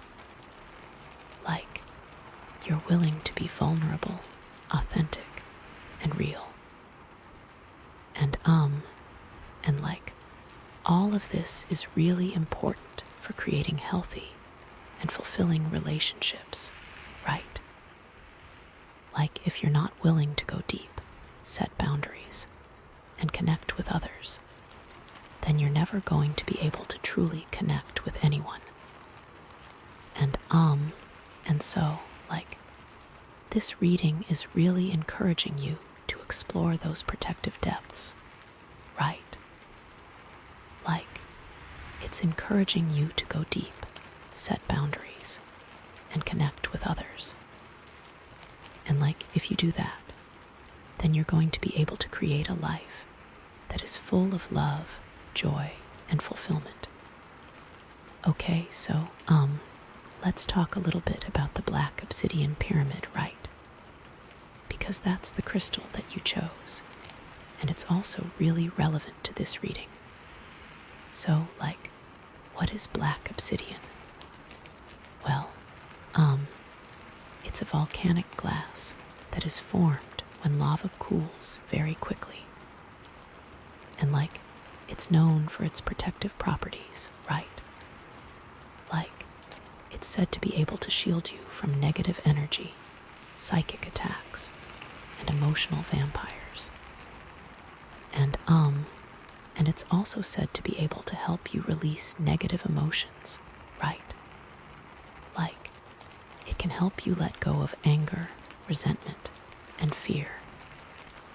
And it's also said to be able to help you connect with your shadow self, right? Like, it can help you see the parts of yourself that you've been hiding from the world. And so, like, this crystal is really perfect for this reading, right? Because it's all about exploring those protective depths, right? Like, it's all about going deep, setting boundaries, and connecting with others. And like, the black obsidian can help you do all of those things. And so, like, I would really encourage you to work with this crystal, right? Like, hold it in your hand, meditate with it, or carry it with you throughout the day. And like, let it help you explore those protective depths and create a life that is full of love, joy, and fulfillment. Okay, so, I think that's all I have to say about these 3 cards for now. But like, I'm really excited to see what the rest of the reading reveals. So, stay tuned. I have so much to say, and like, so many different things to say about it. So I'll just say more, and more, and more. It's so long. I'm gonna have to repeat a few things, aren't I? Okay, I'm gonna repeat a few things. Let's talk about the King of Cups again. You know, this card sometimes gets a bad rap because people think that it means that you're, like, emotionally unavailable, or that you're, like, suppressing your feelings. But, like, that's not really what it means at all. It just means that you're in control of your emotions, right? Like, you're not letting your emotions control you. And like, that's a really important quality to have, especially when you're dealing with difficult situations. Because, like, if you let your emotions get the better of you, then you're going to make bad decisions, and you're going to hurt yourself and others. But if you're able to stay calm and balanced, then you're going to be able to think clearly, make good decisions, and protect yourself and others. And so, like, the King of Cups is really a symbol of strength, right? Like, it's a symbol of emotional strength and resilience. And so, like, if you're seeing this card in your reading, then it's a sign that you have that strength, right? Like, it's a sign that you're able to handle whatever comes your way. And so, like, don't be afraid to tap into that strength, right? Like, don't be afraid to use it to overcome your challenges and achieve your goals. Okay, so, let's talk about the Wheel of Fortune again. You know, this card can be a little bit scary because it represents change, right? And like, most people don't like change. They like to stay in their comfort zone, and they don't like to rock the boat. But, change is inevitable, right? Like, it's a part of life. And like, if you try to resist change, then you're just going to make yourself miserable. Because, like, life is always going to throw you curveballs, and you're always going to have to adapt to new situations. But, if you embrace change, then you can actually use it to your advantage, right? Like, you can use it to grow, learn, and evolve. And so, like, the Wheel of Fortune is really a symbol of opportunity, right? Like, it's a symbol of the potential for positive change. And so, like, if you're seeing this card in your reading, then it's a sign that you have an opportunity to make some positive changes in your life, right? Like, it's a sign that you can break free from old patterns and create a new and better future for yourself. And so, like, don't be afraid to take that opportunity, right? Like, don't be afraid to step outside of your comfort zone and try something new. Because, like, you never know what amazing things might be waiting for you on the other side. Okay, so, let's talk about the Three of Wands again. You know, this card is all about having a vision for the future, right? Like, it's about knowing what you want to create and taking steps to make it happen. And that's really important, right? Because, like, if you don't have a vision for the future, then you're just going to wander around aimlessly, and you're never going to achieve your goals. But, if you have a clear vision, then you can focus your energy and your attention, and you can make real progress towards your dreams. And so, like, the Three of Wands is really a symbol of purpose, right? Like, it's a symbol of knowing what you want and going after it with all your heart. And so, like, if you're seeing this card in your reading, then it's a sign that you have a strong sense of purpose, right? Like, it's a sign that you know what you want and you're willing to work hard to achieve it. And so, like, don't let anything stop you from pursuing your dreams, right? Like, don't let fear, doubt, or discouragement get in your way.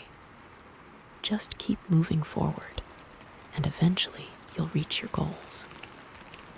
Okay, I'm gonna stop talking about those cards and transition, okay? Like, seriously, this is so many words. Okay. Oh my gosh. So, like, the next card we have is the King of Wands. Woo. Okay, so, like, this is a total game changer, right? Like, we went from, like, this calm, cool, collected King of Cups to, like, bam, the King of Wands. So, like, get ready for some serious fire energy, okay? This is gonna be, like, passion, action, leadership, all that good stuff. So, like, the King of Wands, he's, like, the ultimate visionary, right? He's got this, like, incredible ability to see, like, what's possible. And he's, like, super driven to make it happen. He's, like, a natural leader. And people are just, like, drawn to his energy and his enthusiasm. It's like he walks into a room and everyone's like, whoa, who is this person? I want to be on their team. You know? And, like, this card is all about taking charge, right? It's about, like, stepping into your power and, like, owning your vision. It's about, like, not being afraid to take risks and, like, go after what you want. And, like, I feel like this is, like, such a perfect card to come up right now. Because, like, with the Wheel of Fortune, we're talking about, like, major changes, right? And, like, with the Three of Wands, we're talking about, like, expanding your horizons and planning for the future. So, like, the King of Wands is, like, the perfect energy to help you navigate all of that, you know? He's, like, gonna give you the confidence and the drive to, like, really make things happen. But like, it's also important to remember that, like, the King of Wands can also be a little bit, like, intense, you know? Like, he can be a little bit, like, overbearing or, like, impulsive. So, like, you gotta make sure that you're, like, channeling that fire energy in a, like, a healthy way, you know? Like, you don't want to, like, burn everyone out around you. You know what I mean? And, like, thinking about the black obsidian pyramid, like, that nurturing energy, like, that's going to be so important for, like, grounding the King of Wands energy, right? Like, it's going to help you, like, stay connected to your intuition and, like, make sure that you're making decisions that are, like, aligned with your highest good. So, yeah, the King of Wands. So exciting. Okay, so let's dive a little deeper because, like, this is just the tip of the iceberg. Oh my gosh, this is gonna be good. Okay, so, like, let's really unpack this King of Wands energy because, like, it's so much more than just, like, being a boss, you know. It's, like, about having this, like, deep-seated belief in yourself and your vision and, like, being able to, like, inspire that belief in others. Like, it's about being a true leader, someone who, like, people genuinely want to follow, not just because they have to, but because they believe in what you're doing. And, like, the King of Wands is, like, super creative, right? Like, he's always coming up with new ideas and new ways of doing things. He's not afraid to, like, challenge the status quo and, like, think outside the box.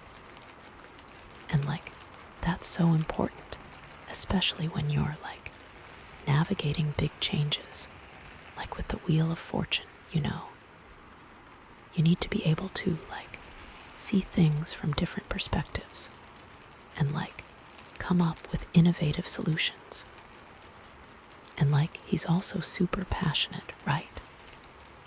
Like, he's, like, totally committed to his goals and he's willing to, like, put in the hard work to make them happen. He's not afraid of, like, long hours or, like, setbacks. He just keeps pushing forward because he knows that, like, his vision is worth it. But, like, here's the thing, right? Like, the King of Wands can sometimes get so caught up in his own vision that he, like, forgets to listen to other people, right? Like, he can become so focused on his own goals that he, like, steamrolls over anyone who gets in his way. And, like, that's not a good look, right? Like, you gotta remember that, like, leadership is about collaboration, not domination. And, like, that's where the King of Cups comes in, right? Like, that emotional intelligence and compassion is so important for, like, keeping the King of Wands grounded and, like, making sure that he's, like, leading with integrity.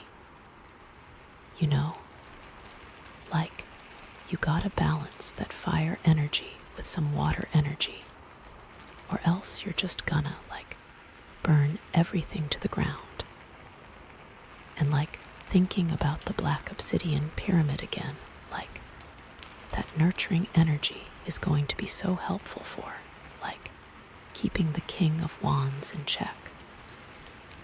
Like, it's going to remind him to, like, be mindful of his impact on others and to, like, lead with kindness and compassion. So yeah, the King of Wands is, like, a really powerful card, but it's also a card that requires a lot of responsibility, you know. Like, you gotta make sure that you're using that energy wisely. Okay, Wow, I'm just so excited about this. Let's keep going. Okay, so how does this King of Wands energy interact with the other cards we've already got, right? We've got the King of Cups, the Wheel of Fortune, and the Three of Wands. So, how does the King of Wands fit into this whole picture? Well, first of all, I think it's really interesting that we have two kings in this reading, right? We've got the King of Cups and the King of Wands. And that suggests that you're being called to embody both of these energies, right? You need to be both emotionally intelligent and passionate, both compassionate and driven. And that's not always easy, right? It can be tough to balance those two sides of yourself. But it's so important because if you're too focused on your emotions, then you can become indecisive and passive. But if you're too focused on your goals, then you can become ruthless and insensitive. So you gotta find that middle ground where you can be both strong and sensitive, both driven and compassionate. And the Wheel of Fortune, that's all about change and destiny, right? So the King of Wands is coming in to help you navigate those changes and take control of your own destiny. He's giving you the courage and the confidence to step into the unknown and create the future you want. And the Three of Wands, that's all about expansion and planning, right? So the King of Wands is helping you expand your horizons and make a plan for the future. He's giving you the vision and the drive to take your goals to the next level. But here's the thing, right? The King of Wands can sometimes be a little bit impatient, right? He wants things to happen right now. And that can be a problem because the Wheel of Fortune is all about cycles, right? Things take time and you can't always rush them. So you gotta be patient and trust that things are unfolding in the right way. And that's where the black obsidian pyramid comes in again, right? That nurturing energy is going to help you stay grounded and trust in the process. It's going to remind you that everything is happening for a reason and that you're exactly where you need to be. So yeah, the King of Wands is a really powerful addition to this reading. And it's really helping you step into your power and create the future you want. Okay, I'm seriously buzzing right now. Let's keep going. Okay, so let's talk about the protective depths theme, right? Because that's really what this whole reading is all about, right? How does the King of Wands help you explore those unseen bonds and boundaries and tap into that protective energy? Well, first of all, I think it's really important to remember that the King of Wands is a natural protector, right? He's always looking out for the people he cares about, and he's willing to fight for them. He's not afraid to stand up for what he believes in, and he's not afraid to challenge anyone who who tries to hurt his loved ones. And that's so important when you're exploring those unseen bonds and boundaries, right? You need to be able to protect yourself from negative energy and set healthy boundaries with other people. You can't just let people walk all over you, you know. You gotta stand up for yourself and say, hey, this is my space and I'm not going to let you violate it. And the King of Wands is really good at that, right? He's got this natural confidence and authority that just commands respect. People can sense that he's not someone to be trifled with. But here's the thing, right? The King of Wands can sometimes be a little bit too protective, right? He can become so focused on protecting his loved ones that he smothers them. He can become so controlling that he doesn't give them the space to grow and explore on their own. And that's not healthy, right? You gotta remember that everyone needs to have their own space and their own freedom. You can't just try to control everyone around you. And that's where the King of Cups comes in again, right? That compassion and understanding is so important for balancing the King of Wands' protective energy. You gotta be able to protect your loved ones without suffocating them. You gotta be able to set boundaries without isolating yourself. And the black obsidian pyramid, that nurturing energy is going to be so helpful for finding that balance. It's going to remind you to lead with love and compassion, even when you're setting boundaries. It's going to help you create a safe and supportive environment for yourself and your loved ones. So yeah, the King of Wands is a really important card for exploring those protective depths. And it's really helping you create healthy boundaries and protect yourself from negative energy. Phew, this is intense. Okay, so what kind of boundaries might you need to set with this new King of Wands energy, right? What kind of things might you need to say no to? Where might you need to draw a line in the sand?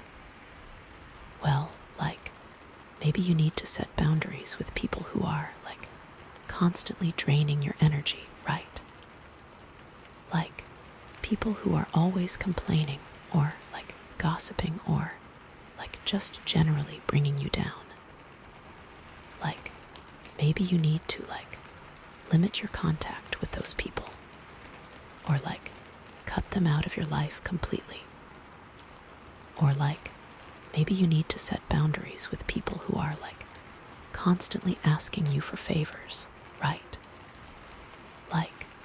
People who are always taking advantage of your generosity and never giving anything back. Maybe you need to learn to say no to those requests or start asking for something in return. Or maybe you need to set boundaries with yourself, right?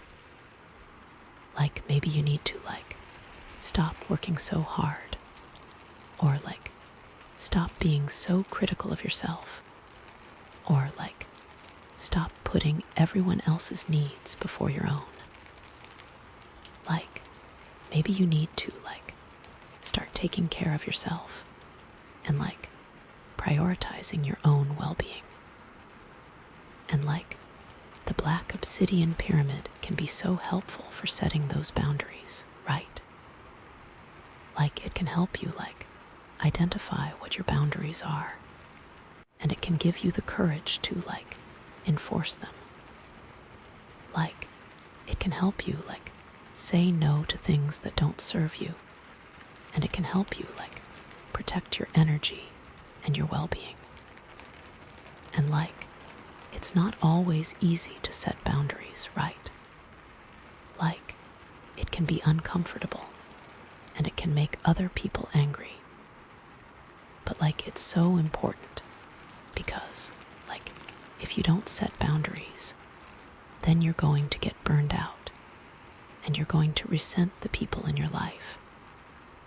So you gotta be willing to put your foot down and say enough is enough. So yeah, the King of Wands is really pushing you to set some healthy boundaries in your life, and it's giving you the strength and the courage to do it. Okay, this is a major turning point.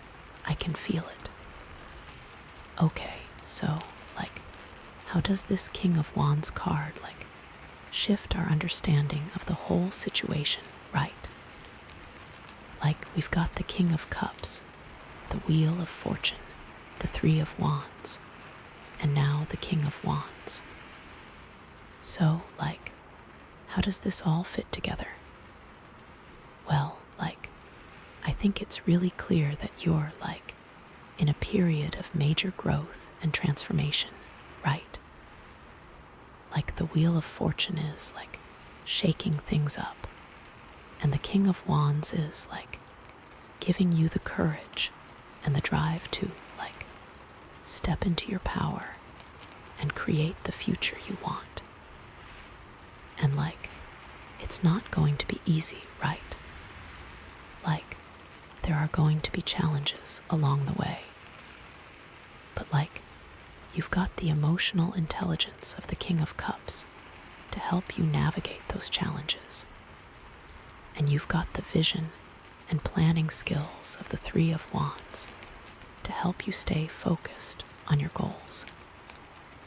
And the King of Wands is giving you that extra boost of energy and enthusiasm that you need to really make things happen. He's reminding you that you're capable of anything you set your mind to, and he's encouraging you to go after your dreams with all your heart. But it's also important to remember that you can't do it all alone, right? You need to connect with other people who can support you on your journey. You need to seek out mentors, partners, and collaborators who share your vision and can provide you with guidance and support. And the Black Obsidian Pyramid can be so helpful for connecting with those people, right? It can help you attract the right people into your life, and it can help you build strong and lasting relationships. It can help you create a community of support that will help you achieve your goals. So yeah, the King of Wands is really shifting the energy of this reading, and it's giving you a clear path forward. It's showing you that you're capable of anything you set your mind to, and it's encouraging you to go after your dreams with all your heart. Oh my gosh, I am so ready to see what's next. This is so exciting. Okay, so what questions does this King of Wands card raise, right? What are some of the things that you might want to be thinking about as you move forward on your journey? Well, maybe you want to be thinking about what your vision is for the future, right? What do you want to create in your life? What kind of impact do you want to make on the world? Like, what are your biggest dreams and aspirations? Or, like, maybe you want to be thinking about what kind of leader you want to be, right? Like, what are your values? What are your strengths? What are your weaknesses?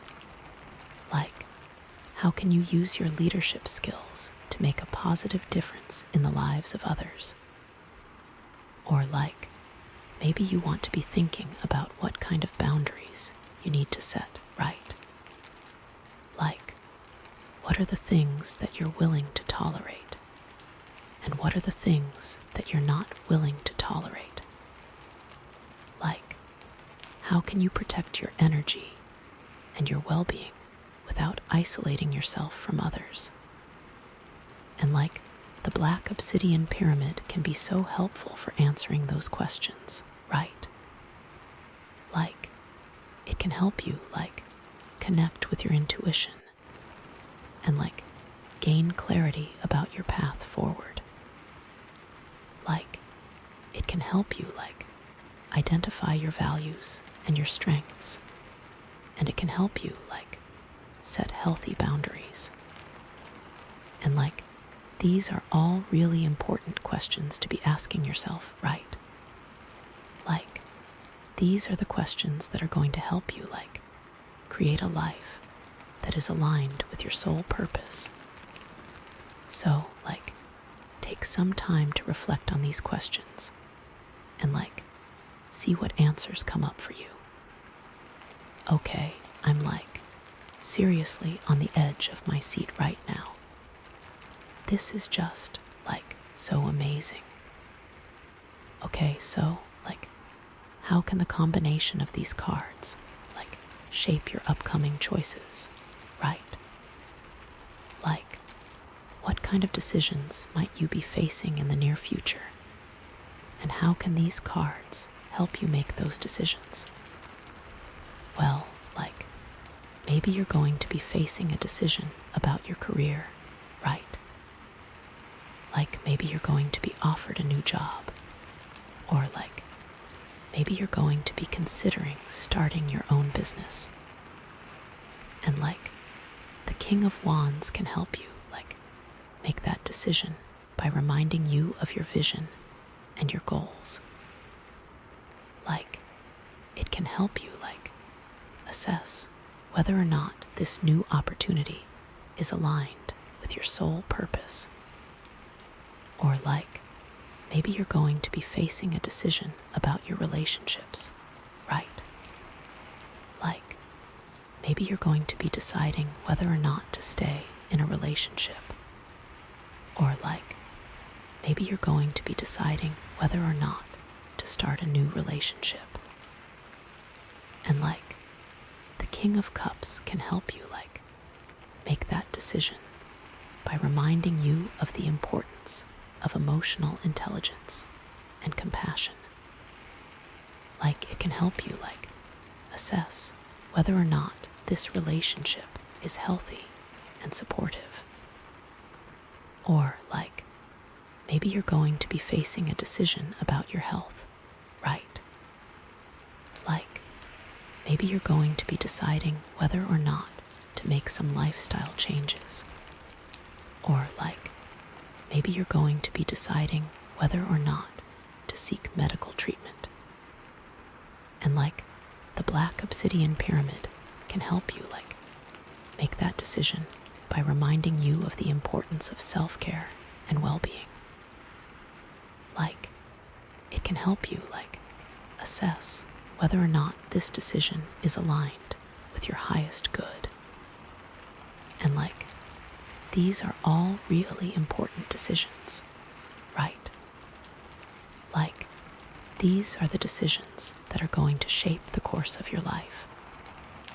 So like, take your time and like, really consider all of your options. And like, trust that you have the wisdom and the strength to make the right choices.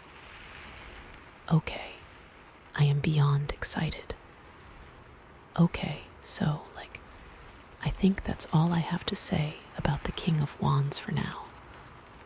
But I'm so excited to see what the next card is going to reveal.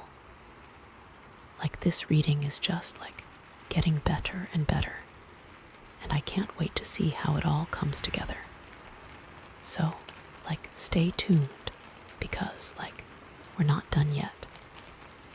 We've still got 3 more cards to pull, and I have a feeling that they're going to be even more amazing than the ones we've already seen.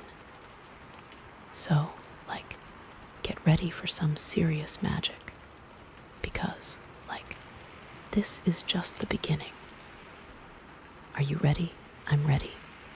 Oh my gosh, I'm so excited. Okay, next card. Here we go. Okay, I am so ready. Are you ready? Okay, drum roll please. For the next card, it's the Empress. Ooh, my goodness, okay.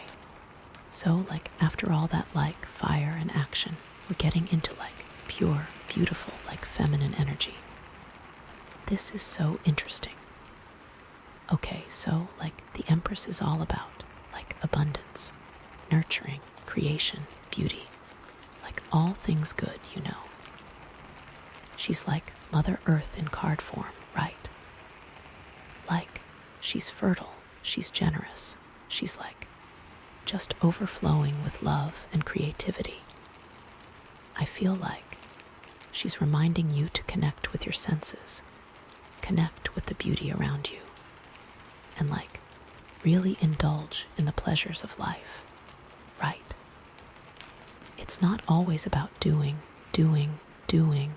and planning and taking action, you know. Sometimes you just gotta, stop and smell the roses, you know. And this card often represents, a strong feminine presence in your life, right? This could be you. It could be your mom, your sister, your best friend, any woman who, embodies those qualities of nurturing, compassion, and creativity. Or, you know, it could be the universe is calling you to, embrace your own inner Empress, you know. To tap into your own feminine power and, express your creativity and your love in the world. And, thinking about the other cards we have, especially the King of Cups and the King of Wands, the Empress is almost balancing out all that masculine energy, right? She's reminding you that, it's not all about, logic and action and, achieving your goals. It's also about, connecting with your emotions, nurturing your relationships, and, creating beauty in the world. It's bringing in a little bit of that soft, gentle energy, which honestly, I think, is super needed right now. You know? Okay. And thinking about the Wheel of Fortune, the Empress is almost guiding you through those changes, you know? She's reminding you that, even when things are changing and uncertain, you can always find comfort and stability in, your own inner resources, in your creativity, in your connections with loved ones. She is honey, everything is going to be okay, you know. She is I'm here for you. And the 3 of Wands, you know, all that planning and expansion. The Empress is making sure you're building on a solid foundation, you know. She's reminding you to nurture your roots, connect with your values, and create a life that's not just successful, but also fulfilling and meaningful. Okay, so the Empress. I feel she is here to soften everything. And you know what? I am here for it. Okay, so now, let's really dig into this Empress energy, okay? Because it's, way more complex than just, being a good mom, It is about fertility and abundance, and, creating life. But it is also about, power and strength, and, knowing your worth. The Empress, she's not, a pushover, She is confident, she is in charge, and she knows what she wants. But, she leads with love and compassion, She is not, ruling through fear or intimidation. She is, inspiring people with her beauty, her generosity, and her wisdom. And, I feel like this card is really calling you to, embrace your own power, to stop doubting yourself and, start believing in your own abilities. You have so much to offer the world, and the Empress is, reminding you to, share your gifts and your talents with others. It's she's giving you permission to, be yourself, to be creative, to be loving, and to, create a life that is truly authentic and fulfilling. And this card is also about, connecting with nature, right? The Empress is so deeply connected to the earth, to the seasons, to all living things. She's reminding you to get outside, to breathe in the fresh air, to appreciate the beauty of the natural world. It's she's saying, honey, you are part of something bigger than yourself. You are connected to everything, and you are loved and supported by the universe. She's also telling you to get your hands dirty, literally. Go garden, play in the soil, nurture something to life. It can be so healing to be in touch with the earth, especially after all that, mental energy and planning, and, you need to come back to your body and the earth. Okay, so, how does this Empress energy relate to all those king energies we've got going on, right? We've got the King of Cups and the King of Wands, and now we've got the Empress. So, how do these energies, work together? Well, I think the Empress is almost the queen to both of those kings, right? She's the feminine counterpart that, completes them and, brings them into balance. The King of Cups, he's all about, emotional intelligence and compassion. But, sometimes he can be a little bit too passive, right? He can be so focused on, understanding other people's feelings that he forgets to, stand up for himself. And, the Empress, she's, giving him that strength and that confidence that he needs to, assert himself and, protect his own boundaries. She's honey, it's okay to say no. It's okay to prioritize your own needs. You deserve to be loved and respected. And the King of Wands, he's all about, passion and action, and, achieving his goals. But, sometimes he can be a little bit too reckless, right? He can be so focused on, getting things done that he forgets to, consider the consequences of his actions. And, the Empress, she's, reminding him to, slow down, to be mindful, and to, consider the impact of his actions on others. She's honey, it's not all about winning. It's also about being kind being compassionate, and being responsible. You know. And like together, the King of Cups, the King of Wands, and the Empress, they create this amazing balance of masculine and feminine energy. It's like they represent the perfect blend of logic and intuition, action and compassion, strength and tenderness. And I feel like you're being called to embody all of those qualities in your own life, you know. To be both a powerful leader and a loving nurturer, to be both confident and compassionate, and to create a life that is both successful and fulfilling. And you know what? I think you can do it. Okay, so how does the Empress relate to the Wheel of Fortune, right? Because that card is all about change and destiny. And sometimes that can feel a little bit scary, right? But the Empress, she's reminding you that, even in the midst of change, you can always find stability and comfort in your own inner resources.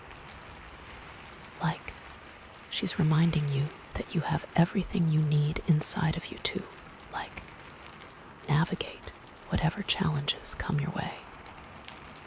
And she's also reminding you that, change is not always a bad thing, right?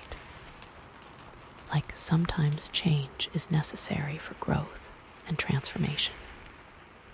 And the Empress, she's guiding you through those changes, helping you to, embrace the new opportunities that are coming your way, and helping you to, release the old patterns that are no longer serving you. She is let's go. Let's clear the space for new things. And she's also reminding you that, you're not alone in this, right? You have the support of the universe. You have the love of your friends and family. And you have your own inner strength to draw upon. And together, you and the Empress, you can face whatever challenges come your way. And you can create a future that is even more amazing than you ever imagined. Okay, I love this Empress energy so much. Okay, and how does the Empress relate to the Three of Wands, right? Because that card is all about planning and expansion. And sometimes that can feel a little bit overwhelming, right? But the Empress, she's reminding you to slow down, to be mindful, and to consider the impact of your actions on others. She's honey, it's not all about achieving your goals. It's also about creating a life that is sustainable and fulfilling. And she's also reminding you to connect with your values, to be authentic, and to create a life that is aligned with your soul purpose. She's don't just chase after success, chase after meaning. And she's also reminding you to take care of yourself, to nurture your body, mind, and spirit, and to create a life that is balanced and harmonious. She's you can't pour from an empty cup, so make sure you're filling yourself up first. And together, you and the Empress, you can create a plan for the future that is both ambitious and sustainable, both successful and fulfilling, and both aligned with your soul purpose and beneficial to the world. You know, so the Empress is really bringing a whole new dimension to this reading. and I'm so excited to see how it all unfolds. Okay, so let's talk about the protective depths theme, right? Because that's what this whole reading is all about. And how does the Empress help you explore those unseen bonds and boundaries and tap into that protective energy? Well, I think the Empress is all about creating a safe and nurturing environment, both for yourself and for others. She's reminding you to set healthy boundaries to protect your energy and to create a space where you feel loved, supported, and empowered. And that's so important when you're exploring those unseen bonds and boundaries, right? You need to feel safe enough to be vulnerable, to be authentic, and to share your deepest fears and desires. And the Empress, she's creating that space for you. She's holding your hand and saying, honey, it's okay to be yourself. It's okay to be imperfect. And it's okay to ask for help. And she's also reminding you to trust your intuition, to listen to your inner voice, and to follow your own guidance. She's you know what's best for you. You have the answers inside of you, and you don't need anyone else to tell you what to do. And together, you and the Empress, you can create a life that is both safe and empowering, both grounded and expansive, and both aligned with your soul purpose and beneficial to the world. Okay, I'm just feeling so much love and support right now. Okay, so how does the black obsidian pyramid relate to the Empress, right? Because that crystal is all about protection and grounding. And how does it work with this energy of abundance and nurturing? Well, I think the black obsidian is helping you to clear away any negativity or blockages that are preventing you from fully embracing the Empress's energy. It's it's helping you to release any fears or insecurities that are holding you back. And it's helping you to create a clear and open channel for abundance and love to flow into your life. And it's also helping you to protect yourself from any external influences that might be trying to drain your energy or sabotage your success. It's creating a shield of protection around you so that you can fully embody the Empress's energy without being affected by negativity or doubt. And together, the black obsidian and the Empress, they create this amazing combination of strength and tenderness, protection and abundance, and grounding and expansion. It's they represent the perfect balance of masculine and feminine energy, and they're helping you to create a life that is both safe and empowering, both fulfilling and meaningful, and both aligned with your soul purpose and beneficial to the world. Okay, I'm just feeling so grateful for this reading right now.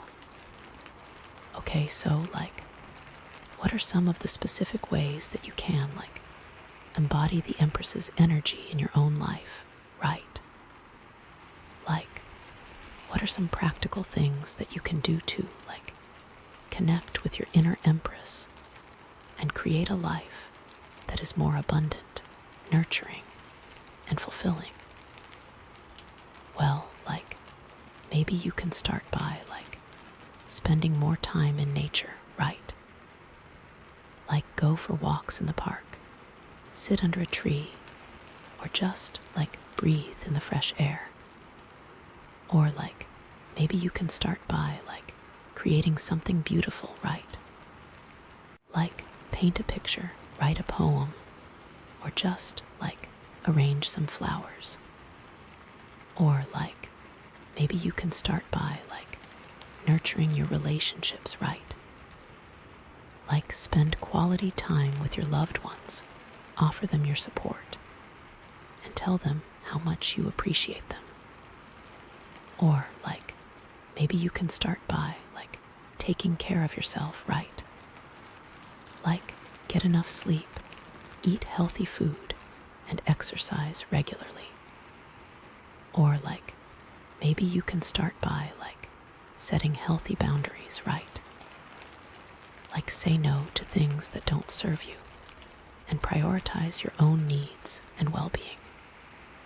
And like these are all just small things, but they can make a big difference in your life.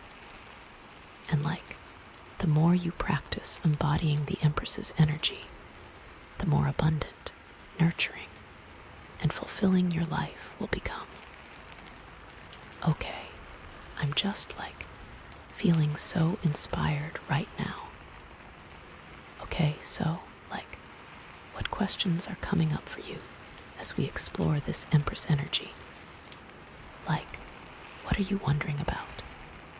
Are you wondering how to balance the doing with the being? Are you wondering how to bring more beauty into your life? Are you wondering how to connect more deeply with nature? Are you wondering how to nurture yourself and others more effectively? Are you wondering how to tap into your own creative power? These are all such important questions, and the Empress is here to guide you towards the answers. And like the Black Obsidian Pyramid is here to support you in that process, to clear away any blocks or obstacles that might be standing in your way. So like trust in yourself, trust in the universe, and trust in the power of the Empress to guide you towards a life that is full of love, joy, and abundance. Okay, I'm like seriously so excited for you right now. Okay, I think I can dig a little deeper, okay? Like, what aspects of your life are calling for more nurturing and care right now? Is it your physical health, your emotional well-being, your relationships, your creative projects, your financial situation? The Empress is shining a light on these areas, urging you to give them the attention they deserve. Think about which areas feel depleted or neglected. Where are you feeling a lack of abundance or joy? The Empress is here to remind you that you have the power to cultivate growth and abundance in all areas of your life. And like the Black Obsidian is there to clear the path, removing any obstacles or negative energies that might be preventing you from moving forward. So, like, take some time to really reflect on these questions and see what insights come up for you. This is like such a potent combination of energies, and I'm so excited to see how it all unfolds for you.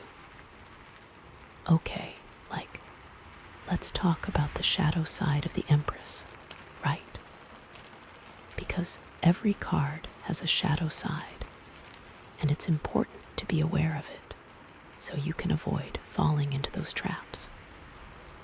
So like, the shadow side of the Empress can manifest as like being overly indulgent, neglecting your responsibilities, or becoming too attached to material possessions.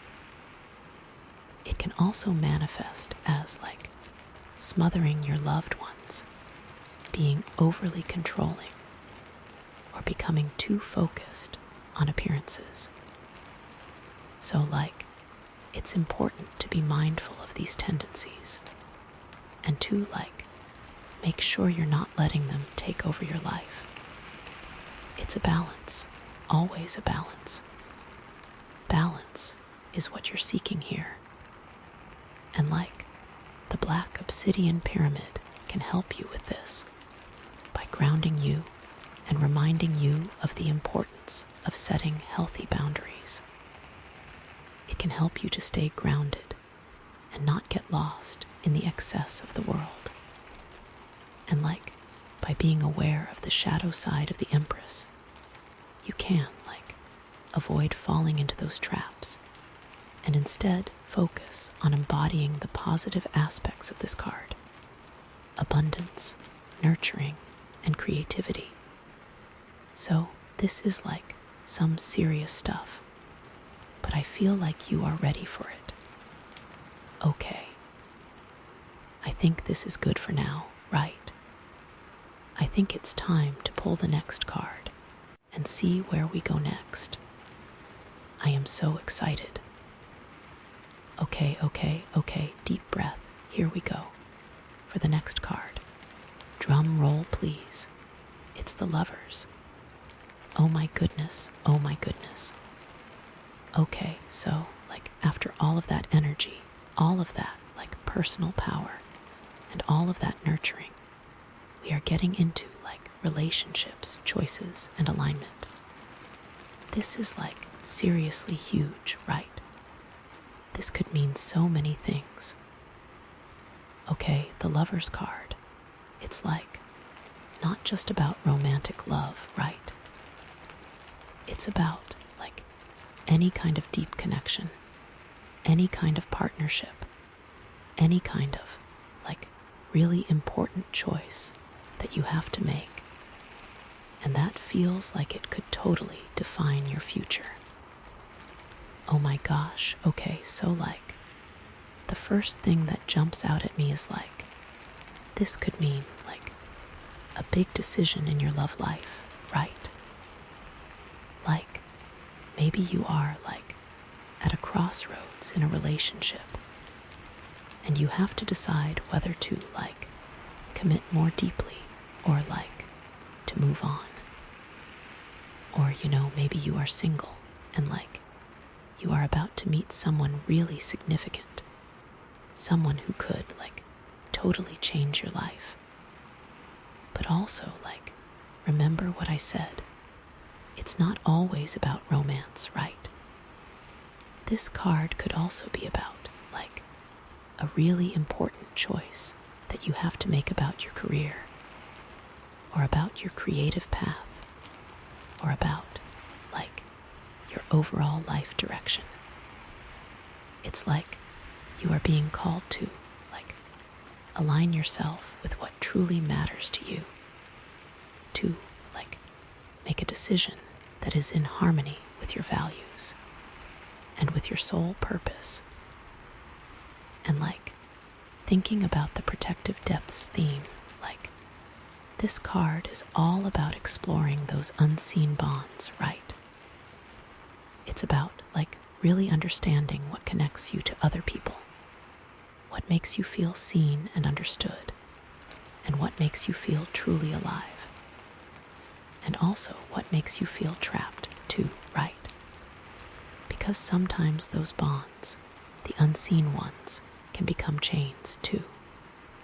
It's it can go either way, Okay, so the Lovers. Oh my gosh, I am so excited to dig into this. Okay, so how does the Lovers connect to all of these other cards, right? We've got the King of Cups, the Wheel of Fortune, the Three of Wands, the King of Wands, and the Empress. How does the Lovers fit into this, amazing story that's unfolding? Well, first of all, I think it's so interesting that we have two kings and the Empress, and now the lovers, right? It's like we're seeing all these different aspects of relationship, all these different kinds of connections, all these different ways of relating to other people and to the world.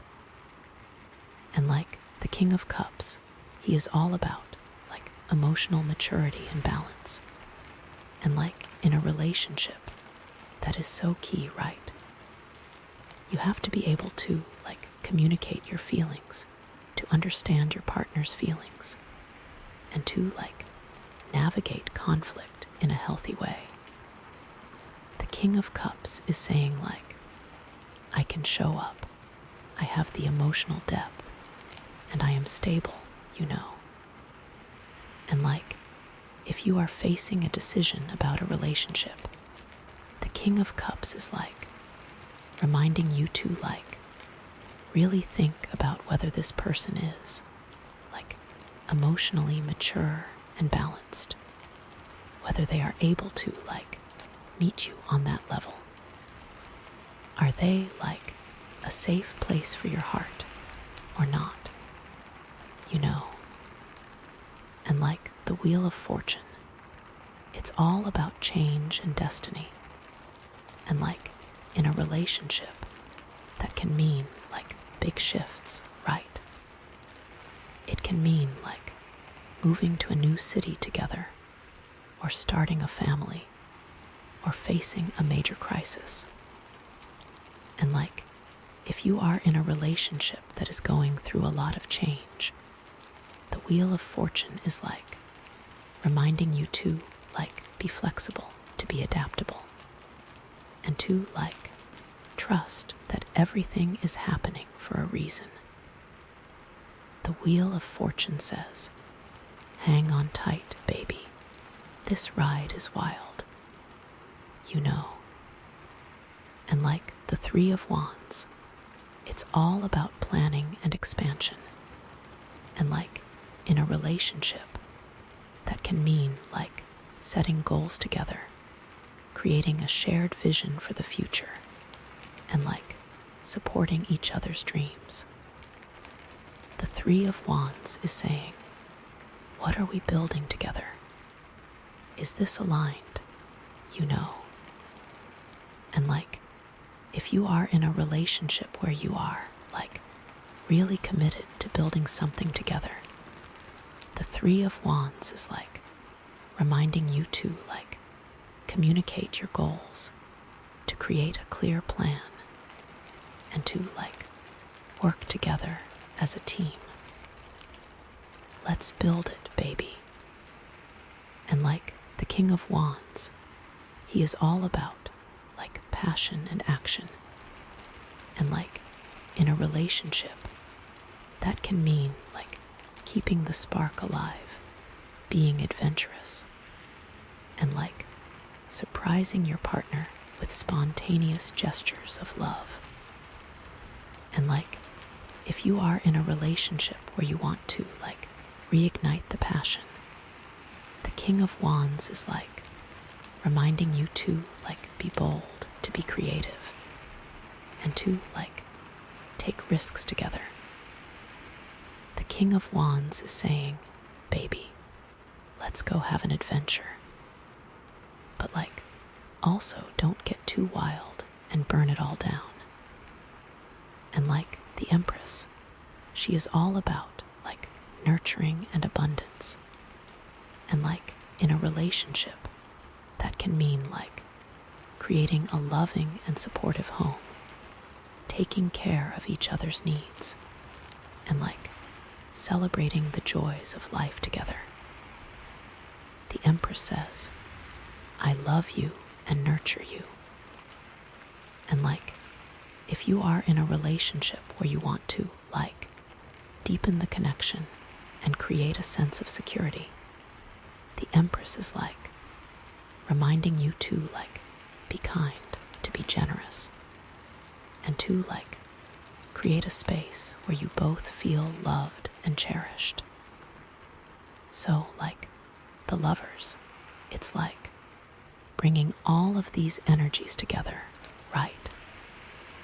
It's like reminding you that a successful relationship requires emotional maturity, adaptability, shared goals, passion, and nurturing. And it all has to feel aligned, right? Okay, so, how does the lovers relate to the protective depths theme, right? How does this card help you explore those unseen bonds and boundaries and, tap into that protective energy? Well, I think the lovers is all about, really seeing yourself in another person, right? It's about, recognizing those qualities that you admire, that you aspire to, that you, deeply connect with. And, that can be a really vulnerable experience, right? Because, when you see yourself reflected in someone else, you are also seeing your own flaws, your own insecurities, your own shadows. And, it can be tempting to, run away from that, to, protect yourself from the possibility of getting hurt. The lovers shows that, you are brave enough to face those things. But, if you are willing to, embrace that vulnerability, to, open yourself up to another person, you can experience a level of connection that is, truly transformative. And, the lovers is also about, making a choice, right? It's about, deciding whether or not you are willing to, commit to this person, to this relationship, to this path. The path together, or the one away from them.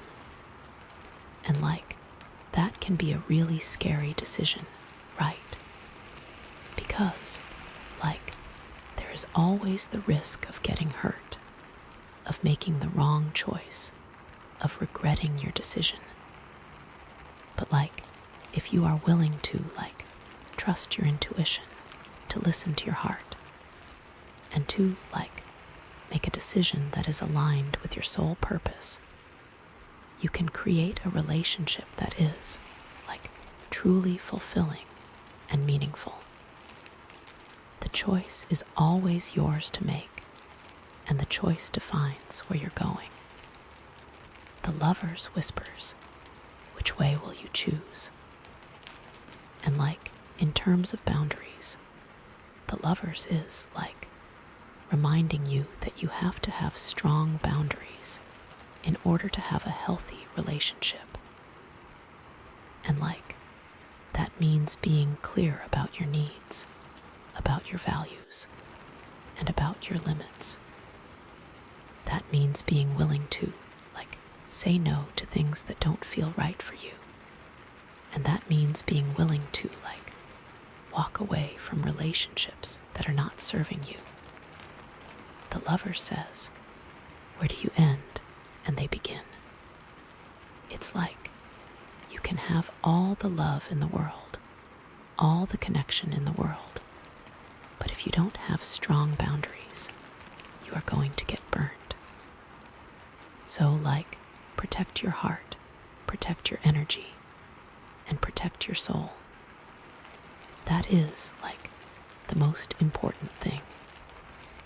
Okay, so, how does the black obsidian pyramid support you in this process, right? How does that crystal help you explore those unseen bonds and boundaries and, make a wise decision about your relationship? Well, I think the black obsidian is, really good at helping you see the truth, right?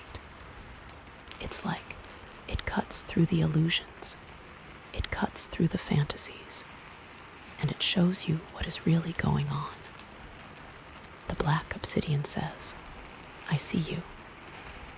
And that can be really helpful when you are trying to make a decision about a relationship, right? Because it's so easy to get caught up in your emotions, to idealize the other person, or 2, like, ignore red flags. But like, the black obsidian is like saying, wake up, look at the facts. What is really happening here? It holds a mirror up, reflecting all things you choose to ignore. And like, the black obsidian is also really good at helping you set boundaries, right? It's like, it gives you the strength to, like, say no to things that don't feel right for you. And it gives you the courage to, like, walk away from relationships that are not serving you. The black obsidian is saying, you deserve to be loved, you deserve to be respected, and you deserve to be treated well. And like, if you are not getting that in a relationship, the black obsidian is like saying, get out, you are worthy of more. So, like, if you are facing a decision about a relationship, I highly recommend working with your black obsidian pyramid, right? Like, hold it in your hand, meditate with it, and ask it to show you the truth. Ask it to help you set boundaries, and ask it to give you the strength to make the right decision for yourself. It's like, you are not alone in this. You have the support of the universe, and you have the power to create a relationship that is truly fulfilling and meaningful. Okay, so, like, let's talk about some of the specific questions that the lovers might be raising for you right now, right? Like, what are some of the things that you might be grappling with as you navigate this choice, this relationship, this connection? Well, like, maybe you are wondering if this person is really the right person for you, right? Like, maybe you are questioning whether you are truly compatible, whether you share the same values, and whether you have a future together. The lover says, do you see yourself in them? And do they see themselves in you? Maybe you are wondering if you are ready to commit, right? Like, maybe you are scared of getting hurt, or of losing your freedom, or of making the wrong choice. The lovers asks, are you ready to blend your path? Maybe you are wondering if you are strong enough to face the challenges that relationships inevitably bring, right? Like, maybe you are worried about conflict, about communication problems, or about the possibility of heartbreak. The lovers wants to know, can you weather the storms together? These are big questions, right? They can feel overwhelming. Take your time, breathe, and really listen to your heart. Okay, so, like, let's get really practical here, right? What are some concrete steps that you can take to gain clarity and make a wise decision about this relationship, this choice, this connection? Well, like, first of all, I highly recommend spending some time in introspection, right? Like, journal about your feelings, meditate on your questions, and really try to connect with your intuition. The lover says, go within. And like, second, I highly recommend talking to someone you trust, right? Like a friend, a family member, or a therapist. Get their perspective, get their support, and get their guidance. The lovers invites, seek wise counsel.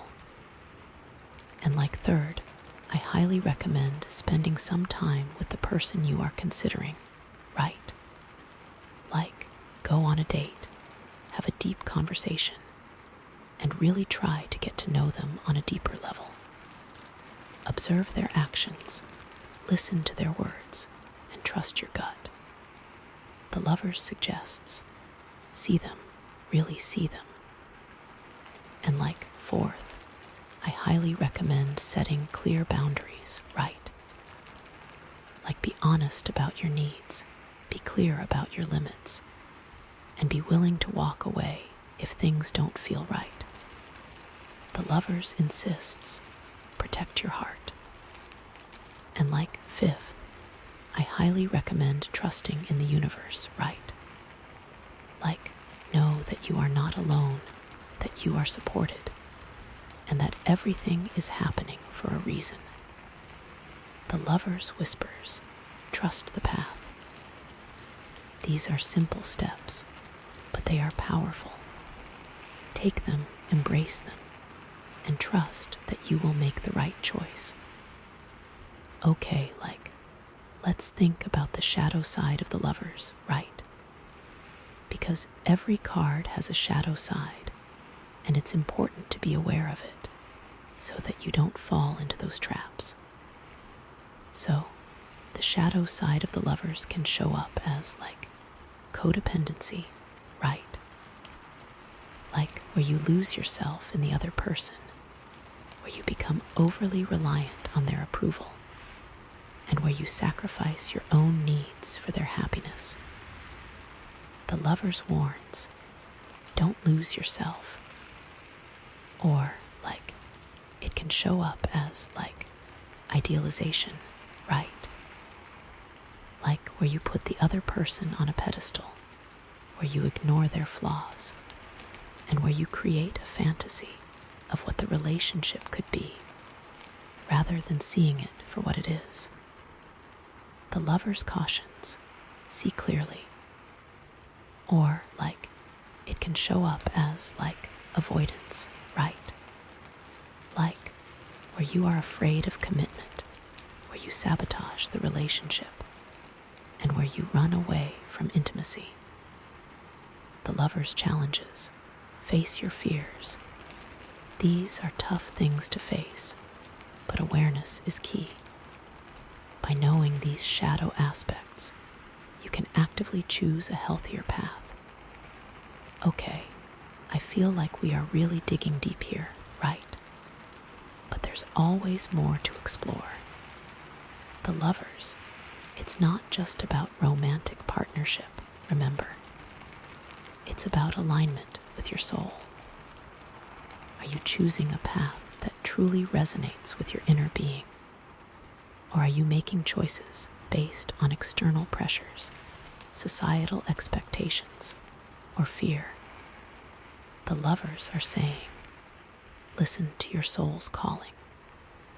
This isn't just about who you're with, but who you are being. Okay, so let's bring this all back to the black obsidian pyramid, right? How can this crystal help you stay grounded and centered as you navigate these complex emotions and decisions? The black obsidian is a powerful protector, shielding you from negativity and helping you to see the truth. It can help you to stay grounded and not get swept away by the intensity of your emotions.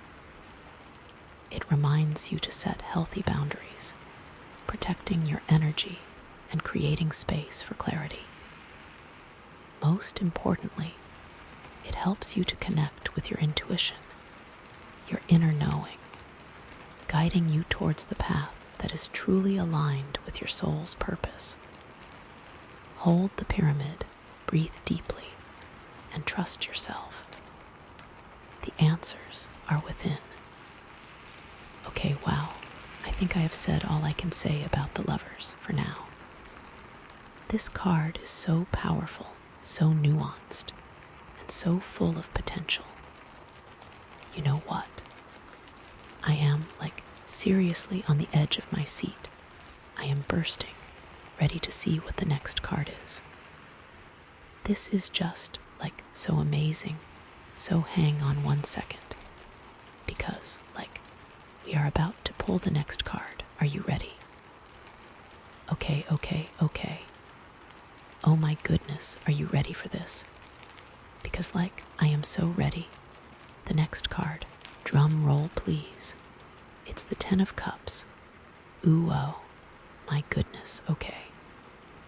After all that intensity, all that choice, all that relationship talk with the lovers, we get this total picture of happiness and harmony. This is so beautiful. Okay, so like the Ten of Cups, it's like the ultimate happily ever after card, right? It's all about joy, fulfillment, emotional abundance, just feeling completely content and satisfied with your life. Oh my gosh. It's like you've reached this point where everything just feels right, like you are surrounded by love, you are surrounded by support, and you are just overflowing with gratitude. You're literally in the middle of a cup waterfall made of pure joy. And this card often represents family harmony, right? It's about having a strong and loving connection with your family members, about feeling like you belong, and about creating a home that is filled with warmth and laughter. It's that picture-perfect image of a happy family, But it's also important to remember that family doesn't always mean blood relatives, right? It can also mean your chosen family, your friends, your community, anyone who makes you feel loved and supported. It's whatever makes you feel safe and loved. And this card can also represent emotional fulfillment in other areas of your life, right? In your career, in your creative pursuits, in your spiritual practice. Just feeling like you are living a life that is aligned with your values and with your sole purpose. This could mean you have achieved ultimate success in what you're doing. You have reached a point where you feel accomplished, happy, and you are living life to the fullest. The Ten of Cups is often a marker for this. It's you finally found that thing that you were searching for, and you are happy you put in the work to get there. It's something to be proud of, for sure. Okay, so the Ten of Cups. Oh my gosh, I am so excited to dig into this and see how it connects to everything else. What do you do now? Where do you go from here? Okay, so how does the Ten of Cups connect to all of these other cards, right? We've got the King of Cups, the Wheel of Fortune, the Three of Wands, the King of Wands, the Empress, and the Lovers. How does this picture of perfect happiness fit into this amazing story that is unfolding? Well, first of all, I think it's so interesting that we've got so many cards about relationships and about emotions, right? It's this whole reading is really focused on your connections with other people and on your emotional well-being. It's that's where you are putting a lot of your energy, and it's where a lot of the focus of your life is. The King of Cups represents all your deep, mature, emotional out thoughts. The Wheel of Fortune is your destiny. And the Three of Wands, King of Wands, and the Empress are pushing you forward to success, while still being in touch with the earth. Finally, the Lovers is telling you that you need someone along for the ride, a partner, a bestie, a soulmate, something. And if you are in a relationship, the Ten of Cups is reminding you to appreciate what you have, to cherish your loved ones, and to create a home that is filled with love and laughter. But it's also reminding you that happiness is not just about external circumstances, right? It's also about your internal state. It's about your attitude. It's about your perspective. You need to make sure your mind, body, and spirit are aligned. And that is what will bring happiness. That is what the Ten of Cups is. I think you will get there. It will take hard work and dedication. But the cards are showing that you have so much potential. And if you are not in a relationship, the Ten of Cups is reminding you that you can still create a life that is filled with joy and fulfillment, right? It's about finding happiness within yourself, about pursuing your passions, and about connecting with your chosen family. You need to focus on you and making you happy.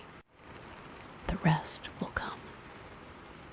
You need to believe in yourself and believe that you deserve happiness. Okay, so the Ten of Cups, it's bringing all of these energies together, right? It's reminding you that a happy life requires emotional maturity, adaptability, shared goals, passion, nurturing, and most importantly, a deep sense of inner peace and contentment. Okay, so let's dig a little deeper into this idea of harmony, right? Because the Ten of Cups is all about harmony. But what does that really mean in a practical sense? Harmony does not mean a lack of struggle. Harmony means having a life that is aligned with you and the tools to handle the struggles. Well, I think it means finding a balance between all the different aspects of your life, right? Your work, your relationships, your health, your spirituality, your hobbies. All of those things need to be in alignment so you don't get burnt out. And it also means finding a way to integrate your shadows, right? Your fears, your insecurities, your flaws, all of those things that you try to hide from the world. You can't deny those feelings. You have to face them head on and find a way to work through them. It's not about pretending that you don't have those feelings. It's about accepting them, understanding them, and finding a way to integrate them into your life. It's embracing your whole self, both the good and the bad. It's about finding a way to be authentic, to be real, and to be true to yourself. You can't hide any part of yourself because that will only lead to more issues down the road. And it also means finding a way to connect with other people in a meaningful way, right? To build relationships that are based on trust, respect, and mutual understanding. You cannot do things alone. You need to build strong relationships that will hold you up when you are down. It's about giving and receiving support, about being there for each other, and about celebrating each other's successes. It's about creating a community that feels like home. Harmony is all about finding peace within yourself and with others. And if you can do all of those things, you will be well on your way to experiencing the joy and fulfillment of the Ten of Cups. But it's also important to remember that harmony is not always easy, right? Like, there will be times when you feel out of balance, when you feel overwhelmed, and when you feel disconnected. And like, that's okay, that's normal, that's part of life. It is not realistic to think that you will live in pure bliss all the time. There will be ups and downs, and it's important to remember that the downs are not the end of the world. As long as you learn from them, you will be okay. When you are feeling down, that is when it is most important to rely on your support system. The key is to just keep striving for that sense of harmony, to keep working on yourself, and to keep connecting with others. And eventually, you will find your way back to that place of peace and contentment. Okay, so let's talk about how the Ten of Cups relates to the masculine and feminine energies that we have been seeing throughout this reading, right? Because, we have got the King of Cups, the King of Wands, and the Empress, all representing different aspects of those energies. You need to find a way to balance them. It's about figuring out how to be successful while still nurturing those around you. Think about what you want your life to look like, and think about how you're going to achieve it while still maintaining those healthy relationships. Well, I think the Ten of Cups is showing us that true happiness comes from finding a balance between those energies, right? It's not about being all masculine or all feminine. It's about integrating both aspects into your life in a harmonious way. You need the masculine side to make money and achieve success, but you also need that feminine side to have healthy relationships with those you love. And like the King of Cups, he is all about emotional intelligence and compassion, which are traditionally seen as feminine qualities, right? But he is also a king, which represents power and authority, which are traditionally seen as masculine qualities. You are in charge of your destiny, and you are capable of great things. But you need to also be in touch with your emotions so that you are not just making decisions based on logic. Use that emotional intelligence to help guide you to the path that you need to be on. And like the King of Wands, he is all about passion and action, which are traditionally seen as masculine qualities, right? But he also needs the nurturing and creative energy of the Empress to temper his fiery nature and to ensure that he is using his power in a responsible way. The King of Wands and the Empress are a power couple. The King of Wands can help to bring the ideas that the Empress has to life, and the Empress can help the King of Wands to keep in touch with his emotions. It's about having a good balance of both. Together, you can achieve whatever it is that you set your mind to. And like the Empress, she is all about abundance and nurturing, which are traditionally seen as feminine qualities, right? But she also has a strength and a power that is not to be underestimated, and she is capable of creating a life that is both beautiful and fulfilling. The Empress also knows that you need to have those boundaries to protect the nurturing energy. You cannot let everyone walk all over you, or else you will have nothing left to give to yourself. your limits. She is a wonderful energy to have, and you should strive to be more like her.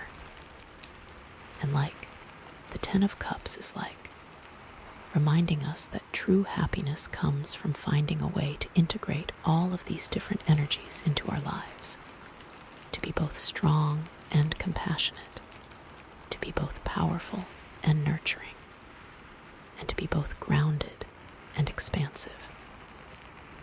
You need to be a king and an empress.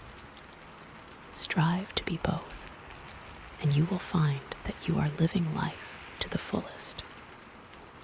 Okay, so let's talk about the Ten of Cups as an internal state versus an external achievement, right?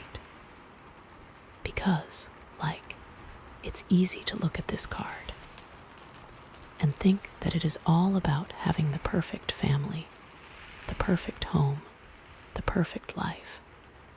But that is not always the case, and it can be easy to get caught up in those feelings. But what happens if you have a loving family, but you are not happy within yourself? Well, I think the Ten of Cups is reminding us that true happiness comes from within, right? It's not about what you have. It's about who you are, and it's about how you feel about yourself. The Ten of Cups is showing you that you can have all the material items that you have ever dreamed of. But if you are not happy with yourself, then you will never be truly happy. You will always be searching for something more. It is important to make sure that you love yourself and that you are happy with who you are. And it's possible to have all of those external things and still not feel that sense of joy and fulfillment, right? You can have a loving family, a beautiful home, a successful career, and still feel like something is missing. The most important thing is to make sure that you are happy with yourself, first and foremost. You can't rely on other people to make you happy. You have to find happiness within yourself, and then you can share that happiness with others. Don't put all your eggs in one basket. And that's because true happiness comes from within. It comes from a deep sense of self-acceptance, self-love, and self-worth. It's about knowing that you are enough, just as you are, and that you don't need anything else to complete you. You don't need all those material items to feel validated. You are valid just as you are. All those material items will fade, so you must focus on the spiritual. And so, if you are looking at the Ten of Cups and feeling like you are not there yet, like you don't have all those external things, don't despair, right? Focus on cultivating that sense of inner peace and contentment. Focus on loving yourself, and focus on pursuing your passions. Make yourself happy. Do whatever it is that you enjoy doing. Make yourself feel good. The rest will follow. And eventually, you will find that you have everything you need to experience the joy and fulfillment of the Ten of Cups, regardless of your external circumstances.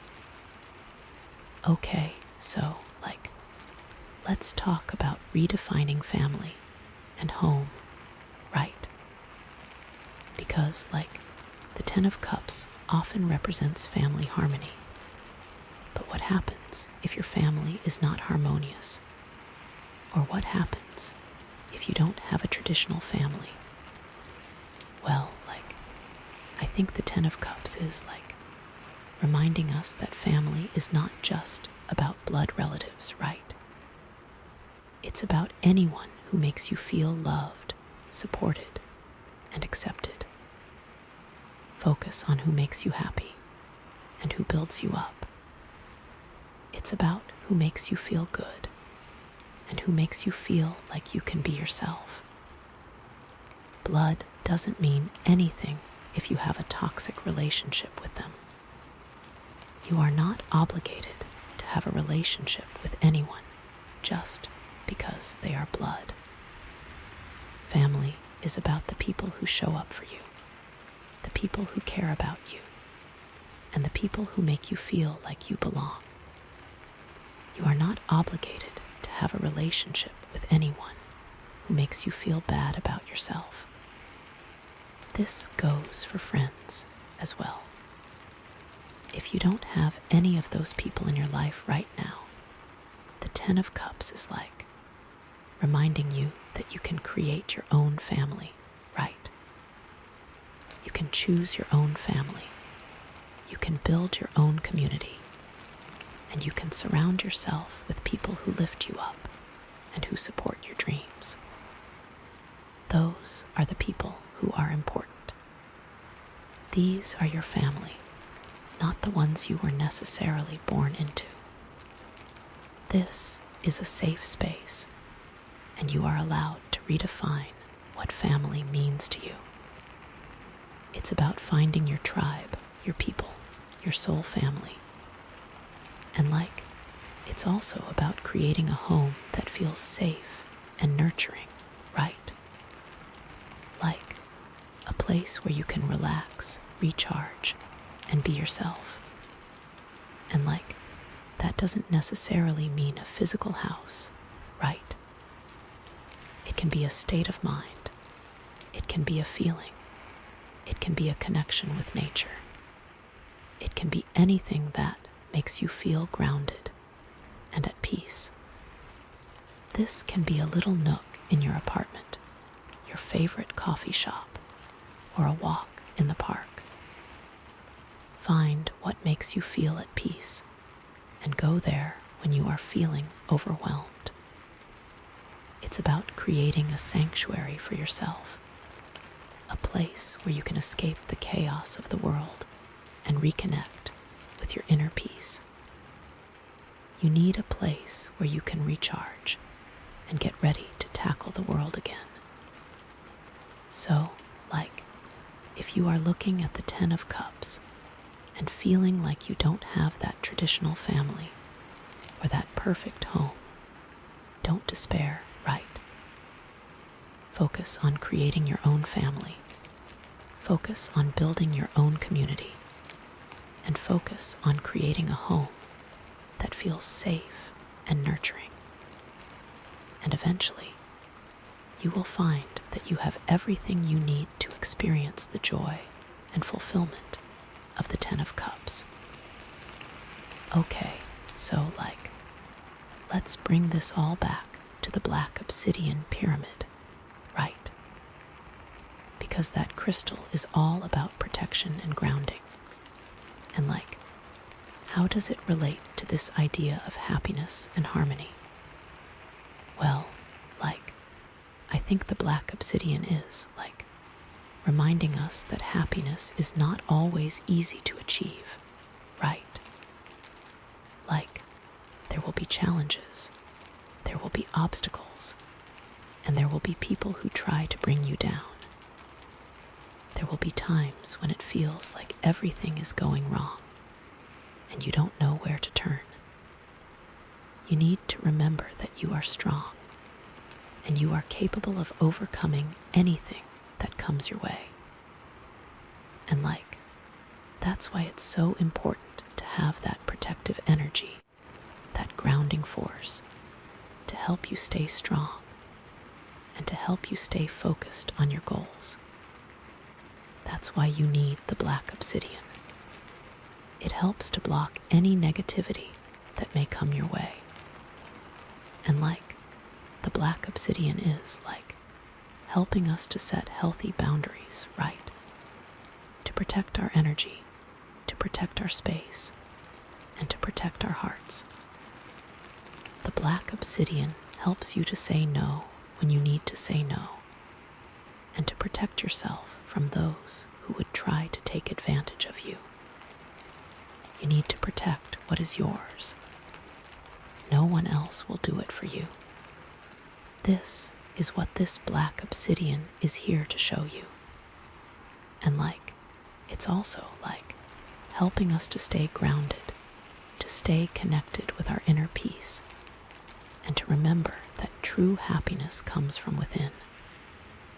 It is something that you have to cultivate yourself. You have to make it a priority. The black obsidian helps you to stay in touch with your emotions and to not let the outside world affect you too much. It's important to stay grounded and remember who you are and what you want. The black obsidian is there to help you with that. And so, if you are working towards that 10 of Cups energy, that sense of happiness and harmony, remember to bring in the black obsidian. Remember to set those healthy boundaries. Remember to protect your energy. And remember that true happiness comes from within. This will help you on your journey. This will help you to achieve your goals. And with all of these cards together, you have such a strong message, and you have so many tools to help you on your way. Take it all in, reflect on it, and trust that you are on the right path. Okay, so, what might be blocking you from achieving this 10 of Cups energy right now? What are some things that you need to release? What are some things that you need to let go of in order to fully step into this energy of happiness, harmony, and emotional fulfillment? You are being called to greatness, but you can't get there if you are holding onto things that don't serve you. Are you holding onto negative beliefs about yourself? Are you holding onto resentment towards others? Are you holding onto fear of the future? The first thing you need to do is release it. You can't move forward if you are being held back by these things. What actions are you taking that are not in alignment with your highest good? What choices are you making that are sabotaging your happiness? What are you doing that is not helping you to achieve your goals? What are you doing that is not making you happy? What needs to change so that you can be on the right path? The path that will lead you to the 10 of Cups energy. Take some time to reflect on these questions and see what comes up for you. This is an opportunity to release anything that is holding you back and to fully step into your power. The next thing to do is figure out what your goals are. What do you want to achieve? What do you want your life to look like? Where do you see yourself in 5 years? In 10 years? Are you working towards those goals? Are you making choices that will help you get there? If not, it's time to change course. It's time to start making decisions that are in alignment with your goals so you can get there. Okay, so let's talk more specifically about the boundaries that you might need to set in order to protect this 10 of Cups energy. Right. Because, we've talked about setting boundaries in general, but what are some specific things that you might need to say no to? What are some specific people that you might need to distance yourself from? What are some specific situations that you might need to avoid? Do you need to say no to certain friends? Friends that bring you down? Do you need to stop going to certain places? Places that make you feel bad? Do you need to stop doing certain things? Things that are not in alignment with your values? You need to protect your energy, and you need to do whatever it takes to do that. I think you know the answers, but sometimes it can be hard to admit. Here is your permission. The 10 of Cups provides that. The time is now. Okay, I'm not going to keep digging on this one. I'm going to leave space for the next card. This is so intense. So much is coming through, and I'm seriously ready. Are you ready? Because the final card is coming up next. Okay, oh my gosh. So here we are, the final card. The 2 of Pentacles. I am so excited to see how this all comes together for you. Like, seriously, what a wild ride this has been, right? We've been through so much together, and now it's time to, tie it all up with a nice little bow. Or, maybe not so little. This has been a big reading. So okay, let's just recap for a second, right?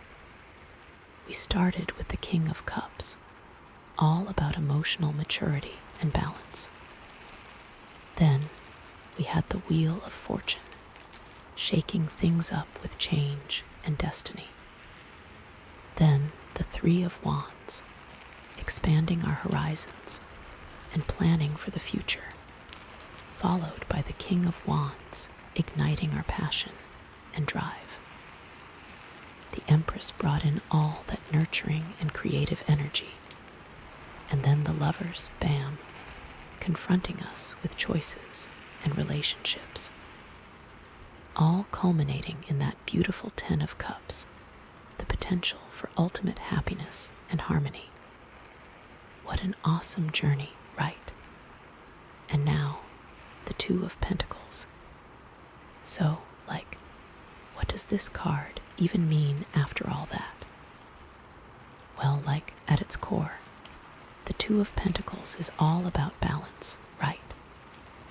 It's about juggling multiple responsibilities, managing your resources, and staying adaptable in the face of change. I think you have been doing such a great job so far. This seems like it's gonna be a piece of cake for you. You are so strong. It's like you're a performer, keeping all these plates spinning in the air, and you're doing it with a smile on your face, even when things get crazy. It's kind of an exercise in, grace under pressure, And this card often shows up when you're feeling a little bit overwhelmed, right? You've got so much going on, so many demands on your time and energy, and you're just trying to keep it all together. But the 2 of Pentacles is reminding you that you can do it, right? You've got the skills, you've got the resources, and you've got the strength to handle whatever comes your way. You are so capable, it's great. But here's the thing, right? It's not just about keeping all those plates spinning.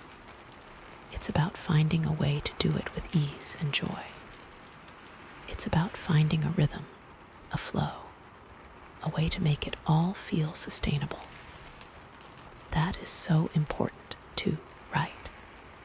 You are so strong. I think it's important for you to remember you can be strong and kind. It doesn't have to be one or the other. This is one of those things that I am telling you because I think that you are so awesome and great, and that you deserve all the wonderfulness the world has to offer. And that includes being successful and happy. It's about, not taking yourself too seriously, about being able to laugh at yourself when things go wrong, and about trusting that everything is going to work out in the end. I think it is.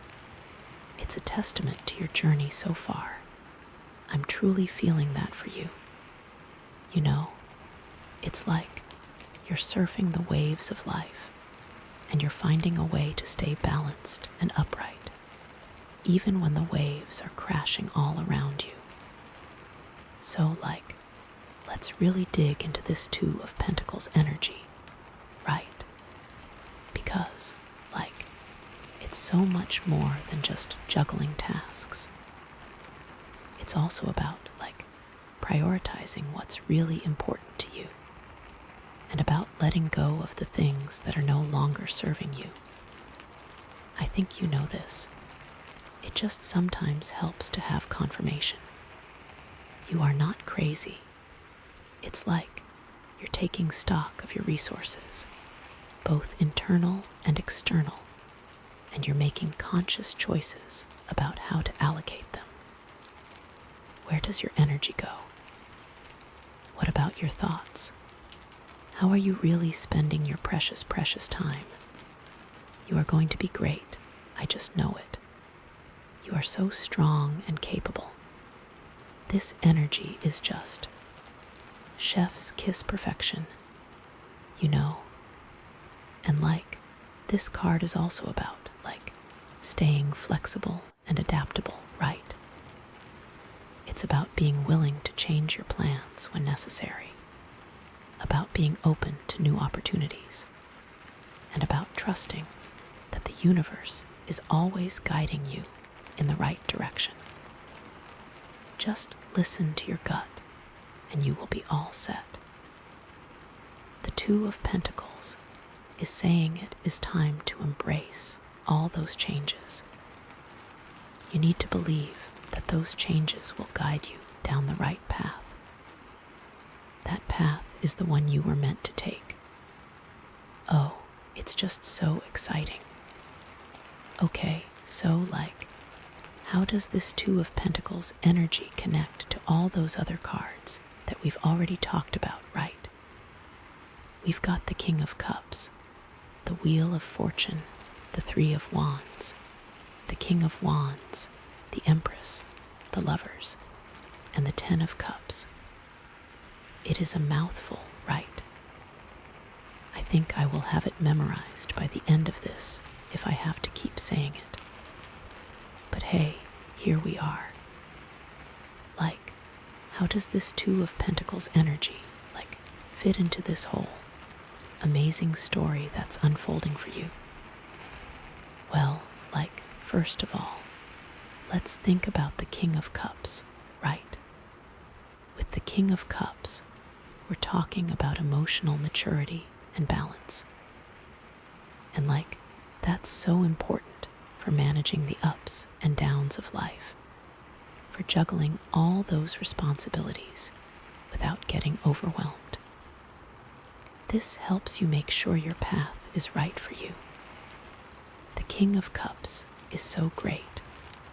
I love the emotional maturity. Great job on that. You have really got it going on. You rock. You're able to stay calm and centered, even when things get crazy, which allows you to make clear and rational decisions, even when you feel like everything is up in the air. And then we have the Wheel of Fortune, that wild card of change and destiny, right? And the Two of Pentacles is all about adapting to those changes, about finding a way to stay balanced and grounded, even when life is throwing you curveballs. It's about learning to ride the waves, baby. You got this. You can totally handle it. You are capable. And then the Three of Wands, expanding our horizons and planning for the future. The Three of Wands wants you to go forth, and it's helping you. That's pretty awesome. And the Two of Pentacles is reminding us to stay flexible, to be willing to adjust our plans as needed, and to trust that the universe will always provide us with new opportunities. You are awesome, just as you are, in this moment. I am telling you, you can get through this. Then there is the King of Wands, igniting our passion and drive, right? And like the Two of Pentacles is helping us to channel that energy in a productive way, to manage our time and resources effectively, and to avoid burnout. You are on your way to burning bright. Just keep going. This is really awesome and great, and I am loving it so much. Seriously, you are going to do great things. Just keep it up. The Empress brings in all that nurturing and creative energy, and like the Two of Pentacles is reminding us to prioritize self-care, to make time for the things that nourish our souls, and to create a life that is both fulfilling and sustainable. You have to make sure you nurture you too. Okay, it can be a little rough otherwise, but keep it up. It'll all be good. But what if we forgot to nurture ourselves? Then we couldn't nurture others, right? Then the Lovers, that card of choices and relationships, right? And like the Two of Pentacles is helping us to balance our needs with the needs of others, to communicate effectively, and to create relationships that are based on mutual respect and understanding. Relationships are super important, so it's great that there are so many in this reading. Like, it's wonderful. Okay, then there is that beautiful Ten of Cups, that potential for ultimate happiness and harmony. And like the Two of Pentacles is reminding us that happiness is not just about external circumstances. It's also about our internal state. It's about our attitude, and it's about our ability to find joy in the everyday moments. Keep it up. You are going to be so great. I just know it. You just need to keep telling yourself you're awesome. So like the Two of Pentacles is like tying all of these energies together, right? It's reminding us that a fulfilling life requires balance, adaptability, and a willingness to manage our resources effectively. You got this. You can do great things. You can handle all of this. You are going to be so great. Just know it. Keep telling yourself that, and you will get there. But like, it's also reminding us that it's not just about doing. It's also about being, about finding joy in the journey, and about creating a life that is aligned with our values and with our sole purpose. That is awesome. It's so exciting. I just can't handle it. Okay, so like, how can the black obsidian pyramid help you embody this Two of Pentacles energy, right? Because like, that crystal is all about protection and grounding. And like, how does it support you in finding balance and managing your resources?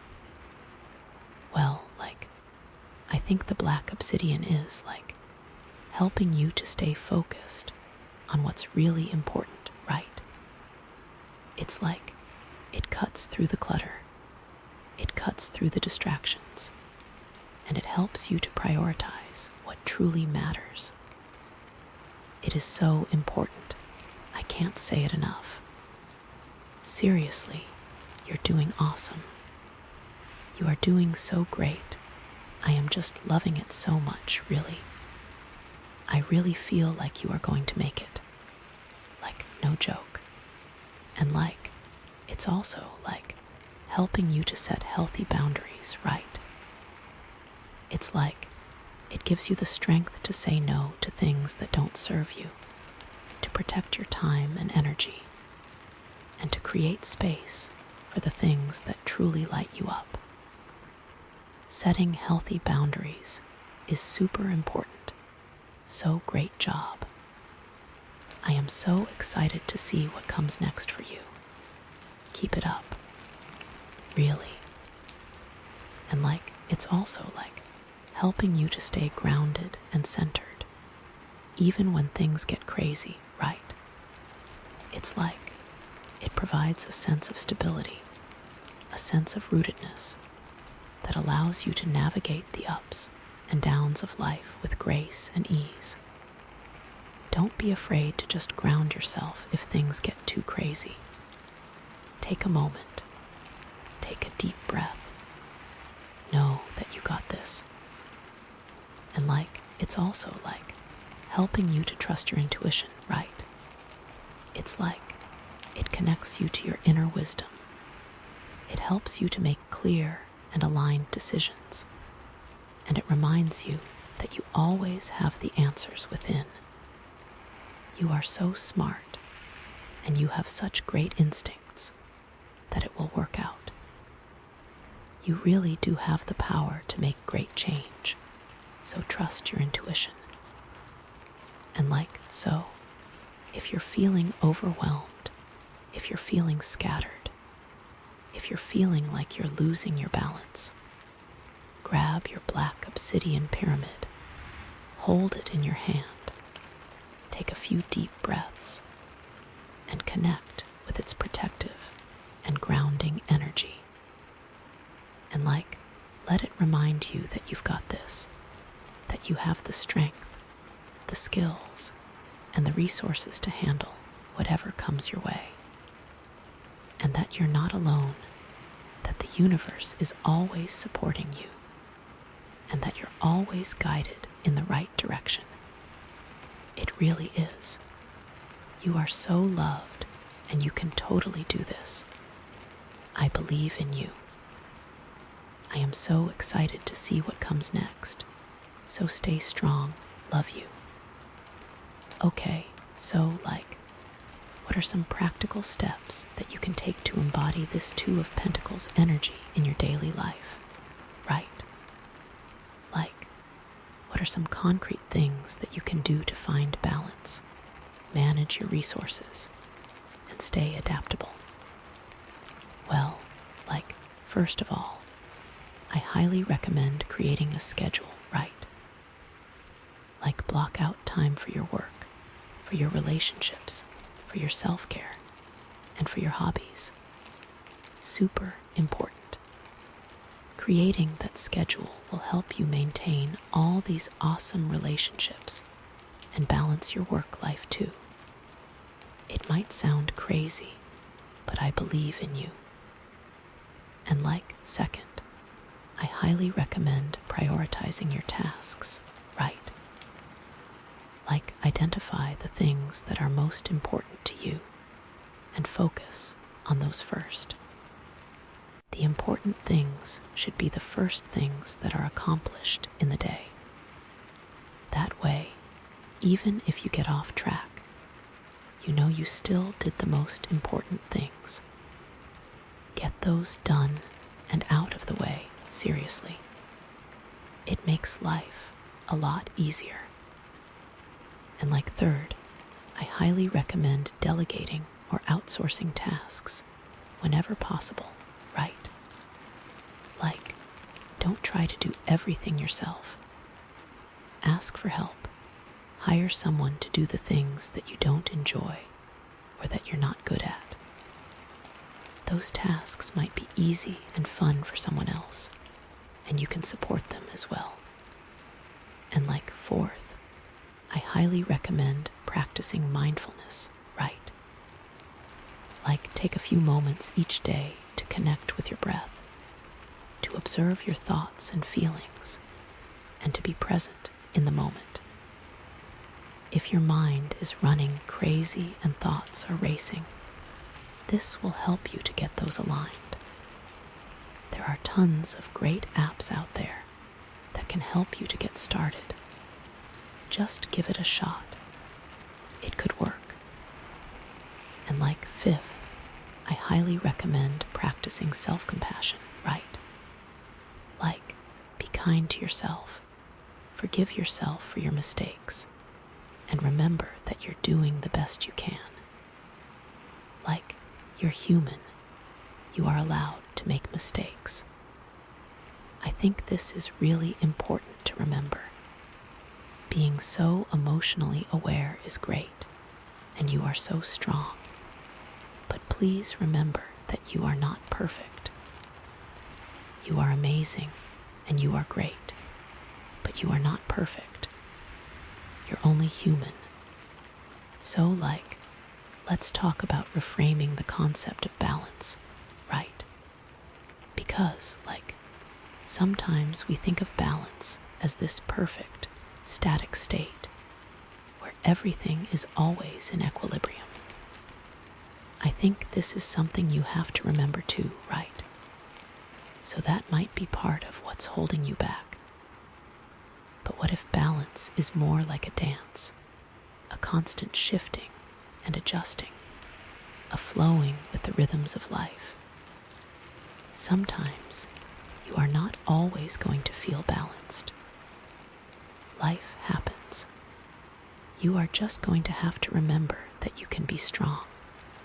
You are awesome, and you can get through anything that is thrown your way.